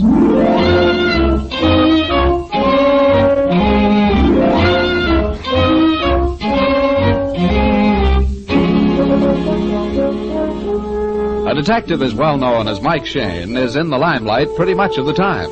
This evening, Mike is not in the limelight, but behind the footlights. Or rather, he is just about to be. A new revue is opening at the Empire Theater, and for reasons still unknown, Mike has been asked to attend the rehearsal. Right now, Mike and his pretty associate Phyllis Knight are waiting at the stage door. Yes, what do you want, son? We'd like to see Miss Beverly Pryor, please. I'm sorry, son. Rehearsal going on now. But she asked us to come. It's business. Oh, business. Well, then, I guess it's okay. Come on in. Miss Pryor's dressing room is number 4. Well, thanks. Mike, how long is it since you've seen this Beverly Pryor? Oh, years. 10 years. We got to be good friends when I spent a couple of vacations down in New Orleans. Seems to me she could have told you what she wanted over the phone. Well, we'll know in 3 seconds. This is dressing room 4. Come in. Oh, Mike. Hello. You old darling. Let me give you a... Bev. Mike, it squished you to Beverly. pieces, Mike. It's so wonderful to see you again. Oh, I'd almost forgotten you were so handsome. Yeah. Oh, I almost forgot, too. Phyllis, Beverly, I want you to meet I want you to meet Miss Phyllis. Mike, you haven't gone and got yourself married. No, Miss Pryor. Not yet. I'm Phyllis Knight, Mike's associate. Oh, just in a business way. How do you do? Beverly, I didn't know you'd gone on the stage. Oh, I was always good at dancing. You remember, Mike. I've got a specialty number in the review. Oh. South American dances, rumbas and sambas. Do you like my costume? Oh, sure. It's very colorful. Shows off my legs very well, don't you think? Uh-huh. You remember what skinny legs I used to have. Miss Pryor, Mike and I don't want to hold up your rehearsal. Oh, no, that's right. Beverly, you said on the phone that you were afraid of something serious happening. Somebody connected with your show. Oh, yes, I was pretty scared yesterday. But some changes are being made tonight, and, well, I think things will all straighten out now. Well, what was wrong? Well, maybe it was my imagination. We've all been so nervous and hot-tempered. Yes? Well, I thought somebody was planning a murder. Somebody would... What made you think so? Hiya, beautiful. Ready for your spot? Larry says you're going to follow our Oh, come in, boys. I want you to meet an old friend of mine. Mike, this is our comedy team. Sweeney and March. Mike Shayne and Miss Knight. Hello. Is the salt sent to the pepper? Shake. How do you do? Just dandy. Snug as a rug in a bug. You get the switch? Snug as a rug. All friends of Bev's, huh? Well, you believe me, this little gal's going places. You know, this show's just third base for her. Next strike will be home plate or Hollywood plate. Yes, indeed. Sweeney thinks he can sell me to Hollywood. If he'd stick to comedy and forget the agent business... You wait. You'll see I'll have Sammy Goldwyn and Louis B. strangling each other for you. Hey, come on, Sween. We're late for us. Okay, yeah, we'll be seeing you. Yeah, sure. A slap-happy pair. Mike, why don't you and Miss Knight go out in the wings and watch their routine? Well, I want to get your story first. Now, who was planning a murder? Oh, it's all straightened out now, Mike. After rehearsal, we can have a little supper, and I'll tell you all about it. Now, go on, scoot. I've got to finish dressing. Well, all right.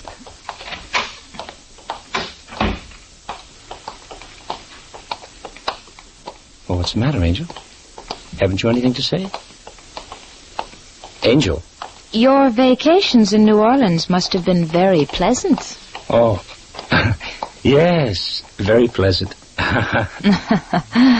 Did I miss a joke? You missed something. The hotter a woman gets, the more she freezes.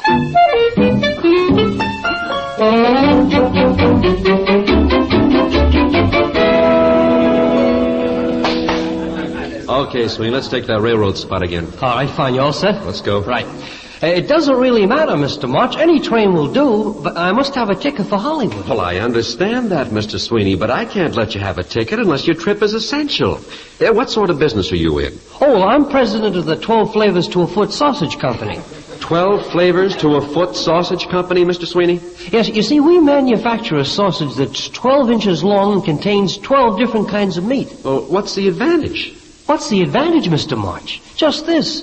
If you're slicing a piece of our sausage and someone comes up to you and says, no matter how thin you slice it, it's still bologna, they're probably wrong. It may be liverwurst. Oh, come now, Mr. Sweeney. After all, how can I give you a train reservation for something like that? Well, if you must know, I've got to get to Hollywood to see my doctor. Oh, you have a serious illness, do you? Yes, I suffer from very bad attacks of bakery face. Bakery face, Mr. Sweeney? Yes, you see, under my doctor's orders, I wash my face in baking powder and lemon juice. Well, then what happens? I break out in cupcakes. Mr. Sweeney, it seems to me that the thing... Wait a minute. What's going on? Mike, it's the old man, the doorman. Yes, and he's pointing into that dressing room. Come on. Estelle! She's murdered. Wait a minute, I see her. I see her, Mike, in the dressing room. All right, stand back, everybody. Stand back. You're not coming in here. Who says we're not going in there? I do. I'm a detective. Dad, you keep him out. I sure will. Oh, it's not a pretty picture, Mike. Stabbed in the back right at her dressing table. Done with a huge knife. A special kind of knife with a gold hilt. Mike. Yes? Look, the mirror right above her head. Oh, some letters in lipstick. Yeah, she tried to tell us something. It spells B-E-V-E. The rest of the letters are just a red scrawl. Oh, I'm afraid we know where they were meant to be. B-E-V-E. R-L-Y. Beverly. Beverly Pryor.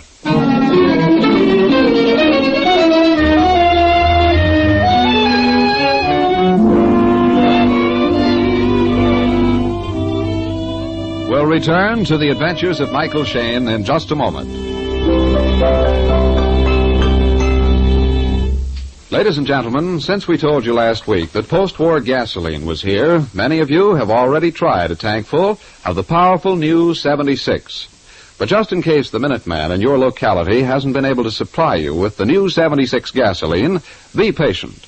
As fast as the modern 100-octane refineries of Union Oil Company can make and blend it, our tankers and trucks are hurrying post-war 76 gasoline to you. Watch for the signs to go up in your neighborhood announcing its arrival. Then, for a real thrill, drive in for your first tankful of the new 76.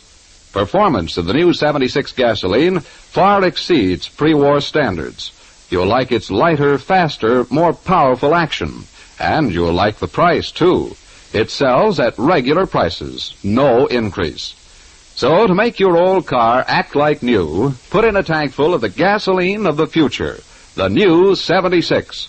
Now going on sale wherever you see the sign of the big orange and blue 76. Your Union Oil Minuteman station. Mike's backstage visit to the Empire Theater has taken a grim turn. Mike and Phyllis have found a girl stabbed to death. Behind a closed door in the Dead Star's dressing room, Mike and Phyllis tell their story to the inspector. And that's about it, Inspector. The old fellow who watches the stage door discovered the body. We were out in the wings watching a comedy routine when we heard him yell. The murdered girl is Estelle Caro, Inspector. She was the dance partner of Vic Hunter. Caro and Hunter, they're listed on the billboard. Yeah, sure, kids. But this gal, Beverly Pryor, you say she called you here tonight because you thought a murder was cooking? How'd this Beverly know so much? Well, you see, Inspector... I see plenty. I see in that mirror right above Estelle's head the letters B-E-V-E written in lipstick. Estelle tried to write the name of her murderer. I was coming to that. Just give me time. Now, Phyllis checked through Estelle's purse, and according to Estelle's driver's license, she was 5 feet 4 inches tall. Now, I'm 6 feet tall, Inspector. Yet these lipstick letters are 3 or 4 inches above my head. Now, I've heard you, Inspector, lecture your boys on the squad. That a person will usually write on the level with his eyes. Sure, it's a safe generality. Well, then, Mike, you think somebody else wrote the letters B-E-V-E, huh? Some tall person to give us a false clue? That's possible, Phil, but we can't prove it. No, but I would like to see a woman who has been stabbed in the back rise clear out of her chair, take a lipstick, and scrawl some letters 12 inches above her eyes. All right. While we're on the subject of clues, what else have we got? Well, I searched her dressing table. It's just the usual stuff. Except for one thing, this old-fashioned locket necklace. Smear of blood on the locket. Yeah, from the murderer's fingers, probably. We found it thrown in the bottom drawer. Yeah, but more important, Inspector, look at the inside of the locket. There, you can see a patch of glue and a trace of paper sticking to it. Yeah. Well, there was a photograph pasted inside this. And if we can find out whose photograph it was, I think we may know why Estelle was murdered. Okay, let's start asking questions, beginning with Beverly Pryor. No, if you want, Inspector, I'll go get her for you. Thanks, Phil.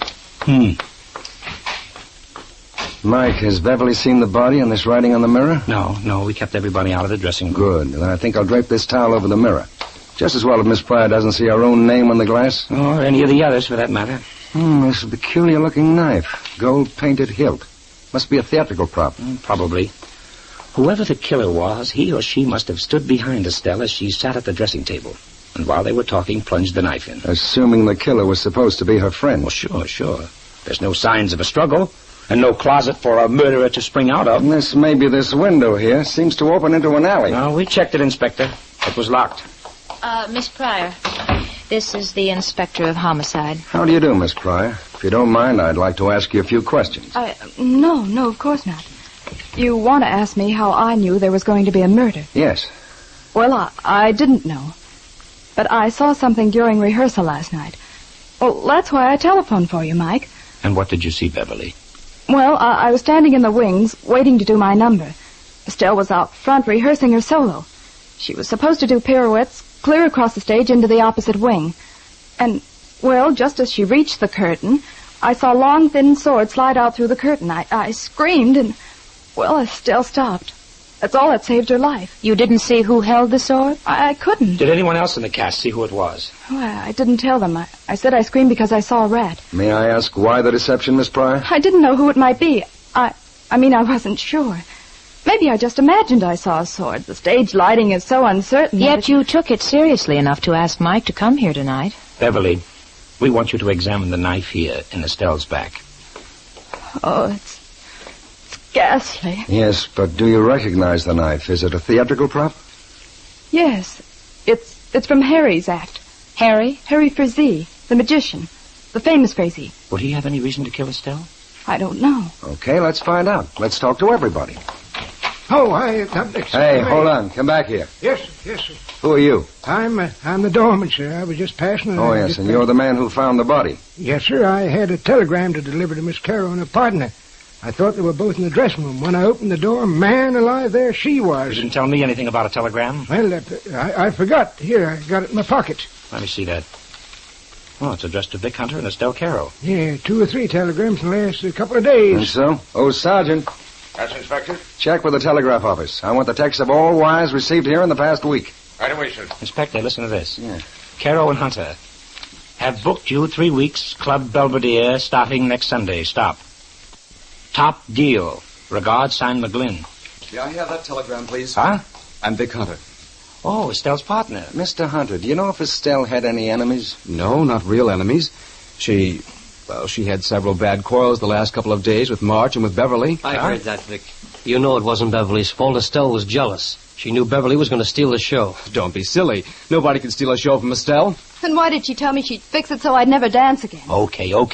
Estelle was jealous. Let it go at that. Now, what about this fight with March? All right, I'll tell you. I suppose everybody knows about it anyway. I was trying to get Estelle to marry me, but she kept turning me down. We began a fight. I told you, March, you were wasting your time on her, but no, you wouldn't listen to me. You even had to take our paycheck, my paycheck, to buy her an engagement ring. She gave it back to me. Yeah, she gave it back. She'll get your money. Don't worry about your money. Quiet. Did any of you notice anything strange in Estelle's action the past few days? Did she seem afraid or worried? No, just her fight with Beverly and March. Mr. Hunter, we found a necklace and locket in Estelle's dresser, an old-fashioned gold chain and locket. Yes, she always wore it. She called it her good luck charm. Whose picture did she keep inside the locket? Why, I think it was a man's photograph. I assumed it was some fellow she was or had been in love with. She never told you his name, Mr. Hunter? No, Estelle was very close-mouthed. Mm-hmm. I want to establish the time element in this case. Estelle and Mr. Hunter finished rehearsal, and then went back to their dressing rooms. Sometime during the next 15 minutes, the murder occurred. Now, during those 15 minutes, where was everybody? Well, I was in my dressing room. Part of the time Mike and Miss Knight were visiting with me. Sweeney and I were just buzzing around. We stopped in and gabbed a minute with Beverly and her pals. Yeah, we're in the clear. A comedy guy couldn't carve a hole in a gal's back and then go out front and panic him with gags. Sure. We'd be laying turkey eggs all over the place. I'm not the one to say that you didn't, Mr. Sweeney. Huh? Didn't which? Say, listen, if you mean that Inspector, we were going to talk to the magician, the famous Frazee. Yeah, it's about time. Anybody know where we can find him? Well, he was in his dressing room a few minutes ago. I'll show you where it is. Never mind if you'll just tell us. Oh, all right. You go right down here. The famous Frazee's dressing room is the last on the left. Okay, thank you, Beverly. You kids got any ideas yet? I have. Huh? I'd like to know why none of these people voluntarily mentioned the famous Frazee. They know everybody in this theater is under suspicion, yet nobody refers to the magician, the owner of the knife which stabbed Estelle to death. Right. Well, probably because none of them noticed the knife. Aside from Beverly, I'm not sure the others even know how Estelle was killed. One of them does, Mike. Huh? He said a comedian couldn't carve a hole in a girl's back and then go out and do a gag routine. Sweeney. Mm-hmm. Well, let's see. This must be the dressing room here.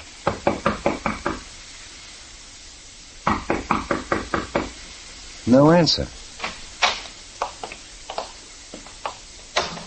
Well, there's his costume on the chair, but no Mr. Frazee. That's blamed funny. We haven't seen him anywhere around the theater. He just disappeared. It's not surprising for a magician.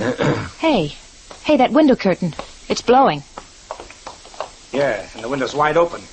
And an alley right outside. I'll bet he ducked out the window and up the alley. Oh, great. Now I'll have to drag out the old net. Whoa. Low gear for a moment, Inspector. Look at that sword rack on the wall there. Sabers, swords, daggers. Yeah, and several blank places in the collection. The rack is minus 2 daggers. The same type that killed Estelle. And also minus 2 swords. Swords. Oh, what, Angel? I just remembered. When I went out to get Beverly for you boys, I found her in Sweeney and March's dressing room. Yeah, and I saw one of those swords on top of their trunk. And last night Beverly saw a sword come out of the curtains intended for Estelle. Mike, Inspector. What's the matter? Beverly, what's wrong? I just got a phone call. A man told me he knew who killed Estelle. Huh? He asked me to meet him in my hotel room. I didn't know what to do. Well, I said yes. Could you recognize his voice? Well, I think so. He was trying to disguise his voice, but it sounded like Harry Frazee. Frazee, swell. Then we know where to find him. Oh, I'm scared, Mike. Everybody in the troupe knows I called you in tonight because I knew something. Maybe he's trying to lure me outside. That's exactly what he's trying to do, Beverly. Now, you're going to stay right here. We'll keep that appointment for you. Give me the key to your room.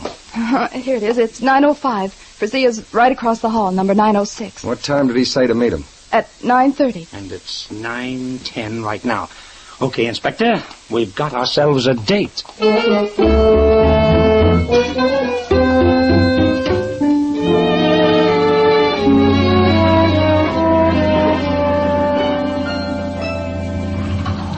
Ninth floor. Room 905. That would be this way. Yeah, here we are. That's Frazee's room across the hall.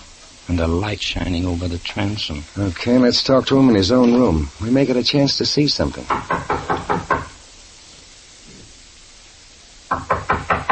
It's funny. His lights are on. This is another vanishing act. Let's try the door. Unlocked. More than that. Look at the doorknob. And my hand. Blood. Mike, is that the famous Frazee? I'm afraid the word is was, Inspector. It was the famous Frazee.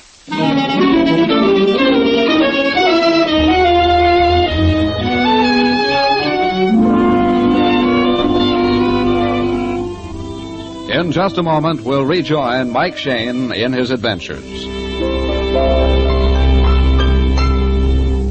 How about it, friends? Have you gotten your first tank full of the new 76 gasoline? It's available right now at no increase in price at many Minuteman stations. The new post-war 76 is freshly blended from the huge 100-octane refineries of Union Oil Company. That means you're getting the benefit of the latest in war-proven refining methods when you get the new 76. Its lighter, faster action beats all pre-war performance. You'll notice the difference as soon as you come down on the accelerator. So for a real motoring thrill, get a tank full of the powerful new 76 gasoline. If your Minuteman doesn't have the new 76 today, please be patient.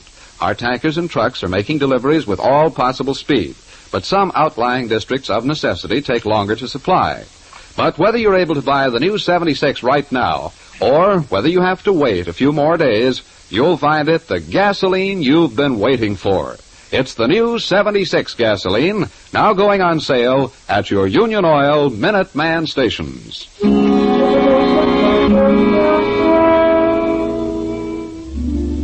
For the second time tonight, a murderer's knife has struck. The prize suspect, the famous Frazee, has been killed. Mike, Phyllis, and the inspector have just completed a search of the dead magician's hotel room. Ransacked, turned upside down, pulled apart. I wonder what under the sun the killer was looking for. Well, we haven't the foggiest idea what to look for or what's missing. But at least this time we know the motive. Frazee was killed because he knew the identity of Estelle's murderer, huh? You can't even say that, Phil. Huh? Don't forget Frazee's knife was found in Estelle's back. He may have committed the first murder tonight, then somebody else killed him. Oh. I want to take a really good look at that body. Still wearing his overcoat, so he had just come in. Wound on the back of the head showed the murderer first tried to put him out quietly. Hey, Inspector. What? His wristwatch, it's smashed. Yeah, it stopped at, let's see, 8:57. 8:57? Inspector, when Beverly rushed in and told us about Frazee's phone call, remember I looked at my watch? That's right. You said it was 10 minutes past 9. Hey, then Frazee was already dead. He wasn't disguising his voice on that phone call. Somebody was trying to imitate Frazee. And I'll bet you that somebody made the phone call from right inside the theater to get us out of the scene for a while. Well, if you're right, Mike, it's a darn good thing I phoned the sergeant to bring these people here to the hotel. Hey, kids. Yes, What? Angel? You notice that Frazee's right hand is closed tight, in fact, awfully tight. Yeah. You suppose maybe he's got something in his fist? Well, we shouldn't disturb the body till the coroner gets here. Go ahead. Perhaps if I just pried his fingers open. You're right, honey. Let's see it. A photograph, a tiny round picture of a baby. Yeah. And look at the back of the photo. Dried glue. This is the picture that was torn out of Estelle's locker. Inspector, I've got everybody outside for you. Sweeney, March, Hunter, and Miss Pryor. Okay, Sergeant. We'll talk to them one at a time. Bring in Sweeney. Yes, sir. Mr. Sweeney.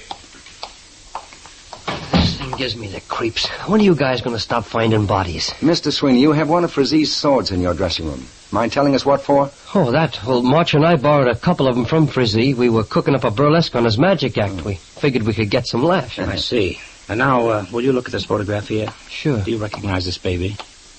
No. That's all, sir. Okay, Sergeant, bring in March. March. Mr. March, would you explain why you had one of Frazee's swords in your dressing room tonight? Sure, we've had him a couple of days. Sweeney and I were going to do a takeoff on Frazee's act. Oh, that checks up. Do you recognize the baby in this photograph? No, sir. Okay, thank you. That's all. All right. Sergeant, Mr. Hunter.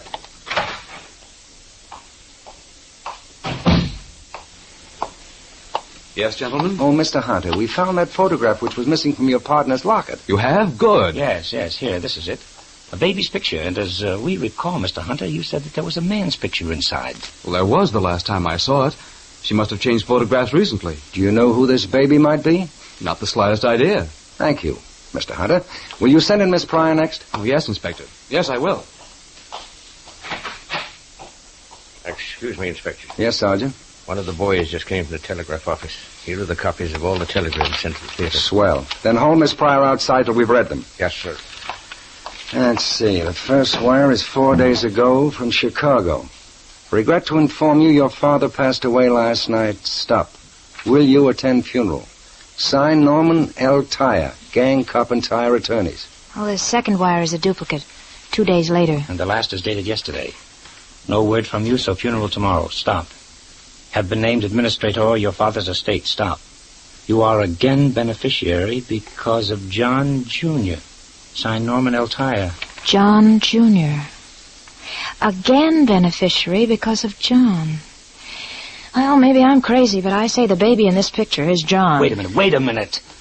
Back at the theater, I asked everybody if Estelle acted in any way peculiar the past few days, if she'd been frightened or worried. Yeah, and they all said that she was not upset. Well, then that's our answer. Inspector. Yeah, Mike? Somebody had better go back to the theater and pick up Dad, the old doorman.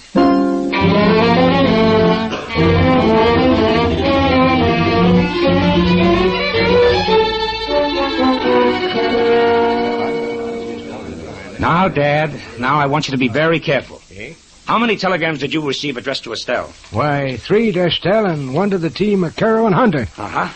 Now, you all remember that I asked whether or not Estelle had shown any signs of being worried or upset? And you all said no. Yeah, that's right. 3 of these telegrams told of her father's death. Well, she certainly didn't say anything or show any signs of grief. The answer to that is easy, Mr. Hunter. She never saw those telegrams. They were deliberately withheld from her. But I delivered them. At least I gave them to Mr. Hunter. You're right. I did withhold them. I didn't want Estelle to go to pieces and ruin our act. How long did you and Estelle work in that act, Mr. Hunter? Over 3 years. And during that time, your impression was that the locket she wore as a good luck charm contained a photograph of a man? Some fella she was or had been in love with, I think you said? That's right. You're lying, Mr. Hunter. What do you mean? Does this look like the photo of a man? It's a baby. Estelle's baby. I don't know. I told you. You told us a lot that you didn't mean to, Mr. Hunter, but you didn't tell us that Estelle's baby was your baby, too. That you and Estelle were married, that you had to kill her. I didn't. Oh, yes, you did. And you killed Frazee because he knew. Frazee found the baby's photograph. How, I don't know, but that doesn't matter. Frazee put 2 and 2 together. You had to kill him. I can only guess at your original motive, but that's something I'm quite sure the inspector will wring from you when he gets you down to police headquarters.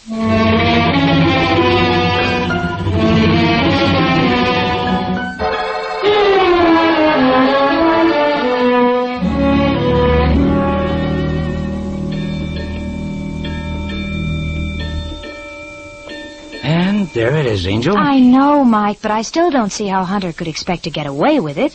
But didn't he know somebody would check up on those telegrams? Well, certainly, honey, but he miscalculated on one thing. Hmm?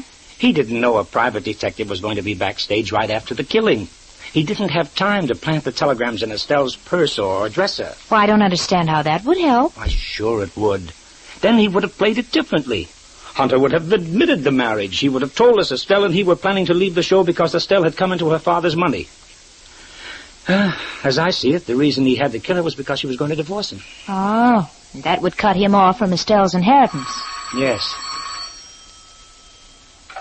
Mike? Yes? Thought you'd like to know we just got a confession. Seems Estelle was planning to divorce Vic after... Just what I finished telling Phil, Inspector. Oh, but there's one thing. How did Hunter make that phone call imitating Frazee? From the theater, Mike. He called Beverly to give himself an alibi. He wanted us to think Frazee was still alive while Hunter was in the theater. Mm-hmm. Well, that's the one question that worried me. Okay, Inspector. Thanks a lot. Michael. Yes? There's one more question, and it worries me. Hmm? When you were down in New Orleans, just how friendly were you with Beverly? Oh, why, Miss Knight. Well? I may have an eye for figures, but, Angel, you certainly haven't got a head for them. How old would you say Beverly is right now? 22, 23. She's 22. I told you I knew her in New Orleans 10 years ago.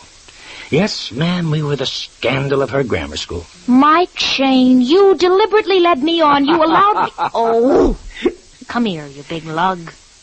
Oh, Bev. What? I mean, Angel.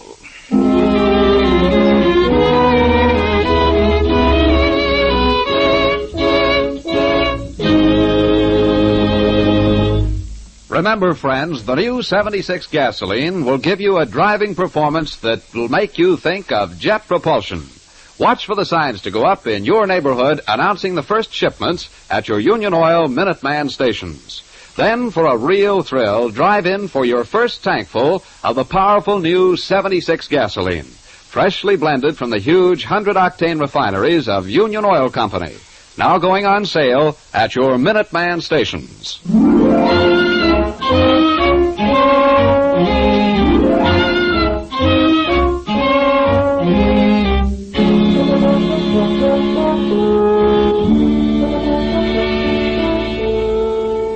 Tune in again next week at 8 o'clock for another adventure with Michael Shayne, Private Detective, starring Wally Mayer and Kathy Lewis, with Joe Forte as the inspector. Tonight's story was written by Richard DeGraff and based on the character created by Brett Halliday. The characters of Sweeney and March were played by the comedy team of Sweeney and March. Music was composed and directed by Bernard Katz. This is John Lang saying goodnight for the people who make the new 76 gasoline and Triton motor oil. Union Oil Company.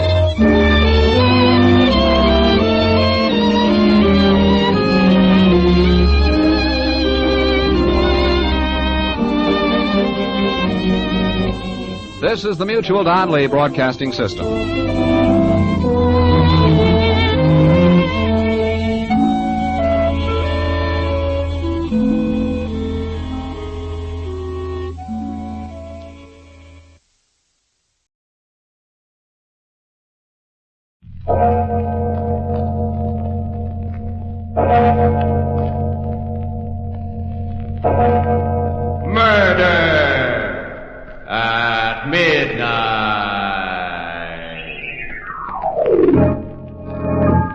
You find this a strange place, don't you?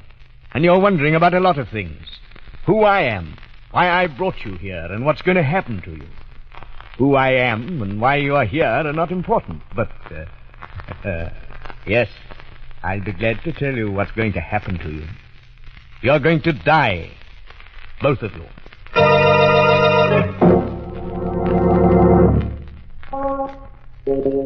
Midnight, the witching hour when the night is darkest, our fears the strongest, and our strength at its lowest ebb.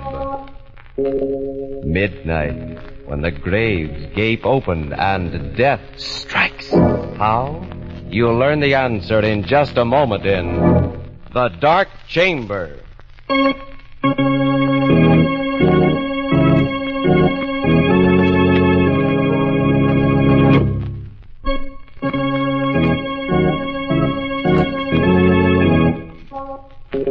And now, Murder at Midnight. Tales of mystery and terror by radio's masters of the macabre. Our story by Robert Newman is The Dark Chamber.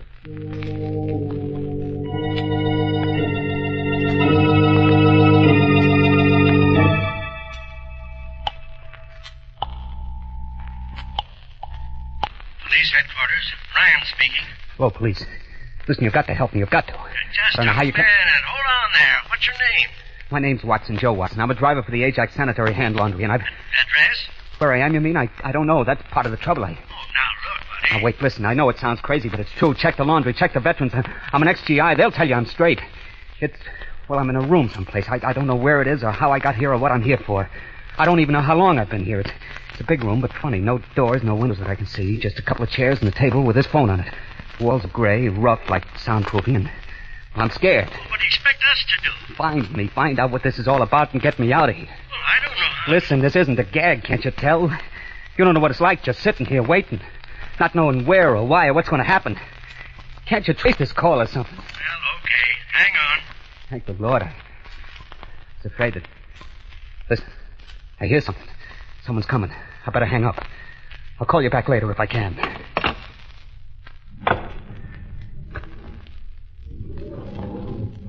How do you do? Who are you? My name's Helmy. Dr. John Helmy. And your name? I don't have to tell you anything. That's very true. Though I didn't think you were aware of it. I think I already know everything about you that I'm interested in knowing. Like what? Name, Joseph Watson. Age, 26. Occupation, employee of the Ajax Laundry. Honorably discharged from the Army 6 months ago with the Bronze Star and Purple Heart. What? So you went through my pockets, huh? Well, if you know that much, you know I haven't got any dough. Money? I'm not interested in money. Well, what do you want, then? Where is this place? The last thing I remember is making a delivery on Spruce Street. Noticing that the lights were out in the hall and hearing a noise behind me. You or somebody slugged me. That's right. Well, will you stop grinning like that and tell me what this is all about? Of course. I brought you here because I need your help in an experiment. An experiment whose details I've already worked out with mice, rats, cats, and other animals. What kind of an experiment? An experiment in fear. Fear? Yes. You fought in the war and you were wounded. That means you've probably known fear. And still you won the Bronze Star. That means you overcame it. The question is, can you overcome your present fears? What are you talking about? Do you think I have to take your blood pressure, calculate your skin tension and adrenal discharge to tell that you're afraid? Nothing has happened to you yet. Absolutely nothing. And yet you are afraid, aren't you? You're afraid because you're face to face with the unknown. Because you don't know what I want, what I'm planning to do. That is as it should be. And that is the way we will leave it. For the moment. Hey, wait a minute. Come back here. Come back. You can't...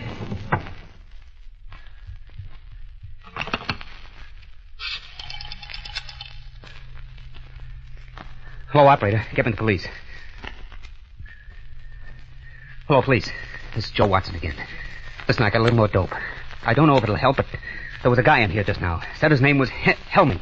John Helming. That's probably a phony. He's about 50, tall, over 6 foot, white hair and gray eyes. No, I still don't know what it's all about. Have you been able to trace this number yet? How long will it take? Okay, I'll hang on, but the lights just went out. The room's pitch dark and someone's coming in again. I better stop. But please, hurry.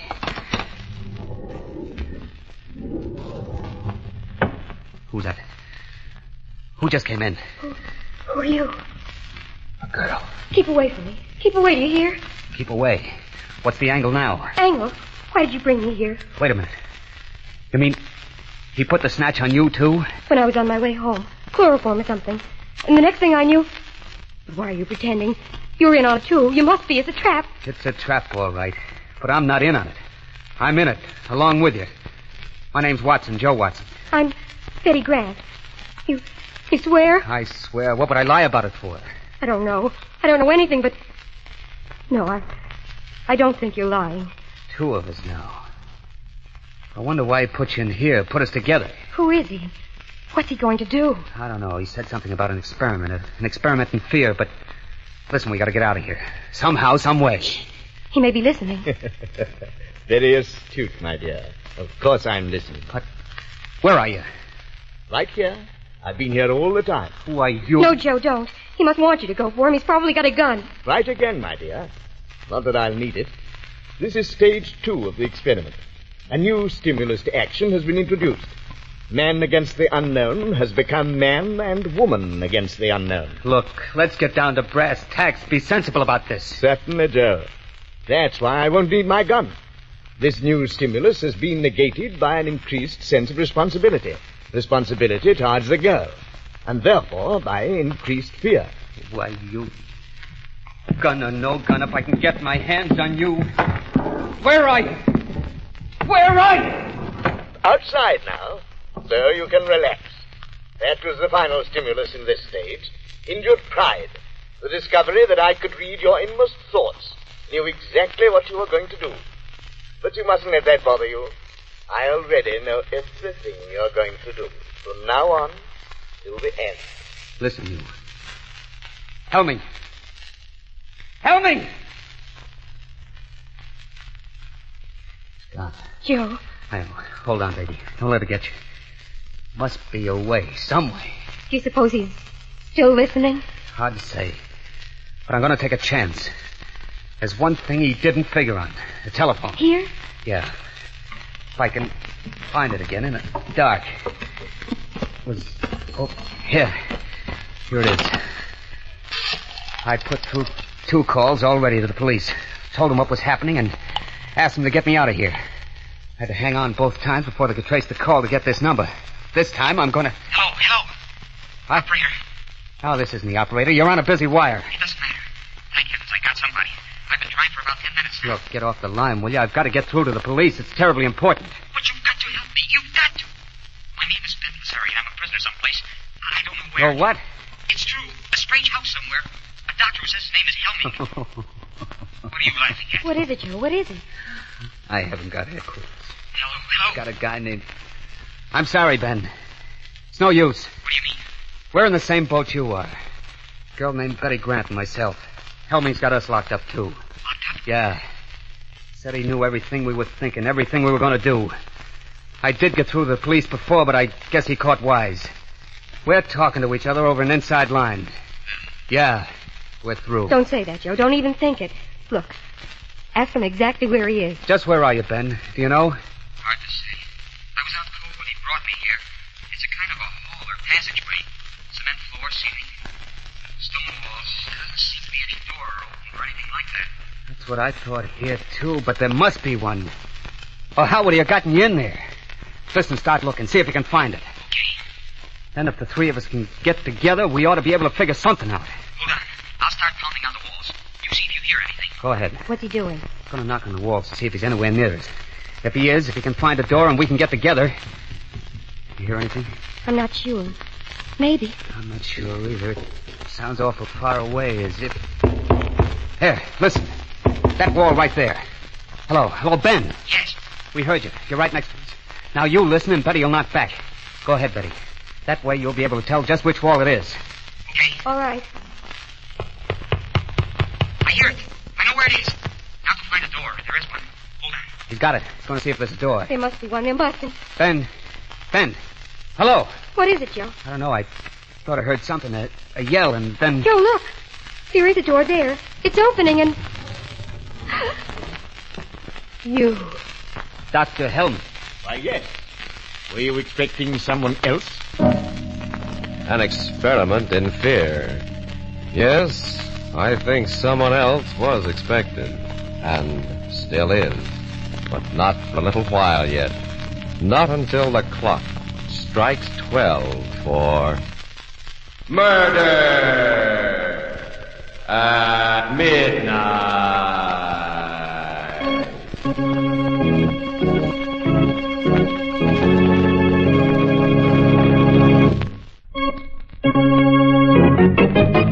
And now back to Murder at Midnight and The Dark Chamber.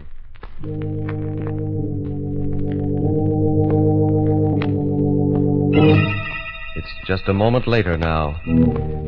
Standing in the darkness of the strange room, two frightened young people stare at the tall figure of the doctor, silhouetted against the dim light from outside. They catch a fleeting glimpse of a long corridor and of something lying on the floor. Then Helming steps into the room, shutting the door behind him. I asked whether you were expecting someone else. Then it was just a trick. It was you on the phone all the time. No, don't you think I'd know his voice? Where is he? Our friend, Mr. Lazari, right outside. What'd you do to him? Answer me. What'd you do to him? Don't you know? Sure I know. You killed him.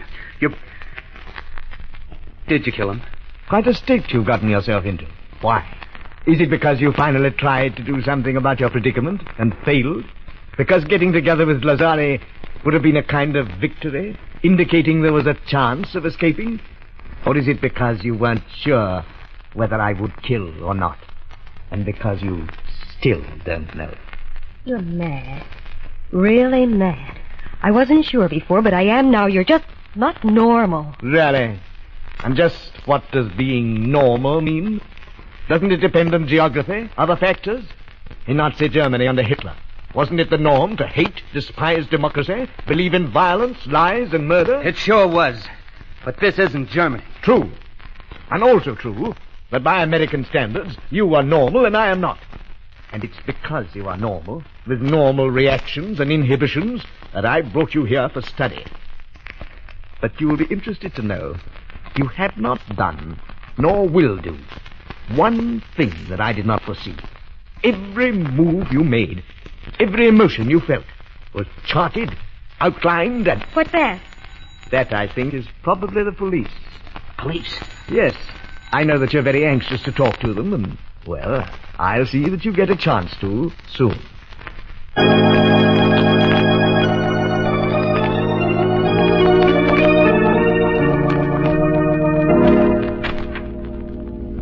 Good evening, officer. I'm looking for a guy named Helming. Dr. Helming. Oh, I'm Dr. Helming. Come in, won't you? Okay, thanks. This is, well, kind of a funny business. It's about a phone call we got a while ago. Finally traced here. from a guy who said he was a prisoner or something, and... that must have been Watson. Well, yeah, that was his name, Joe Watson. You know him? Of course. I can't tell you how sorry I am. It was really very careless of me, and I'll see that it doesn't happen again. What do you mean?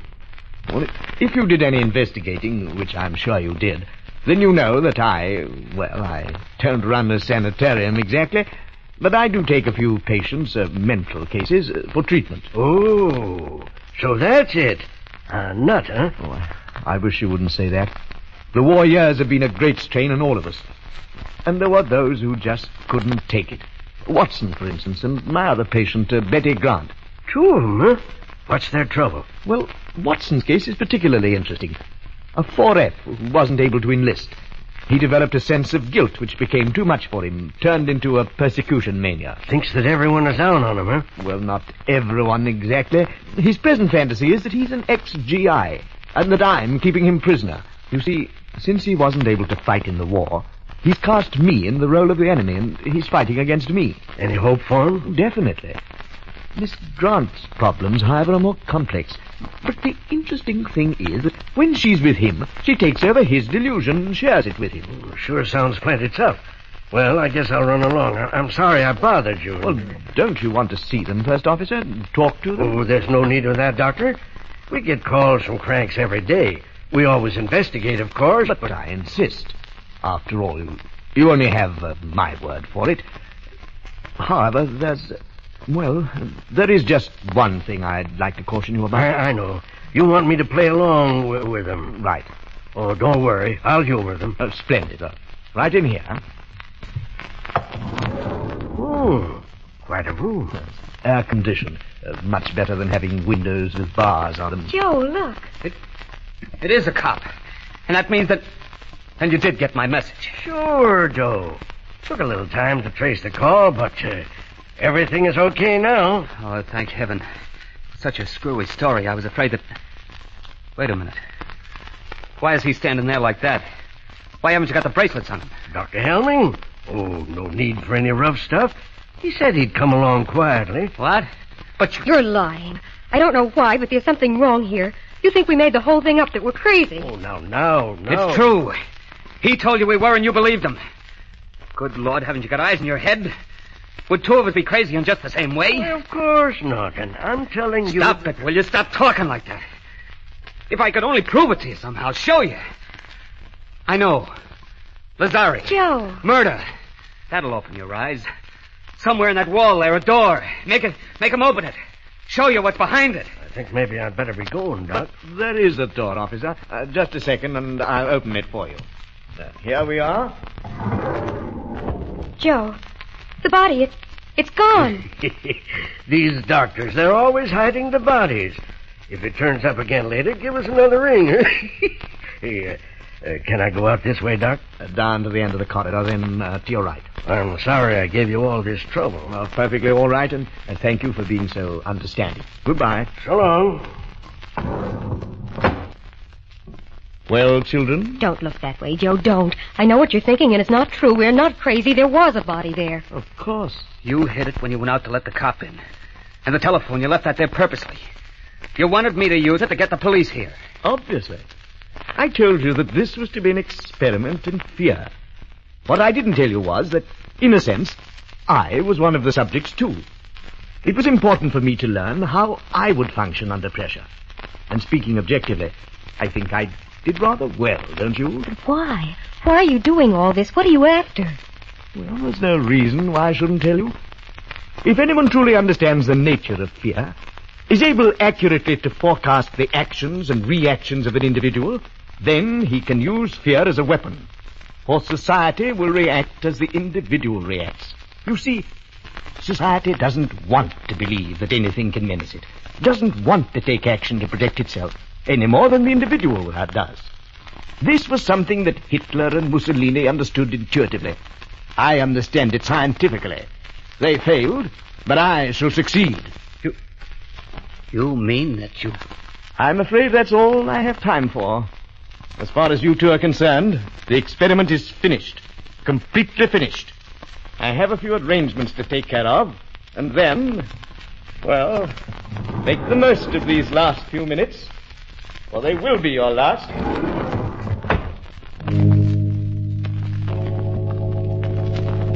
Joe, do you hear anything? Is he coming back?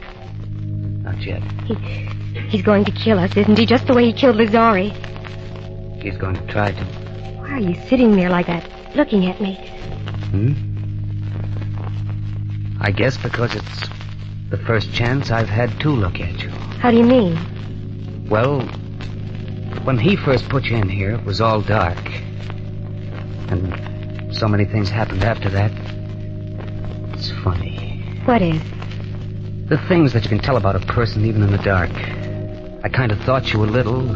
I knew you were awful nice and had a lot of nerve, but I didn't think you'd be so pretty. I'm not so pretty, Joe. And I'm not very brave either. I'm scared. I'm awful scared. I don't want to die. Don't worry about it, baby. Don't think about it. But just sitting here like this, waiting. And there's nothing we can do. Every time we did try to do something, it was something he knew about, was expecting us to do. Please, baby. Joe, something's happened to you. You were scared before, too. But now... This is going to sound kind of funny, especially now, but...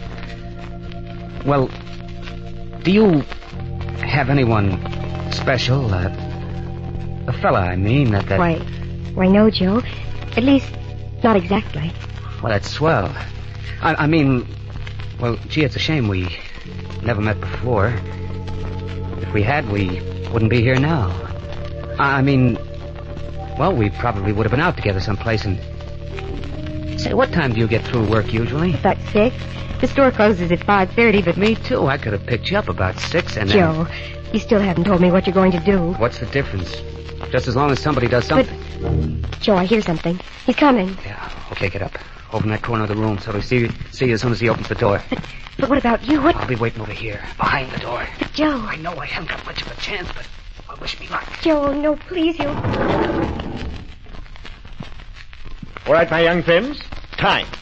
All my arrangements have been completed, and... Where's Watson? Right here. What are you doing? What? Joe, look how he's... It's okay, baby. He didn't get me. I had the barrel of the gun and... Good Lord, it got him in the chest. But you couldn't have done that. You couldn't have. Outside, Betty. See if you can find another phone. All right. Call the police again. And this time, tell them to bring an ambulance. All right. But you couldn't have done it, I tell you. It was all plotted, craft, worked out in detail.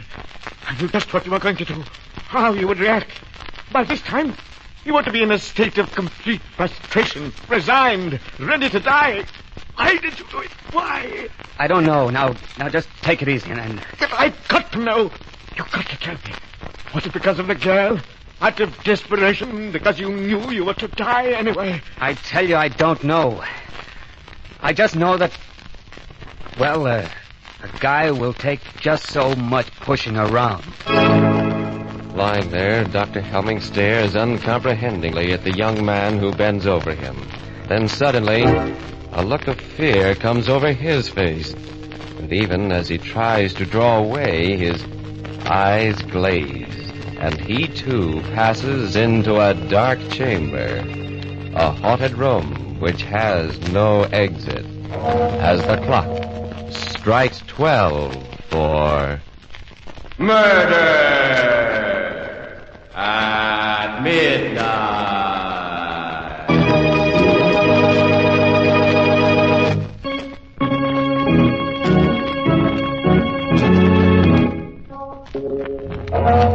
Remember to be with us again when a door that is no door opens and the clocks strike 12 for Murder at midnight. Joe Watson was played by Bill Quinn. Dr. Helming was Harold Young. With music by Charles Paul, Murder at Midnight was directed by Anton M. Leader.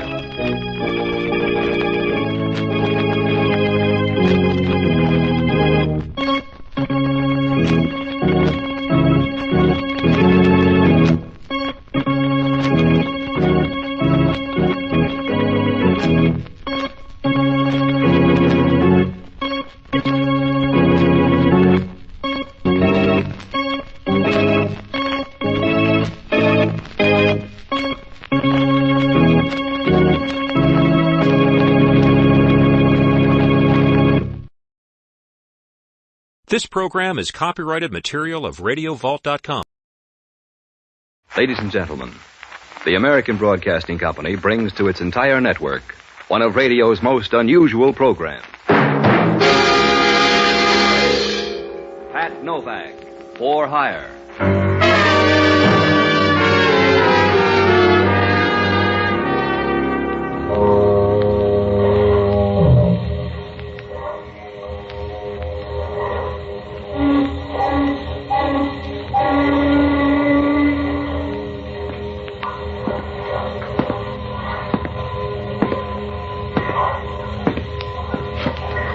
Sure. I'm Pat Novak. For hire.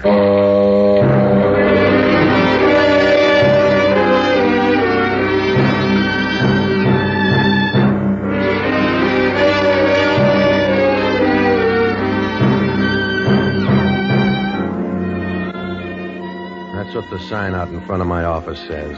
Pat Novak for hire. You don't get in the blue book that way, but you don't embarrass your friends either. Because down on the waterfront in San Francisco, they don't separate the good and the bad. They let them run together. And before long, you got a caste system.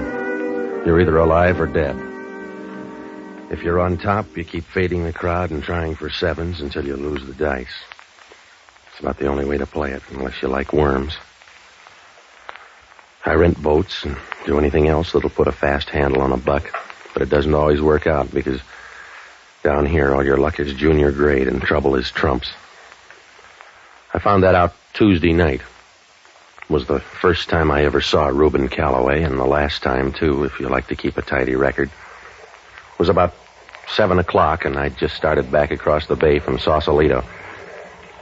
You could still see Mount Tamalpais squatting on the Marin shore, light brown near the top, but dark and black farther down, like a cupcake that's been in the oven a little too long.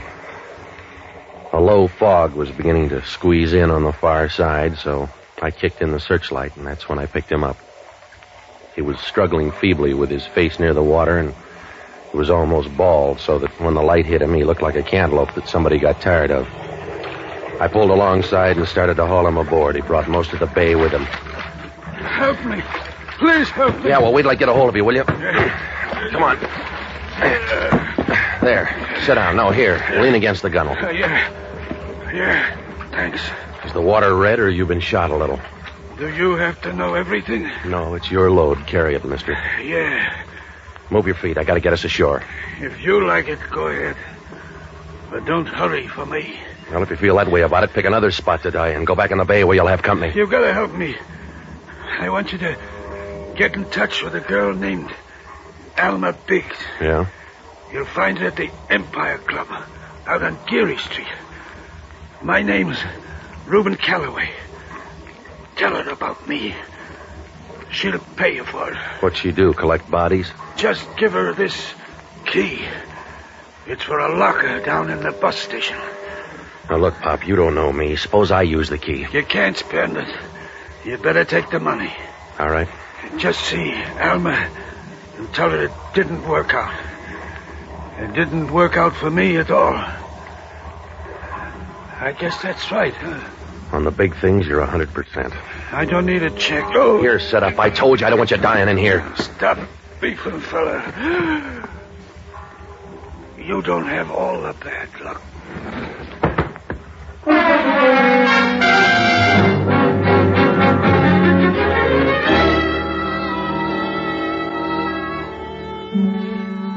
They must have sent a fast chariot, because when I leaned over, the guy was dead.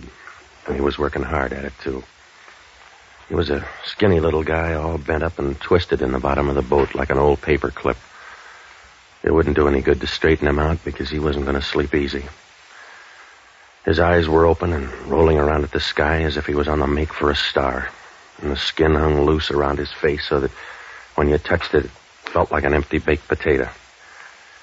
I pushed him into a corner and started for Pier 19. When I got there, I hauled him on the dock and went down to call homicide. Must have been about 8:30 when I took a cab out to the Empire Club. It was a gambling joint out on Geary Street where they cut their whiskey and cards in different rooms. I asked the guy at the window if he knew Alma Biggs, and he pointed her out by the roulette table. She was wearing a white satin evening gown. And as I walked up behind her, I noticed she moved in rhythm with the roulette wheel.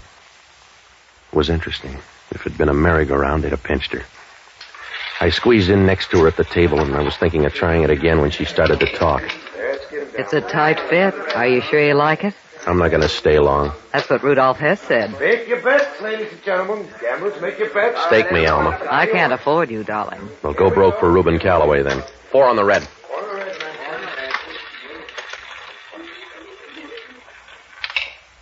I ought to keep you for luck, darling.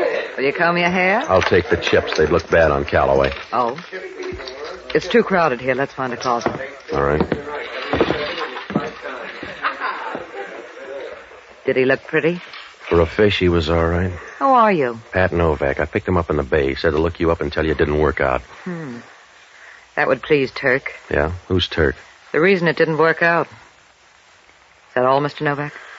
Except for a key. It fits a bus station locker here. You keep it, Mr. Novak. It won't buy anything. Now, look, sweetheart, I picked up your boy and dried him out, but that's all. We were small friends at best, so the services stopped. You can come to a slow stop for $200. Just take the key and pick up what's in that locker. I'll get it from you later. Yeah? I'll meet you in an hour. Where's a good place? Your apartment? Well, it's a place. I'll find it in a book. I hope you don't mind. No, the thin walls will save me. What's in the locker? What would it prove? Proves you got a small mouth, Angel. Unless you're going to kiss it, don't worry. 9:30 then? All right. I'll bring the 200 with me. Don't worry about the dough. Oh? Because I scooped your chips off the table. See you later.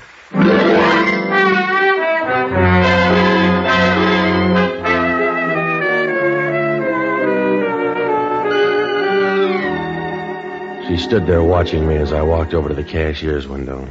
Oh, she gave you a nice warm feeling like a Bunsen burner in the middle of your back. And as she stood there in the center of the floor smiling, you knew she could turn a glacier into a steam bath at 400 yards. A nice little mouse that made you want to go home and test all the old traps. Well, I cashed in her chips, and the boy at the window shoved out 200 rocks and a pained look as if he'd just handed over his right lung. I got a cab and rode down to the bus station at 7th and Market. There were a few people sitting at the counter and a couple of old men on the benches waiting for somebody to get up and leave the funny papers. I went over near the wall and opened up the locker. It was a long trip for a small package. It was a square manila envelope, and there was an address up in the corner. Reuben Calloway, photographer. I squeezed the envelope, and it felt like photographs, but I wasn't sure. I started to close the locker when I turned, and then I tumbled for the first time. It's like getting a drop of rain on your hand before you ever look up at the sky. The two of them were standing over by the cigar counter watching me.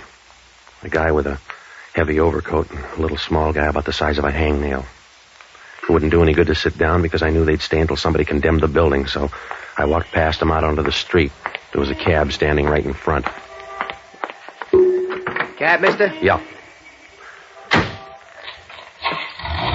Swing up toward the St. Francis, will you? Yeah, Now, look, you're going to be tailed, so brush up on your alleys. if you like it that way.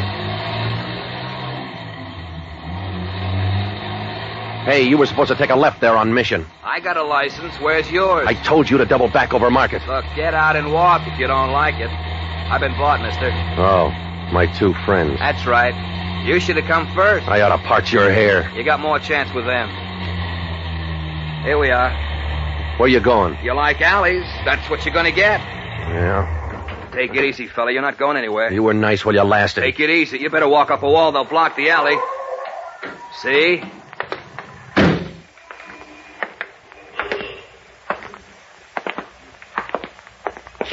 Crowded alley, huh?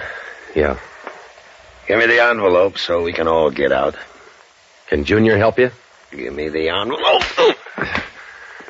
There. Now let's see it. Yeah, it's still sealed. You all through? I don't know. I'll see. You like him, Joe? No. That's the way it is, mister. He don't like you.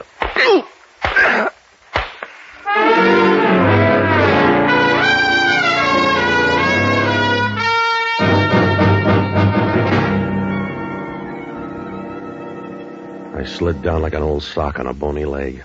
I rolled over a couple of times and tried to stand up, but it wasn't easy. You might as well try to find a hair in a bowl of chop suey. Well, it began to rain, and I figured it'd be easier to float out to the street, so I went to sleep. When I woke up, the rain hadn't helped the alley much. It's like washing your kid's face and finding out he was ugly to start with. The mud had washed up against the walls, and there was a thick, sour smell, and down the alley across the street there was a part of a sign sticking out that said, Eats. And that isn't what you felt like at all. I started groping around to get up, and my hand hit the pictures. They were scattered all over like clothes in a boarding school. I picked them up and started for the street. On the way up in the cab, I got a chance to look at them, and they didn't make sense. There were 6 of them, and they were all just about the same, a bunch of mob scenes of that fire over in Oakland. I didn't have time to figure it out because the cab pulled up in front of the St. Francis, and I went in to call Alma Biggs and tell her the party was off. Part of that alley must have come with me, because when I walked into the lobby, the doorman looked at me as if I'd just blown up a nunnery. I tried the number once, but nobody answered. I decided to wait 20 minutes and call again. That was a mistake, because I just got in the booth and started to dial when somebody started rapping on the door with a nickel. It was Hellman from Homicide. Hello, Novak. Come on out. You can't get a date in that suit. What do you want, Hellman? Come on out. Oh, you're a hard man to find. Well, you don't look in the right places. I'm a family man. Tell me about the dead guy. I don't know, Hellman. He died in my boat. That's all I know. He didn't say anything? Just sentimental stuff. His name's Reuben Calloway. Somebody threw him in the bay without instructions. I don't know a thing about him except he takes pictures. Yeah? Oh, wipe off the drool. They're not your kind. Who are his friends? He's got new ones by now. I don't know, Hellman. How about that guy up in your couch? Huh? I just left your place. How about that guy on the couch? There's a gal up there, but that's all. Does she wear suspenders? Huh? Then take my word, it's a man. And you're going to tell me he's dead, Hellman? No, I'm not going to tell you he's dead, Novak. He may be a soft breather.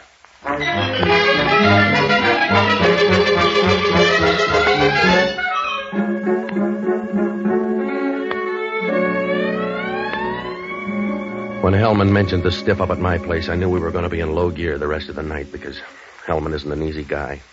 He wouldn't give his wife an aspirin if she had concussion of the brain.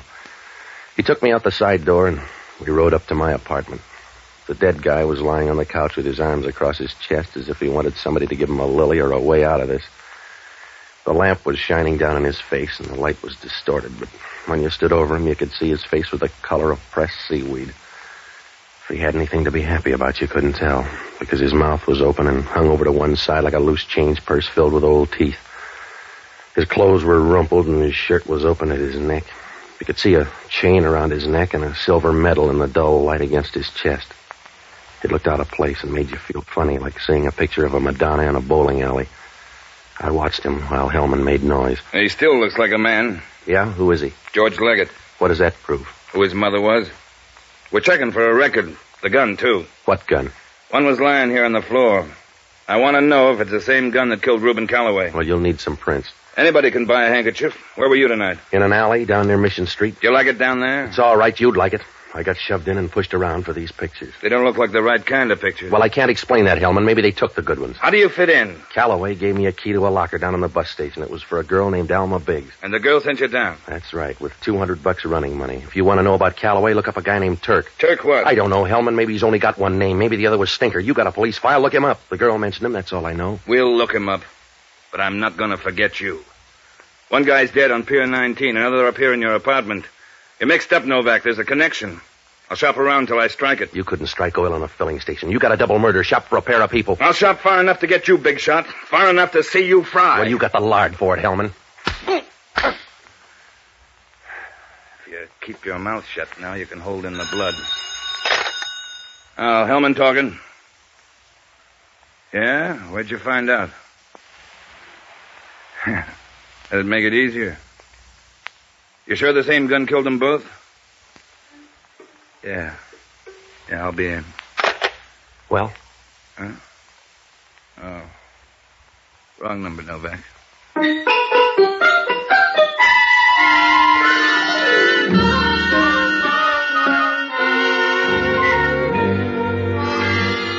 They didn't give Hellman a sense of humor. They gave him a loud laugh instead. When he walked out of my place, he was smiling like a funny man who's just exposed Santa Claus. I didn't feel very funny myself. I took another look at those pictures, and I was as mixed up as a guy with a Mexican divorce. They were just ordinary pictures of a fire in Oakland. What made them so important? I was sure that Gunsel had taken some pictures, but, well, were they any different than those? And why was Alma Biggs afraid to pick them up? And who was a guy named Turk? I was full of questions, but no answers, like some guy at a peace conference. If I went over it any more, I'd be counting my toes. So I got out of there and looked up Jocko Madigan. Oh, he's a good guy, and he was a smart one, too, until he decided the only way you can get a good trade-in on hard luck is with a bottle of whiskey. I found him at Emilio's bar, patting Bill, the bartender, on the back with one hand and pouring jiggers of gin with the other. At the tables down at Murray's, in the place where Louis dwells. Jocko. Ba, ba, ba. Gentlemen songsters off on a spree, doing from here to eternity. Jocko, I want to talk to you. Patsy, I'm driving a Harvard man crazy. He's at the end of the bar. Well, stop drinking and listen to me. I've got to keep on drinking, Patsy, if I want to preserve any continuity in my life, because I don't drink to forget, but rather to remember. To remember all the pleasant events of my life. There were 2 of them, I think. All right, Jocko. The first was a girl I met many twilights ago, and the second was a summer night in St. Louis when a bartender felt crazed with the heat and set him up on the house. Will you stop it? I'm in trouble. Memory is a blessed toy, Patsy. But you have to be careful because it can be dangerous, like giving a rifle to a small child for Christmas.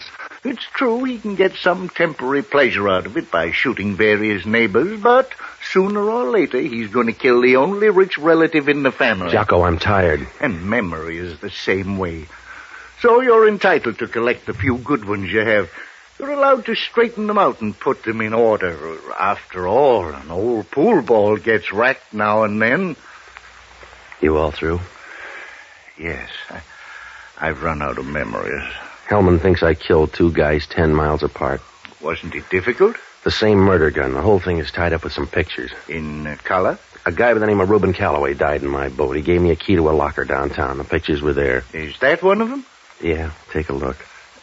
Oh, if it's a group picture, they were a very unruly family. It's the Oakland fire. 2 Gunsels followed me and took some of the pictures. In the meantime, some guy got shot in my place. Everybody's after the pictures. Why? Have you seen the other pictures? No, I took an intermission. That's why you gotta help. Now, you'll find Reuben Calloway's address in the phone booth. Get up there and go through his stuff, will you?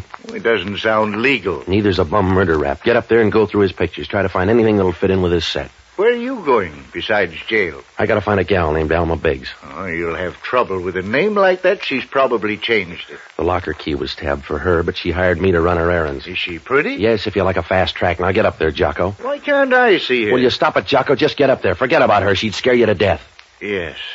Well, at least I'd die hopeful. Good night, lover.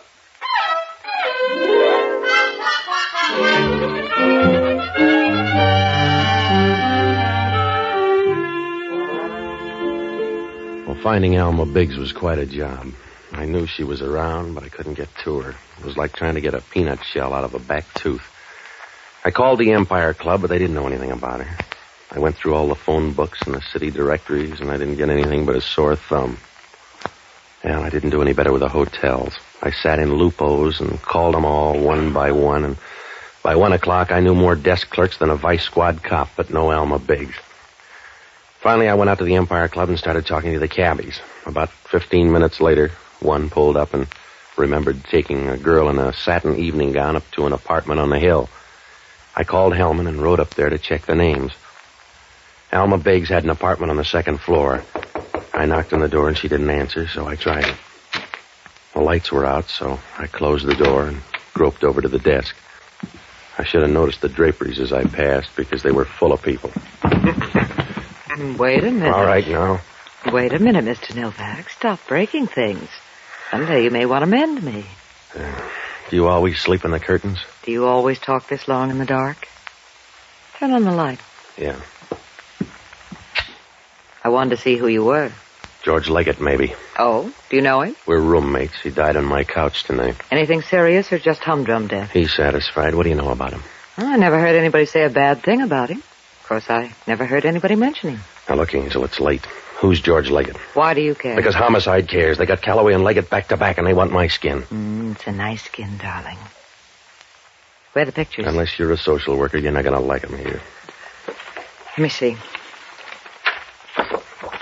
They're not all here. Yeah, I figured that. Where are the other pictures, Patsy? In some Gonoff's album. 2 of them jumped me down near Mission Street. Who are they? We never got that friendly. Well, there couldn't have been 2 of them. Well, maybe the little guy was just window dressing, but he gave the right answers. Patsy, I think you're a liar. You're nicer than homicide. I want those pictures. You do. And I'm going to take them away from you. Well, if I had them, that's a big enough gun to do it. Get the pictures, Patsy. It's a bad time for murder, Angel. Homicide's working this week. I haven't time, Patsy. I'll push you down like a blade of grass. Get the pictures. Now, look, sweetheart, I took a job for $200. It covers a tandem murder rap and a sapping down on Mission Street, but it won't cover big talk from you. Now, put the gun away or I'll bend you hard. Don't move up when you talk. You're around behind. Come on, give it to me. Up it, Patsy. Feels good. Let it go or take the pain. Drop it. You don't have to hang on. I'm not a barbell. You're handy now. Who's Turk? Stop it. You're hurting my arm. There's a guy named Turk. I want to know who he is. You're late for that. Who is he? Go ahead, tear it off, and you'll die ignorant. Yeah. You sound blue, Novak. Oh, what do you want, Hellman? I want to give you a reason. We got the coroner's report on George Leggett. Yeah? He died in your apartment. The blood off your carpet looks good on these slides. All right, so the murderer sold me the rug. So what, Hellman? So we ran down George Leggett's record. A Detroit gunman who got out here 6 weeks ago. Yeah? He traveled for years with a guy named Turk Spaniel. Now, that's your boy. You better find him. We already have. Don't tell me he's up on the couch. He was born too soon for you. We checked with the Detroit police. What'd they say? They know all about Turk Spaniel. He was killed 9 years ago in West Detroit. But they found the guy that did it and sent him up to Lansing for life. Yeah? Yeah. He was a guy named Joe Biggs. Say hello to your girlfriend.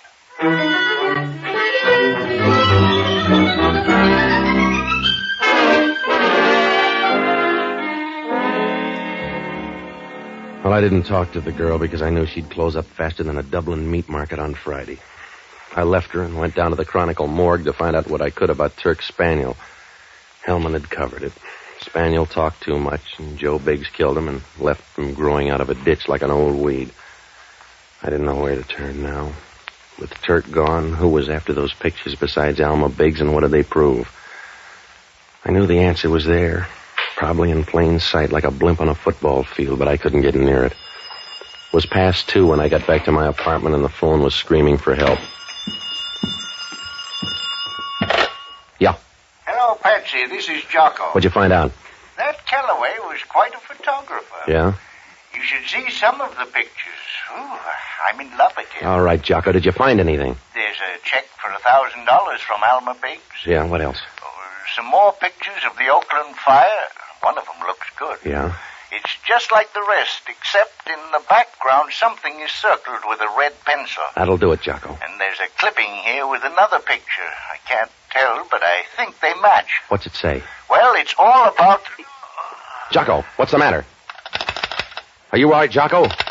Jocko, you all right? He says to tell you no.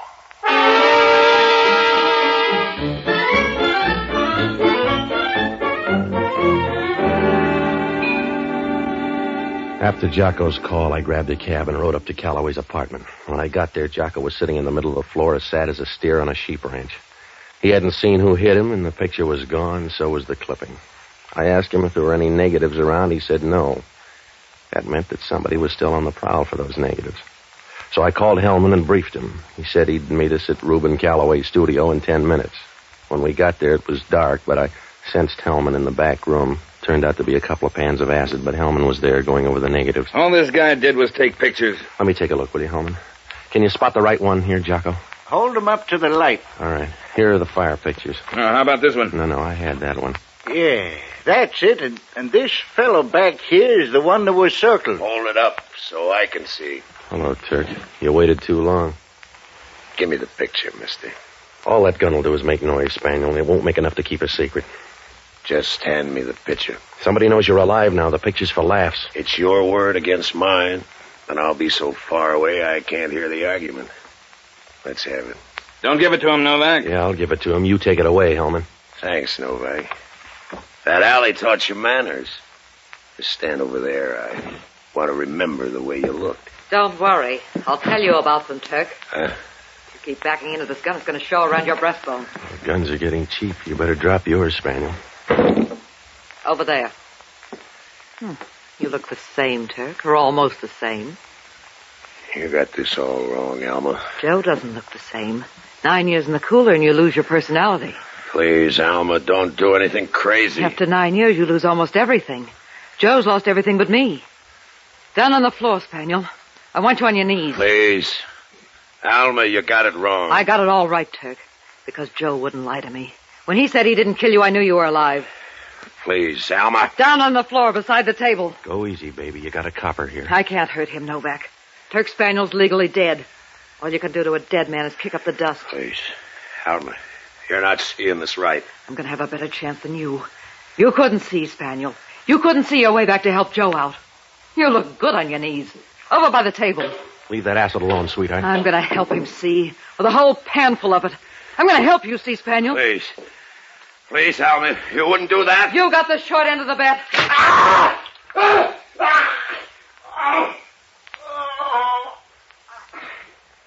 You better look at him, Jocko. Don't bother, unless you're a baby doctor. We may need you, lady. Not for this copper. Remember, Turk Spaniel's dead. Detroit says so. He looks live now. He can't be dead there and live here. I like your climate, but it's not that good. You can't see me, Turk. But I'll bet you can hear me walk out of here. Goodbye, Turk. I'll send you a cane.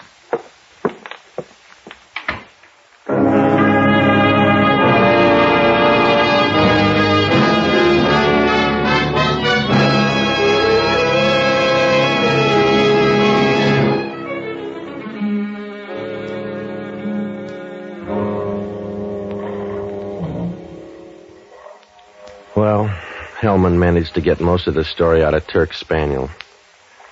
Reuben Calloway stumbled into the whole thing, and he didn't know what hit him.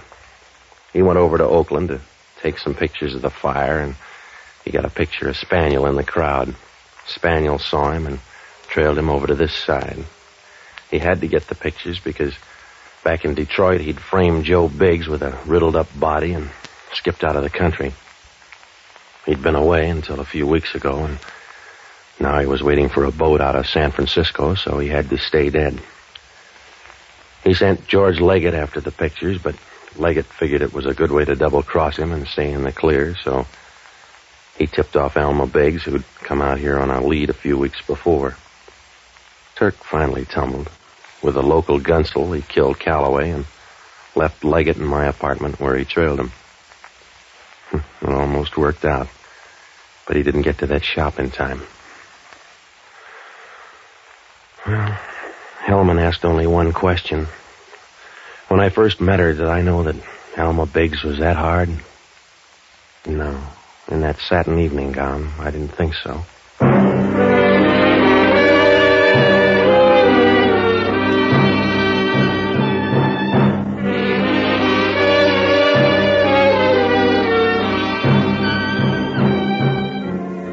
The American Broadcasting Company has just brought you the fifth of a new series, Pat Novak for Hire, starring Jack Webb.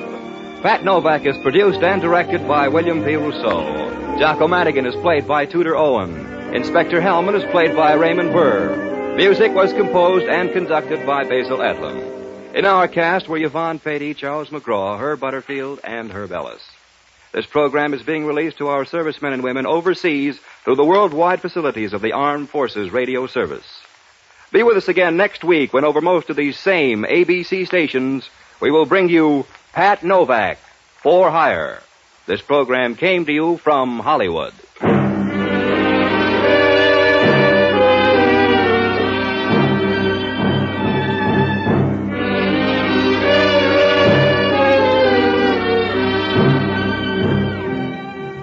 Now, a brief reminder.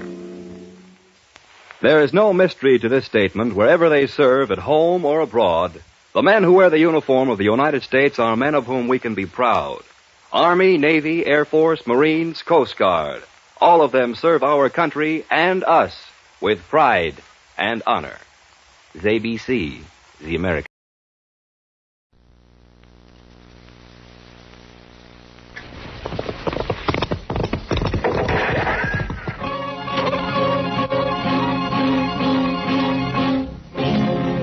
Around Dodge City and in the territory on west, there's just one way to handle the killers and the spoilers.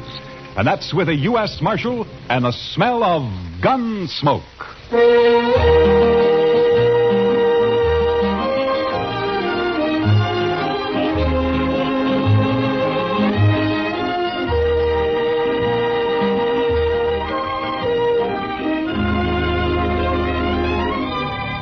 Gunsmoke, starring William Conrad. The story of the violence that moved west with young America. The story of a man who moved with it. Matt Dillon, United States Marshal.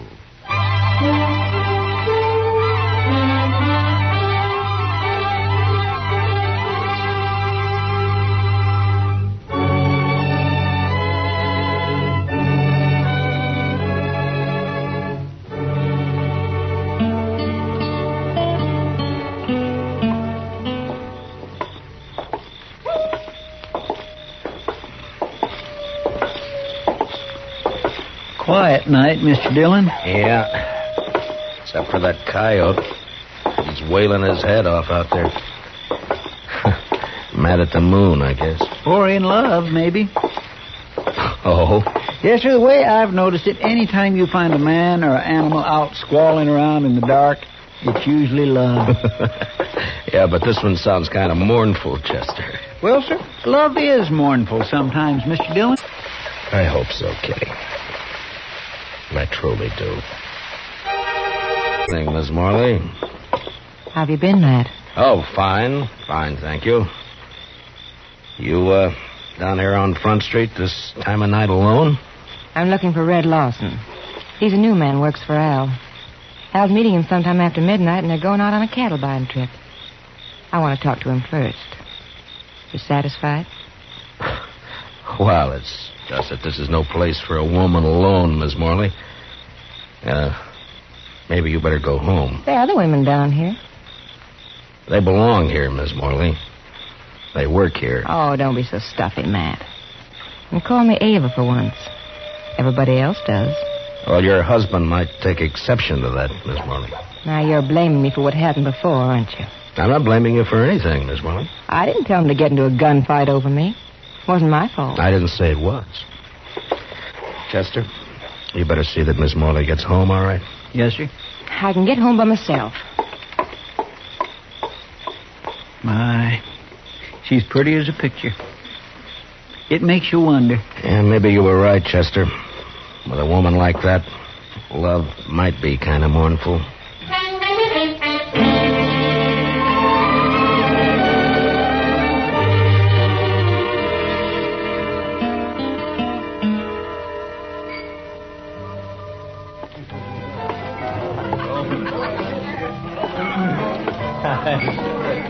So I just give my rope a couple of turns around that juniper stump, and I jerk back on it. Lawson? Oh, hi, Marshal. I wonder if I could see you for a minute, huh? Yeah, sure. Be right back, boy.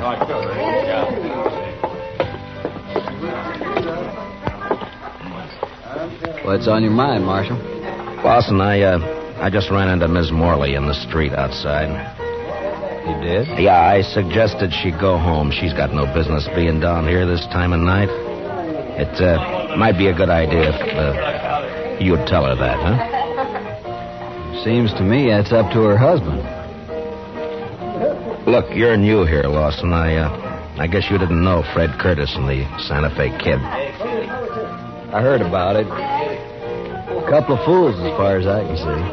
Yeah, I guess they were. After they met Miss Morley.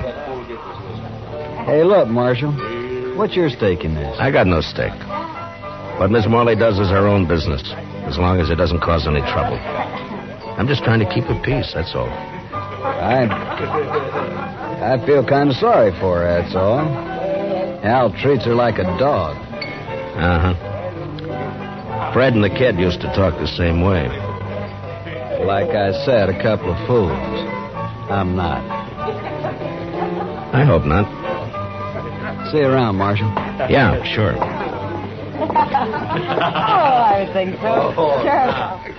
Hi, Kitty. Could I speak to you? Oh, sure, Matt. Excuse me, boys. I'll be back. All right. You hurry back now. What, Matt? Kitty, has Al Morley been in tonight? Oh, no. I haven't seen him, Matt. Should he have been around? Oh, not necessarily. He and Lawson are riding out around midnight on a cattle buying trip. I just thought they might be meeting here. Oh, well, not yet anyway. Jesse Wells would know what their plans are, though.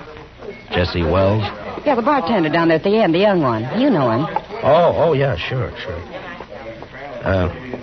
Why would he know? Well, he's going along. Al asked him to help out. They're going to follow the Lazy Bee roundup.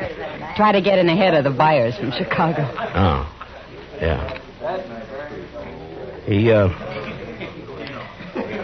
He's a nice-looking kid. I wonder if... Yeah, he's another friend of Ava's.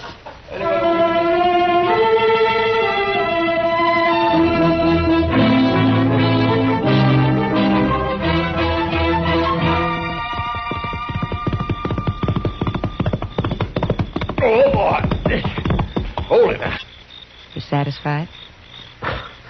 Well, it's just that this is no place for a woman alone, but... Marshal Dillon! Oh, come on. Wake up, Marshal! All right. Take it easy. Who is it? Jesse Wells, Marshal. Open the door. All right, just a second till I get it. What's the trouble, Wells? Al Morley, Marshal. And you better get your horse, because we got to ride back out there. Out where? What happened? Buffalo Flats. We camped there to wait for the roundup crew. And Al's dead, Marshal. He's knifed in the back. Did you do it? No.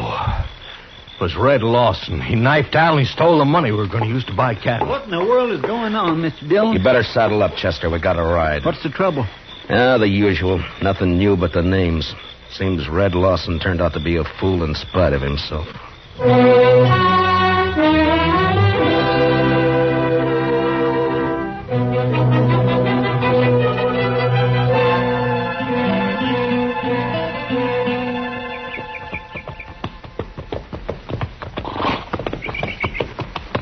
Over this way, Marshal.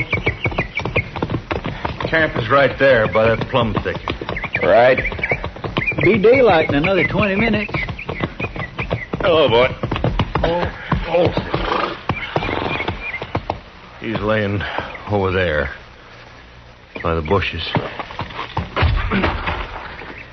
Yeah, I see him.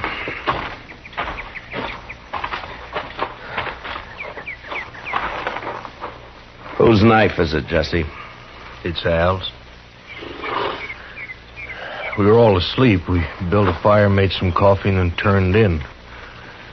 But wait for daylight, the Lazy Bee bunch planned to work their stock up this way. I see. Here, Chester. Wrap the knife in something and hang on to it. Huh? Yes, Mr. Dillon. Now, go on, Jesse. What happened? Well, like I said, Marshal Dillon, we were all asleep.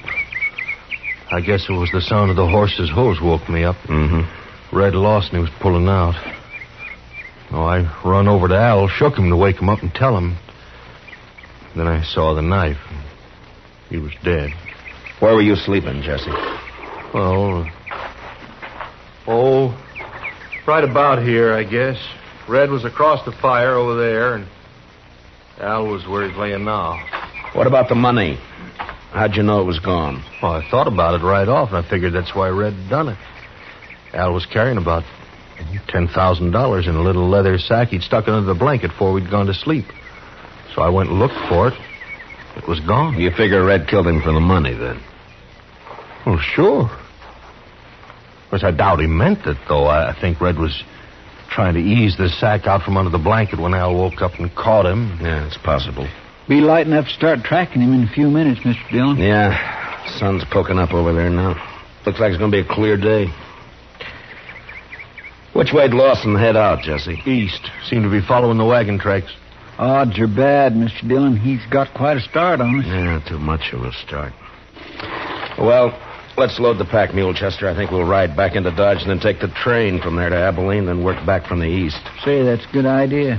Lawson probably won't be expecting anybody ahead of him. I can't understand it. I just can't understand how anybody could do a thing like this. It sounds like a muddle lark, Chester. Yes, sir. He just flew into those bushes. Red seemed Pretty nice fellow as far as I could tell. It's a funny time of year for a meadowlark, isn't it? Guess $10,000 was just too much temptation, huh? Oh, some of them hangs around all winter, Mr. Dillon. That sure sounds a lot better than that coyote howling. All right, Chester. Get a hold of his feet. Let's load him up.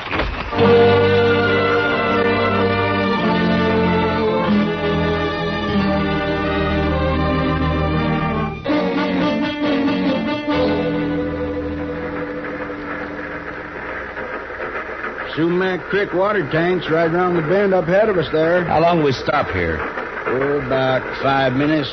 Just long enough to take on water. Might as well relax, Marshal. It's a long ways yet to Abilene. Why, we ain't but 24 miles from Dodge City. Feels more like 100. These seats are harder than a saddle. Yeah. Say, this here feller you boys looking for, I guess he's a real mean enough. Huh? Oh, yeah. Mean enough. Well, it's just like I always say. This prairie country ain't never gonna be a law-abiding place to live. Well, every time I pull out of Kansas City on and run west, I'm expecting every minute to be shot or hung or scalped. Chester. What's the matter, Mr. Dillon? Look out the window here. Around the bend there by the water tank. Looks like we don't have to go to Abilene. Oh, yeah. There's some fella waiting to catch a train, I guess. You boys recognize... Is he the one? Yeah. His horse is tied there by the tank. Must have decided on a quicker way of traveling. Yeah, it looks that way. All right, Chester, he won't be expecting us.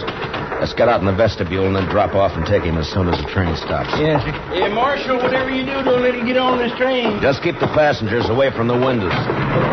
In a way, it's too bad, Mr. Dillon. Miss Morley would have really enjoyed that $10,000. You're guessing, Chester. Well, he hasn't seen us yet. All right, let's go. Lawson, get your hands up. Bill. You're under arrest. Get your hands up. No. He's running for his horse, Mr. Dillon. Lawson! He's going to fight. You can't get away on foot. Lawson! Come on, Chester. That's a cutting it awful thin, Mr. Dillon. Giving a man 3 chances before you haul down on him. Well, we're still on our feet. He's not. Yeah, but it's a pushing the odds, though. Yeah, I guess. All right, pick up his gun there, will you? Yes, sir. Lawson? He's still alive, Mr. Dillon. Can you hear me, Lawson? Sure. Sure, I can hear you. There's a sack of money. Looks like it fell out of his coat. Yeah, I see it. Lawson, there's no doctor on the train.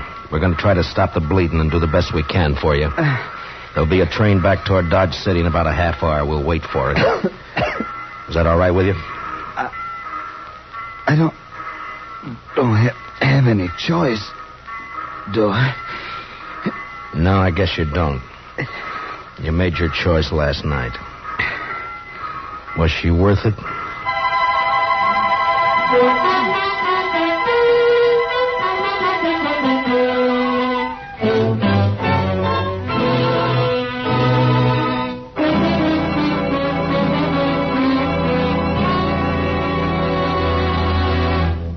We will return for the second act of Gunsmoke in just a moment.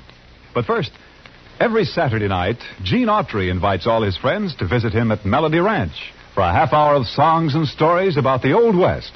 Tune in the Gene Autry Show tomorrow night over most of these same CBS radio stations. Now for the second act of Gunsmoke.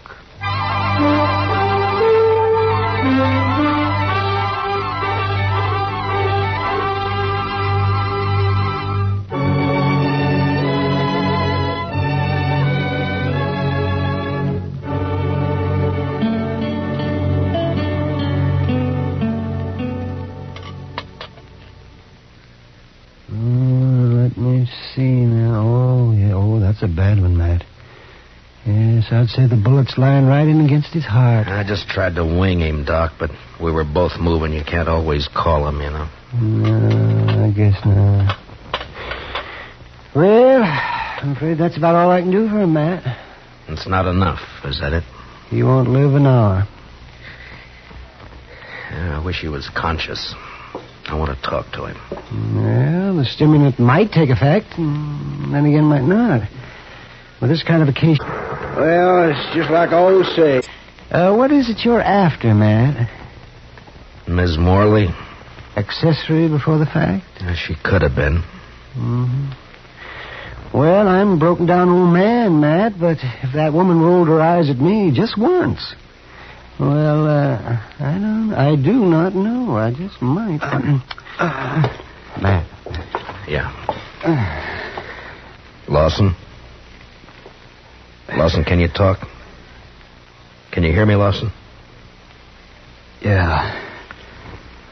Sure. Was Ms. Morley in on it? Nobody was in on it. Did she know you were going to do it? She had nothing to do with it. Was she going to meet you somewhere later? She had nothing to do with it. It was my idea. Nobody else. Lawson, listen to me. You're dying, do you know that? Yeah. Yeah, I know. I can feel it. She wasn't in on it. All right. That's the way you want it. At least Al won't treat her like a dog anymore. What do you mean? I mean, a dead man can't bother anybody. Al? You ought to know. You killed him. No. What? He was asleep. I took the money and rode away, and they were both asleep. I didn't touch him. You're telling the truth. I swear I didn't kill him. I only stole the money, and I didn't get... Well, I guess I was wrong, Matt. The bullet was closer to his heart than I thought. Yeah. And I was wrong about something myself, Doc. I thought this was the end of it. Now it's wide open again. Wide open.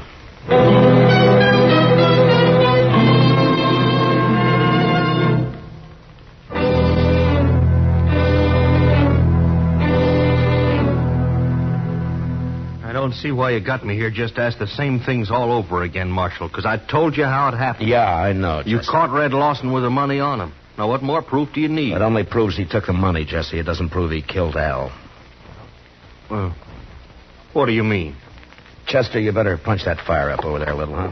Does seem to be getting chilly in here. Now, what do you mean by that, Marshal?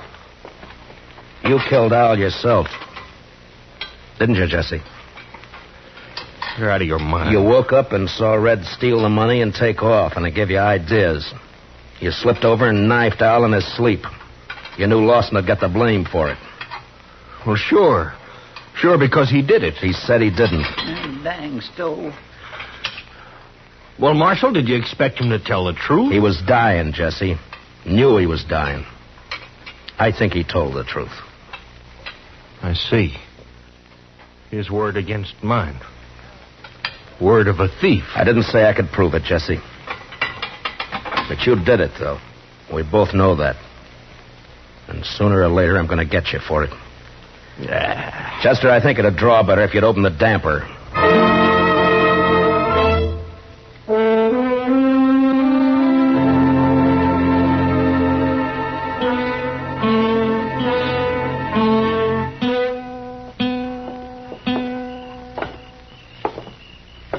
Quiet night, Mr. Dillon. It was a quiet night last night. And 2 men who were alive last night are gone tonight. Sure makes you stop and wonder. Well, at least one thing hasn't changed. That coyote's still there. I guess there'll always be coyotes around, Mr. Dillon. What are you going to do about Jesse Wells? Oh, I don't know, Chester. He's guilty. You can see it written all over him, but there'd be no use bringing him in. I haven't got one piece of evidence. I don't know. Yes, sir. She's quite a woman. Mercy. Quite a woman. Yeah, she is that, all right. Matt? Is that you? Good evening, Miss Morley. Who are you looking for tonight? Can't be Red Lawson. He's dead. So is my husband. Have you forgotten? My deepest sympathy. Don't bother. You know better. I am sorry about Red, though. He was nice. You're the one who did it, aren't you, Matt? Yeah. Yeah, I killed him.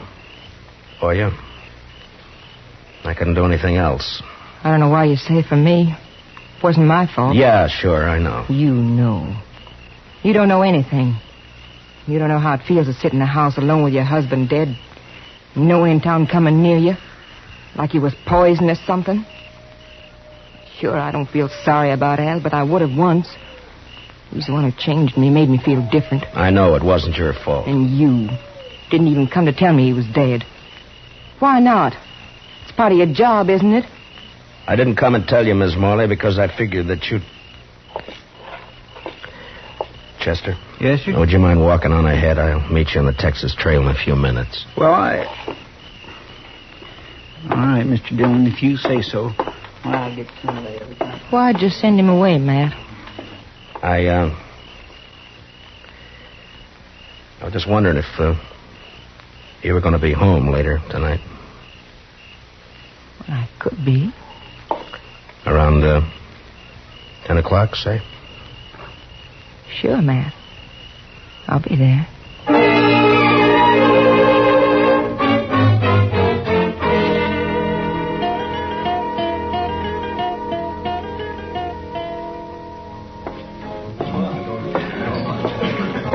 Well. Hiya, Kitty.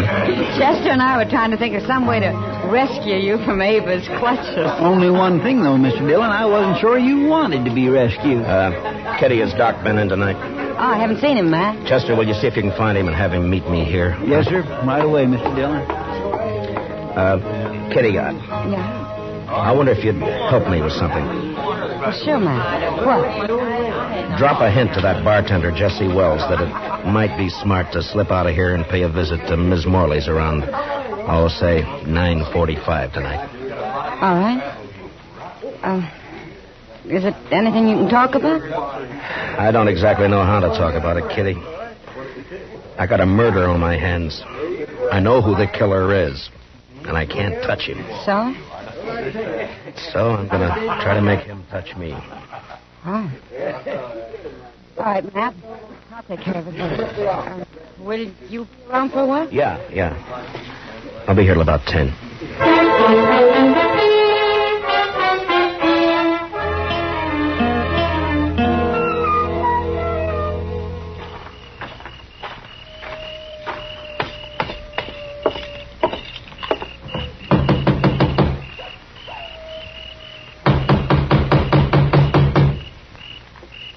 Who is it?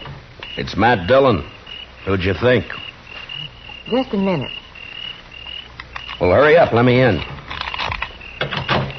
All right, Dillon, come on in. Well, Jesse, I thought you were working. I was, till just a few minutes ago.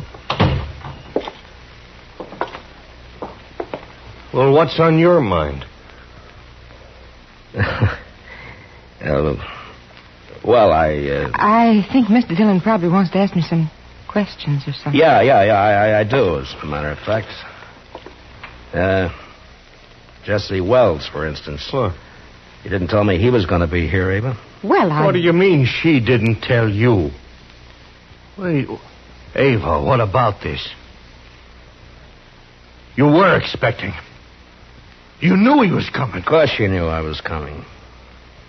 You and Matt Dillon. For how long? And what kind of a fool does that make me? I'm afraid you were born a fool, Jesse. That's why she picked you. She's so wonderful you said if only Al didn't stand in our way. I didn't tell you to kill him. I didn't mention it once. You didn't have to. Just kept dropping hints, leading me on. And all the time you and Matt Dillon. She's too smart for you, Jesse. You should have realized that. Yeah. And instead I played right into your hands. Both of you. How, Jesse? Killing Al, getting him out of your way, giving the two of you a clear field. You're under arrest for murder, Jesse. What? Oh, you'd like that, wouldn't you? Both of you would. Sit around and laugh about it while you're waiting for me to hang. I said you're under arrest. Now hand over your gun. Oh, you don't, Dillon. You're not going to carry it that far. You're not taking me in for something both of you wanted me to do. Hand over your gun, Jesse. You want my gun, you got to take it away from me. Get away from the door. Oh, sure, I'll get away from you. Hold it, Mr. Warren!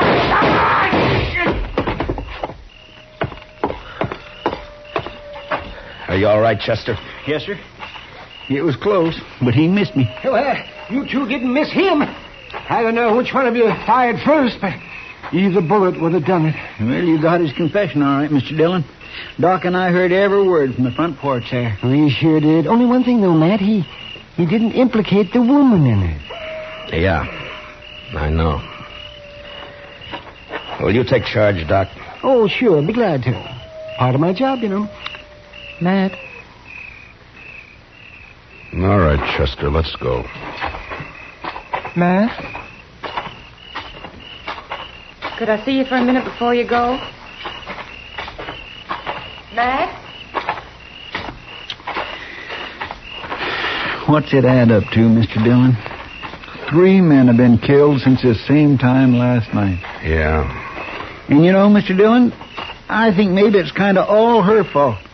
And you can't pin a thing on her. Might be smart to slip out of here and pay a visit to Ms. Morley's around, say, 9:45. Women like her.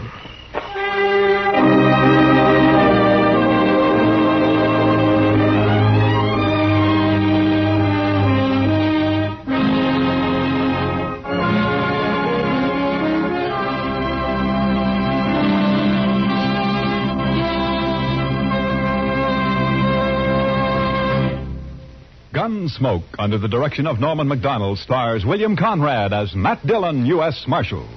Tonight's story was specially written for Gunsmoke by Les Crutchfield, with music composed and conducted by Rex Corey. Featured in the cast were Lillian Bayef, with Harry Bartell, Lawrence Dobkin, and Jack Crucian. Parley Bear is Chester, Howard McNear is Doc, and Georgia Ellis is Kitty. Gunsmoke is heard by our troops overseas through the facilities of the Armed Forces Radio Service. Join us again next week as Matt Dillon, U.S. Marshal, fights to bring law and order out of the wild violence of the West in Gunsmoke.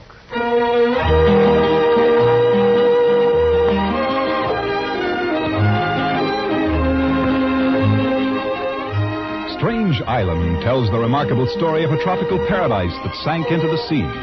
Hear all about it on Tarzan, Lord of the Jungle, tomorrow night on most of these same stations. Hear about the miracle that saves Tarzan from drowning and brings the island back from the sea. Remember, it's yours for thrills on tomorrow night's exciting adventure with Tarzan, created by Edgar Rice Burroughs and brought to you now by CBS Radio. Clancy Cassell speaking. And remember, Broadway's My Beat brings you startling mysteries Saturday nights on the CBS Radio Network.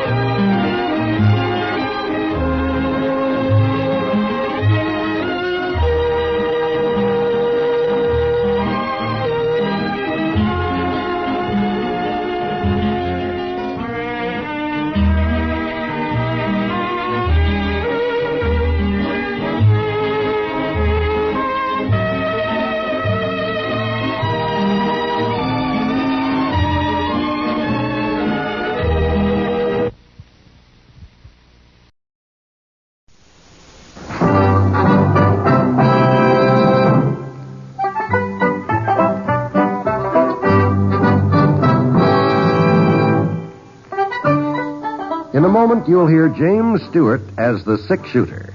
Just one of many fine programs brought to you each week on NBC.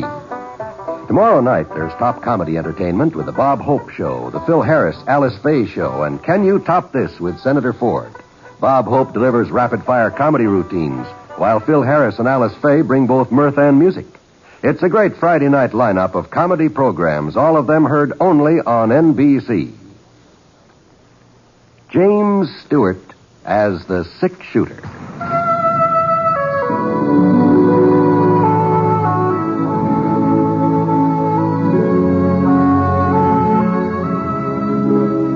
The man in the saddle is angular and long-legged. His skin is sun-dyed brown. The gun in his holster is gray steel and rainbow mother of pearl.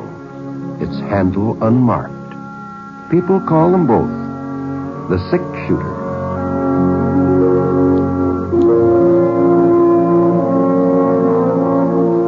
The NBC Radio Network presents James Stewart as the sick shooter, a transcribed series of radio dramas based on the life of Britt Ponsett, the Texas plainsman who wandered through the Western Territories, leaving behind a trail of still remembered legends.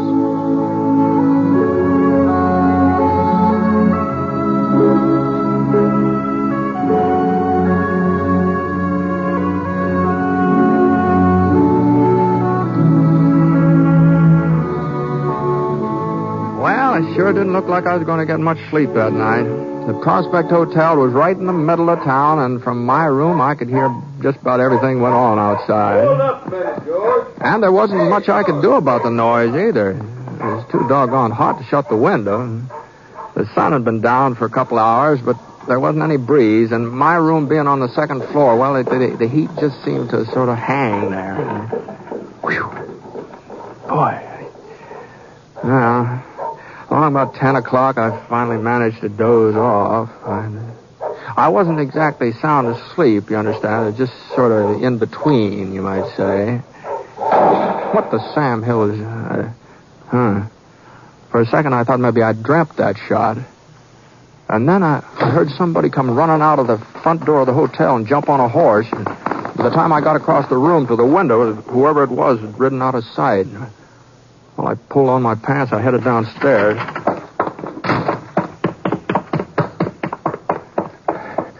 I was the first person to reach the lobby.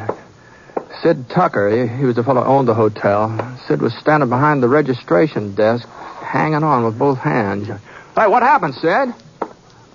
He opened his mouth to give me an answer, but the words just didn't come out. And he started to teeter a little bit from side to side, and then he toppled over. When I got around behind the desk where he was lying, I saw the pink stain across the front of his shirt. It was getting redder every second. Anything wrong here? I thought I heard a shot. Britt? Well, it's Sid Tucker. You better get Doc Prince, quick. Well, sure. Oh, yeah, and get the sheriff, too, if you can find him, will you?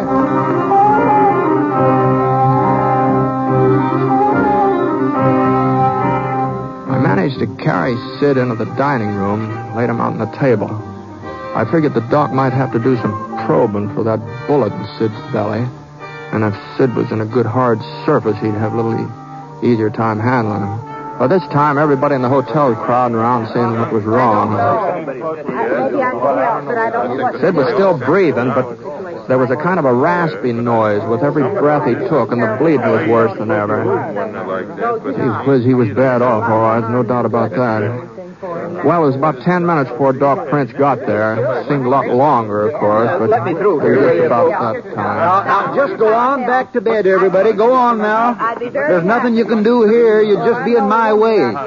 Please, go on now. You stick around, Britt, if you don't mind. What? Well, I might need somebody to help hold him down. Oh, sure. Sid's going to be all right, ain't he, Doc? Well, I haven't even had a chance to examine him yet. Oh, now, come on, folks. Outside, please, outside. I'll let you know what his prospects are as soon as I find out myself.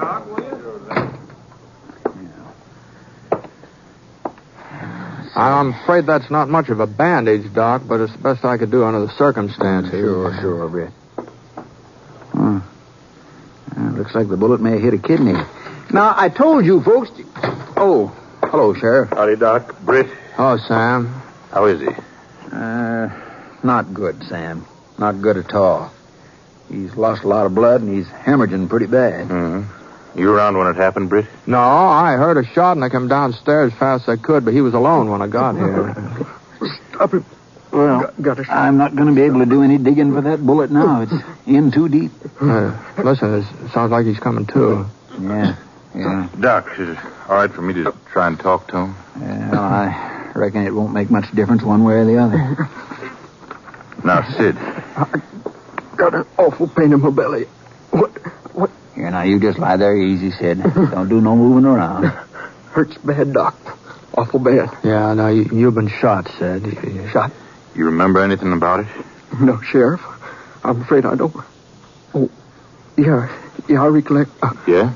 He told me to give him the box. The tin box with the money the folks asked me to keep for him. You know who it was? Your money, Britt. Your cash is in that box. 50. No, don't worry yourself about that. Did you recognize him, Sid? What? The fellow who shot you. Did you get a look at him? John Stringer. Stringer, huh? Must have been him.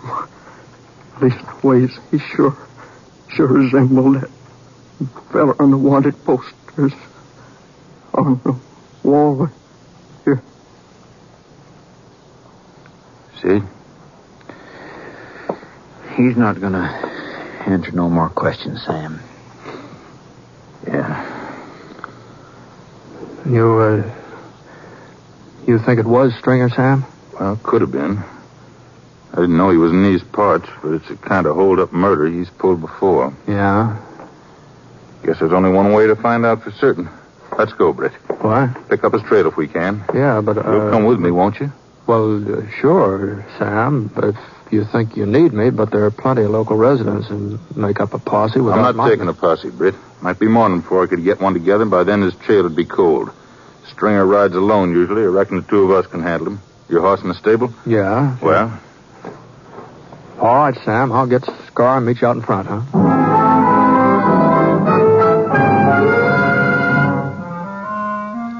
I'd heard about Johnny Stringer. He'd killed his first man when he was only 14 years old, and they said he'd managed at least one more every year since. He's still young, though, 21, 22. Supposed to be a handsome boy with black curly hair and brown eyes, and a little scar on the side of his neck from a gunfight somewhere near Salt Lake City. I'd never met up with him in person. As a matter of fact, this was further south than he usually strayed. That is, if it was Stringer who'd killed Sid Tucker. Well, we got our horses, Sam and I, and started looking for the trail. The fellow I'd heard ride off just after the shooting had been heading east toward the Furnace Hills, so we rode out that way. There was a lot of moon, and after milling around 15, 20 minutes, we spotted some fresh tracks along the creek at the edge of town. Of course, we still had no reason to be certain that this was the right trail. Hold on a minute, Sam. Whoa, Scar, whoa. What's the matter, Britt? Who? Look, over there beside that cactus. What's that look like to you? I don't see any. Oh, yeah. Easy, boy. Easy. That's the tin box Sid was talking about? Yeah, the kid must have shot the lock open. Empty, huh?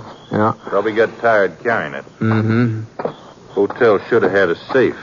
Been telling Sid Tucker that for years. Yeah, well, this box always served the same purpose. Up till now.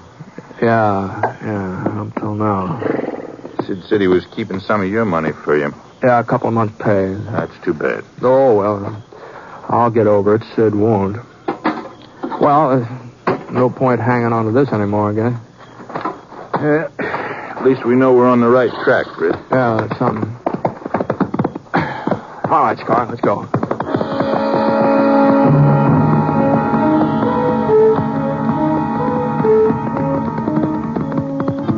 Well, he had an hour's head start, maybe more.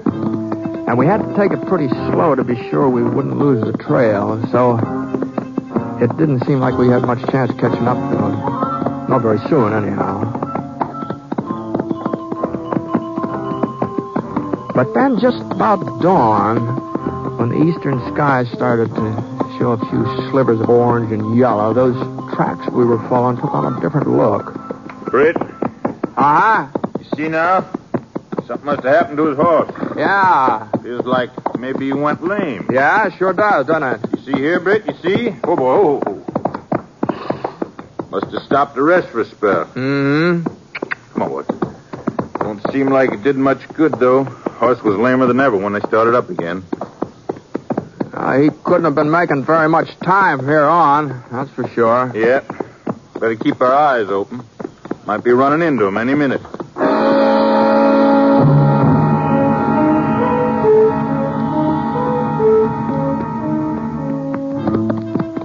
We were in the Furnace Mountains now, and the sun was coming up hot. Oh, this is going to be another scorcher, all right. You could feel everything start to warm up already. The trail we were following showed more and more signs that the horse was in pretty bad shape, and the places where he'd stopped to rest were getting closer and closer together until finally we saw the fellow on the saddle had just given up trying to ride and started moving out ahead on foot. Oh. Easy, Scar. Easy. Might as well leave the horses here, Britt. You can't be much further now. Yeah.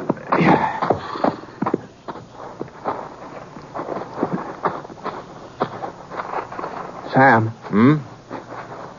Hey, over there in the cabin on the side of the ravine there. Uh-huh. Know whose it is? No, I ain't never been on this slope before. Well, somebody's living there. From the looks of that smoke, I'd say they're cooking breakfast. Let's close in. We started up the side of the ravine, moving slow, keeping to the rocks for cover. It wasn't until we were about 20 yards away that I noticed the barn. Sitting in front of a clump of trees across a little clearing. We swung a little to our left. If we could just get over to the barn without anybody seeing us, then we could move into the cabin itself. But we were still in a place, and we had to get past that clearing first.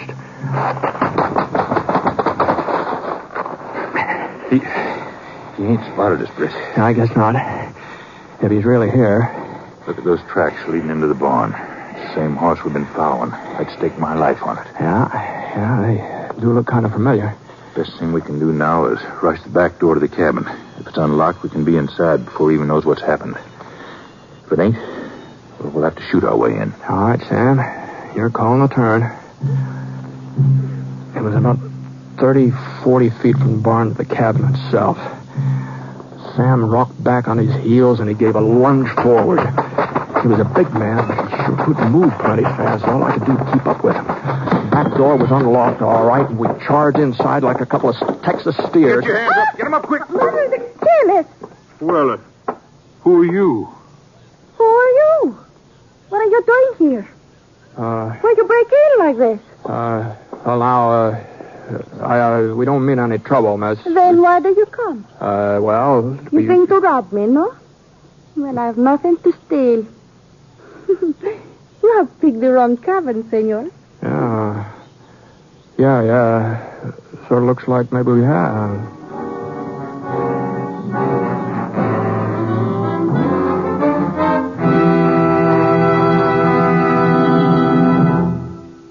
We'll return to James Stewart as the six-shooter in just a moment. Not all careless drivers have accidents, but many such careless drivers cause accidents. A woman driver who drives slowly down Main Street while doing a little window shopping is a menace. So is the man who insists on telling the people in the back seat of his car about his poker game last week.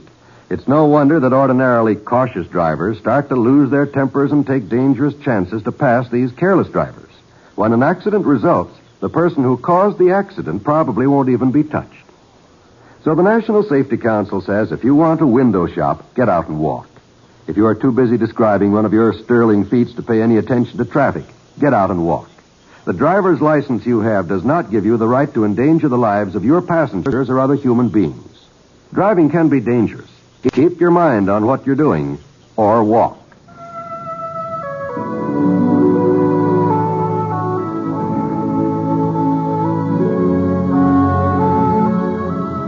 Now, Act 2 of The Six Shooter, starring James Stewart as Britt Ponsett.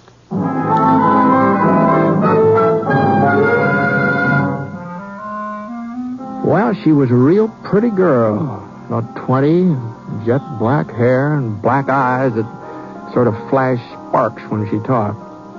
At least they were flashing sparks at us for a while. But finally we managed to get her quieted down. We explained that we weren't trying to rob her. We were just looking for an outlaw who was somewhere in these parts. No. I have seen no one. You're sure about that? See, there has been nobody. Last night? Last week? Nobody. You live here all alone? This cabinet belonged to my father, Alfredo Mendez. He's dead now. 6 months. I live alone. It must be kind of lonely, a young girl like you. I'm busy. I take care of cows. I plant seeds. There will be food for winter. Yeah. Well, I think I'll take a look around outside. The barn, maybe. Will you look there? I tell you, there's no one. Yeah, that's what you told us. Want me to go with you, Sam? No. You might check the rest of the cabin, though, Britt. Sure. You think I lie? You think I would protect this bandito you tell me about? I am Maria Gonzalez Mendez. I do not lie. All right. Now, don't get excited, Maria. If he should be in this neighborhood and you didn't know about it, well, it'd be for your own good if we turned him up, wouldn't it? Wouldn't it? See, I guess so. But your friend, he does not trust me. Well, Sam's a sheriff. He can't afford to take chances. You mind showing me the rest of the place here? If you like. This is the main room. You call it the parlor. Uh-huh. Here is where I sleep. What's that door over there? The bedroom of my father. Oh. It is still as it was when he... Yeah. You're satisfied? I'm satisfied Stringer isn't in the cabin, Maria. You're like your friend. You do not trust me either. Why would I hide this man if he's what you say he is? I sure don't know. He killed someone last night? That's right. You did not see him do it? No, but the man he shot, well, he recognized Stringer. Stringer? It is a funny name. Yeah? I never heard of him. Well, he's pretty well known. This isn't his only killing by a whole lot. Has nothing to do with me. He's not in here, Sam. Yeah. Well, he's not in the barn either. But his horse is. What? No, senor, no. It is my horse, the one you saw. I suppose you've been riding him all night, huh? I do not know what you mean. Well, somebody's sure been giving him a workout. They even rode him after he went lame, too. Now, why don't you start telling us the truth for a change? How about it? It does not matter. He has gone. I get to him another pony and he rides away. Long before you get here, he is gone. Well, now I'll be... You will never catch him now. That is why I pretend I think you want to rob me when you come. Might have known. But he has killed no one. And his name, it is no Stringer. It is Johnny Davis. He tells me that you will look for him and that you will blame him for things he does not do. Sure, that's what he told you, and you had to believe him, didn't you? He would not lie to me. Well, I guess you ain't the first senorita that got taken in by Johnny Stringer. Even his wife. He's talked her into putting up with him on and off for the last 5 years, and she's supposed to be a pretty decent girl. His wife? That's right, Maria. Johnny's married. Has been since he was, 18 or so. It is not my concern, this Johnny Stringer. It isn't, huh? Your friend Davis, has he got black hair, curly black hair? Many men have black hair. Mm-hmm. And many men don't have a scar on their neck. Right here. A scar? We're just wasting time, Britt. We got a trail to pick up. Yeah. Wait. You lied to me about this scar. You tried to make me think that my Juanito is the same man you look for. You lie about him. I told you the truth, Maria. But he could not be married. No, it is not so. He's promised to marry me. How long has Stringer been staying here? No, senor. He's not Stringer. His name is Davis. Johnny Davis. How long has he been here? 2 weeks. He stays in my father's room 2 weeks. I find him with a bullet in his leg. He's hurt. I make him well. He says he loves me. Yeah. He goes yesterday to arrange for the wedding. He couldn't marry you, Maria. If he did, it wouldn't be a real marriage. No, senor, no. He says he loves me. It is so. I feel it in my heart. If he does not have love for me, I would know. Britt. Yeah? He's got a fresh horse. We'd better get moving. Yeah, sure. Come on. Here is the horse, senors. What? The man with his car, he has the horse. Where is he, Maria? You try to fool me that he's married, that he has a wife. You make this up to fool me. Where is he? The barn. But I already... The loft of the barn, that is where he hides, the loft. Now I have told you the truth. You must... Yeah? You must tell me the truth about Johnny. There's no reason to fool me any longer. You must tell me the truth. But it is the truth, Maria. All of it. And I'm sorry. You ready, Britt? Yeah, I'm ready. We walked outside. We didn't draw our guns. We just strode along as though we were going to go right past the barn. And when we got even with the door, Sam nodded and we took a couple of quick steps and pressed flat against the building. Stringer? We know you're in there. Stringer! Sam waited a minute or so, and then we started inching toward the open door. I took my cue from him, and I started moving in the opposite direction. He was up there all right. And he was in a good position to cover that door, too, if either one of us so much as got near it. We ain't no hurry, Stringer. We can wait. You wait a long time, mister. Sam? Yeah. Is there any other way of getting inside? Round the back, maybe? There's a window, but it's too small to crawl through. Isn't that he's using up a lot of bullets? Trouble is, we don't know how many loads he's carrying. Yeah. Guess we'll just have to try smoking them out. Ain't no breeze. Ought to be safe enough. What about the horse? He's just inside the door. He ain't tied up or nothing. He'll come out before it gets too bad. Okay. I'll go around and back. I managed to get to the rear of the barn by hugging the sides of the building and keep out of range. Every once in a while I could hear Stringer get off another shot. But he was still aiming towards Sam, trying to make sure that we didn't rush him. I found some dry brush and pushed it up against the barn. And then I broke through the window with the butt of my gun. And that told Stringer where I was, and he sure didn't like it. I flattened down and I stayed that way until I got a handful of brush burning. And then I raised up a couple of inches and then threw it inside. I didn't know whether it would catch or not. So I stayed there where I was so I could be sure. Yeah, I must have been lucky. It had hit some rags and papers. Anyway, a good steady stream of smoke was pouring out the broken window, and Stringer would have to start moving out pretty soon. He wasn't doing any shooting, so I made my way around the front again. The smoke was starting to come out the door, and the whole inside of the barn was filled up with it. Hey, look at that. You never know about a horse during a fire. Some of them would just stand right in the middle of it and not make a move to save themselves. There was only one direction Maria's pony could head, and that was outside, so he finally put his nose down and he came galloping past. About a minute later, Stringer followed his example.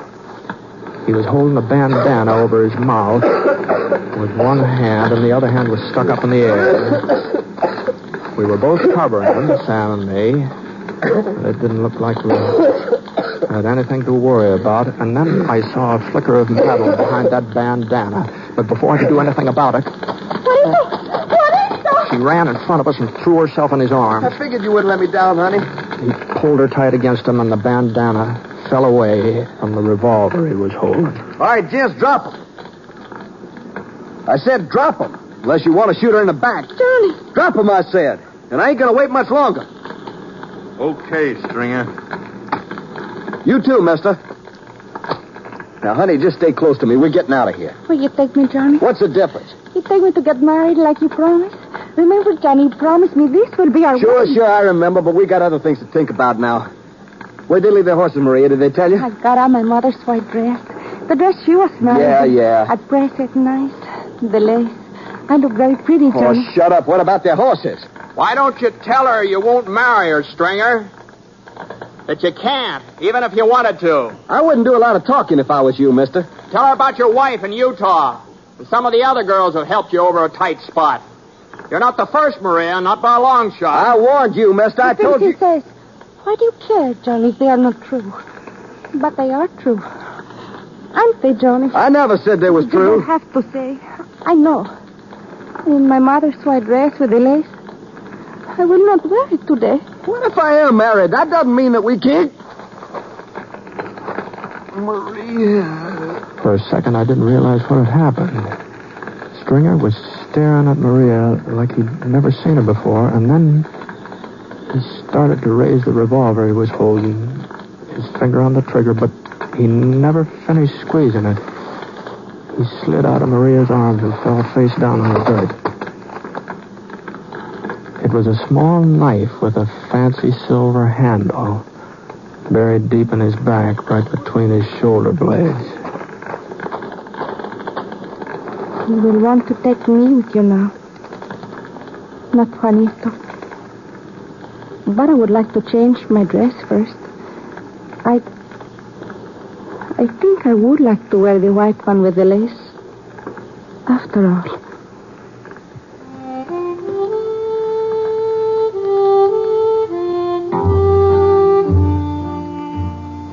Well, we waited around till we were sure the fire was out, and then we took Maria back to Prospect. I don't know whether what she'd done was murder or not. Stringer was holding a gun on us. Maybe she saved our lives.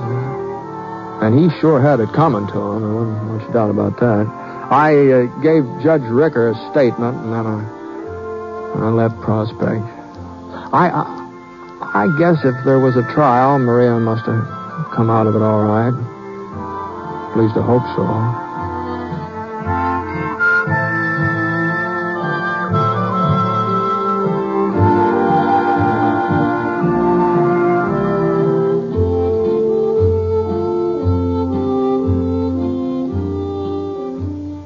The word research has become pretty familiar to all of us in the last 10 years or so. But have you ever stopped to think what research, especially medical research, means to you personally?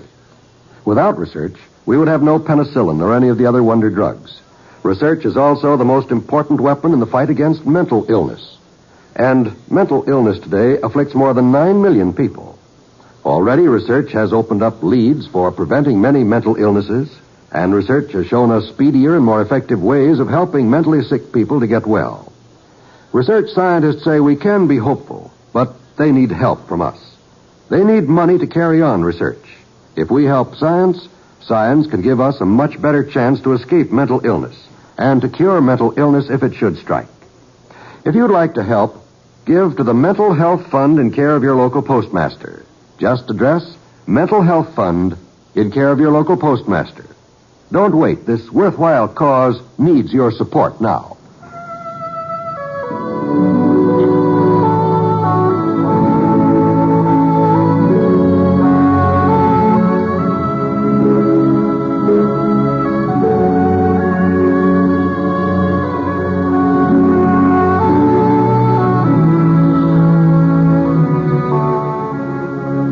The Sick Shooter is a transcribed NBC Radio Network production in association with Review Productions. It is based on a character created by Frank Burt and is written by him.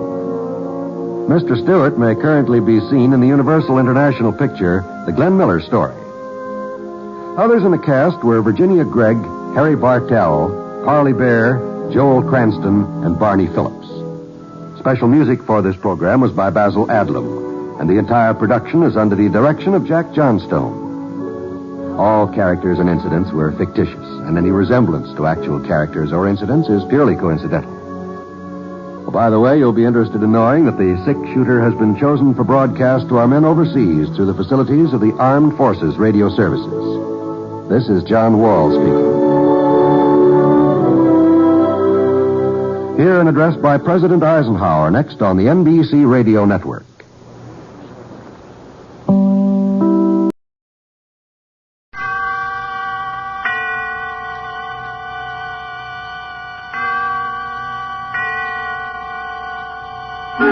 Suspense.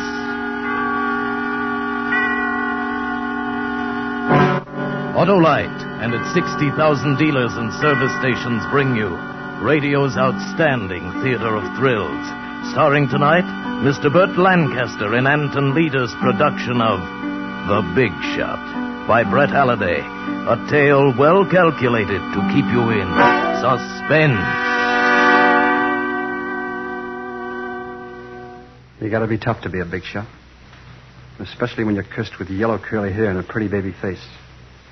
I learned about that early, when I was a kid, and the other kids started razzing. I learned that if you bounced a brick off somebody's head, the razzing stopped, and you were somebody. It was a very profitable lesson, which paid off as I grew up, and I found it pays dividends whether you're on East 10th Street or down in Mexico. Morton! Charlie Morton! Yeah? Well, welcome to Mexico. Well, thanks. You're Quinn, I suppose. Right, glad to meet you. Same here. Well, it's lucky you were the only American on the bus, or I'd never have recognized you. No? No. Collins wrote he was sending a young fellow out just from engineering school, but I didn't expect it. Listen, Quinn, never mind my looks. You asked for a mining engineer and you got one. Any complaints? Why, of course. Well, if there are, you can pay me off my guarantee and I'll get back on that bus. Now, wait a minute, Morton. I didn't mean to offend you. I got no complaints as long as you can do the job. I can do the job. Yes, I guess maybe you can.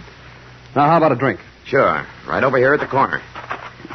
In Mexico, there's always a bottle of tequila not too far away. That's one thing makes it attractive. Must be the only thing, then. Oh, I don't know. Some of us like it down here. Is that so? Why'd you come, then? Well, that's easy. They told me there was money in it. Yeah. Yeah, there is. In here.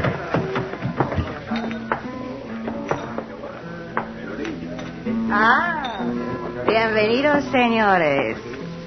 ¿Qué quieren ustedes? Dos tequilas, por favor. Dos tequilas. Sí. I hope you like tequila, Morton. It's about all they have around here. It'll do.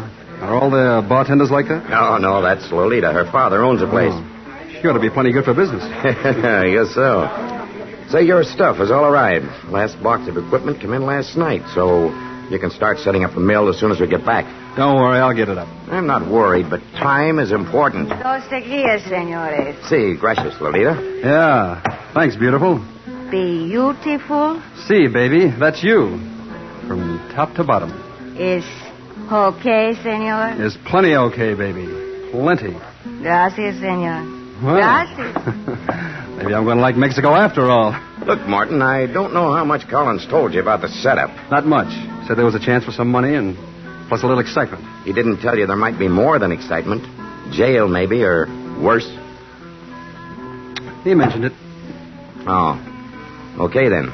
You understand that we've got a ticklish proposition on our hands. We've got to be careful, especially with these people. If they knew what we were planning. Okay, what are we planning? We struck a rich vein of gold quartz in the remote mountains about 20 miles from here.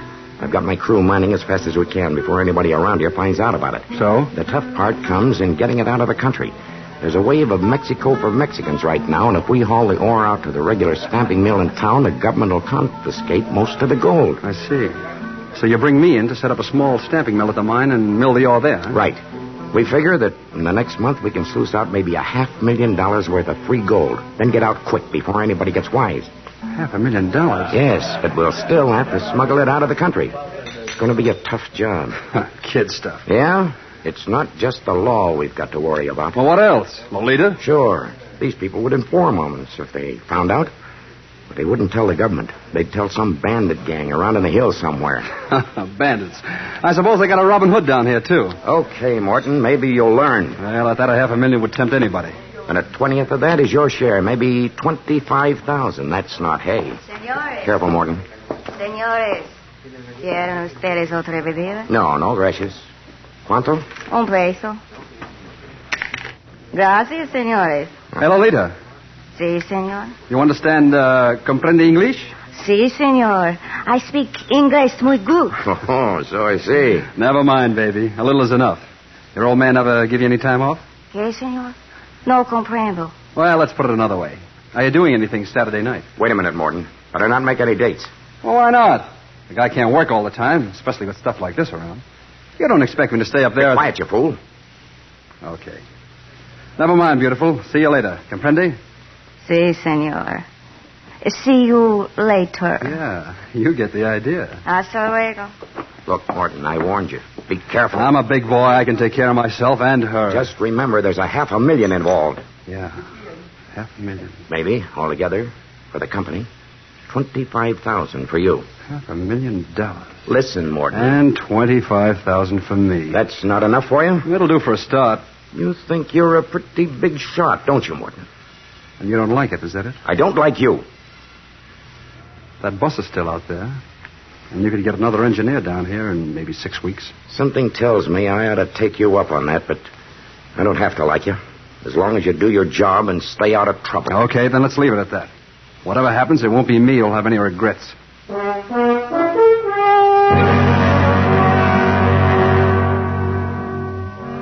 setup was just like Quinn said, except that the ore was even richer than I'd expected.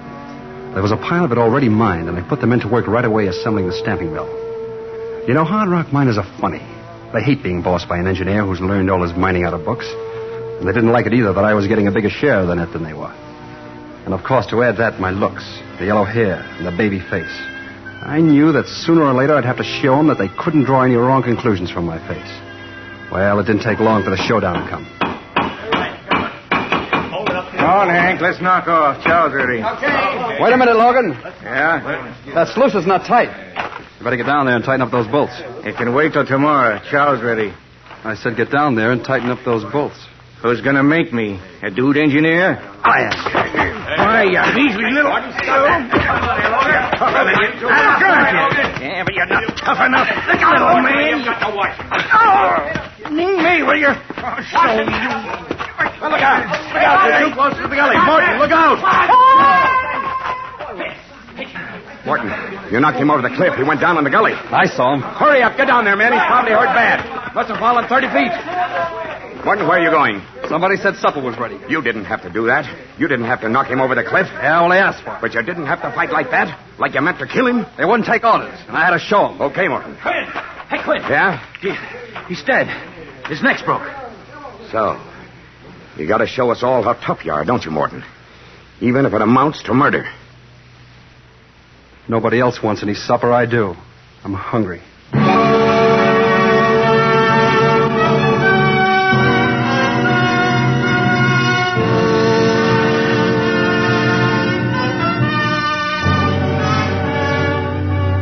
For Suspense, Autolite is bringing you Mr. Burt Lancaster in radio's outstanding theater of thrills, Suspense.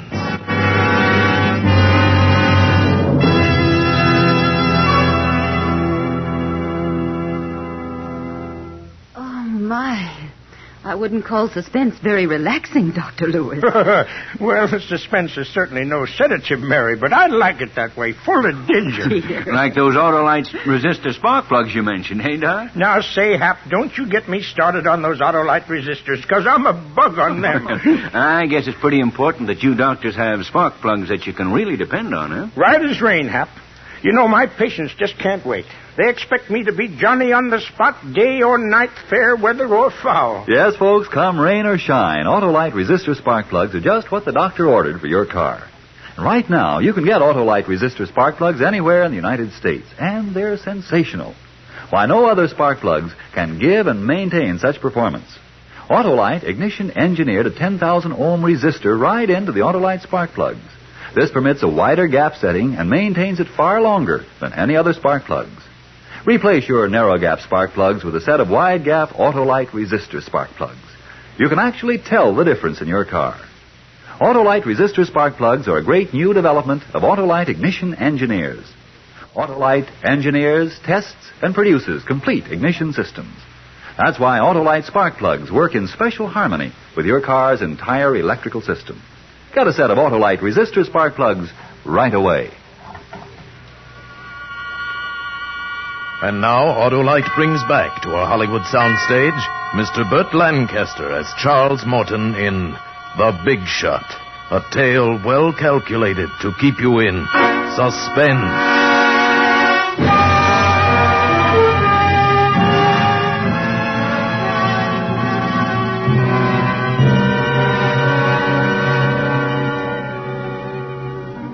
You gotta be tough. It's a tough world. And you gotta be tougher than the next guy. I was tougher than Joe Logan, that's all. I beat him in a fair fight. If he slipped and fell over that cliff, well, it's just too bad. While they buried him, I ate my supper. After that, I had no more trouble with the men. The first Saturday that everything was running smoothly, I went up to Quinn's tent. Quinn! Yeah? Oh, come in, Morton. I was just looking over the take so far. What's your guess? Maybe 100,000. Yes, maybe. We'll pull at least 250. We'll get that $500,000, don't you worry. If nobody bothers us. Don't be so jumpy. Nobody's going to bother us. I hope not. Say, Morton, I got to admit you've done a whale of a job so far. Forget it. Don't worry, Morton. I don't like you any better.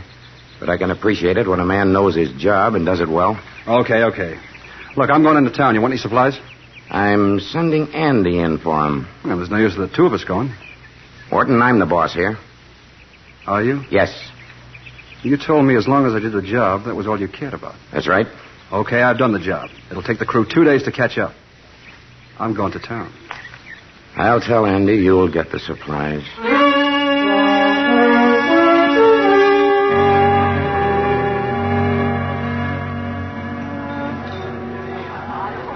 Aquí, querido. More tequila? Si, baby. Come here. Oh, Senor Charm.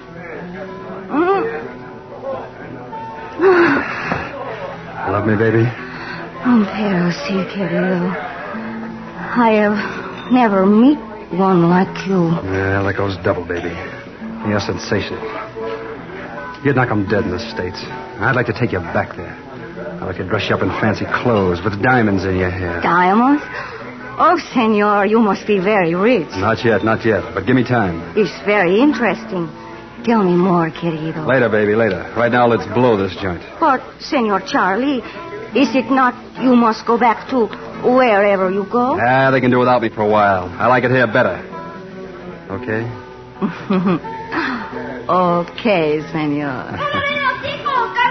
Vaya, ándale!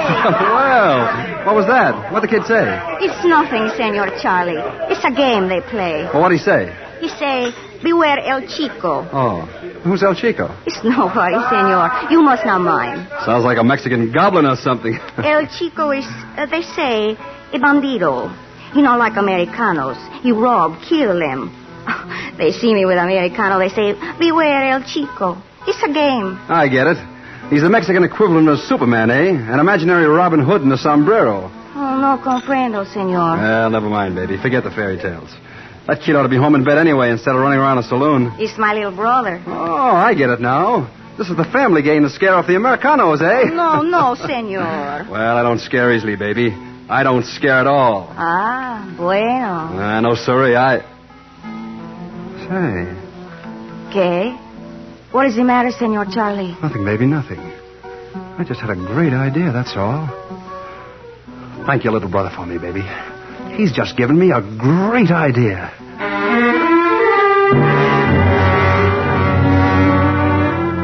Yeah, a great idea. For a long time I've been thinking, why just 25,000? Why not the whole $500,000? There's something wonderful about those little bags of free gold, you know? They're so negotiable. You don't have to exchange them for anything else before you can get the cash. With $500,000 and Lolita, life could be beautiful. And now the plan was shaping up in my mind. I started putting it into effect as soon as I got back to the camp. Quinn was waiting there for me as I rode up, and I could see he was boiling. Where in thunder have you been? You were due back 2 days ago. I got drunk. I didn't feel like hitting the trail this morning. Oh, just like that. Take it or leave it. Well, that's it. I don't blame a man for getting drunk. Once. But I'll send somebody else in for supplies next week. I'm going in. I got a date next Saturday night. Listen, Morton, I told you. You want to fire me now? Huh? You got anybody else that can keep the mill going? I haven't, and you know it. All right, then. Let's get to work. Morton. Maybe we better speed up a little, too. Why? Well, they're talking in town about this El Chico. El Chico? Yeah, Bandito thinks he's going to run all the Americanos out of Mexico. He's making war on the Americans. Been raising Cain up north. Up north? Yeah. The talk in town was that he's heading down this way. I was afraid of something like that. You better tell me about it, Morton. Tell me all about it.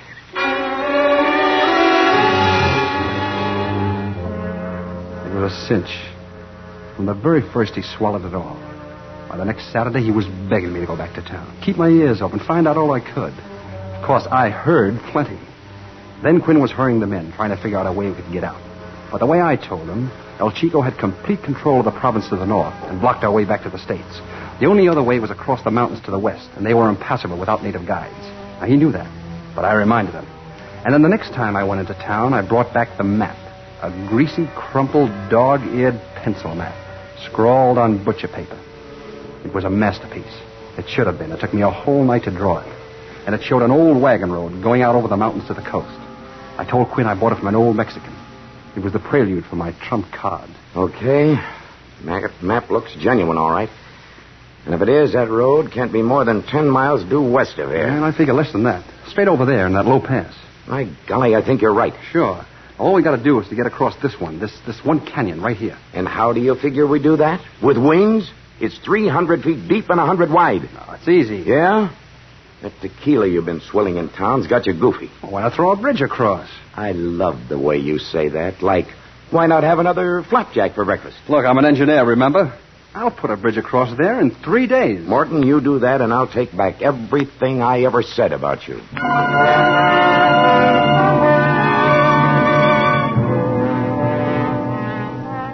The next morning, I tied a 200-foot length of rope around my waist, took a pulley with me, and started down to the bottom.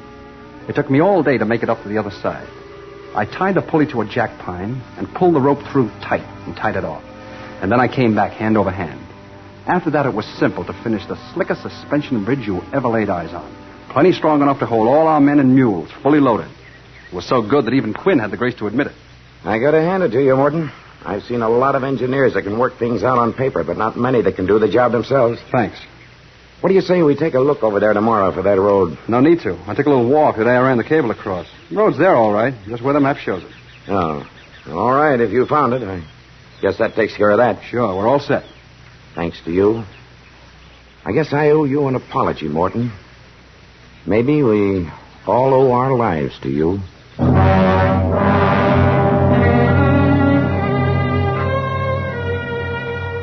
That's the only time, before or after, that I had a qualm when he said that.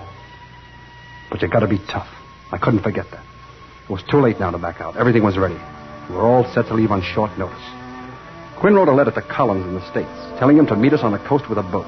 Quinn gave me the letter to mail in town. But, of course, I never mailed it. I spent my time in town getting the necessary mules and the gear. And then I went to Lolita. Querido mío, I have missed you. Well, it's the last time you'll have to miss me, baby. This is it. The diamonds, the fancy clothes, all of it. Yours. Mine? Querido, you are rich now? By this time tomorrow, we'll both be rich. With more gold than we'll know what to do with for the rest of our lives. Gold? You have found much gold? See, and it's ours, thanks to El Chico. El Chico? What? Remember Beware El Chico, the game you played with your brother? Oh, see. Well, that's what gave me the idea, and it worked perfectly. We'll have to thank El Chico if we ever run into him. Oh, I do not think that will happen. After all, El Chico is only in a game, remember? Well, never mind the games now, baby. We got work to do. Now get some clothes, but keep it light. We'll pull out of here at midnight. And tomorrow we're rich.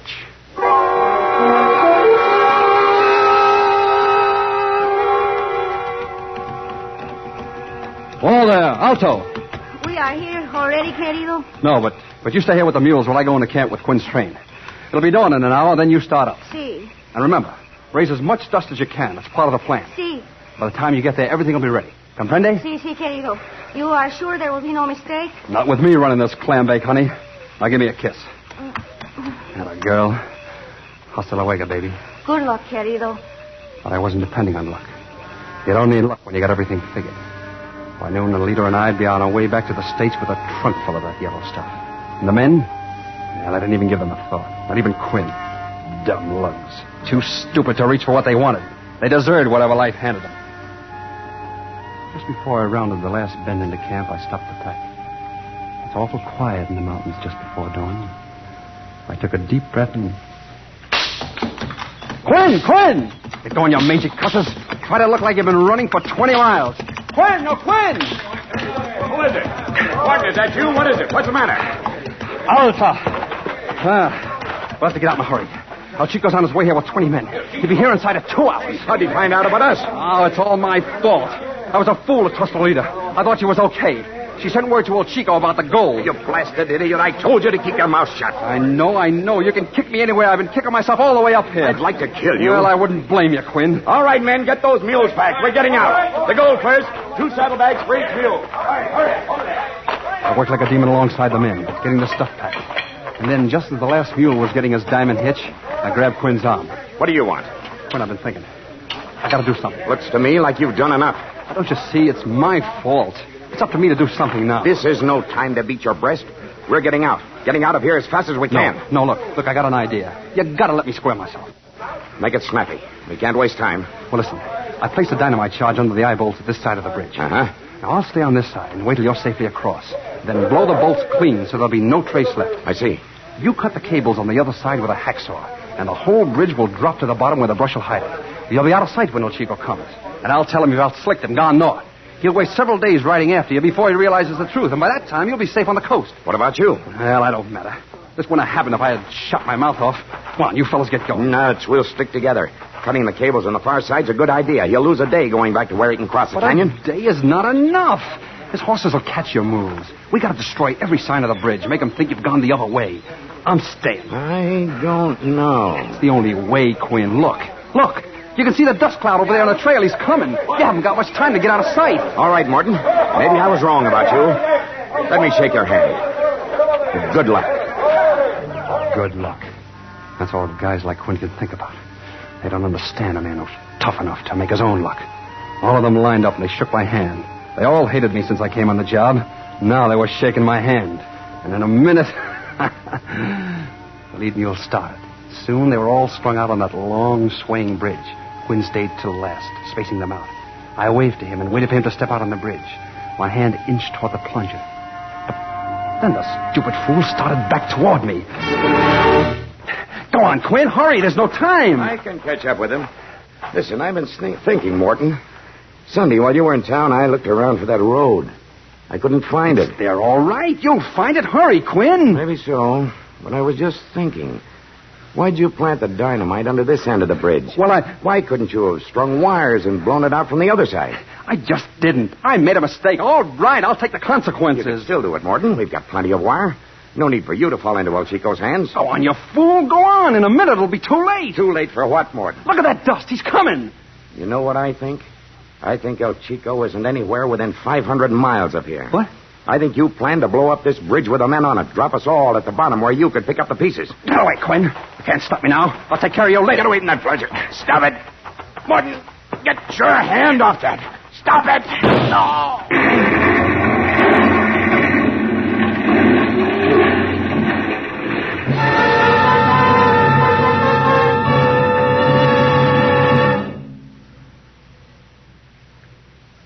The concussion had my head reeling for a few seconds. When the landscape swam back into focus, I could see the bridge was gone. The bridge and the men and the mules. But I couldn't seem to figure out what happened. Quinn lay beside me, very still. I could see blood. How did... I seem to remember hearing a shot. But where did it come from? Charlie! Senor Charlie! Lolita! You did it! You shot him! You're wonderful! We did it, baby! We did it! Look it down there! $500,000, baby! 3 million pesos in gold! And all we gotta do is go down and pick it up! Yes, indeed, a good job, senor.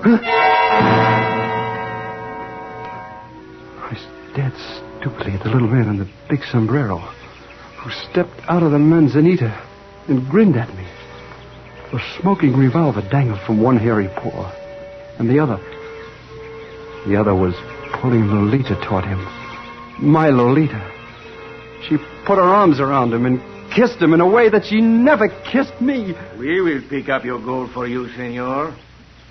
You are a very smart man, Senor Charlie. I should like to be your friend. Except you are gringo. And you mistake to make the love to the sweetheart of El Chico.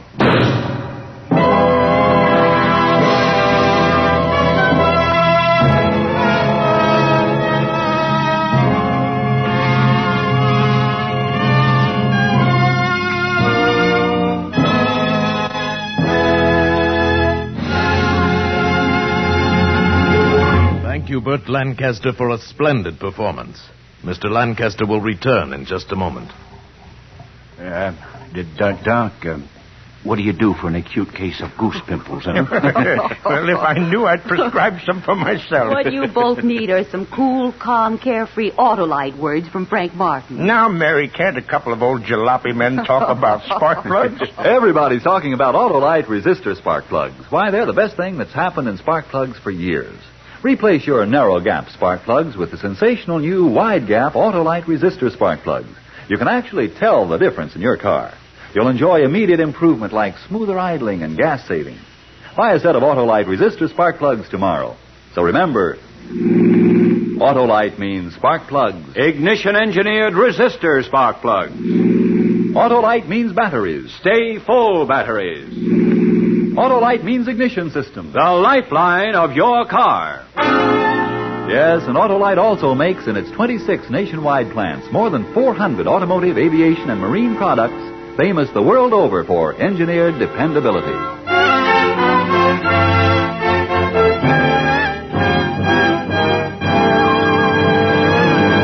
And now here again is Mr. Burt Lancaster.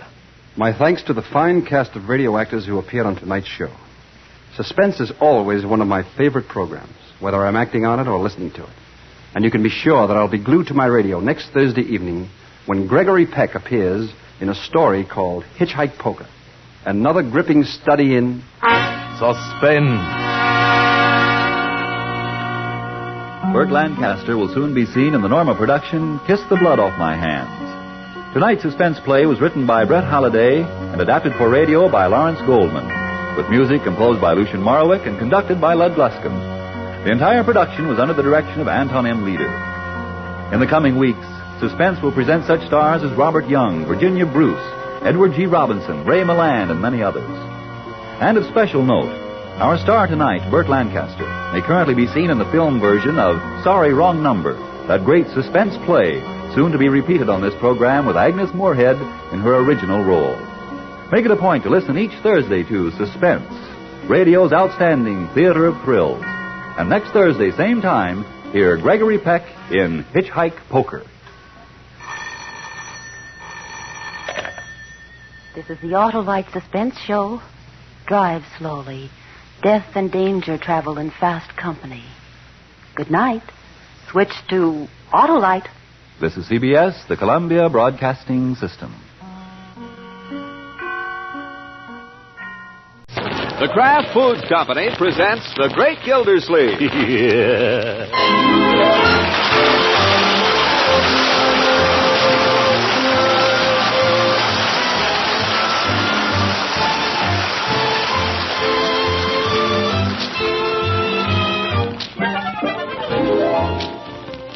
It's The Great Gildersleeve, starring Harold Perry, brought to you by the Kraft Foods Company, makers of a complete line of famous quality food products.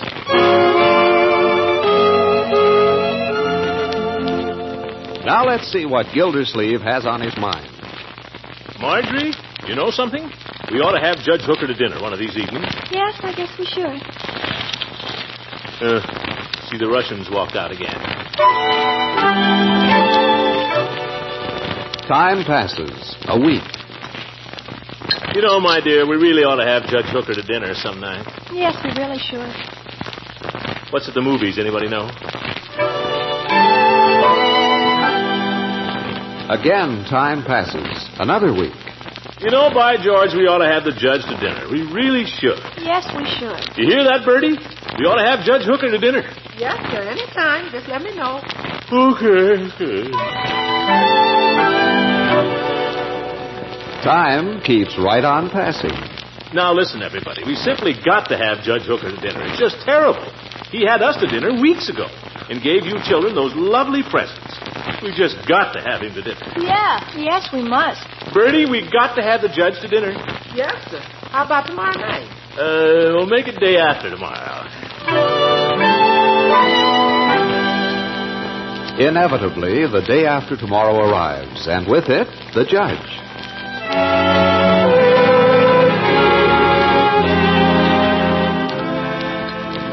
I don't believe that anyone to this day has any idea who it was who stole the clapper out of the chapel bell. I don't know. You told enough people. Ah, you. We were devils in those days. Yes. Elbows off the table, Leroy. I think the judge might like a little more coffee, Bertie.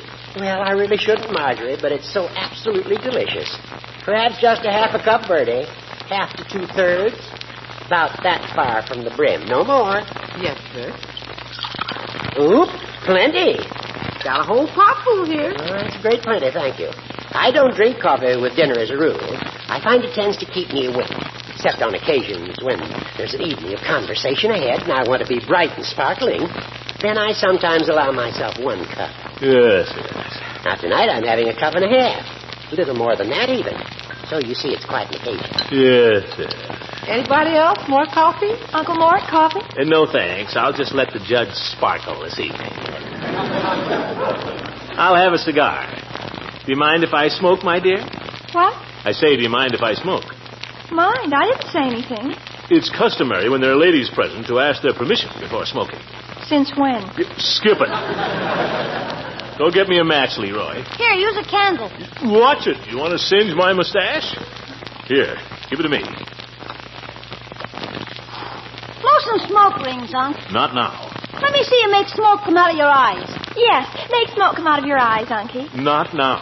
My father used to be able to do that trick. So can I, Judge, if I want to. Let's see. Yes, do, Unky. Well, watch closely now. Let's go in the living room. Oh, the judge isn't through yet. Don't hurry, Judge. We've got all evening. Well, you know, speaking of my father, reminds me of the time he bought me a pony. Did I ever tell you children about that? A pony? Gosh, I can't even get Unc to buy me a first baseman's mitt. You've done nothing to deserve it. Gosh, a pony. Yes, sir, a little pinto pony. I was just about your age when he got it for me, Leroy. Maybe a year older. And I want to tell you I was the proudest boy in town. Who wouldn't be? Gosh, your father must have been nice. Don't look at me, Leroy. I never had a pony either. Let's go in the living room, shall we? Judge, aren't you through yet? Just a few more drops here, Gildy. It's so delicious I wouldn't think of letting it go to waste. Yes. Take your time. Yep. My father used to have a theory that every boy should learn to ride a horse. Learn to handle him and take care of him. Well, I always swore that when I grew up... He felt that just being around a horse built a boy's character. And while I don't attribute mine entirely to that, Well, I always swore that if I ever had a son, I'd see that he had a horse. But, of course, I never had a son. You've always got little me. Well, my boy. Couldn't we get a horse, Unc? Couldn't we, please? Just a pony. I'd take good care of him, honest. Where would we keep him, Leroy? It isn't as if we might... You could keep a horse here, Gildy, if you wanted to. You've got a nice big backyard out there and all those vacant lots for him to graze in. I know, but... You've got a 2-car garage. You could build a box stall in part of it. Yeah, it wouldn't have to be very big. A pony doesn't take much room. I suppose we could even build a little addition onto it if we could find some second-hand lumber. Oh, Les, I think it'd be fun. Hey, Unc, can we, huh? Now, my boy. The judge and I are just talking. I think it's time you said goodnight and ran along up to your room. But can we, please? I'd take awful good care of him. I wouldn't do anything else. The minute I came home from school, Now, Leroy, calm down. Say goodnight to the judge and run along. But can we, huh? We'll see. He wouldn't be any trouble, Unc. I'd mow the lawn without you ever telling me and feed him all the grass. Wouldn't cost you a cent. Couldn't we get just a little pony? Not if you keep bothering me about it. Okay, I won't say another word. Good night, Judge. Have to go up and do my homework now. Good night, Leroy, and pleasant dreams. Good night, Marge. If I get a pony, I'll let you ride him. You can ride him first. Why, Leroy. Good night, Unc. I hope you have a swell sleep and wake up in the morning feeling fine. Good night, Leroy. Come on, boy! Get up!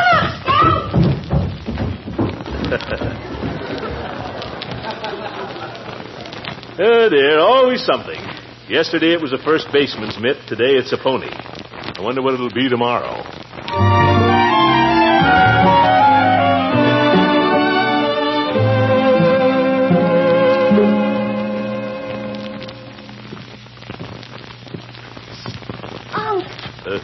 Leroy, is that you? Why aren't you asleep? Has the judge gone yet? Yes, he's gone, thank goodness. Now go to sleep. It's late. Almost midnight. Unc. Yes, what is it? Can we, Unc, get a pony? I told you we'll see. Now go to sleep.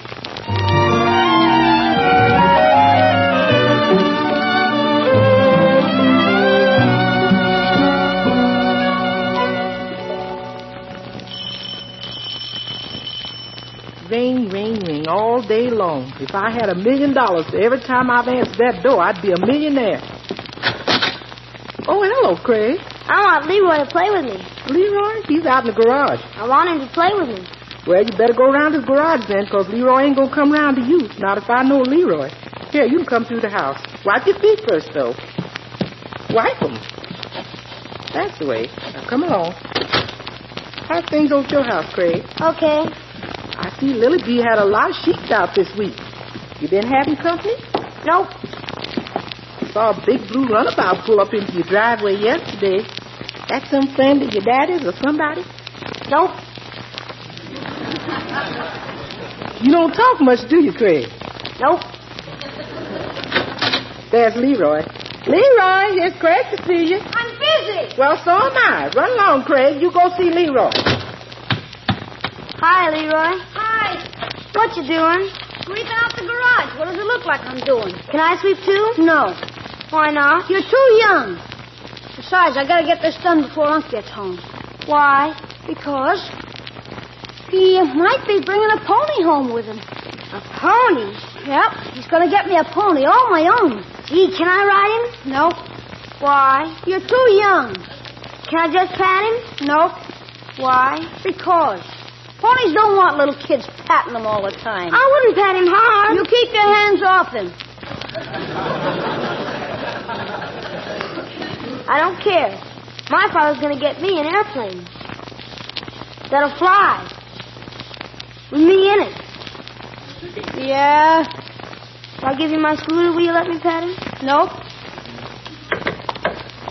Now, don't be walking there. I just swept out. Is this where the pony's going to be? Yeah. The bucket's for his water. And that box is for him to eat out of.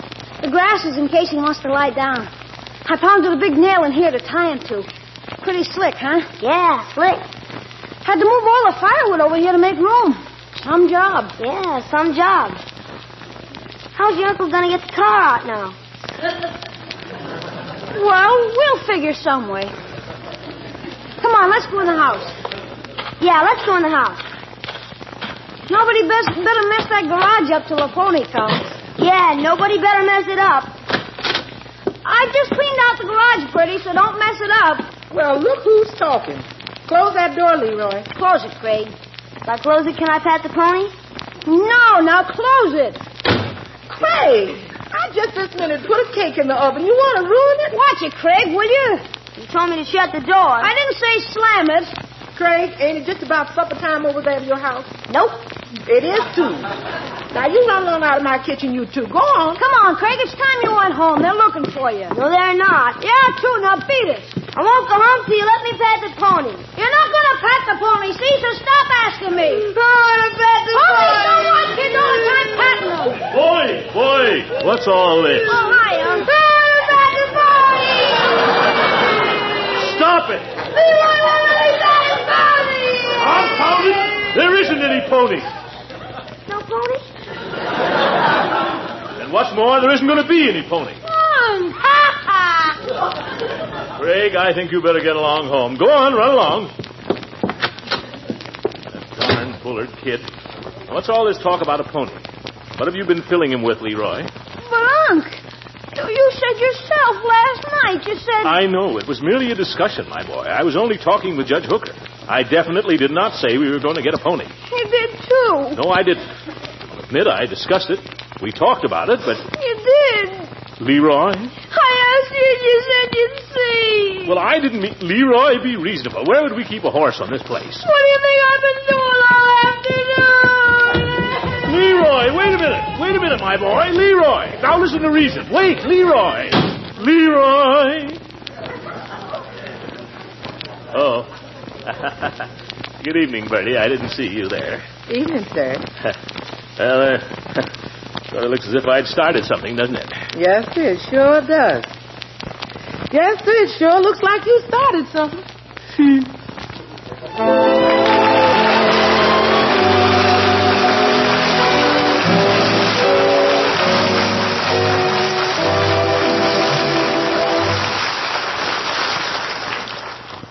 You meal planners know that right now asparagus tips are at their tender best. So here's a simple trick you'll want to try. Top those tips with a delicious golden cheese sauce made with smooth melting Velveeta. Then when the family sits down to the table, just watch that tempting dish do a disappearing act. Remember the easy recipe for that sauce. Just 1/2 pound of Velveeta melted in the top of a double boiler with 1/4 cup of milk stirred in. Remember, too, it's wise to use only dependable Velveeta for this melting trick. For this delicious cheese food melts smooth every time. Velveeta sauce works wonders with cauliflower, broccoli, onions, green beans, or carrots, too. It adds rich yet mild cheddar cheese flavor and helps supply high-quality, complete protein and other valuable nutrients from milk. So be sure to try Velveeta. When you shop, look for the yellow package plainly marked genuine Velveeta, for that's the cheese food of Kraft quality.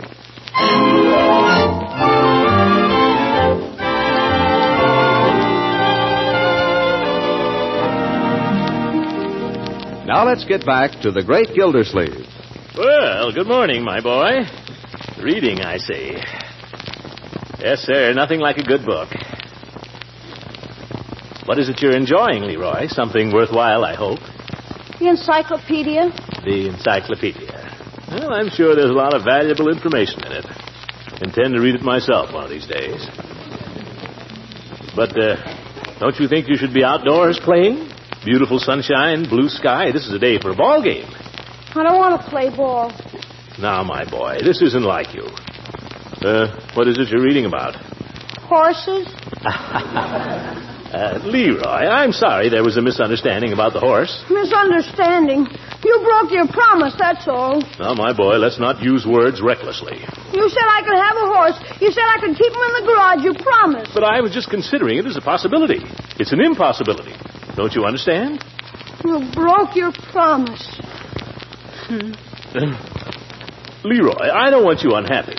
If you really think I broke my promise, let me make it up to you some other way. What would you like? Nothing. A first baseman's mitt? Seems to me I heard you mention that. No.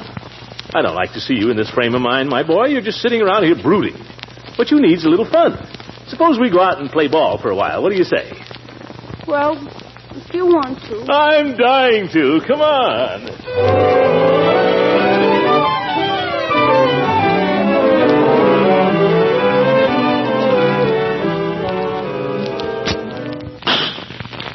Well, that's all the shells, Leroy.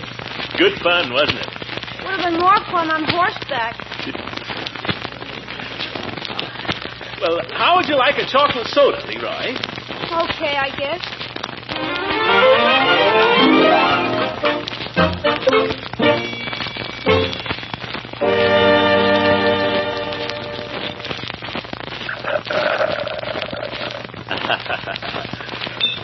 Have another one, my boy? I might. No, I guess three's enough. Thanks, son. That's more like it. Happy now, my boy? Well, no, not happy. Oh, for goodness sake. Have a heart, Leroy. Be reasonable. I am. No, you're not. You're ungrateful. Come on, let's go home. Peavy. What's he doing back there? Peavy. Don't tell me Leroy's going to try another soda. No. Just want to pay you, Peavy. How much is 3 chocolate sodas? And that'll be 45, and 2 cents for the government. All right. Here, take it out of this. 47 out of $1. Confounded Leroy, don't look so glum. Smile, can't you? Be reasonable. I am reasonable. No, you're not either. Leave it to Mr. Peavy here. Listen, Peavy. 47, 50, 75, $1. Thank you. Let's go again. Look, Peavy, I've spent all day trying to make it up to Leroy for a little misunderstanding. Oh, so that's it. That's why it must be his birthday. No. I said something last night, and he thought I meant something else. Just a misunderstanding, but I've tried all day to make it up to him, and he just acts unreasonable, that's all. What was the misunderstanding? He promised to buy me a horse. I did not. Well, that's a misunderstanding, all right.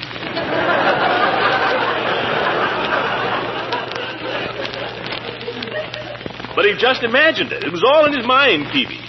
The way he's acting, you'd think the world was coming to an end. Mr. Gildersleeve, did you ever have a disappointment as a child? Of course I did. Hundreds of them.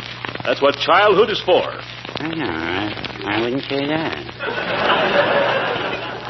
A big disappointment can leave a child marked for life. I was reading an article in the paper about that just the other day. So it says a lot of burglars are nothing but disappointed children. I've had plenty of disappointments, and I'm no burglar. Well, Don't get me wrong, Pete. I know what it is to want a pony and not get it, Pete. Why, I've been knocking myself out all day. I played one a cat till I couldn't run another step. I took him to Daly's and let him shoot my pistol. And these sodas, 3 of them. What does the boy want? I guess he wants a horse. That's right, Mr. Peavy. I feed him and take care of him. Never mind. Confounded Peavy, you can't keep a horse in Summerfield. Mr. Gildersleeve, I have a suggestion. I don't want to hear it. Well, if you don't want to hear a reasonable suggestion. Well, what is it? You know Floyd Munson's cousin Earl, a fellow that has a little farm a few miles the other side of town? No, I've been out there. I believe he has a horse. I can't buy a horse, Peavy. You wouldn't have to buy him, but maybe you could arrange to let Leroy ride him once in a while. Aunt, do you think you could? By George, I might be able to make a deal with Earl at that. Rent the horse for the hour. Leroy, you could go out there every Saturday. Would you like that? Oh, boy, every Saturday. Oftener in summer, huh? Yeah, I guess so. Would that cheer you up, my boy? Oh, boy, would it? Well, let's go out there and see what we can arrange. So long, Peavy.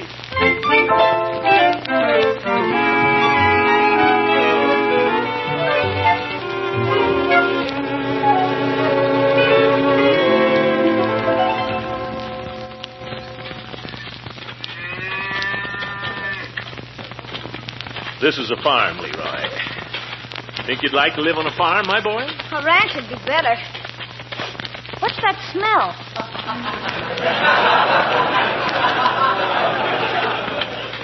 All farms have that. Dusty, isn't it? Yeah, it's dusty, all right. Wonder where Earl is. This time of day, he's liable to be feeding the pigs.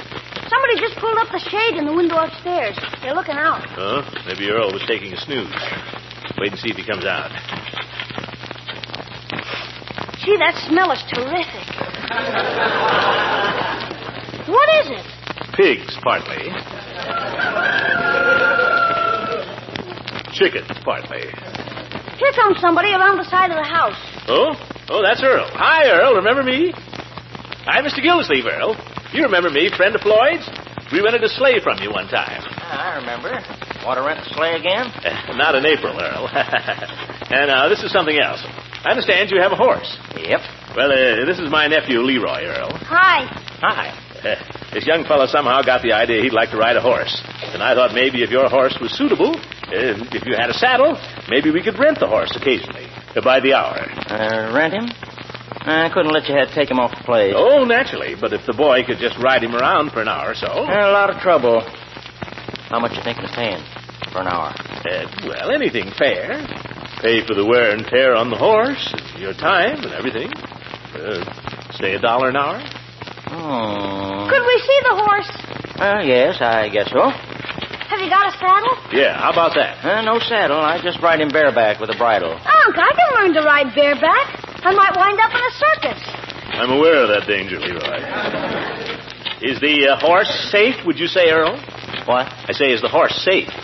Sure he's safe. He's locked up in his stall. Right this way. Hey, Unc, it smells better in here. Yeah, that's horses.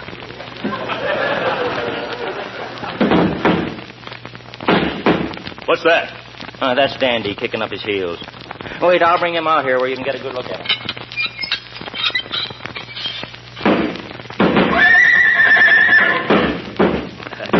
Seems lively, doesn't he? Yeah. Come here, you ornery son of a gun. No, you don't. Don't try to bite me either. I'm on to you, you no good.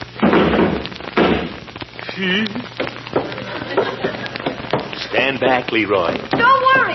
Nice, Dandy boy. Nice boy. Come on, boy. Nothing to be afraid of, Sonny. Well, there he is. Big, isn't he? Stands about 16 hands. Come on, Sonny, pat him. He likes kids. Yeah? Go on, pat him, Leroy. You pat him first. Well, all right. Nice horsey. What's the matter? He didn't do nothing. No, but I thought he was gonna. How old is the horse, Earl? Oh, he's young yet. Going on 18. That's so? Let's see his teeth. If you want to look at his teeth, you open his mouth. Well, I don't doubt your word, Earl. Horse looks about 18. Hey, I saw his teeth just then when he yawned. They're yellow. All horses' teeth are yellow, my boy. They're so big. Like the keys on a piano. Why don't you climb up on them, Sonny? See how it feels. I don't feel like it. Oh, why don't you try him? I'm not so sure he could hold me. Oh, he can hold you all right. He tried to bite you. He's only fooling. He's good-natured when you get to know him. Get up on him, mister. He rides good. It was my nephew who wanted to ride, not me. What's the matter, Unc? You scared? Certainly not. Well, go ahead. Give him a ride. I never rode bareback. Will he hold still while I mount, Earl? Oh, sure. Well, here. Hold my hat, Leroy. Okay. Here, just hold the bridle in your left hand till you get on. Left hand. Oh, yes. Well, how do I get up there? Oh, yeah. Wait a minute. Here. Here's a box you can stand on. Oh, thanks. I still may need a little shove. If you need one, I'll give it to you. Go on, throw your leg over. Throw my leg over, yes. Yeah. Nice, Dandy. Well, here goes. Oh, give me a shove. Oh. Gee. Well, Leroy, here I am. How does it feel? Fine. He's a fine horse. Splendid animal. Well, no use overdoing it. Look out, Leroy. I'm getting off.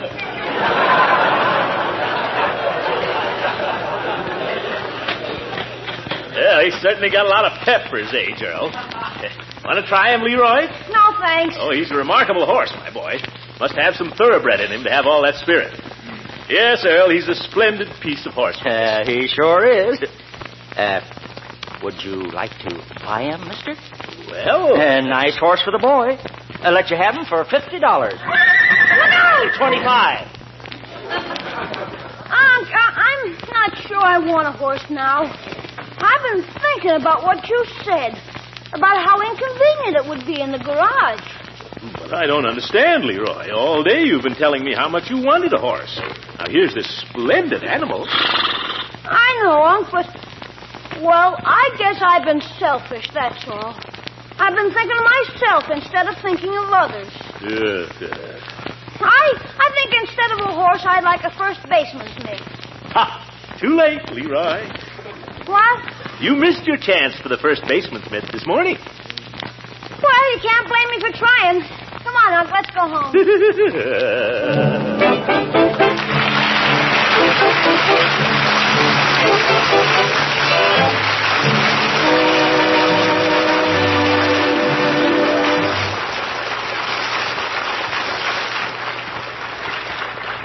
We've all heard a lot about the precious protein foods, how important these muscle builders are in the daily diet.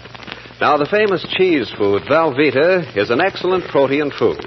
Whenever you spread Velveeta for snacks or slice it for hearty sandwiches, whenever you melt Velveeta for a glorious cheese sauce, you're giving the family a high-quality, complete protein. Delicious Velveeta also helps supply milk minerals, food energy, riboflavin, and vitamin A.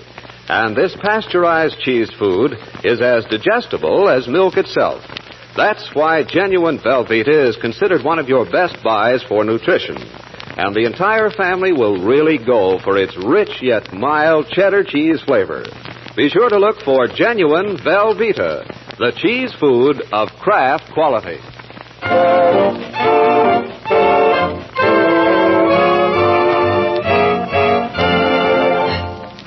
I have a special message for all those who were listening to this program last Easter Sunday. We've received many inquiries from listeners who wondered why Mr. Kraft was not heard in his annual Easter message after I had introduced him. He was to have spoken from Chicago, but due to a network equipment failure beyond our control, his talk was not transmitted. That is why I read his timely message. Good night, folks.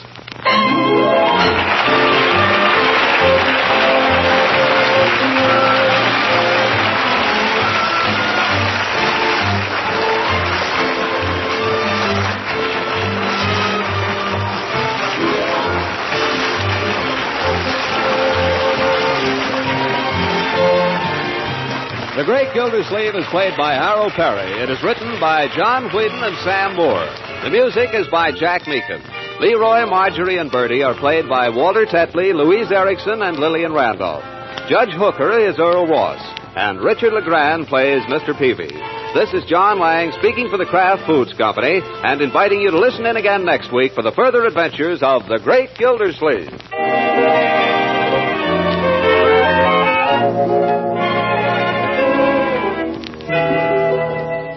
Here's how to bring out hidden flavors in meat. Add new zest to salad dressings. Create new interest in vegetable, egg, and cheese dishes. It's easy as can be. Simply add an extra flavor tang to your foods with Kraft Salad Mustard. You can use this delicately spiced golden salad mustard for blending into cooked dishes or in an equally appetizing way as a spread for sandwich meats. Also stock up on this other popular variety, Kraft Mustard with snappy horseradish added. Get both of these fine Kraft mustards when you shop tomorrow.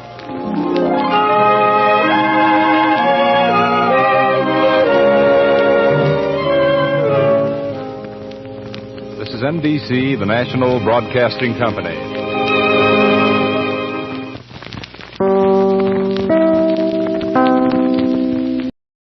Petri Wine brings you Basil Rathbone and Nigel Bruce in the new adventures of Sherlock Holmes.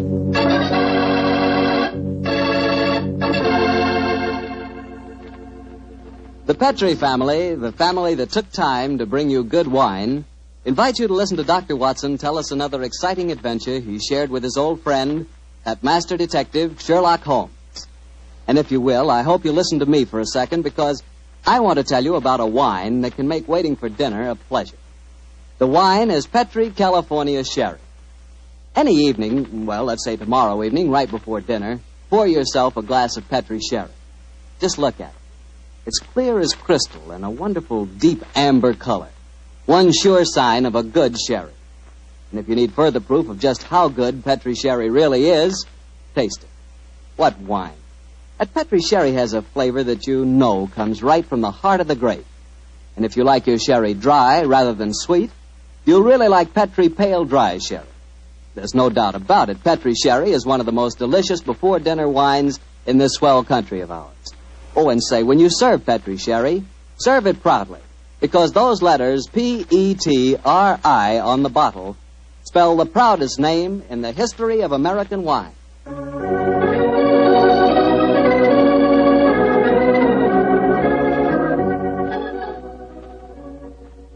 And now I'm sure our good friend Dr. Watson's waiting for us. Let's go enjoy. There you are, Mr. Bartell. Good evening, Doctor. All alone tonight, huh? Yes, my boy, if you can call a man alone when he's got his pipe, his books, and a glass of good port at his elbow. Take your coat off. You're full of enjoyment. Thanks, Doctor. Help yourself to the port. There's some rather special tobacco in the jar over there. Fine. And now, Doctor, are you ready to tell us tonight's new Sherlock Holmes adventure? I am, Mr. Bartell, and I think you'll find it a most unusual story. It began on a winter's night in 1896. Holmes and I had gone to a theatre in the East End of London to see a performance of a famous old English melodrama called Sweeney Todd, the Demon Barber of Fleet Street. That's a good bloodthirsty title, Doctor. The Demon Barber. He sounds as though he specialized in close shaves. Good gracious me, Mr. Bartell, that's almost unforgivable. He was a murderer of voracious appetite who placed his victims in a specially constructed barber's chair, cut their throats, and then pressed a lever that would swing the chair over and decamp the unfortunate victim into a horrible cellar beneath his shop. This is only a stage play you're talking about, Doctor. As my story begins, we were seated in a private box watching one of the closing scenes. Holmes was leaning forward in his chair, following the action on the stage with an obvious delight, while I sat beside him equally engrossed. An actor by the name of Mark Humphreys was playing the part of Sweeney Todd, and no one could deny that he was playing it up to the Where are you going, Tobias? To the nearest magistrate, Sweeney Todd, to denounce you as a fiendish, cruel, cold-blooded murderer. You have pronounced your doom. Into the chair with you, and over and down into the depths below. Ha, ha, ha, there. Tell me, whence comes this apparition? 'Tis the ghost of another customer of mine. The yawning grave yields up his ghastly inmates to prove me guilt. Blood will have blood. See, he is there. He comes to accuse me of his murder. Oh, save me. 'Twas not I that slew you. Let me leave, or it will kill me. Let me leave.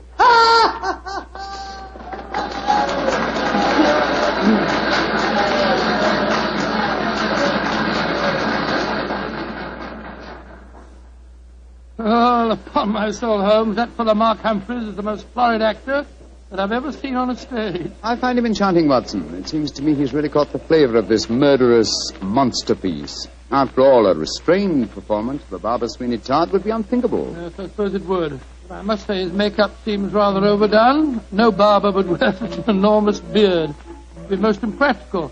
Probably get in the customers' faces. By the way, I noticed from the program that Mark Humphreys, as well as being the principal actor, is also the owner of the company. Yes, the current trend towards the actor-manager is a very healthy sign, I think. Come in. Excuse me, but is one of you gentlemen Mr. Sherlock Holmes? Yes, I am. Oh, I was asked to give you this note. Thank you. Now, who on earth knows that you're at the theatre, Holmes? We'll soon find out. Ah, this note is from Mark Humphreys, our actor-manager. What's it say? Dear Mr. Holmes, I recognize you in your box. Please come to my dressing room after the performance. My sanity, and even the safety of London, perhaps, depends on your compliance. Oh, my sanity and the safety of London. I wonder what on earth he means. That, my dear fellow, we can only discover by going backstage to meet him. As it is, the curtain's going up in the last scene I see. For a little longer, we must possess our souls in patience.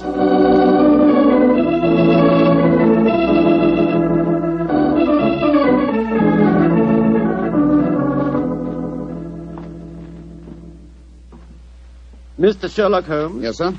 Oh, my name is Lindsay. Derek Lindsay. I'm the business manager. Mr. Humphreys asked me to meet you at the stage door and take you to his dressing room. Thank you very much. This is my colleague, Dr. Watson. How do you do? Oh, how are you, Doctor? Will you follow me, please? Excuse me asking, Mr. Lindsay, but surely you must be related to that distinguished actor of some years back, Lytton Lindsay. He was my father, Mr. Holmes. Ah, indeed. The resemblance is extraordinary. With such a heritage, Mr. Lindsay, you must love the theatre. It'll probably sound like heresy, but I hate it. However, it's the only thing I was trained for, and there's good money to be made in it, sometimes, and money's a thing I both like and want. Oh, Mr. Holmes, I do hope you'll be able to help Mark Humphreys. He certainly needs it. Oh, really? What seems to be his trouble? Oh, he'll have to tell you that for himself. But his wife and I think... There's Mrs. Humphreys now. Maria! Maria, this is Mr. Sherlock Holmes and Dr. Watson. Mrs. Mark Humphreys. How do you do? Oh, Mr. Holmes, I'm so grateful that you're going to see Mark. He's in such a dreadful state. There have been times lately when Mr. Lindsay and I have been afraid he's going out of his mind, haven't we, Derek? Indeed we have. We're both dreadfully worried about him. In that case, I hope I can be of service. Which is his dressing room? Number 1, next door to mine. Derek, I think it'll be better if Mr. Holmes and Dr. Watson go in alone. I'm sure Mark will speak more freely if we're not in the room. I think perhaps that is a good idea, Mrs. Humphreys. We'll see you later on. Come on, fellow. That's all.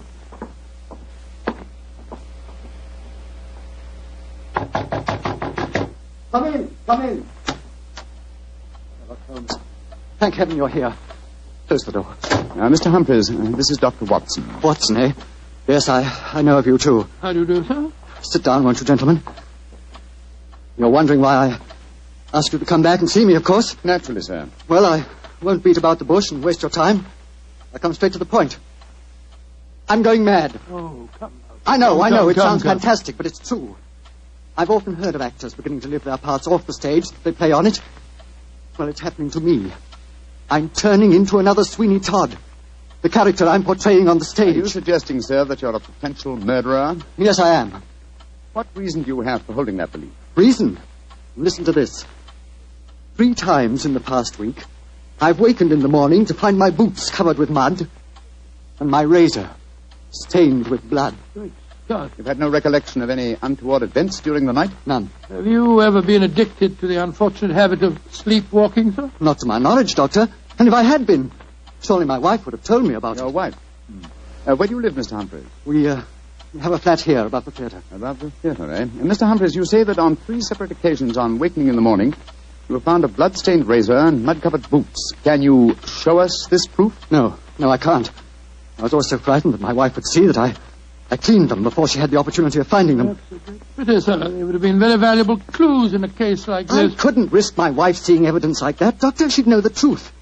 But at night times, while she's asleep, some devilish, unconscious urge has overcome me. An urge that causes me to prowl the streets of London. Razor in hand, looking for a victim. Mr. Holmes, you've got to help me. I'm certain that without knowing it, I've been committing murder, and if you don't help me, I'll go on and on. Mr. Humphreys, please. I'll undertake the case. It's a very unique assignment. In effect, I'm being engaged by a possible murderer to prove him guilty.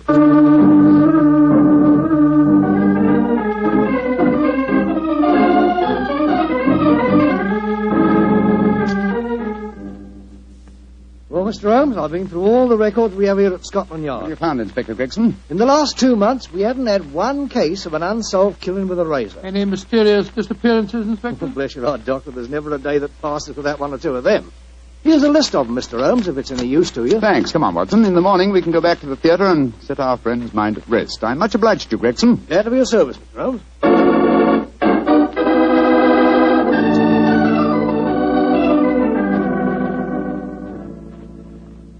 We examined the homicide records at Scotland Yard after leaving you last night, Mr. Humphreys. There have been no unsolved razor murders in London during the past fortnight. And therefore I think you may rest easy on that score, sir. But it proves nothing. Remember that in the play, Sweeney Todd's victims are never found either. Yes, thanks to his singularly horrible ingenuity in disposing of them. But this is real life, Mr. Humphreys. Then how do you account for the bloodied razors and the muddied boots? Well, now, are you sure that they aren't just in your imagination, sir? You admit that your wife's never seen them? The whole thing could be, or shall we say, an overdose of Sweeney Todd? Well, I admit that I'm suffering from a surfeit of that. And why not drop the play from your repertoire? Our manager, Derek Lindsay, won't let me. It's our best money-maker. He's always got a keen eye to business. Mr. Holmes, I can see that you still don't believe my story. So I've saved some evidence for you, evidence that I found this morning. Look at these. Now what do you say?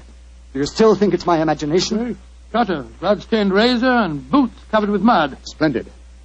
At last, some real clues to work on. How can you be so calm, Holmes? It happened again last night. Do you realize that I'm a murderer? I'm a menace to society?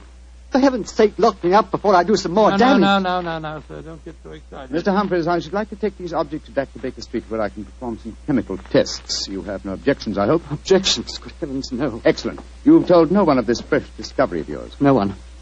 Not even Derek Lindsay. Derek Lindsay, that's your manager, isn't it? Yes. The best friend I ever had.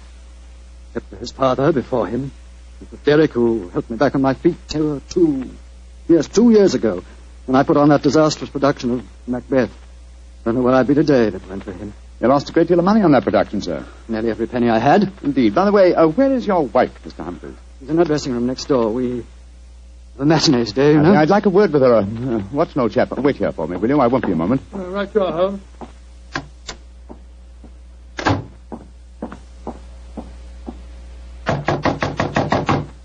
Who is it? Sherlock Holmes. You want to talk to me, Mr. Holmes? For a moment. May I come in, Mrs. Humphreys? Well, couldn't we talk on the stage? It's empty. I should prefer to come into your dressing room, if you don't mind. What I have to say is confidential. Very well, then. Come in. Mr. Holmes, may I introduce Signor Vanelli, our musical director? How do you do, sir? It is a great honor to meet the so great Signor Holmes. I have so admired you. Oh, often I have envied you. Many times I say to myself, Giuseppe, Signor Vanelli, if you don't mind, I wish to speak to Mrs. Humphreys alone. Oh, I quite understand. Excuse me, Signor. Adios, Anna Maria. Mr. Holmes, I'm really awfully glad of this opportunity to talk to you. Tell me truthfully, please, what's your opinion of my husband? I haven't formed a definite opinion yet. Except that it's possible that he's the victim of a fraud. I just wanted to ask you a couple of questions, if you don't mind. Of course not, Mr. Holmes. Has your husband ever shown evidence of being a sleepwalker? A sleepwalker? Oh, no, never. I see. Are you a light sleeper? Yes, I am. Exceptionally so. Why? Oh, I was just curious. You're being very mysterious, Mr. Holmes. Can't you tell even me what's going on? I promised your husband the answer to that question before tonight's performance. I'm afraid I can't tell you any more until then. Oh. And now may I ask a question? Oh, certainly. No, I won't promise to answer it. You said just now that my husband might be the victim of a fraud. What did you mean? Again, I'm afraid that you must wait for the specific answer to that question. However, there's another fraud being practiced on him that I can speak of now. What fraud? The fraud that you are indulging in, Mrs. Humphreys.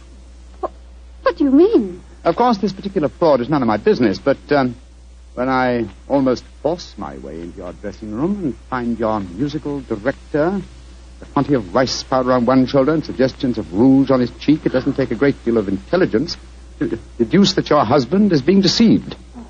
Get out of here at once. That's exactly what I propose doing. Good day to you, madam. No doubt I shall see you later on.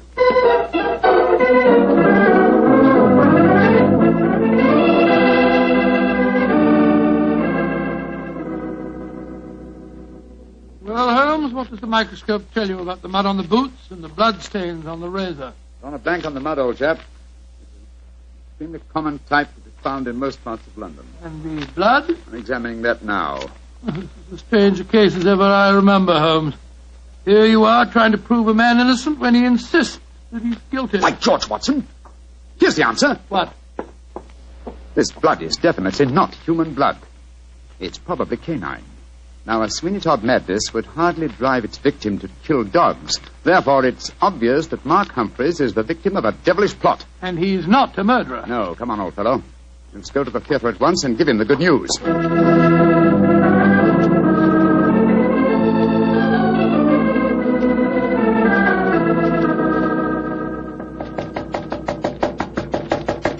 Where doesn't he answer? 3/4 of an hour before the curtain time. Oh, he must be in his dressing room. I'll knock again. Come on, Watson, let's go in. Holmes, look. Look, he's slumped over his dressing table. I hope we're not too late. Here, give me a hand with him. We are too late. His throat's been cut. Poor devil. I promised him a solution to his troubles before the night was over. Little did I think that the solution would be death.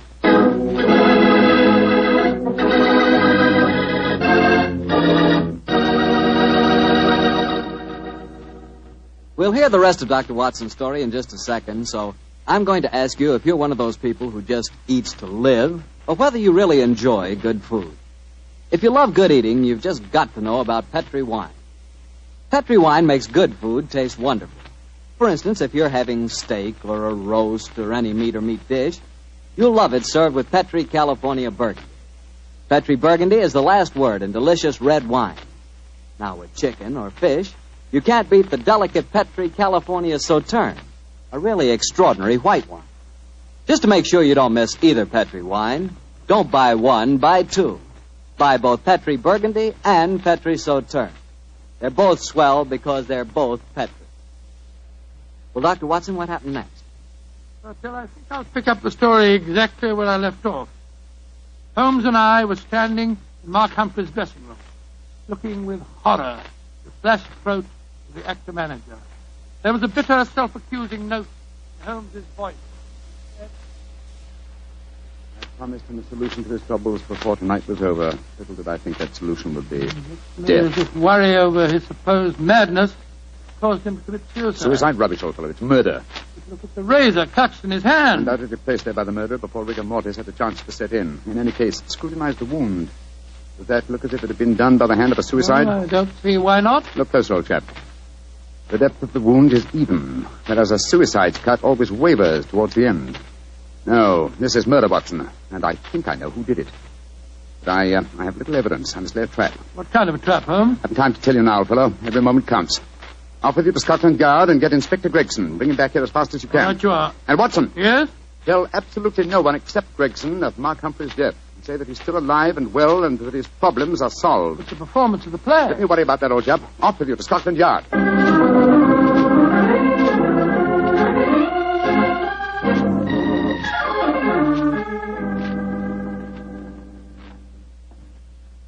I'm sorry it took so long to find me, Dr. Watson. I was out on another case, you see. No, that's all right, Inspector. But the performance, if there is one, must be nearly over by now. Here's the stage door, sir. Yes, here we are. Here, you can't go on the stage. Who says I can't? I'm Inspector Gregson of Scotland Yard. Oh, sorry. Performance is going on. I wonder who the devil's playing Sweeney Todd. Come along. Let's stand here in the wings. Quietly. It is only the wind whistling through this cellar. But this is impossible. There's Mark Humphreys on the stage. I saw him with his throat cut. I don't believe in ghosts, Doctor. Great heavens, it's Holmes. Like that. Who's this? It's you, Mrs. Lovett. Somebody seems to cut your throat. What a pity. No more veal pies. Tell Sweeney Todd who cut your throat, dearie, and he'll cut their throats, too. He'll revenge you while you burn down there in hell, dearie. He'll revenge you.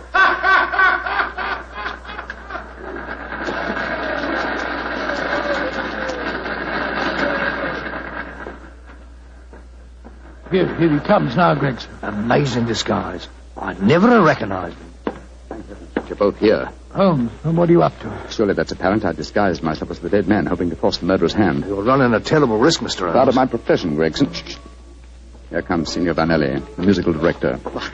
My dear fellow, I had to leave the orchestra pit to come and congratulate you. Never have you given a finer performance. Bravissimo, bravissimo. Thank you. But it is true. You hardly seem the same person. Your performance, she is incomparable. Keep it up, Mark. Keep it up. I think he spotted you, Holmes. Yes, and I didn't like his look as he said that. Well, whoever it is, they've got to show their hand soon. The curtain's going up in the last scene. Keep your eyes open and suspect everyone.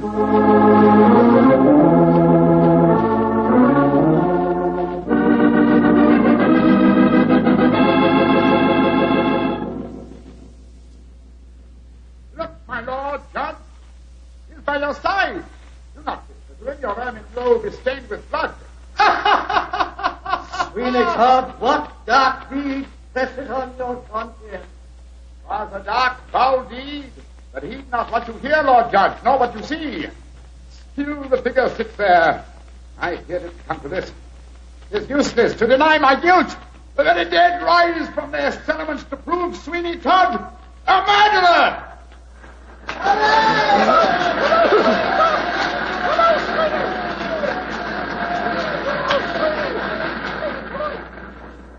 By George, what an actor he'd have made, Doctor. Yes, what an actor he is, Gregson. I'll be hanged if I know how he remembers the lines, though, even if he has seen the play half a dozen times. Here he comes now. Bravo, Holmes. You did splendidly. But it didn't work, Watson. It didn't work, confound it. Murderer still hasn't tipped his hand. Have I underestimated him? Looks as if you have, sir. And if you don't mind my saying so, I think you'd have been a lot wiser to let me handle the case as soon as you found his body, instead of going in for all this dressing up stuff. Oh, but of course. Now I see it. Only one person could have killed Mark Humphreys. Who, Holmes? Do as I say, and I'll show you. I'm going to Humphreys' dressing room now, alone. Give me a few moments' start, and then follow me. Out of sight, but within earshot. Dr. Watson, why does Mr. Holmes always have to be so blooming mysterious? Why can't he just say who the murderer is and take us to him? Well, I've been with Mr. Holmes on a great many cases, Gregson, and yet I can't answer that question. Come along. He's got a big enough start now. Let's follow him. I'm very fond of Mr. Holmes, you know, Doctor, and yet there are times when I get so angry with him. He shouldn't risk his life like that. You know Mr. Holmes. He'll never change. Well, if he don't, one of these days he's going to wake up and find himself dead. Shh. Shut the door. Someone inside with him. You devil, Humphreys! How many times do I have to kill you? Great Scott, it's Derek Lindsay, the business manager. Come along, Gregson. No, Lindsay! You succeeded in killing Humphreys, but you won't kill me. Grab his arm. Look out for that razor. Here, you. Let go of me! No, you don't. Very neat, Gregson. Are you all right, Holmes? Perfectly, thanks, old chap, though I'm a little tired. Gregson, my dear fellow, will you take over from here? I think I've had enough melodrama for one day.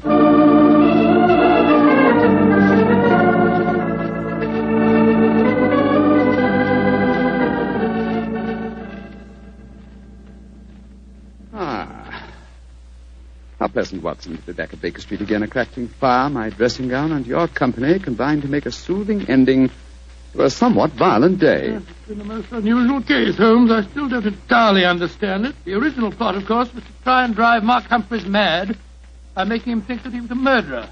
That accounted for the boots and the blood-stained razor. Precisely, my dear fellow. And the killer, having conditioned his victim by this trickery, then murdered him, trying to make it appear a suicide. Now, who had a motive? 3 people. Mrs. Humphreys, her lover, Signor Vanelli, and Derek Lindsay. I must say that I suspected the wife. Well, so did I for a while, and yet it was illogical. She knew, and we may therefore presume that her lover knew, that I was suspicious of her. And she must have known that you promised her husband a solution to his troubles before the night was out. It seems highly improbable that she or Signor Vanelli would have faked his suicide at that point. Quite right, my dear fellow. So I investigated Derek Lindsay's affairs, and I found that what Humphreys had referred to as the kindly act of a friend in helping him back onto his feet was in reality the mortgaging of his entire theatrical effects. Lindsay stood to inherit the theatre on Humphrey's death. Therefore, I was convinced that he was the killer. And then, after he'd murdered him, he saw what he thought to be Mark Humphreys on the stage. Ah, that's where I was slow and stupid, old chap. I couldn't imagine what motive gave the cold, clear nerve to suppress all reactions when he saw his supposed victim revived on the stage. Only at that moment did I realize. And what was the motive that made him hold his hand? The characteristic that ruled his life, Watson. Avarice.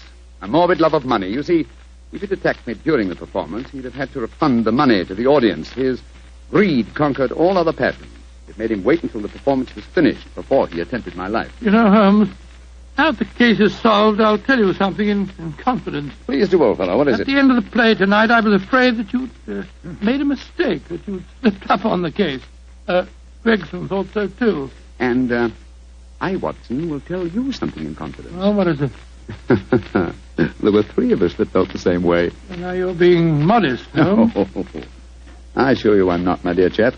In fact, in the future, if it should strike you that I'm, well, getting a little overconfident of my powers, or perhaps giving less pains to a case than it deserves, kindly whisper Sweeney Todd in my ear, will you? I shall be infinitely obliged to you.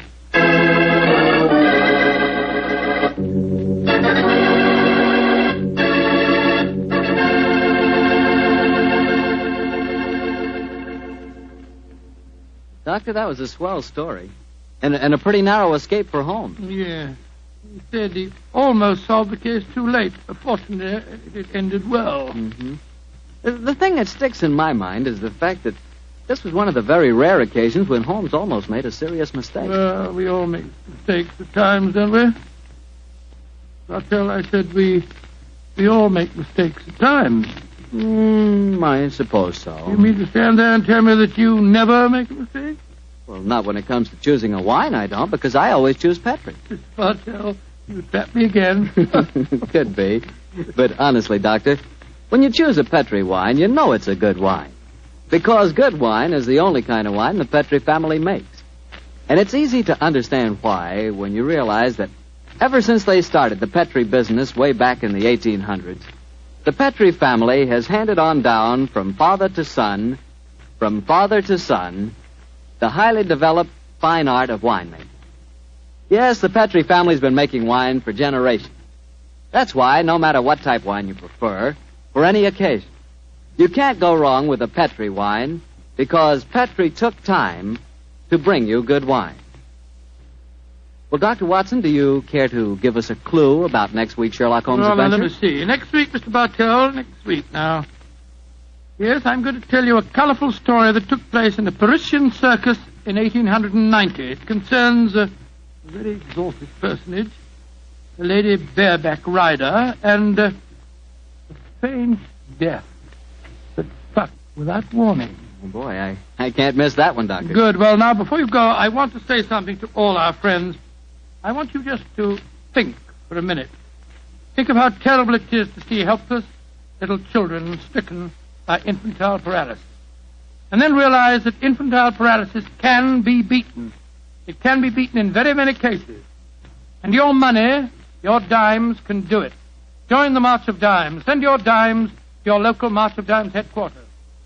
Let's help little children walk. Let's help them live.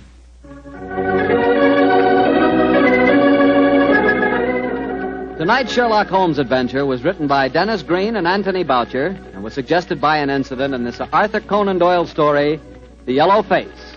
Music is by Dean Fossler. Mr. Rathbone appears through the courtesy of Metro-Goldwyn-Mayer, and Mr. Bruce through the courtesy of Universal Pictures, where they are now starring in the Sherlock Holmes series.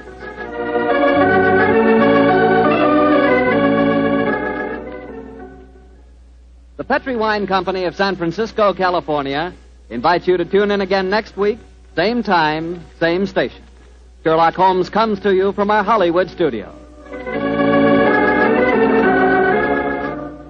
This is Harry Bartell saying good night for the Petri family.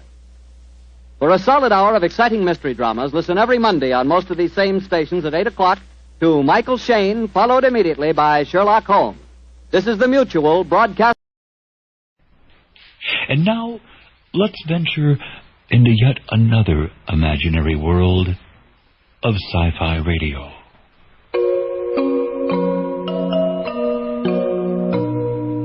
She got the wits of the what she did, hit the bell with a what she did, but she fell in love with a hominid. Where is the wits of the what she did?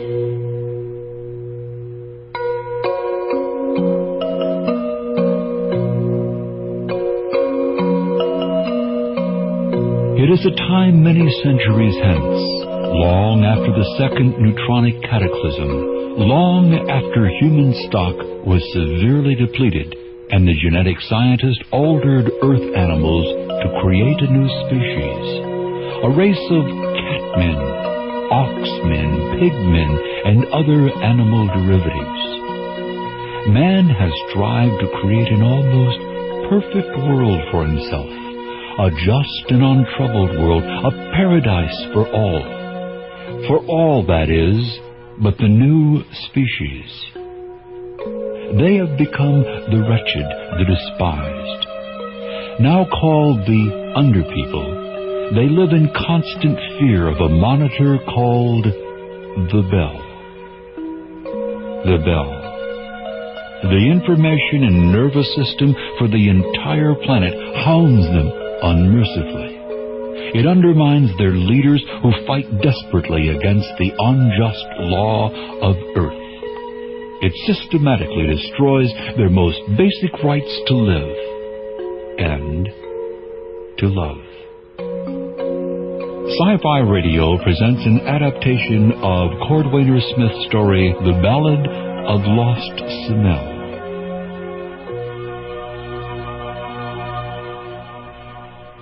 Where is he? We're a few minutes early, love. It's all right. In 2 hours, we'll be on a ship to New Mars. We can raise a family and just be together. The monitors can see us. I know it. I just know it. Why can't they just leave us alone? Stupid, senseless labels. I'm a hominid, and they call you an oxman. But there's no difference between us. You're as human as I am.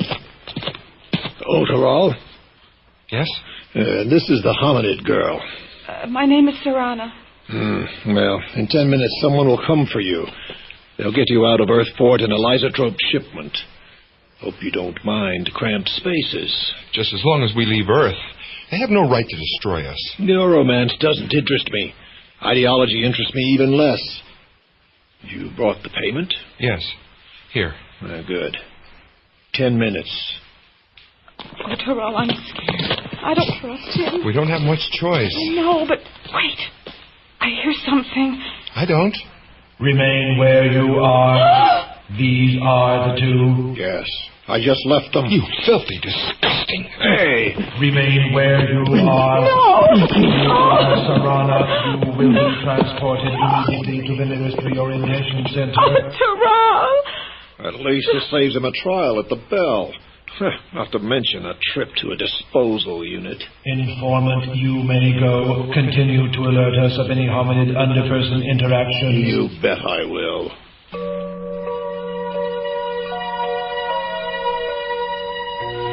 Through these bitter, harsh, and unyielding times live two beings whose names will never be forgotten. One, an underperson named Simel. The other, a great lord and hominid named Justocost. Together, they will risk all in an attempt to change their times forever.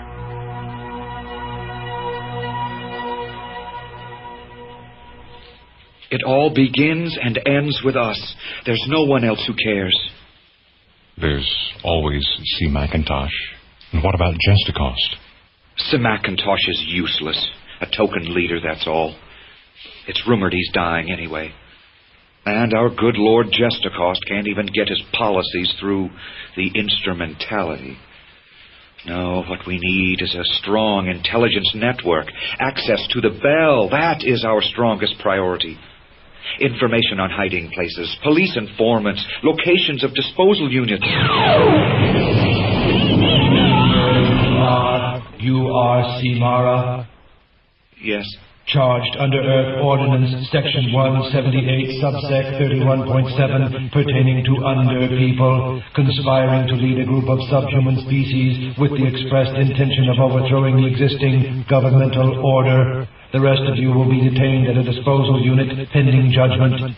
Simara, you will be tried for treason before the Lords of Instrumentality. Place of judgment, the bell. Lord Isan. Present. Lord Gestacost. Present. Let the bell record that on this day, the second onum and third quarter of consecutive history, 4 lords are absent. 3 presiding members of the instrumentality, including myself, are present, and in full accordance with Earth ordinances may try the defendant. Having entered the original item into the agenda, I will preside. Your name? Samara, son of Samariel. Lot number? 1037. Derivative stock? Cat. Pure. Occupation? Menial labor at the Lysotrope Mine, southeast sector. My lords, I ask you at this time to look into the bell table. Read, Simara, clandestine activity. First onum and third quarter, 2200 hours. C. Mara. Access to the bell. That is our strongest priority. Information on hiding places, police.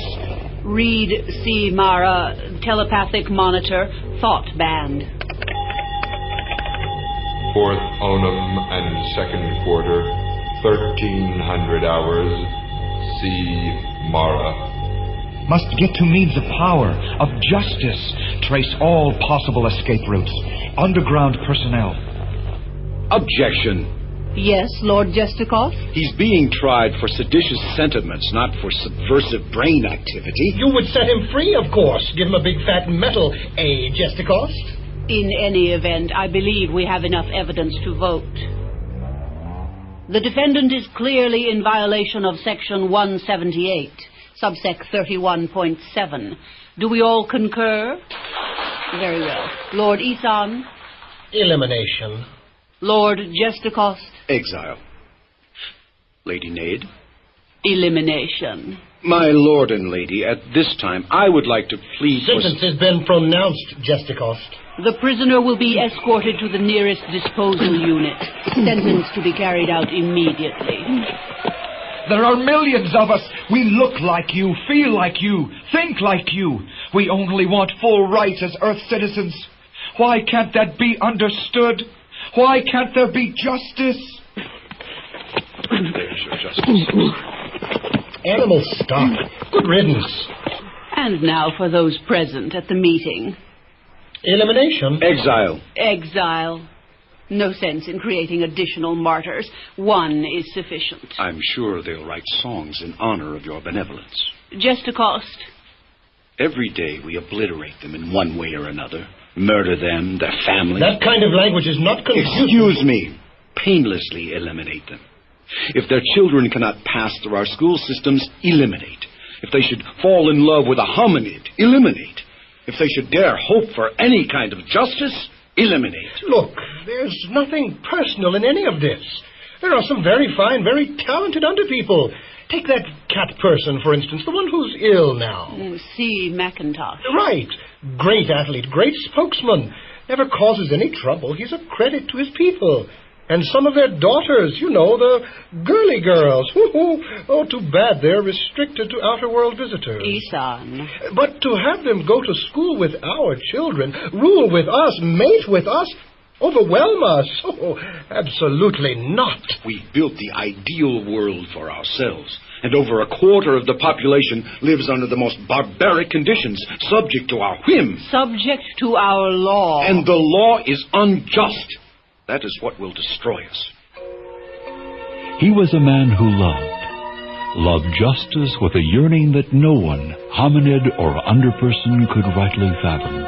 Lord Justicost. Read that opening back, please. Policy Bill number 1461 to allow said underpeople access to hominid learning facilities under uniform standards applying to full Earth citizens. Paragraph 1, that underchildren will attend... That's enough. I'll present it at the meeting tomorrow, where it will be overruled like all my other policies. Something troubles you, my lord? Other men have their infatuations, their women, their children. I've denied myself all that in order to devote my passions to one thing, justice.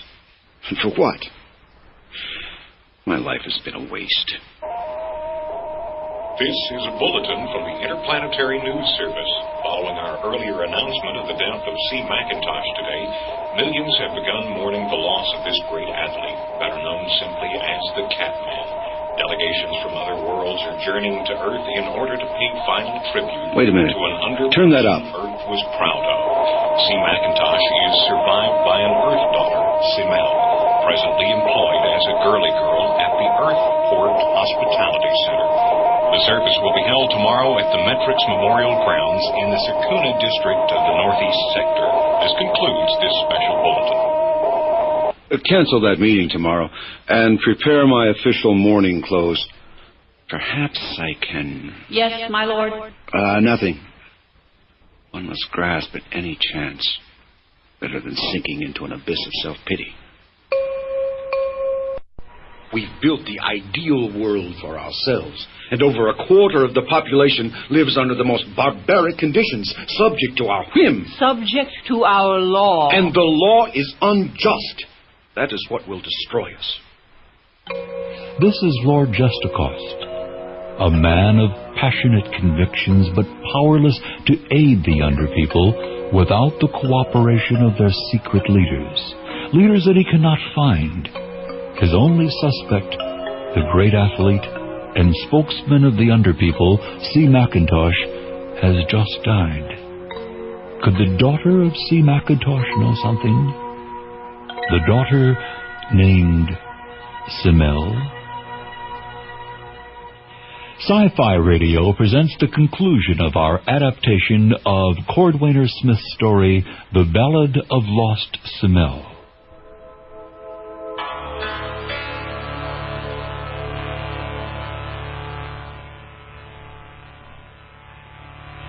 I'm sorry our time together has been cut short, Prince Farron. I'm leaving Earthport in the morning anyway, Simel. Sorry to hear about your father. Old C. McIntosh was really something. I saw him at the Transplanetary Games when he set the universal broad jump record. Girly Girls Female, report to the First Matron's office. Girly Girls Female. I have to go. They'll send you another girly girl for the duration of your stay. You know, Simel, you're the most intelligent person I've met on Earth. Oh, yes, of course. Your praise makes me blush, Your Highness. I mean it. I don't care who your ancestors were. You're the only real human being I've met on this planet. Hospitality hostess, you should be running this world. Goodbye, Prince Farron.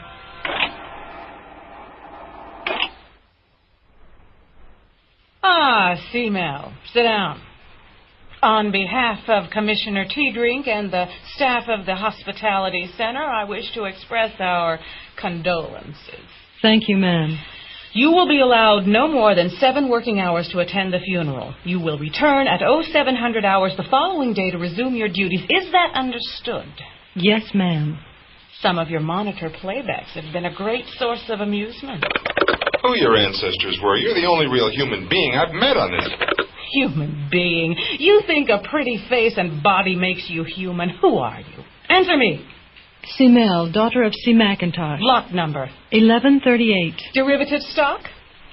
Derivative... Cat. Pure. Cat. You're a pig, a dog, an animal.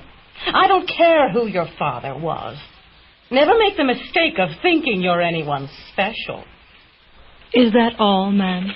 Sign these absentee forms. Now get out. You make me sick. Enjoy the funeral, dear. Don't forget to smile real pretty for the monitor.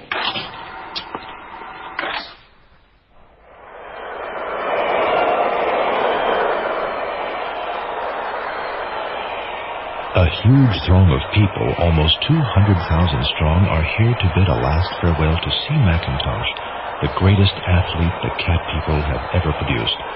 He was an underperson spokesman and an ambassador of goodwill to countless planets. All hominids and underpeople feel this loss.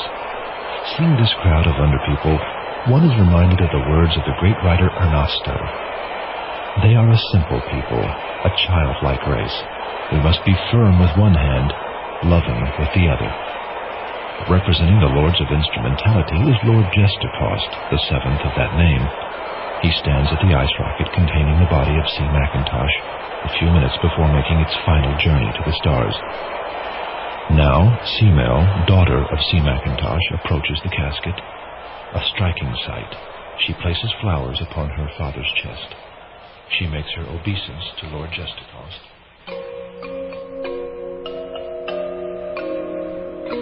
This is a great loss for you, a loss for us all. Thank you, my lord.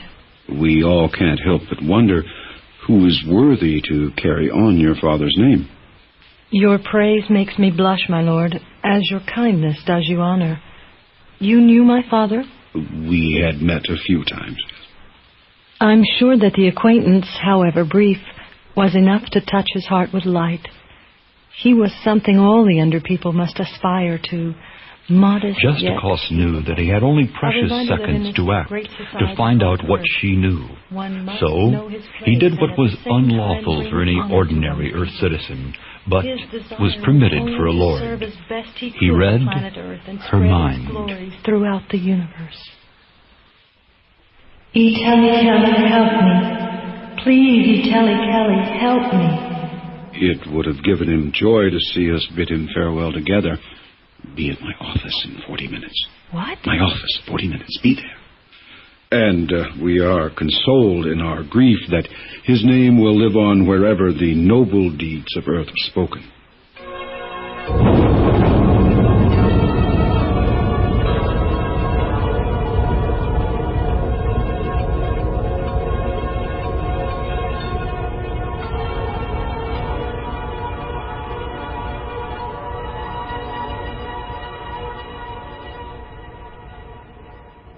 Sit down, please.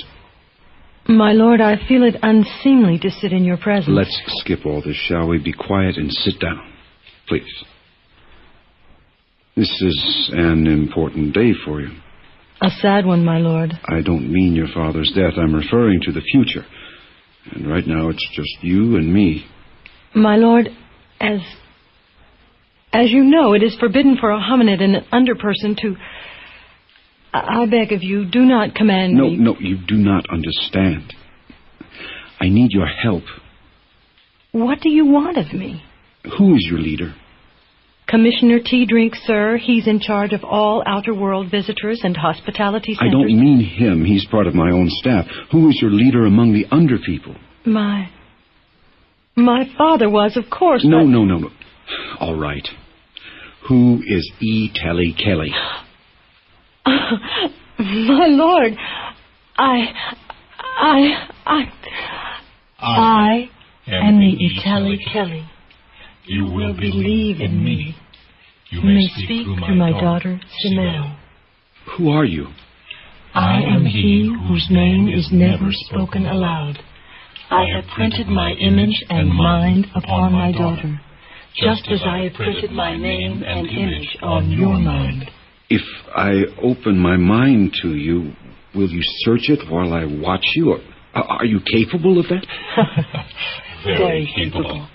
Let the girl put her hands on your shoulders. Mind. Search who? Tremendous psychic force. How possible without intervention? Concentrate. All right. Underpeople? Yes. Create contacts among underpeople through which power information will help them attain full rights and status as Earth citizens. And what is your plan? No plan, only purpose. I see. You want me to think for you. Very well. The bell. Can you get me all keys pertaining to underpeople policy and tactical forces? Not the control keys and the master switch.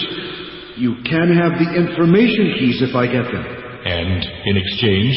Keep the underpeople reasonable until it comes time to negotiate. Help me get my policies through the instrumentality. Maintain honor and good faith in all subsequent agreements. Is that fair? Fair enough. But it will take me at least a year to figure out which keys pertain. Let the girl look once while maintaining contact with you. I will be behind her. That will be enough. But, well, not even the lords are permitted in the bell chamber unless they're making policy or trying an offense. There's no other possibility. The time will come, and when it does, we reconnect through the girl. Now, I must caution you, never say my name. Try not to think it.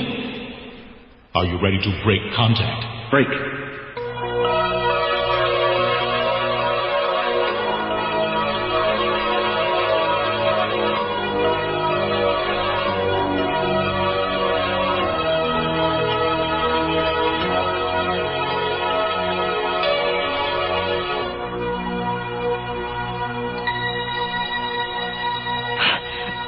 What? Jessica, We have a lot of work to do. Yes. Let me just... An intelligence like that on Earth, and the Lords of Instrumentality weren't even aware of it. It surprises you, does it? You hominids have your remarkable men. Why shouldn't the underpeople? We'll have to move quickly. Can we meet tomorrow? When my shift is over. Not here. I have a safety house half a mile away. These are the directions. Look at them carefully. Yes, I know the area. Circle the house twice before you enter. If anyone sees you going there, we drop the whole thing. Okay. Immediately. Now, give me back the directions, please. Thank you. You're frightened, aren't you? I have every reason to be. If we're caught, they won't make any distinction between us. We're not going to send this lord into exile. Our sentence will be the same. Immediate elimination. Painlessly.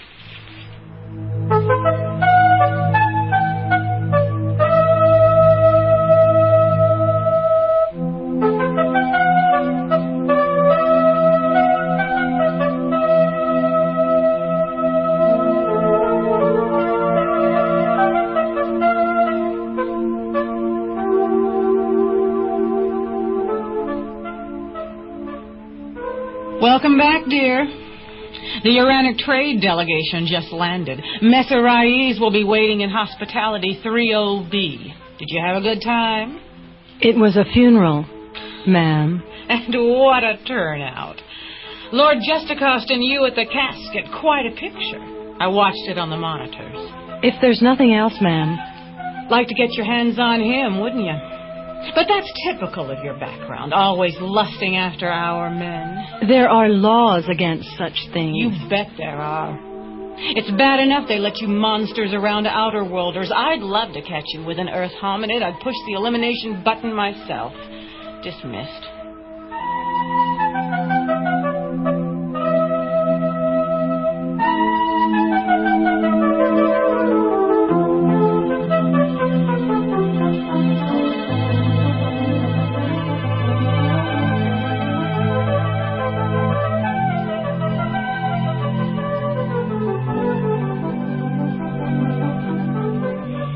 The genetic programmers had given the underpeople human attributes, the hand, the eye, even the mind.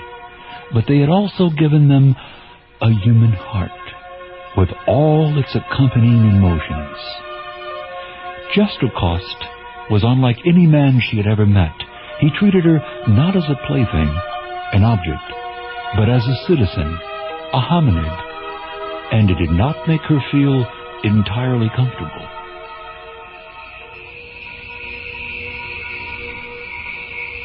You took the route we mapped out? Yes. I'm sure the monitors didn't see me. Good. I have a plan. Now, we might have 45 seconds when the bell relay systems are reloading. If I can... No, it's not enough time. We need 2-3 minutes at least. Unless I can get in twice. It's too risky. One time, that's all we can manage. I tell you, I can get through the interior shafts. They'll spot you in a second. Not if you can get to the security block and transfer power outside the bell. No. We've been through this already. Security is off limits to anyone except the robots.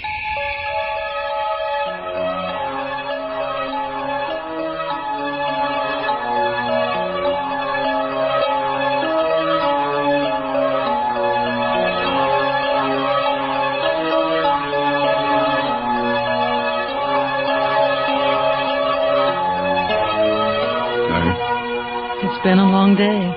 It's fruitless. Damn. I'm tempted to call on E. Telly Kelly. Don't say that name. Sorry. Maybe an intelligence like that could come up with something where we poor mortals have failed. Do I detect a hint of peevishness, my lord? Perhaps. Yes. For all your talk of justice, your good intentions, it galls you that a mere underperson could cultivate such psychic power. You're a foolish woman. Besides, don't you think it unseemly to talk to a lord like that?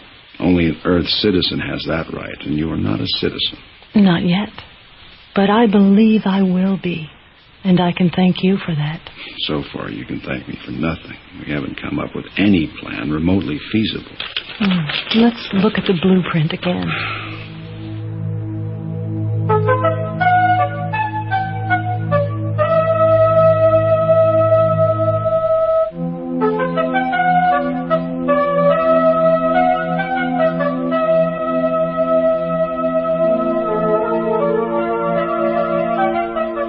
Last day on Earth tomorrow, my dear. You've made my stay here rather pleasant. It is I, Messer Rais, who have been honored to entertain you during your all-too-brief visit. Yes, of course. You know what would make my stay complete? What? Oh, some little memento of your wonderful planet. Something uniquely of Earth. It would make a wonderful conversation piece. An egg, perhaps, or an ancient dollar bill or coin. Rais, it is a serious offense to export any primary Earth material to the outer world. Oh, come. There'd be something in it for you. A little cash bonus. You could, buy a pretty dress, Wouldn't you like that? Well...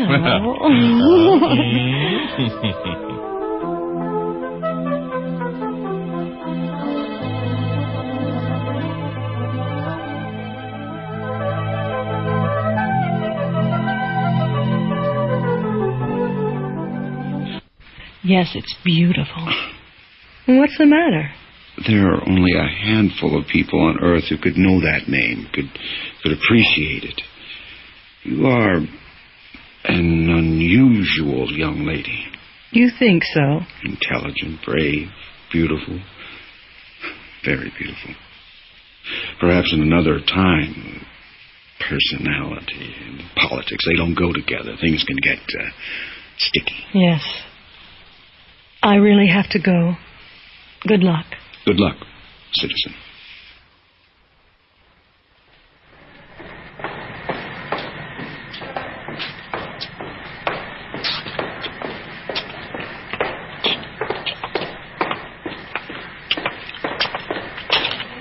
Seamel. Oh, Seamel. Good evening. How are you? Fine, thank you, ma'am. I was just going to my quarters. Yes, you must be tired. Would you mind stepping into my office for a moment? There's someone to see you. A visitor? I don't... Remain where you are. What? Remain where you are. You are Seamel. Yes. You are charged under Earth Ordinance 348, subsect 2.4, conspiring to export primary Earth material to the outer worlds. No, please, no. Conspiring to accept bribes from outer world visitors in place of judgment. The bell.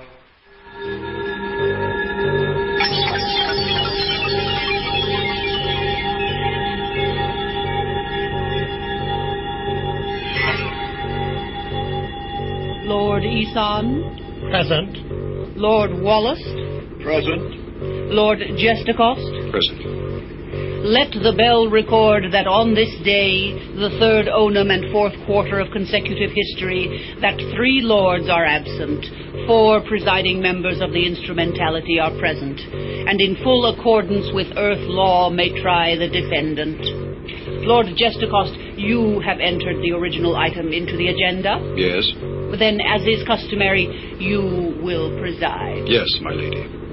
Name? Simel, daughter of C. McIntosh. Lot number? 1138. Derivative stock? Cat. Pure. Profession? Girly girl at the hospitality center. Where else would she be a girly girl? Please, Lord Eson. My lords and lady, please look into the bell table. Read Simel, conspiracy to export primary earth material. 3rd onum and 3rd quarter, 1800 hours.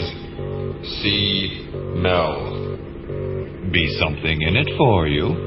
A little cash bonus. You could... Read Simel, active conspiracy. Read Simel, active... No records of said conspiracy exist. What is this? You'd better confess, my girl. We want to know exactly what... Please, my lord. The outer world arrives. He made me take him to an underperson smuggler. What did he look like? The Lord asked you a question. He looked like one of these gentlemen here. Me? No, the other. Can we get on with this, Jestacost? All right. You may rise and touch the gentleman who bears some resemblance to this smuggler or underperson. Touch? I'm sorry. Yes. Just put your hands on his shoulders. Please, my lords and lady. Oh, this is a good one. He's right here. You mean me? Yes, you, Jestacost. Jestacost, the connection is made. I mean no offense, my lord. He was shorter than you by about a foot and had reddish-brown hair. Look into the bell, Jestacost. Trace underpeople police informants. He was bragging that he was an informant and had important connections. Read police informants, underpeople.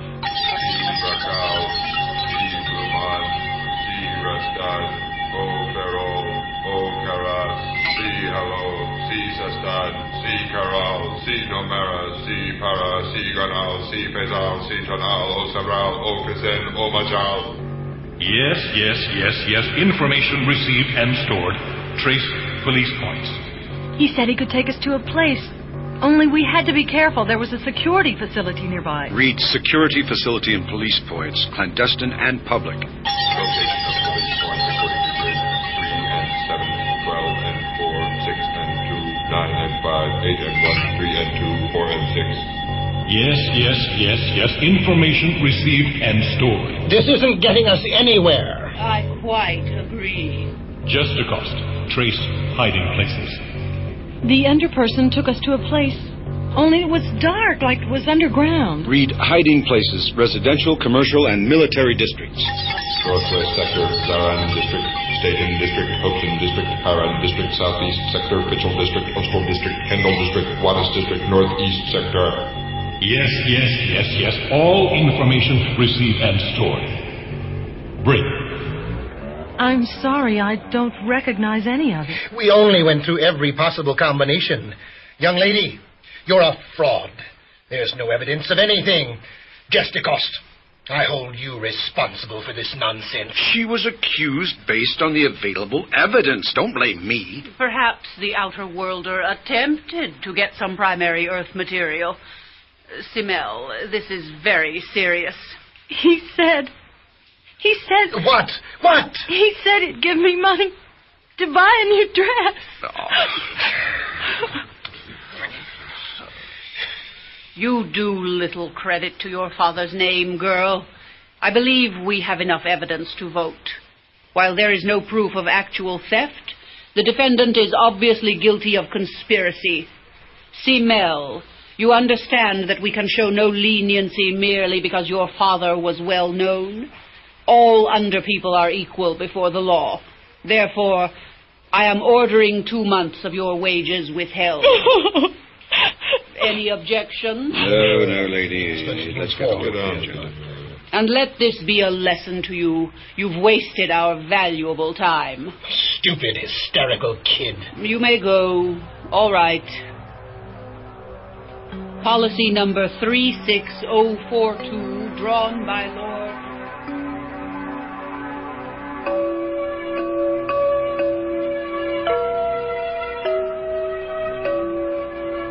And so a mere underperson, a girly girl, and a lord outwitted the bell. With the information obtained, the underpeople started a vast and powerful underground network, ultimately leading to their complete liberation. As for Simel, she would subsequently rise from girly girl to politician to councilwoman. And Justicost would remain a man who loved one thing above all else.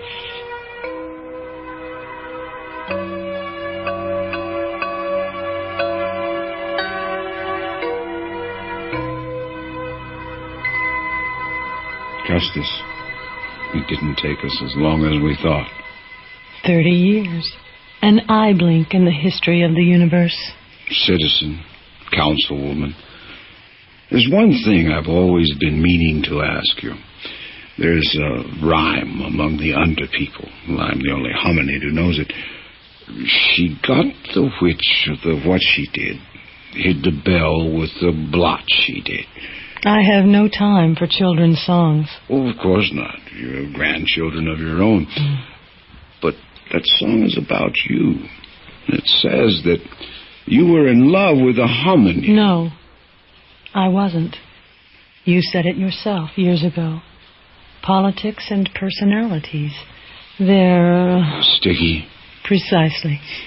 And it wasn't just politics. It was a war. Now, my lord, if you'll excuse me, I have work to do. Of course. See, Sadar, could you please send me the files on...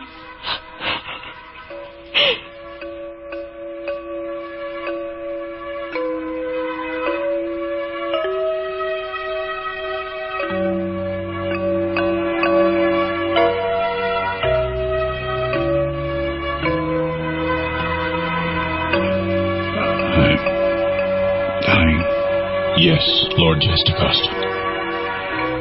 I have helped your people. At great risk and with great honor. I have to know.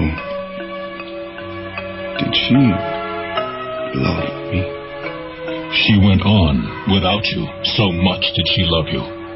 The strength of her life she derived from her loss. She let you go. For your sake and ours. More than death she loved you, more than life, more than time. You will never be apart. Never apart? No. Not in the memory of man.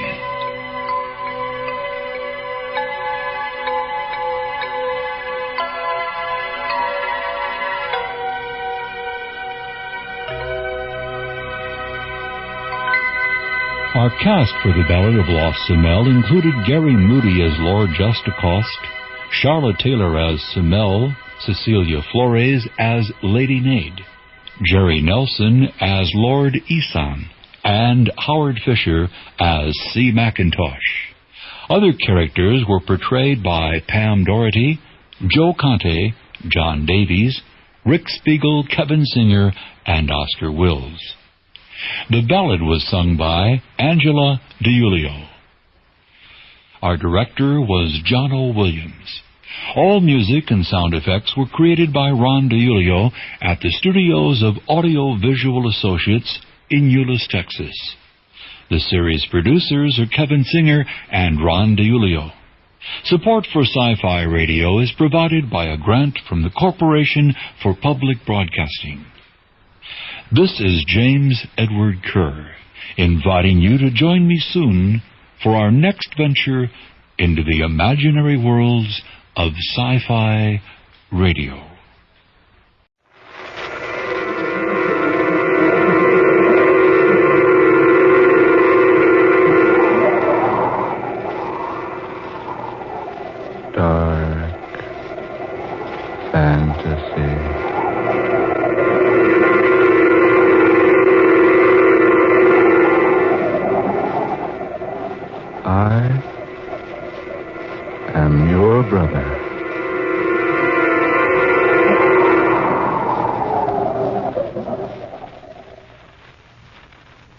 Remember above everything, you must not forget it. The first appearance of bleeding some days following operation is of the utmost significance to the surgeon. There will almost invariably be a recurrence unless measures are taken to prevent it, and it will ultimately prove fatal. The vessels most commonly affected are the lingual, the facial, and the internal maxillary arteries, unless this offending vessel can be isolated. Mr. Briggs, it behooves me to pause in the middle of this lecture to remind you of one important thing. Apparently not important to you, but extremely important to me. I have been paid as high as $1,500 an hour for lecturing on the after-treatment of surgical patients.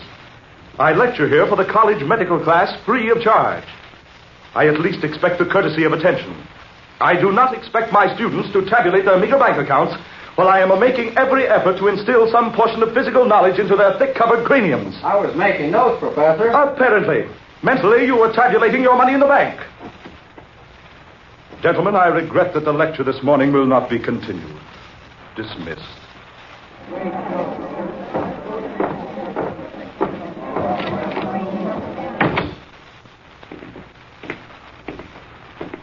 Julius, is the lecture over so soon? Stupidity. Nothing but stupidity. Stupidity, Julius? Trying to teach those idiots the secrets of surgery is like trying to drill the Alzonian theory into a 2-year-old. Sit down, Julius. You're tired. I'm not tired. I'm simply exasperated. What's come over you, Julius? You've suddenly become so cantankerous ever since the death of Stephen Hamblin.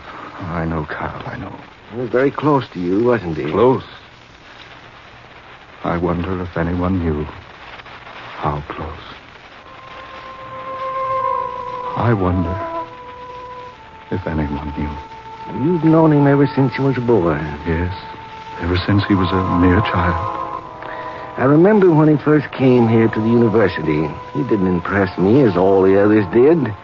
There was no eagerness about him to learn. He seemed to have no ambitions to learn. And yet his grades were the highest that have ever been made in the history of our institution. Yes, just so. Yeah, it's a pity that he had to die. Perhaps. Julius, all of us naturally expected you to be quite shocked to hear Stephen Hamlin's passing. But you fooled us completely.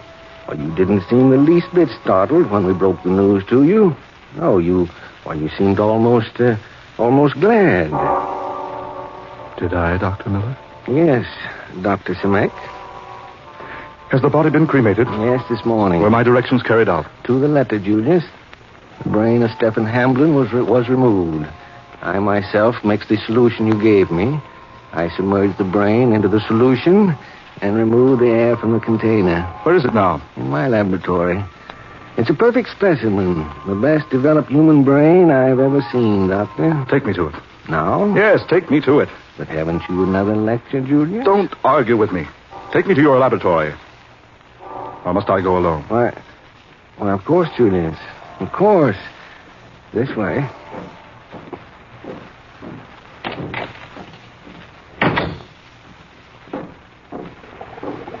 I have the second solution at the boiling point for you. Just as you ordered, Dr. Simek. Good, excellent. Here, the brain. Yes, just so. Most excellent work, Carl. Most excellent. I'm glad you're satisfied. Do you wish to add the solution now? It should be done, I believe. Stephen Hamlin's brain must be preserved. This is one sure way of doing it. I must admit I don't know what your method is. Certainly I've never heard of it before. I wouldn't think a solution like that would preserve anything. It is a preservance no one has ever known of before. Are you ready, Doctor? Yes, quite ready. Yeah. We can insert this glass funnel through the rubber stopper on the container. I'll do it, Doctor. There. Now. You may extinguish the Bunsen burner, Dr. Miller. You want the second solution just below the boiling point. Yes, very well. Is there anything I can do for you now? No, nothing. Stand back now. I'm about to add the hot solution to the other. There. Perfect. Yes, perfect. Is it necessary to remove the air from the chamber again? No, not now. Not now. I'll replace the punctured rubber stopper with a new one. Yes, do that, Dr. Miller. Just a moment. Dr. Simek. Yes, Dr. Miller? This brain. Look at it. I have looked at it, Carl. Julius, that brain. It's alive. Does that amaze you? Julius. It's a beautiful specimen, isn't it? Alive. It is actually alive. Oh, yes, indeed. It always has been. Julius, I'm an old man. I don't much relish your tricks. This is no trick, Carl. I assure you. Why, that brain is displaying the normal reaction you've often witnessed in viewing a human brain by means of X-ray. Yes, but this brain has no cranium. And the body. No body attached to it. Yet it lives, Carl. It lives. Only Stephen Hamblin's brain could do that. Live after his death. Oh, it's a trick. The solution. It must be the solution. No, Carl. It is not the solution that causes the brain to live. I admit it could not live without the solution. Mere pickling would have destroyed it. But the solution will preserve the life, Carl. The life that has never left it. Impossible. Utterly fantastic. No, my dear Dr. Miller, not at all. Not at all fantastic, nor impossible. But the brain cannot live outside the body. The human brain, no. But Stephen Hamblin's brain can. But, Doctor, Stephen was human. Was he? Wasn't he? No one knew Stephen Hamblin as well as I did, Carl. No one. Not even his parents. Oh, they knew he was different, yes. They knew he wasn't just an ordinary person. But they had no idea how truly extraordinary he actually was. I can't believe a human brain existing after the body has been cremated. Perhaps, my good friend, if I were to tell you his story, you would see the reason why such a thing could happen. Yes, perhaps. Sit down, Carl, sit down. Look deeply into the mystery you see there before you. The living brain of dead and cremated Stephen Hamblin. It was a most extraordinary brain, Carl. Yes, most. To know the mystery behind it was to know Stephen Hamblin.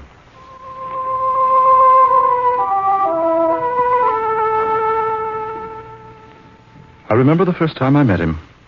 A little place in Kansas, a small town called Emporia. Stephen was born there 37 years ago. I was 10 years old when I met him. He was 9. And yet he was crawling about from place to place on all fours, like a mere infant. He'd been examined by the best doctors in America, taken to New York, to the West Coast, everywhere for observation. And each examination brought the same verdict. Perfectly capable of walking, but apparently unable to do so.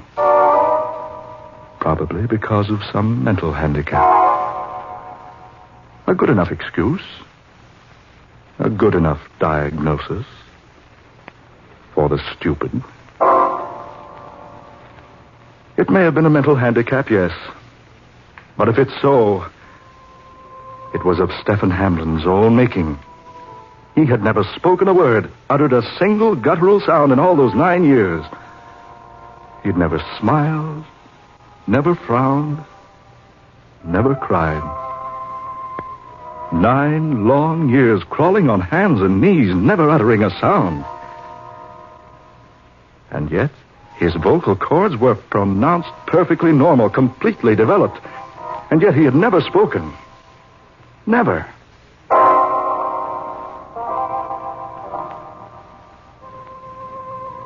That first day I met him, I was put in charge of him while our elders attended a ball game. It was the first day I really knew Stephen Hamblin. It was the first day anyone ever knew him. When we had been left alone, I went off to a corner of the room by myself. I turned my back to that crawling bulk of a lout there on the floor and chose a book to help while away the time until my uncle should return for me. And suddenly, after a brief passage of time, Suddenly, there was a hand upon my shoulder. I probably should have been startled. I knew Stephen and I were alone in the house. But I wasn't startled. Instead, I turned my head and looked slowly around behind me. Looked up into the wide, innocent, staring eyes of Stephen Hamblin. He was standing there beside my chair, gazing down on me. Yes, down, yes, standing. Stephen Hamblin was standing. For a full minute our gazes met, confused. I was too startled, too amazed, too puzzled to speak. But after that long, burning minute, he spoke. You don't like me, do you, Julius? I was too bewildered to answer. Stephen Hamblin had not only completely astonished me by standing, walking, but he had actually spoken to me. And I knew he had never spoken a single word to a single living soul before in all his 9 years upon this earth. Yes, his walking, his talking completely mystified me. And yet there was something else. Something else. Yes, something besides mere walking. Something apart. Something far superior to mere talking. And then when he spoke again, I knew what it was. I said, Julius, you don't like me, do you? He talked with the voice of an adult. I was more speechless now than I'd ever been before. Stephen Hamblin, not only completely overwhelming me by a sudden and unheralded display of an ability to walk, but also causing my hair to stand on end by actually addressing me in perfect mannish English with the voice of an adult. After what seemed a compilation of eon upon eon, I found my voice. I have never had occasion to like you, I said. Nor, he said, have you ever had an occasion to dislike me? I admitted that was true. And then I said, why is it you never walked until now? Never talked? To which he replied, I had no occasion to walk because there was no place interesting to which my walking could take me. And as for talking, so far I've never found anything interesting to talk about, or anyone of enough interest to talk to. How long, I asked, have you been able to do both? I have had the ability to walk and to talk, he said, ever since the day I was born.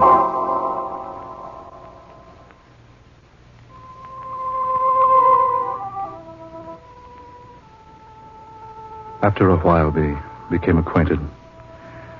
Long before the elders had returned joyously from watching their favorite ball club whitewash the visiting team, Stephen Hamblin and I were bosom pals. It was a friendship that was to exist until death did us part. After that, Stephen Hamblin stood upright on both legs, spoke like any other human. Did I say human? Forgive me. The only difference was that his was a fully developed mind, a fully developed voice, but a highly underdeveloped anatomy.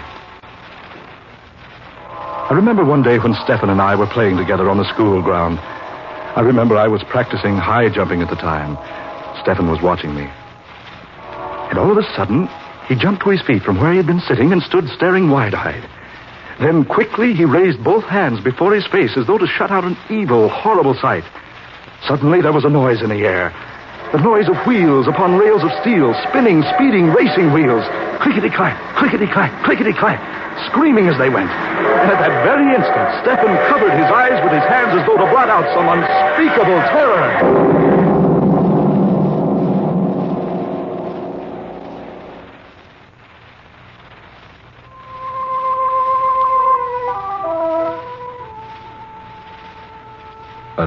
terrible, terrifying, resounding crash.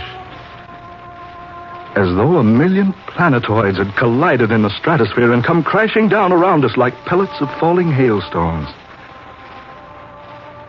When I looked at Stefan, he had slumped to the ground. I rushed to him. My heart leaped within me. I raised Stefan into my arms as I threw myself down beside him. When he opened his eyes, he asked quietly, Was anyone saved? Anyone? Saved? I frowned.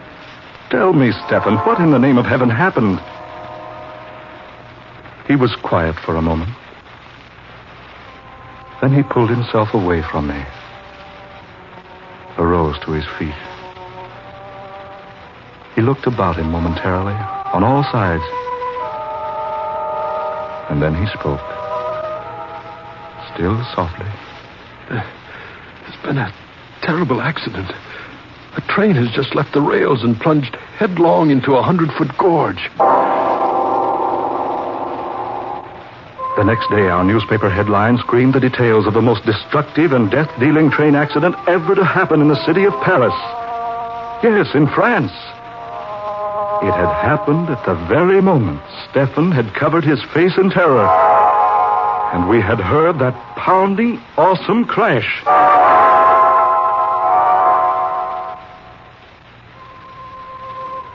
It was not until several years later, when we both entered Oxford College, that I saw Stefan Hamlin again.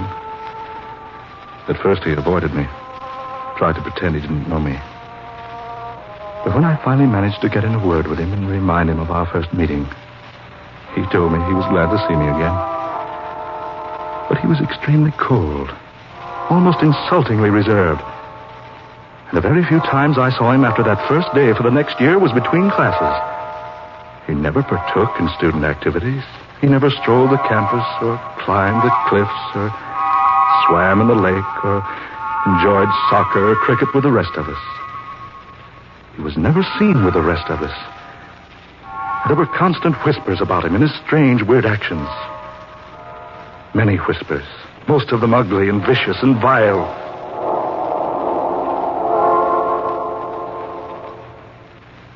It was 4 long years before I talked to Stefan Hamlin again. 4 years at Oxford. I heard those whispers about him all that time. I heard professors say he was the most amazing student of all times. Perfect grades in all subjects, a born doctor, a truly great scientist, a prospect for the world's greatest surgeon. And then, Stefan and I suddenly found ourselves to be classmates. Even then, I had difficulty in finding an opportunity to make speech with him. But after much effort, having exerted a great amount of patience, I finally cornered him. Oh, now look here, Hamlin, I want to talk to you. Yes, Dr. Simek? Oh, please call me Julius, Stefan. I think I want to talk to you, Julius. Good, excellent, my dear fellow. Where shall we go? My room should be as good a place as any. Suppose we go there. All right, Stefan, that's perfectly right with me. So we went to his room. There were no books there, none. But there were a few sheets of composition paper and pen and ink. I picked up several of the closely written sheets. It was the most profound and complete and exquisitely worded treatise in diseases of the human brain I had ever read in all my life. I remarked to Stefan that it was odd that he could pen such a masterpiece and yet had no books whatsoever for reference. He didn't smile when he answered. He simply said, I don't use books, Julius, because I don't need books. What I write, what I recite in my classes, comes not from anything I have ever read, not from anything I have ever been taught or have studied, but from somewhere deep within. You mean you're fully aware of all these facts without having studied or read or heard about them? Yes. You see, there is nothing I don't know. To me, the theories of the scientists and the theologians and the professors and the doctors are merely nothing more than the alphabet is to you. I have no interest in them whatsoever, save that they are convenient at times to know. And most of those profound theories, profound to you, understand, most of them are so terribly false, so astonishingly wrong and untrue and unsound, that they fail to interest me in the least. Yes? Stephen Hamlin was the fount of all the world's most intellectual knowledge. Everything that all mankind had ever known, the secrets of science, of medicine, of astronomy, of surgery, and numbers and mechanics, and all the millions and millions of other subject matters, were all embedded there. There, deep in that superhuman, unbelievable brain of his.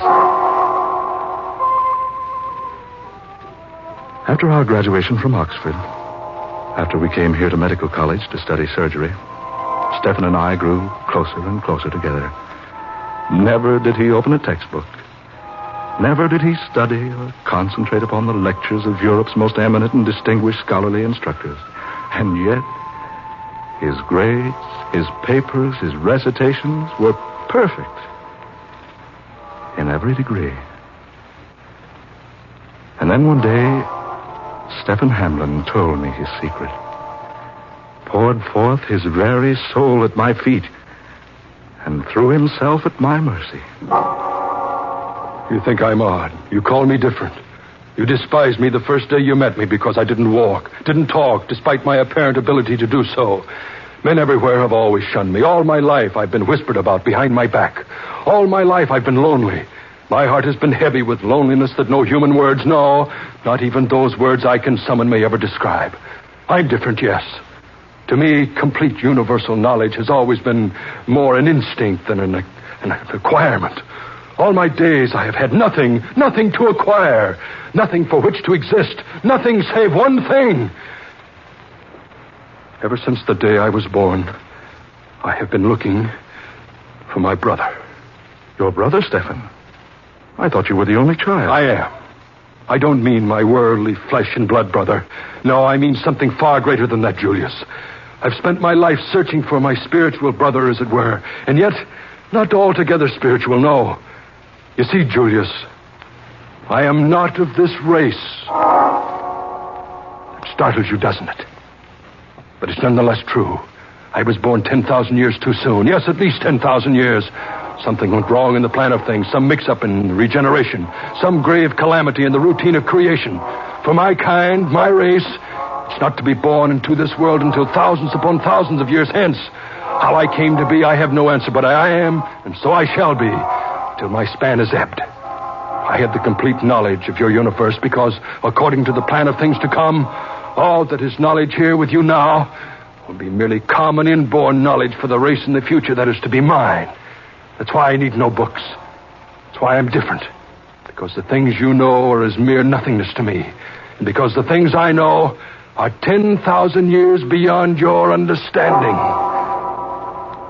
I've brought you here, Dr. Julius Simek, to announce to you the end of your civilization. I found the means of destroying it at one fell swoop. The sooner to bring about the appearance of my race, the better for the world.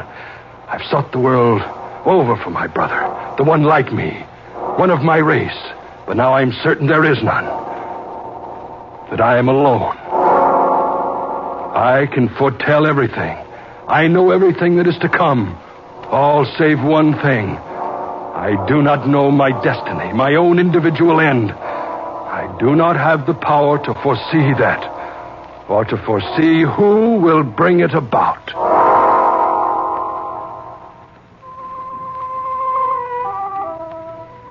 And then he outlined to me the most devastating, the most terrible, the most death-rendering plan of all history for the dispellation of the present race from the face of the earth. Bitterly he outlined it, poison dripping viciously from his every word. It was so simply done, so quickly, so painlessly, that its very program rendered unto me a nausea that I found almost impossible to overcome. I argued with him, pleaded, begged, I reasoned, bullied, threatened. All to no avail. He had made his plans. He was determined that they should be carried out. If he were to be destroyed too, he did not know. He could not foresee his destruction, nor his destroyer. His destroyer. No, he didn't know what his own end upon earth was to be. He could foresee all future things, save his own destruction, save his own destroyer. His destroyer. Someone had to destroy him. Someone had to. Someone. He was still babbling about that wicked, wretched plan of his, outlining it like a madman. I looked about me, cautiously at first. Then, desperately, when I realized he had forgotten my existence, I groped for a solution to this terrible impending calamity. And just then, Stefan opened a desk drawer, withdrew a small compass. I caught a glimpse of a small gun in that drawer. I could see, even at that distance, that the gun was loaded. He was still talking about his plan, still bewailing the fact that he alone on this earth had the power possessed within him, still decrying the fact that he had searched the world over for his brother. Not his flesh and blood brother, but a brother of his kind, his race. He knew that were there another soul of his kind alive on earth, that soul could foretell the end, the destruction of Stefan Hamlin. Suddenly he arose from his chair. He ordered me to come with him. He was about to work his havoc upon an unsuspecting world. And then desperately I acted. Quickly I yanked open the drawer of his study desk, took out the gun. I leveled it at his head. He stood terrified a moment. And then there was a pleading in his eyes. A pleading, not for his life, but a pleading to spare him the damage a ripping bullet would do to his masterly brain. And in that instant, in that final desperate second before he lunged at me in an effort to save his life, there was recognition. The flash of an age-old suspicion at last fulfilled. And as I lowered my gun to a level with his heart, I knew that the pain within my heart at that moment would never be removed. Like lightning, he made for me, speeding across the room, charging at me. I tried to stop him, tried to warn him, shouted at him. Keep back! No, keep back, Stefan! Keep back!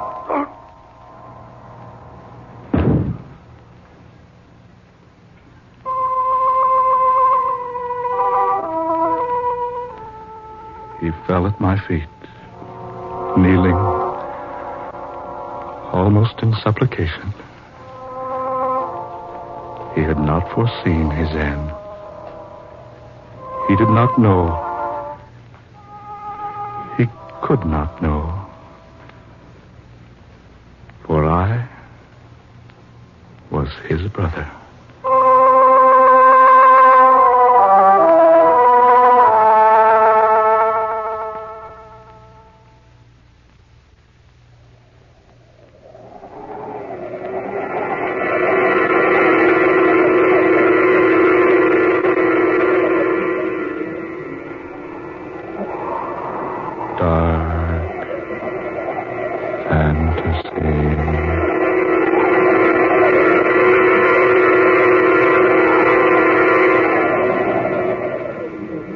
Tonight's original tale of dark fantasy, I Am Your Brother, written and directed by Scott Bishop and originating in the studios of WKY. Ben Morris was heard as Dr. Julius Semek, Blois Wright was Stefan Hamlin, and Muir Height played Dr. Carl Miller.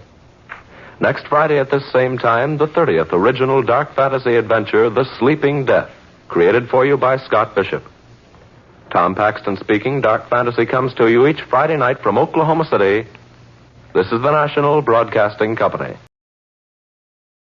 Lux presents Hollywood.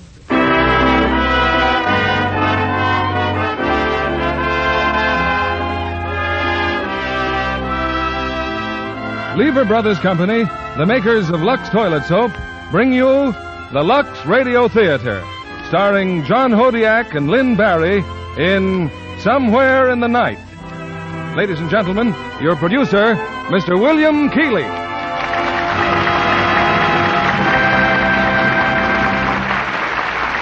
Greetings from Hollywood, ladies and gentlemen.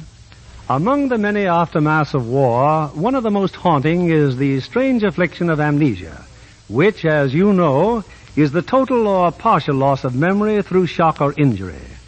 Long after battle wounds have healed, men live on in a strange and lonely world, helpless, frightened, and bewildered, obsessed with only one idea, to recover their identity. Such is the keynote of our play tonight from 20th Century Fox's recent screen hit, Somewhere in the Night. The story of a man who gropes for his identity, his right to live and love without fear through a welter of incriminating clues. And the stars who bring you this unusual, exciting drama are John Hodiak, playing his original screen role, and talented Lynn Barry, one of Hollywood's most lovely stars. And speaking of our lovely stars, I met this week an old friend of mine, Miss Gloria Bristol, a leading beauty specialist whose clients include many of our famous actresses. She told me that for years she'd recommended soap and water for complexion care. And knowing my position in this theater, she went on to say in all sincerity that Lux toilet soap was first upon her list. Well, we know that 9 out of 10 screen stars depend on Lux soap for complexion care, but it was naturally gratifying to have this unsolicited approval from a beauty expert. On to our play, Act 1 of Somewhere in the Night, starring John Hodiak as George Taylor and Lynn Barry as Christy Smith.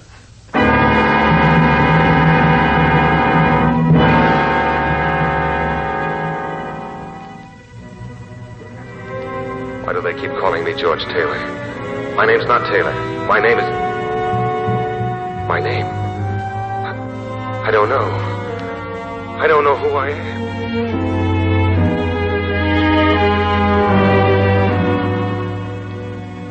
From the Medical Records, United States Marines, Iwo Jima campaign. Name, George Taylor. Rank, Private First Class. Injury sustained in action. Compound dislocation of right wrist with multiple fractures of carpal bones. Compound comminuted fractures of right mandible. Patient removed from medical aid station to Naval Hospital, Pearl Harbor. Patient unable to speak or write due to nature of injuries. Chances of full recovery, excellent.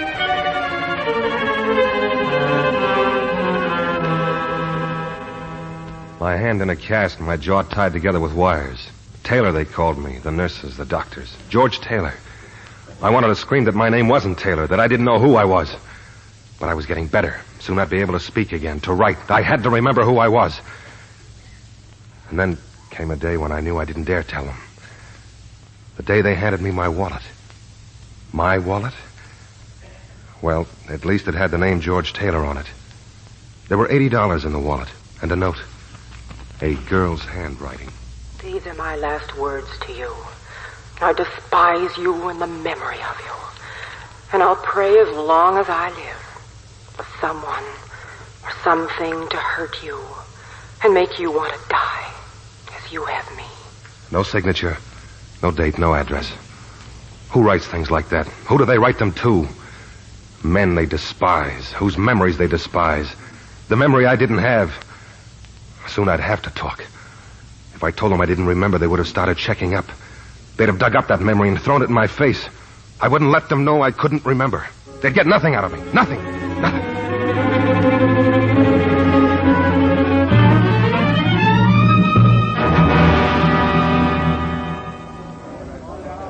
Well, that's the works, Taylor. From now on, you're a civilian. All your papers show you spent some time in the hospital. Jaw all right now? Your hand? Yes, I'm okay. They did a good job. What? Well, you've probably got a lot of questions. No questions. Well, that's a switch. But you'll dream up some. They all do. The Veterans Administration in Los Angeles will help you out. Los Angeles? Yes, that's where you're going, isn't it? Or has there been a change in your civilian address? No change. Say, I almost forgot. I got a surprise. Your sea bag. It's finally been located. It may be a while before it gets here. I'll have one of the boys drop it off. Well, maybe I better pick it up myself. Why wait around? We'll have it delivered. Now, let's see. George Taylor, Martin Hotel, Los Angeles. You'll be going back there, won't you? Martin Hotel. Yeah. Well, good luck, Taylor. Thank you, Sergeant.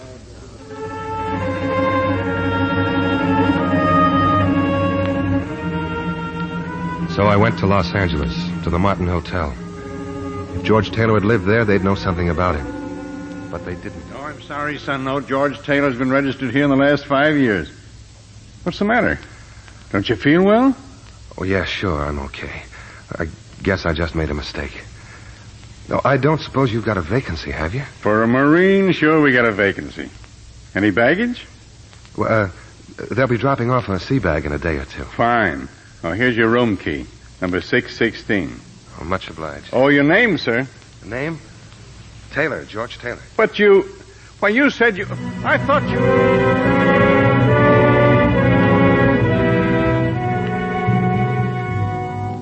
My sea bag arrived the next morning. No, I should say Taylor's sea bag. There was just one thing in it that could prove something. A baggage check from the check room at the railroad station. It turned out to be a briefcase left over 3 years ago. Contained just 2 articles, a gun and a letter. This time the letter wasn't from a girl. It was from a man named Larry Cravat. And on the strength of the letter, I hurried over to the Second National Bank. Can I help you, sir? Well, yes, I'm George Taylor. I just got out of the Marines. I have an account here. I'd like some money. Yes, sir. Identification? Well, how about this letter? Read it. It's okay. I've deposited $5,000 in your name in the Gibney branch of the Second National Bank. This letter will identify you. Look me up when you come out. Your pal, Larry Cravat. Well? I'll be right back, sir. Oh, Mr. Adams. Well, what's the matter? Something wrong? If you'll just wait a minute. What for? I think Mr. Adams would like to ask you a few questions, sir. Why? I don't get it. Well, he'll be right here, sir. Mr. Taylor, you're leaving? Please, Mr. Taylor, just a moment.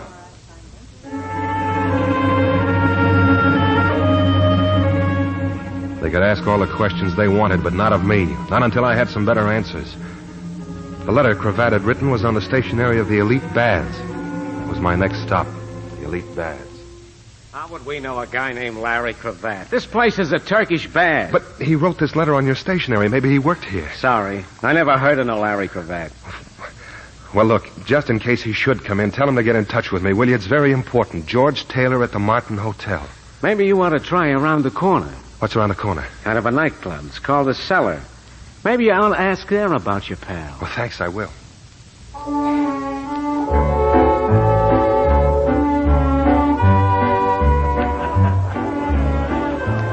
I went to the cellar that night. None of the waiters knew Cravat. Then I tried the bartender. He said he'd ask.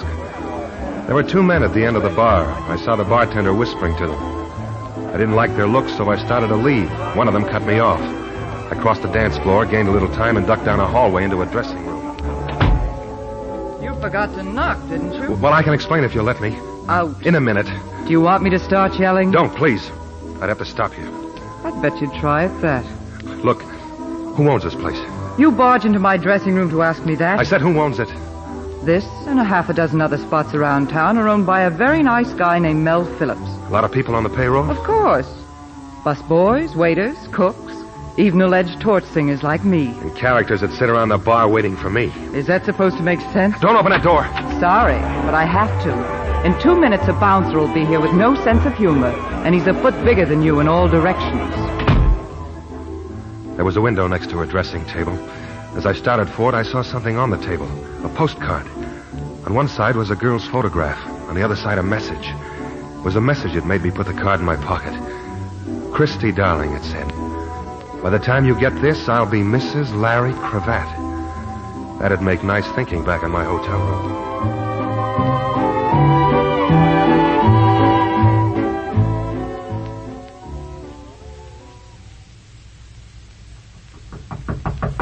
Come in.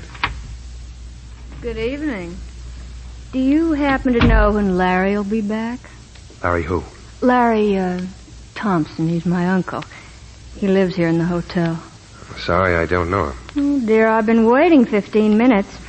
I saw you get off the elevator, so So you thought you'd drop in and be sociable? This is exciting, isn't it? My name's Phyllis. Phyllis what? Phyllis. I see. Daughter of a rich, high-class family. Wouldn't want it known she waits around crummy hotel rooms for her uncle. Well, that's putting it a little crudely. I'll put it very crudely. You haven't been waiting around for anybody but me. Right to the point, aren't you? You want to know where Larry is? Yes. Except there isn't any Larry. It's just a name you made up to start me talking. About what? Oh, just this and that. I just thought that you ought to know about me, and I ought to know about you. I'll have to wait till I answer the phone. Hello? Mr. Taylor?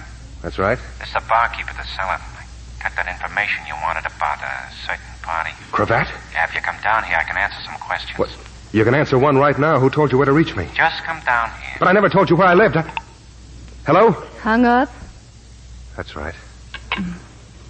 Sorry to run out on you, sister, but I got a date.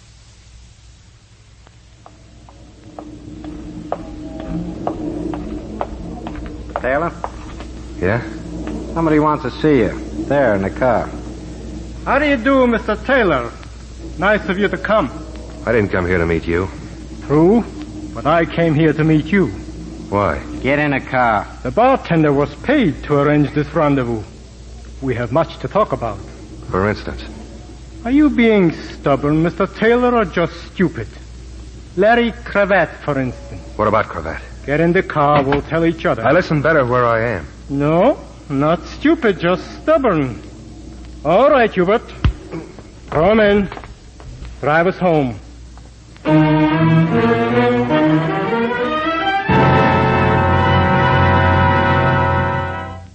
Mr. Taylor, I should hate to have Hubert continue his beating. For the last time, where is Larry Cravat? I told you, I don't know. I'm looking for him, too. He's my friend. Larry Cravat has no friends. You are to stop looking for him, understand? You are to stop looking for him. Take him out of here, Hubert. Dump him someplace. Yeah? Where? Where? What was his address on a postcard photograph in his pocket? Oh, yes, 723 Gramercy. Maybe Miss Christy Smith wants to see him.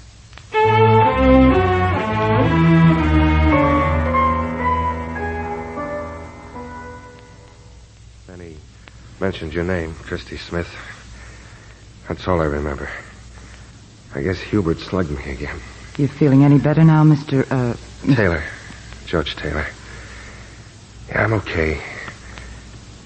You must be getting a little tired of me. First your dressing room, and now your apartment. Somebody rang the buzzer, I went to the door, and there you were. Well, why didn't you send for the cops? I'm considering it right now. I can't figure you out, Miss Smith. Well, you're not exactly an open book. Why did you steal Mary's picture? Because she's married to a man I'm looking for, Larry Cravat. Is she? Well, that's what she wrote on the card. Mary was my friend, Mr. Taylor. I went back east one Christmas, and while I was gone, I received 3 letters from Mary. In one letter, she had just met Cravat. In the second, she was in love with him. The 3rd letter had that picture in it. That's the last I heard of Mary. Disappeared? When I got back to Los Angeles, I found out what happened. She waited 3 hours for Mr. Cravat at the license bureau in the city hall. He never showed up. That night, she didn't look where she was going when she crossed the street. She's dead, Mr. Taylor. Yes, I'd like to meet Larry Cravat someday myself. So would the boys in the back room. They don't believe I don't know where he is. Why do you want to meet him? I better go now. How far do you think you'd get? Not far. They'll be watching my hotel. Look, I'll go crazy if I don't talk to somebody. I'm somebody. What do you know about amnesia? Not much. You forget who you are or where you belong. You read about it in the newspaper, but it never happens to anyone you know. It happened to me. 6 months ago, I woke up in a hospital tent. A complete blank. George Taylor, they called me. I couldn't talk. My jaw was in pieces. I couldn't write. My wrist was broken. How could I find out who I was? I nearly went nuts. Then I found a wallet with a letter in it. No signature. But it told me something about myself. It told me good. I was scared and I was sick. Sick at what the letter said I was like and scared of anybody finding it out. So I kept my mouth shut. Got my discharge. Then yesterday I found another letter. This one was from Larry Cravat. Said he was my pal. So I started looking for him. Well, you've got a rough idea of what's happened since. That's quite a pal you're looking for. I can't be choosy. It's like that joke about the crooked gambling house. He's the only one in town. So why don't I go find another town? Because you're full of questions and running away won't help. I know.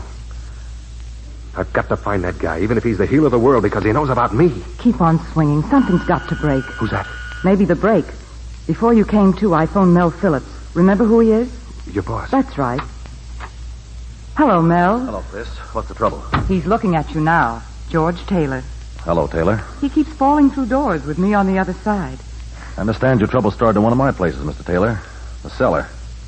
You want to tell me what happened? It's all right. Forget it. But I'm sure Mel can help you. Maybe I can't. But you can help me, Taylor. You see, Chris, the police called me just after you did. One of my bartenders was found dead in a vacant lot. Which bartender? John. The one I talked to? He must have been. He was on duty when you visited my dressing room. I asked him if he knew a man I was looking for. After that, he set up those 2 characters who chased me into your room. Who is the man you were looking for? Her name's Larry Cravat. It's beginning to bore me. Cravat? Sure, I know the name, but I can't seem to place it. What does he do? I don't know. Why are you looking for him? I just want to find him. Private reasons, huh? Well, now, there are two of us looking for him. Maybe more. The police, maybe. Any reason why we can't ask the police? Yes, they might want to know who's asking and why. I've got a friend on the force, Lieutenant Kendall. He'd keep it off the records. No, thanks just the same. Do what you can, though, will you, Mel? You know I will, Chris. That's my boy. Hey, look out. You'll have me believe in that. Well, good night, baby. So long, Mr. Taylor. Good luck. Thanks. See you at the club tomorrow night. Thanks for coming, Mel. Sorry you didn't learn more. I've got good ears anytime he feels like talking. Night. Well? He's a nice guy. That's the only kind I know. Except me. I'd better get going myself. You can't go. You can stay here if you want to. Here? My aunt lives upstairs. I can stay with her. Well, if there's any money or jewelry around, you better take it with you. I'm no good. Oh, I'll be sure to. Oh, it's no use. I'm licked, Christy. I can't play this alone anymore. I'm getting the jumps. I'll be hearing noises next. How soon can you get hold of Phillips again? I guess he's going straight home. A few minutes. Then phone him, will you? Tell him I'm ready to talk to that police lieutenant.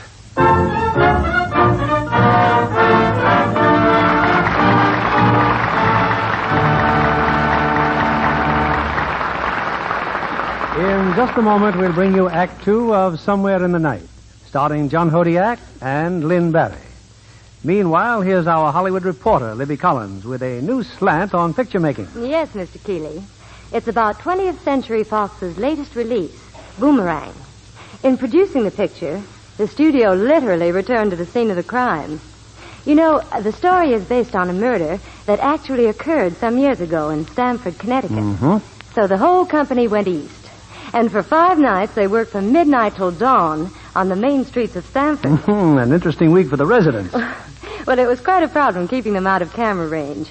Lots of people went to bed right after dinner and slept till midnight in order to be on hand for the excitement. Dana Andrews, who has the starring role of the district attorney, told me it took considerable concentration to read his lines before an audience of thousands of fascinated spectators. I should think so. And Jane Wyatt, who plays Dana's wife, commuted from New York City to Connecticut every day, making trains at very odd hours. It was a strenuous life. You know, I'm eager to see Jane Wyatt in Boomerang. She's a really brilliant actress and a very handsome girl, too. Yes, she has a delicate, distinguished kind of beauty. She divides her time between the Broadway stage and Hollywood, so she really works pretty hard. And, Mr. Kennedy, you'll be pleased to know that Jane's an ardent Lux girl. Says she depends on the gentle, beautifying care Lux Soap facials give her skin. When a girl's as busy and as beautiful as Jane Wyatt, that's quite a tribute, Libby. And here's another way she depends on Lux toilet soap. She says a Lux Soap bath gives her a quick beauty pickup, leaves her refreshed after a tiring day. So many lovely women discovered that, Libby. Oh, yes, I know. There are several reasons why Lux Soap makes a perfect bath soap, too. The lather is so rich and creamy, and women love the delicate, clinging fragrance it leaves on the skin. Well, Libby, you can't buy a finer soap than fragrant white Lux toilet soap. No wonder it's the choice of 9 out of 10 famous screen stars for daily beauty care. Now, here's your producer, William Keeley.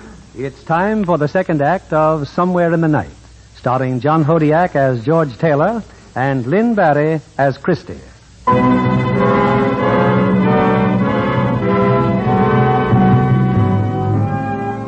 I didn't see Lieutenant Kendall till noon the next day. We had lunch in Christie's apartment. Kendall, Mel Phillips, and I. Wouldn't do for Kendall to know me as George Taylor, so... Well, this is the friend I called you about, Lieutenant. This is Tom Carter. How are you, Carter? Lieutenant? I've been wondering what's strange about you, Lieutenant. Strange? You've got your hat off. It's hard for me to believe you're a detective.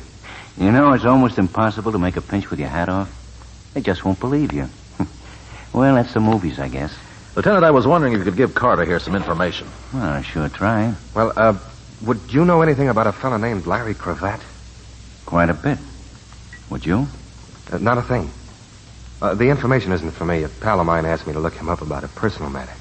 This pal of yours, he know Cravat pretty well? Well, he didn't say. Do you know where Cravat can be reached, Lieutenant? If we knew Miss Smith, we'd probably reach for him ourselves. No, he dropped out of sight quite a while ago. You know, all this is very interesting.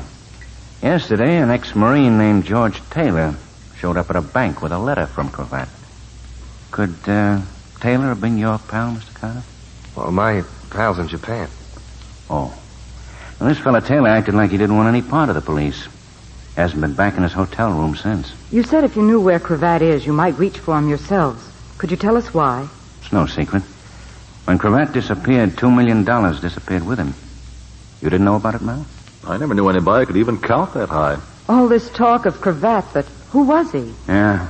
Well, Cravat was a private detective. Got by investigating husbands that played golf in the rain. And wives who didn't come back from the public library till after midnight. Told somebody dumped 2 million clams right in his lap. Well, how does a thing like that happen? Well, started in Germany. And one of the Nazi hotshots saw the handwriting on the wall. He sent the 2 million over here, but before he could come after it, got knocked off by one of the fellow members of the Brotherhood. So here's this big chunk of dough floating around loose. It moved east to west. Each time, left a corpse behind. Boys play rough with that kind of lettuce, you understand? Somehow the money got here to Los Angeles. Cravat got mixed up with it. I don't know much more, except when Cravat disappeared, so did the cash. Well, how does this other fella tie in with it? The one at the bank yesterday. Taylor? I don't know. I should think you'd have picked him up by now. You must have a description. Those eyewitness descriptions. No. Taylor'll probably drop into headquarters himself one of these days. If not, we'll go out and find him. Say, this is sure some fried chicken, Miss Smith.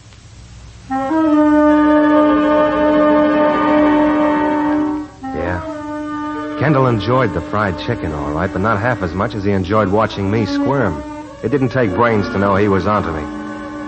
After Kendall left, Christie's boss Mel had an idea. You know, anybody that dug up Cravat would be digging up a couple of million with him. Well, I can have it. Yeah, maybe we can work something out. You wind up with Cravat, and I wind up with what I can get. And I wind up with a pair of nylons if I'm lucky. You name it, Chris. All or any part of what I've got. Now, how about telling me what happened last night? You might inquire about a character named Anselmo. Anselmo? A very polite man with a very wet face. He shut his eyes every time Hubert hit me. Suppose we run over to the cellar now. Maybe one of the hired hands would have a lead on him. Okay, Christy? Anything's better than washing dishes. I'm ready if you are. I better take your car, too, Chris. Well, Well, what? Is that a ticket on your windshield? A ticket? After feeding a cop lunch? No, it's not a ticket. It's a note. LC, 4211 and a half North Summit, San Pedro. I don't get it. LC could stand for Larry Cravat. Isn't that a little childish for a detective leaving notes around like Easter eggs? What makes you so sure Kendall left it? Who else? Who else, Taylor? I've gotten beyond caring. But it means just one thing. I'm going to North Summit Street. I'll go with you. No, thanks. Things just don't happen like this, you know. It's too pat. Probably, but what do you want me to do? Look, just phone me. I'll be at the cellar at 6 o'clock. Here, car keys. Take my car. Well, thanks, Christy. You're not going to worry now. With 4 brand new tires? Certainly I'll worry. Tough guy. Okay, I'll call you.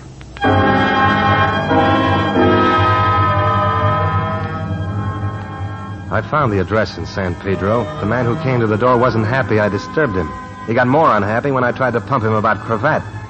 He seemed ready to start swinging when she appeared. Phyllis. Phyllis, who'd been looking for Uncle Larry in a Martin hotel. What's he trying to sell you, sir? You wouldn't know, would you? You never seen him before, of course. I came here looking for Cravat. Cravat? Well, whoever he is, look someplace else. Yeah, look someplace else, see? Maybe your wife could suggest where. Why don't you try a fortune teller? Anyone in particular? No, cut it out. Maybe there is one in particular. Right next to Terminal Dock. Thanks. But if you can't find him, go to the dock and jump off.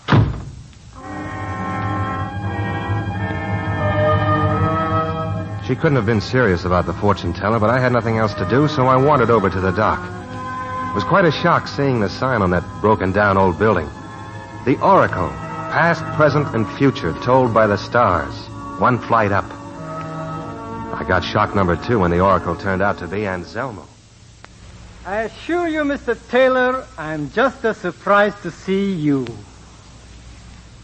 Where is Hubert? Well? He's close by. But you have my word he will not molest you. Except my word is worthless. What are you doing here?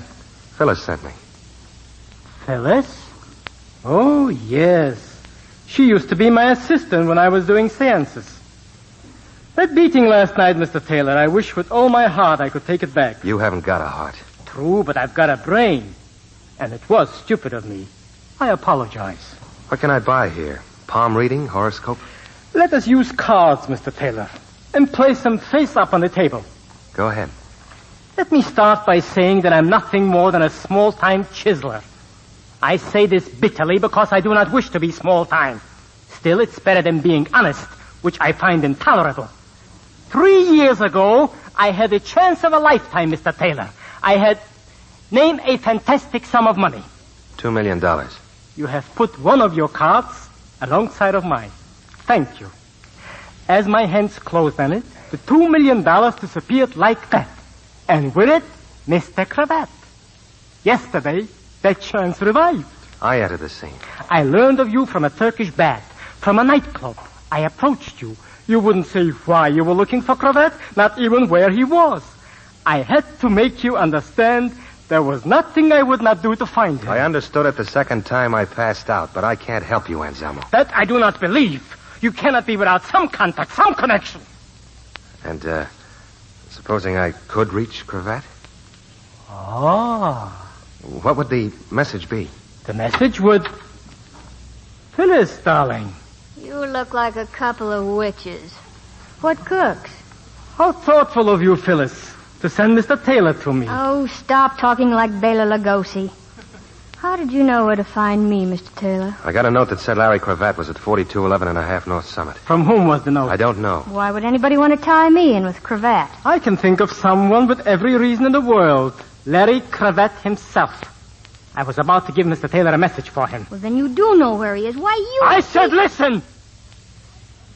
Tell Mr. Cravat $2 million is of no use to a man in the electric chair. Suppose he doesn't understand what you mean. He will. Mr. Cravat is wanted by the police for a murder, which are caught on that dock out there 3 years ago. The murdered man was a Mr. Steele. The police have evidence that Cravat and another man were on the dock that night. What other man? Never mind. But for a considerable amount of money, I will turn him over to the police. He will confess to the murder and Cravat will go free. Well, this other man... If he's reluctant to confess, the police will find a suicide and a signed confession. That might be better in any case. And why would Cravat go for a phony deal like that? Because it is to his advantage. Yours, too. Why mine? Mr. Cravat deposited $5,000 to your bank account. Why? He was not a charitable man. More than likely he was paying you for your services rendered. What were those services, Mr. Taylor? Is it not possible that the gentleman with Cravat that night was you? Yeah. It's possible. I don't believe it was you. But the police may not agree. Mr. Taylor, does the name Conroy mean anything to you? Nothing. I wish I were really as psychic as I make out of my advertising. It would be most helpful to know when you are lying. Conroy, what about him? There is a man who might tell us much. Except he's an inmate of a sanitarium. The day after Mr. Steele's murder, Mr. Conroy had the misfortune to be hit by a truck. The shock left him without a mind. I believe he...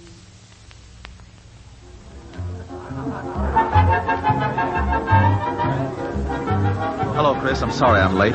Did I miss your song again? Don't tell me you really care, Mel. You know I care. I've been with Kendall. Oh? He wants to help, Chris. So do I. What kind of trouble is Taylor in? It won't make any difference to me. Maybe it will, because it's murder. He telephoned a little while ago. Cravat was mixed up in it, and George thinks maybe he was, too. Thinks? Doesn't he know? He has no way of knowing. Oh, now, wait a minute. Believe me, he hasn't. Where is he now? He heard about a witness to the murder, a man named Conroy, who used to work on Terminal Dock. Conroy? George is seeing his daughter now. Why? To get some answers to some questions. It makes sense to me. Well, not to me. Taylor doesn't make much sense to me. Taking a beating to find somebody he doesn't know, running down a 3-year-old murder? Chris, who is he? What's his angle? Where do you stand? Like always, my 2 feet firmly planted in midair. Don't get involved, Chris.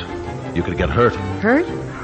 I'm the girl with the cauliflower heart. What's wrong with taking some good advice? Well, in this case, just one thing. I'm nuts about the guy. Say, I wonder if this Conroy girl's a redhead.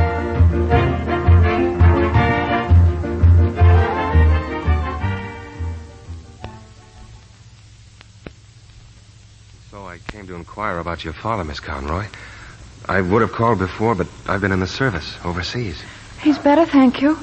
The doctors keep telling me so. But it's been so long now. How long? Well, ever since his accident. Oh, I keep forgetting. You've been at war. He was hit by a truck.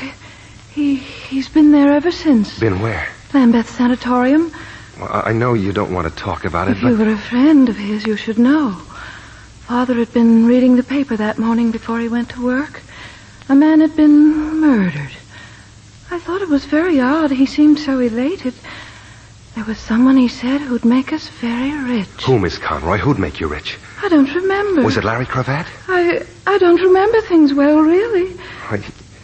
You said Lambeth Sanitarium. You're going there? Well, I'd like to see your father. Oh, no visitors. They don't allow visitors.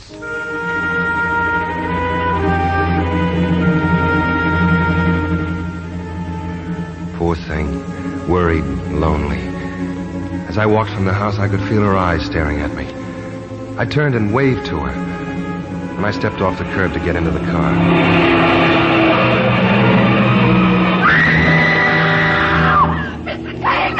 Mr. Taylor! I'm okay, Miss Conroy. I'm okay.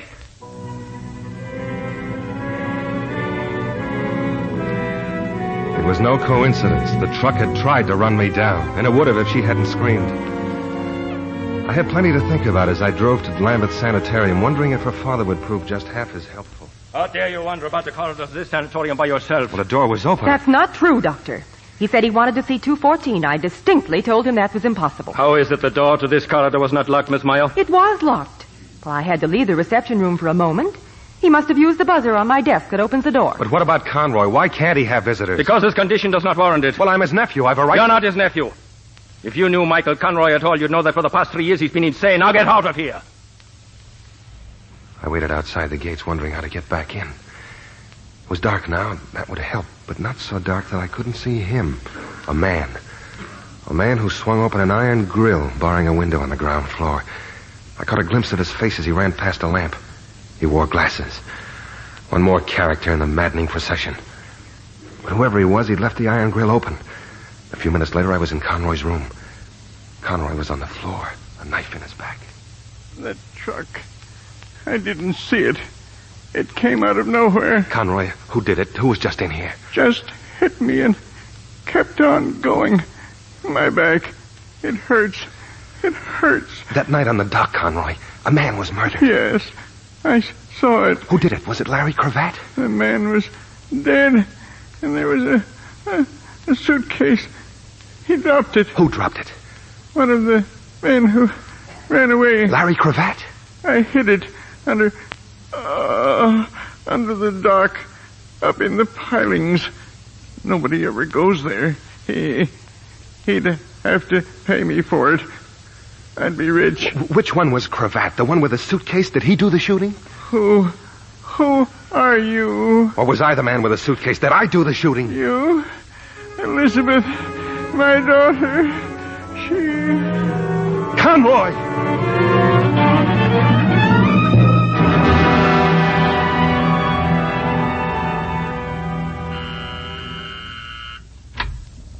Well, back the same night, huh? Christy, can I talk to you for a minute? Well, it's pretty late, isn't it?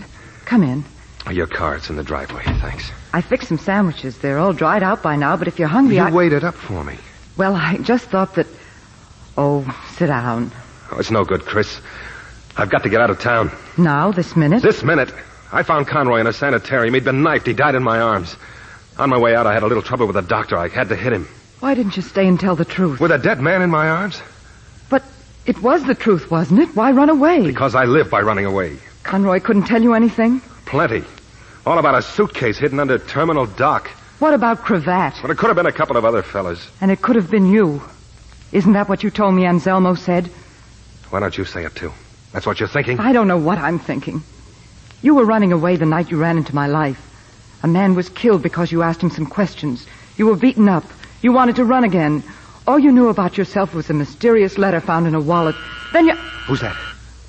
Better find out, hadn't I? Get in the next room. Whoever it is, I'll try to keep him in the doorway. Who is it? Lieutenant Kendall, Miss Smith. I came for George Taylor. Oh, you must be a little mixed up, Lieutenant. This is where I live. Look, Christy. Is Taylor here? They're both inside. He and Adolf Hitler. They'll promote you for this, Lieutenant. Yeah, that's a good one. But I gotta find him. Say, it looks like he killed a man tonight. A man named Conroy. Well, sure glad he isn't here. That way you'd be mixed up in it, you know? Yes, I know. Well, if you should see him, tell him I'll be down at the station for a couple of hours yet, eh? If I see him... Oh, one more thing. You ought to keep your car in the garage, Christy. Isn't good to leave it out all night like that. With the motor so hot. I was coming out when he stopped me by talking about you. He knows, George. He knows everything. 2 hours. That's not much time. Or is it? It's enough. Turn out the lights while I get my coat. Where are we going? To San Pedro. To look for a suitcase under Terminal Dock.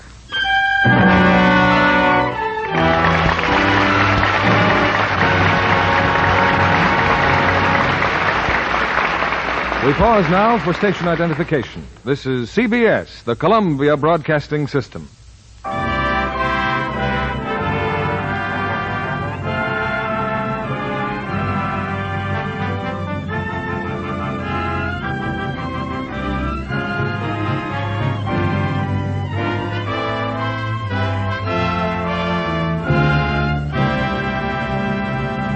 In a moment, we'll return with the third act of Somewhere in the Night, starring John Hodiak and Lynn Barry. Our guest tonight is Miss Ruth Roman, a successful authoress as well as a Paramount starlet. That so, Ruth? Well, I've written and sold 2 short stories, Mr. Keeley, but I guess my real ambition is pictures. I was delighted when my screen test brought me a Paramount contract. Delighted, but not surprised, I'll wager. Even modesty can't prevent a girl from knowing that coloring like yours is unusual.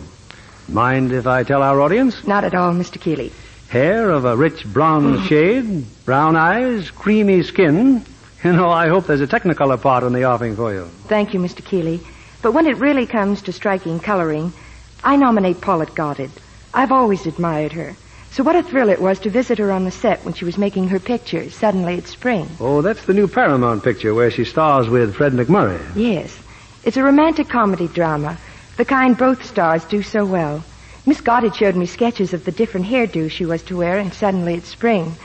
Oh, my, she can wear her hair just about any way and look stunning. Yes, Paulette is a real glamour girl, all right. And a real Lux girl, too. Well, that's what I found out, Mr. Kennedy.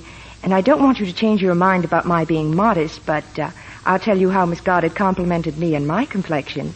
And then we discovered we're both devoted to the same beauty soap. She told me her Lux soap facials are a daily routine. She never neglects. And I'll bet you never do either, Miss Roman. Now, wouldn't it be silly for a girl in pictures to take chances with complexion care? Especially when Lux soap facials are so quick and easy. Won't you tell us how you take an active lather facial? Well, here's all I do. Smooth on lots of the rich Lux soap lather and work it well in. Rinse with warm water, then cold. Pat my face dry with a soft towel. It certainly leaves skin feeling beautifully smooth. Thank you, Miss Ruth Roman. Lux Soap Care makes skin lovelier, as actual tests prove. Skin specialists have made tests that showed improvement in 3 out of 4 cases. So, if you haven't tried this fragrant white soap, why not begin tomorrow? Remember, Lux Toilet Soap is Hollywood's own beauty soap. Here's Mr. Keeley at the microphone. Our curtain rises on Act 3 of Somewhere in the Night, starring John Hodiak as George and Lynn Barry as Christy.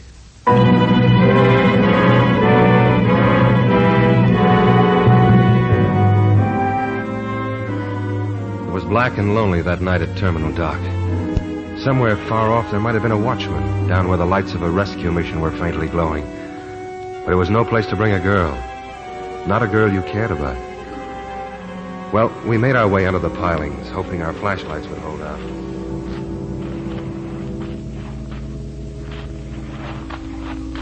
It's not as bad as I thought of it. Oh! Watch it, Christy. Hurt? It's just my shin. What's under here anyway? What the ocean throws back. And $2 million, I hope. Christy? Yes? I should never have let you come down here. Look, take the car and go home. I'm scared, but I'd be more scared leaving you here by yourself. Be sensible. You don't know who I am. You don't know what I may have done. If it turns out that in your whole life you ever killed anything bigger than a horsefly, then I'm crazy. Now, how about finding that suitcase? Okay. If I were hiding a suitcase under here, I'd put it up as high as I could. Well, if it's here at all, it's bound to be in this area. These are the only pilings. Those others are concrete pillars. Yeah, any ideas? Yes, I think we should stay very close together. Come back. What's that over there? No. That's just a beam. It isn't a beam. Look, it's a suitcase. It is, isn't it? There's something wedged up there, all right. Chris, that's it. It might not be the right suitcase, but it's a suitcase. Open it up. Looks as though someone's been at it. Give me the flashlight. Rats, probably. There are some things I'd rather not know if you don't mind. Christy. $1,000 bills. And a man's suit. Bring your flashlight closer, I think. Yeah, there's a label in the coat. Tailored for Larry Cravat. Los Angeles, December 1942. Hey, look at this other label. Made by W. George Taylor. W. George. George Taylor. What are you talking about? George Taylor. Meet Larry Cravat. Larry Cravat. Meet George Taylor. I don't have to try the suit on, Chris. It would fit. Don't you see? There's a murder.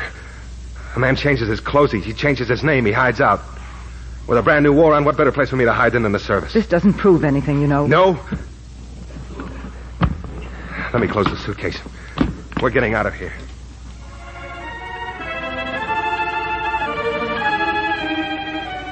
If my mind had not been on what I just discovered, maybe I would have had sense enough to guess we might have been watched as it was. Drop your flashlight, duck! George! Get away from me and run! Run where? The rescue mission! Hurry, Christy, hurry! Rescue mission. Oh, that's no gag, is it? Whoever was shooting may follow us in here. I don't think so, but he may. I've still got the suitcase. Good evening. Oh, good evening. Is it all right if we stay here a while? Of course. Well, you see, we were... We don't ask people why they come to the mission, my boy. There's some coffee back there if you care to have any. Who was he? Mission superintendent. You sure? No, I'm sure of nothing. Only of who I am. Larry Cravat. George, try to remember. Try. I'm Cravat. I had a tailor named George. I also remember a letter from a girl you knew, Mary. Mary wrote that letter to Larry Cravat. I didn't know him, but I know you. As far as I'm concerned, you're George Taylor. I killed a man on that dock 3 years ago. I don't know who he was, but I killed him, dropped this suitcase, and ran away. The other man could have killed him. There were two. Do you really think you could have ever killed anybody? I know about George Taylor, no. But I can't speak for Cravat. I can, and the answer is no. Suppose a man's memory is gone. His brain's the same, his sense of right and wrong's the same. You didn't think much of him. What poor Mary wrote, she wrote on the spur of the moment. She was miserable. She was... Well, 3 years of war can change a man, can't they? You're making a nice try, Chris, but they'll say I did it. They'll say you killed Conroy, too. Did you? No. Don't make me try anymore, Chris. I'm not up to it. We can't stay here much longer. Lieutenant Kendall won't mind waiting a while. Now, look. Everything that happened to you happened because someone thought you could lead him to Larry Cravat. Why? The money, of course. And Zelmo told you that Cravat was the murderer. He said so because he wanted to make a deal. For some of the money, he'd clear Cravat. Well, sure. But if I'm the only contact with the $2 million, they'd certainly want to keep me alive. Yet twice today, somebody's tried to kill me. Because you were getting close to something more important than the money. You were getting close to whoever murdered that man on the dock. That's why Conroy was killed. Yeah. But they had to kill Conroy. They couldn't take a chance. They sacrificed the money to shut his mouth for good. And the way it turned out, they brought the poor guy to his senses long enough for him to tell me. What are we going to do about it, George? We're going to trade in Larry Cravat for a murderer. Come on. Leaving so soon? Well, I wonder if you could do me a favor. Yes. This suitcase, could you have someone deliver this right away to police headquarters? Police? Yes, it belongs to Detective Lieutenant Kendall. He's the one with his hat off. I know Lieutenant Kendall, young lady. I'd be glad to run it over myself. I'd like to leave a little donation. $10. Thank you. Thank you very much. Chris, how long do you think before you can forget the guy that Mary wrote about in her letter? Funny you should bring that up. I forgot about him long ago. I just keep remembering what it must have been that she was in love with. Now, where are we going? To a fortune teller. I've got some checking to do with Anselmo.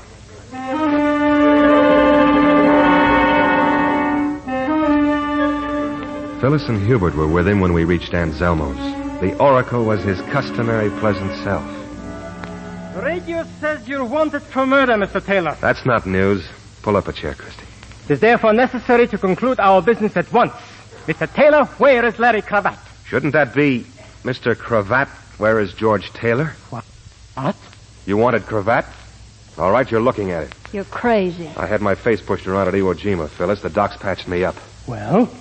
Well, it could be him, I guess.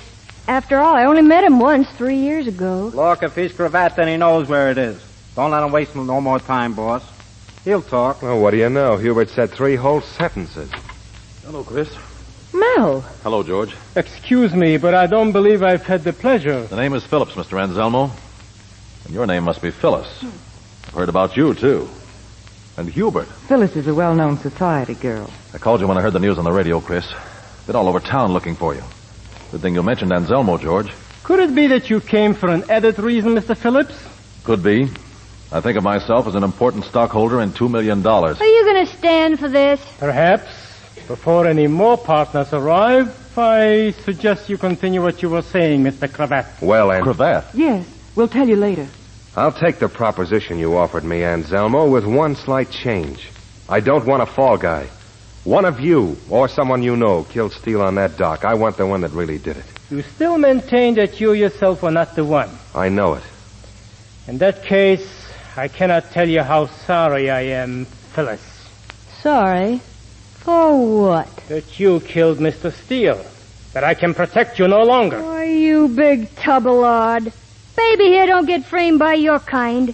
You try to put that on me, and there's a dead bartender the cops want to know about. Suppose we leave the cannibals to devour each other, Chris. It's okay with me. George? But I still don't know who killed Steele. Don't you think it's time we let Lieutenant Kendall in on this? Well, maybe you're right. So long, Anselmo. Hubert, they think they're leaving us. Relax, Hubert. Whenever I go hunting, I always carry a gun. I see. And now you're going to the cops. What do you think? I think I shall not even have time to get out of town. Better pack my things, Hubert.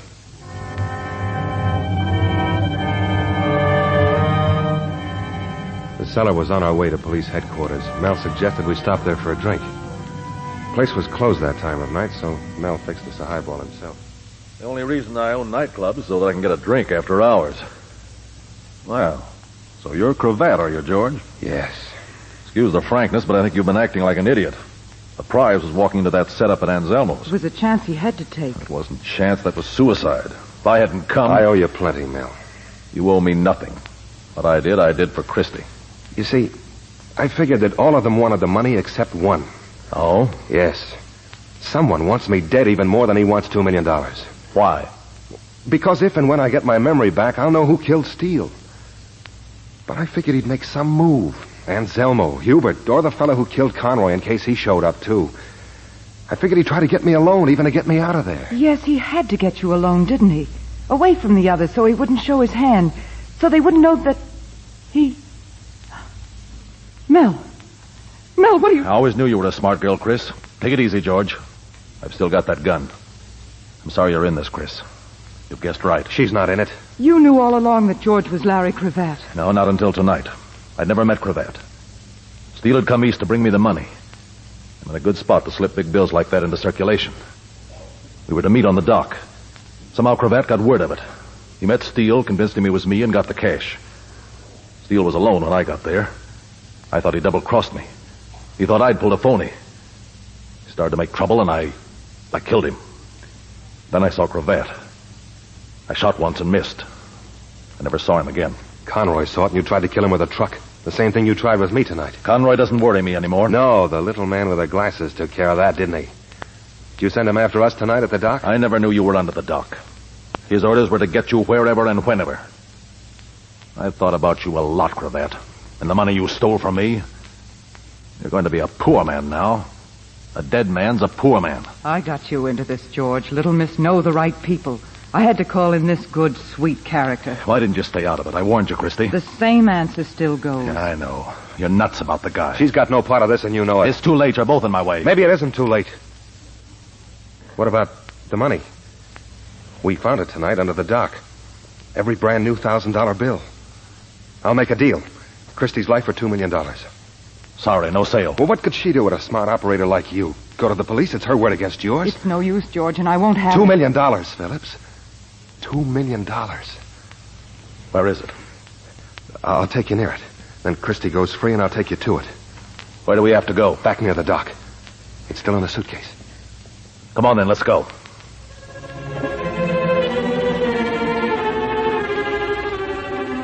I told him we were close when we got near the rescue mission again. I was at the wheel. He couldn't drive, not with a gun in his hand. I stopped the car, and we all got out. Mel took a look around. All right, I'll get back in the car. You've told me what I wanted to know. But you don't know where the money is. The mission, of course. What better place? Well, what about Christie? She's going to be poor, too, like you. You won't get the money. Not now, I won't. I'll be back for it later. Get in the car, both of you. Drive on the dock. Don't anybody move. It's Kendall. Stay where you are, Cravat. You too, Miss Smith. What's it look like, Max? It's Phillips, all right, Lieutenant. He's still with us.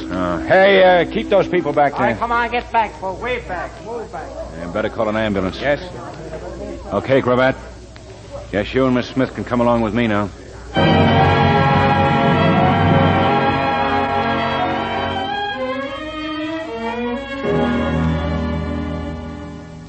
Phillips tell you what you wanted to know, Lieutenant? Yeah, with the full details. Make better reading than Forever Amber. And will he live? As if I care. Well, if I could only learn to shoot straight, maybe I could save you taxpayers some dough, but I always close my eyes. It's for you, Lieutenant. Oh. Peterson. Yeah. Hello, Pete. Oh, a little man with the glasses. Used to work as an orderly at the Lambeth Sanatorium. Yeah, you can start from there. You got Anselmo and the others? That's good. Okay, I'll see you. You know, Cravat, that was a pretty sharp hunk of thinking you did. Bringing Phillips back to the mission. You knew I'd backtrack on the suitcase, didn't you? Well, the spot we were in, I had to think sharp and talk fast. Yeah. You must have been a pretty fair shamus, Cravat. Shamus? Shamus is a private detective. Yeah. Think you'd go back to it? No, thanks. You see, 3 years of war can change a man. That's what I always say. Well, if I can be of any help to you, just let me know. Well, I'd sure like some answers to a lot of questions. I know the answer to one, Lieutenant, but he hasn't asked me yet. Oh. Well, why don't you just talk it over out there in the hall? Who am I to argue with a cop?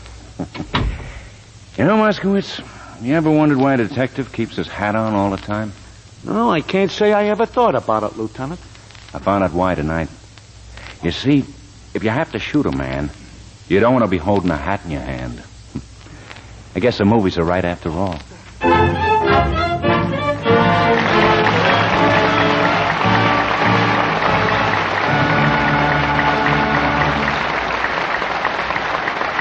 In just a moment, our stars will be back for a curtain call. We hope you'll join us. Meanwhile, have you had an experience like this lately? Let's see, Mrs. Brown. The groceries are $2 even. But I owe you 30 cents for that used fat you brought in, so... Here's your 30 cents change. It's a nice feeling to be able to save 30 cents on your meat bill, especially these days. And you can save like this frequently, because dealers are now paying substantially more per pound for your used kitchen fats. Besides the saving in cash, housewives are doing a real service by saving and turning in used fats. The world's supply of industrial fats is still very short. Fats and oils are urgently needed in the manufacture of the industrial products so necessary to a smooth-running household. Refrigerators, washing machines, automobile tires, and soap are some of these items. So pour every drop of used kitchen fats into the salvage tin. Take it to your dealer promptly and receive a generous price for all you turn in. Back now to your producer, William Keeley. Two such superb performances are deserving of a curtain call. And here are tonight's stars making their real-life appearance at our Footlights. John Hodiak and Lynn Barry.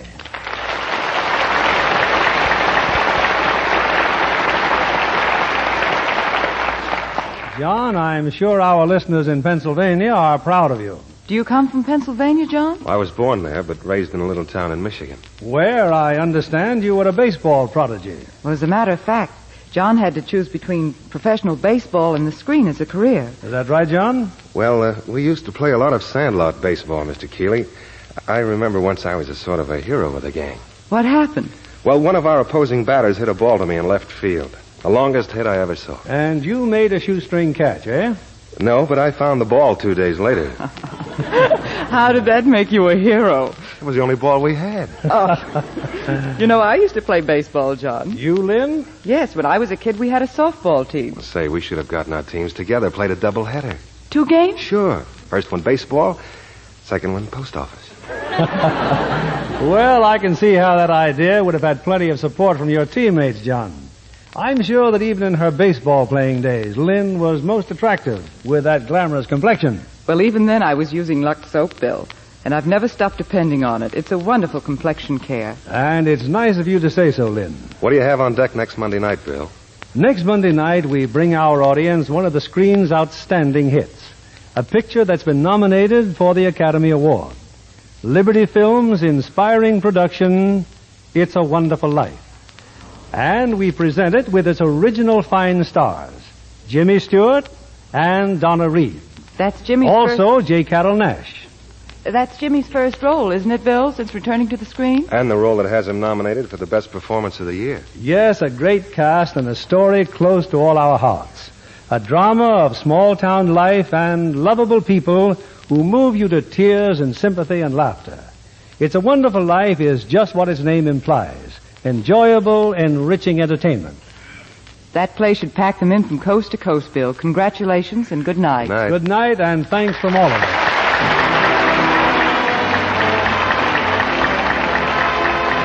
Lever Brothers Company, the makers of Lux Toilet Soap, join me in inviting you to be with us again next Monday evening when the Lux Radio Theater presents Jimmy Stewart, Donna Reed, and J. Carroll Nash in It's a Wonderful Life. This is William Keeley saying good night to you from Hollywood.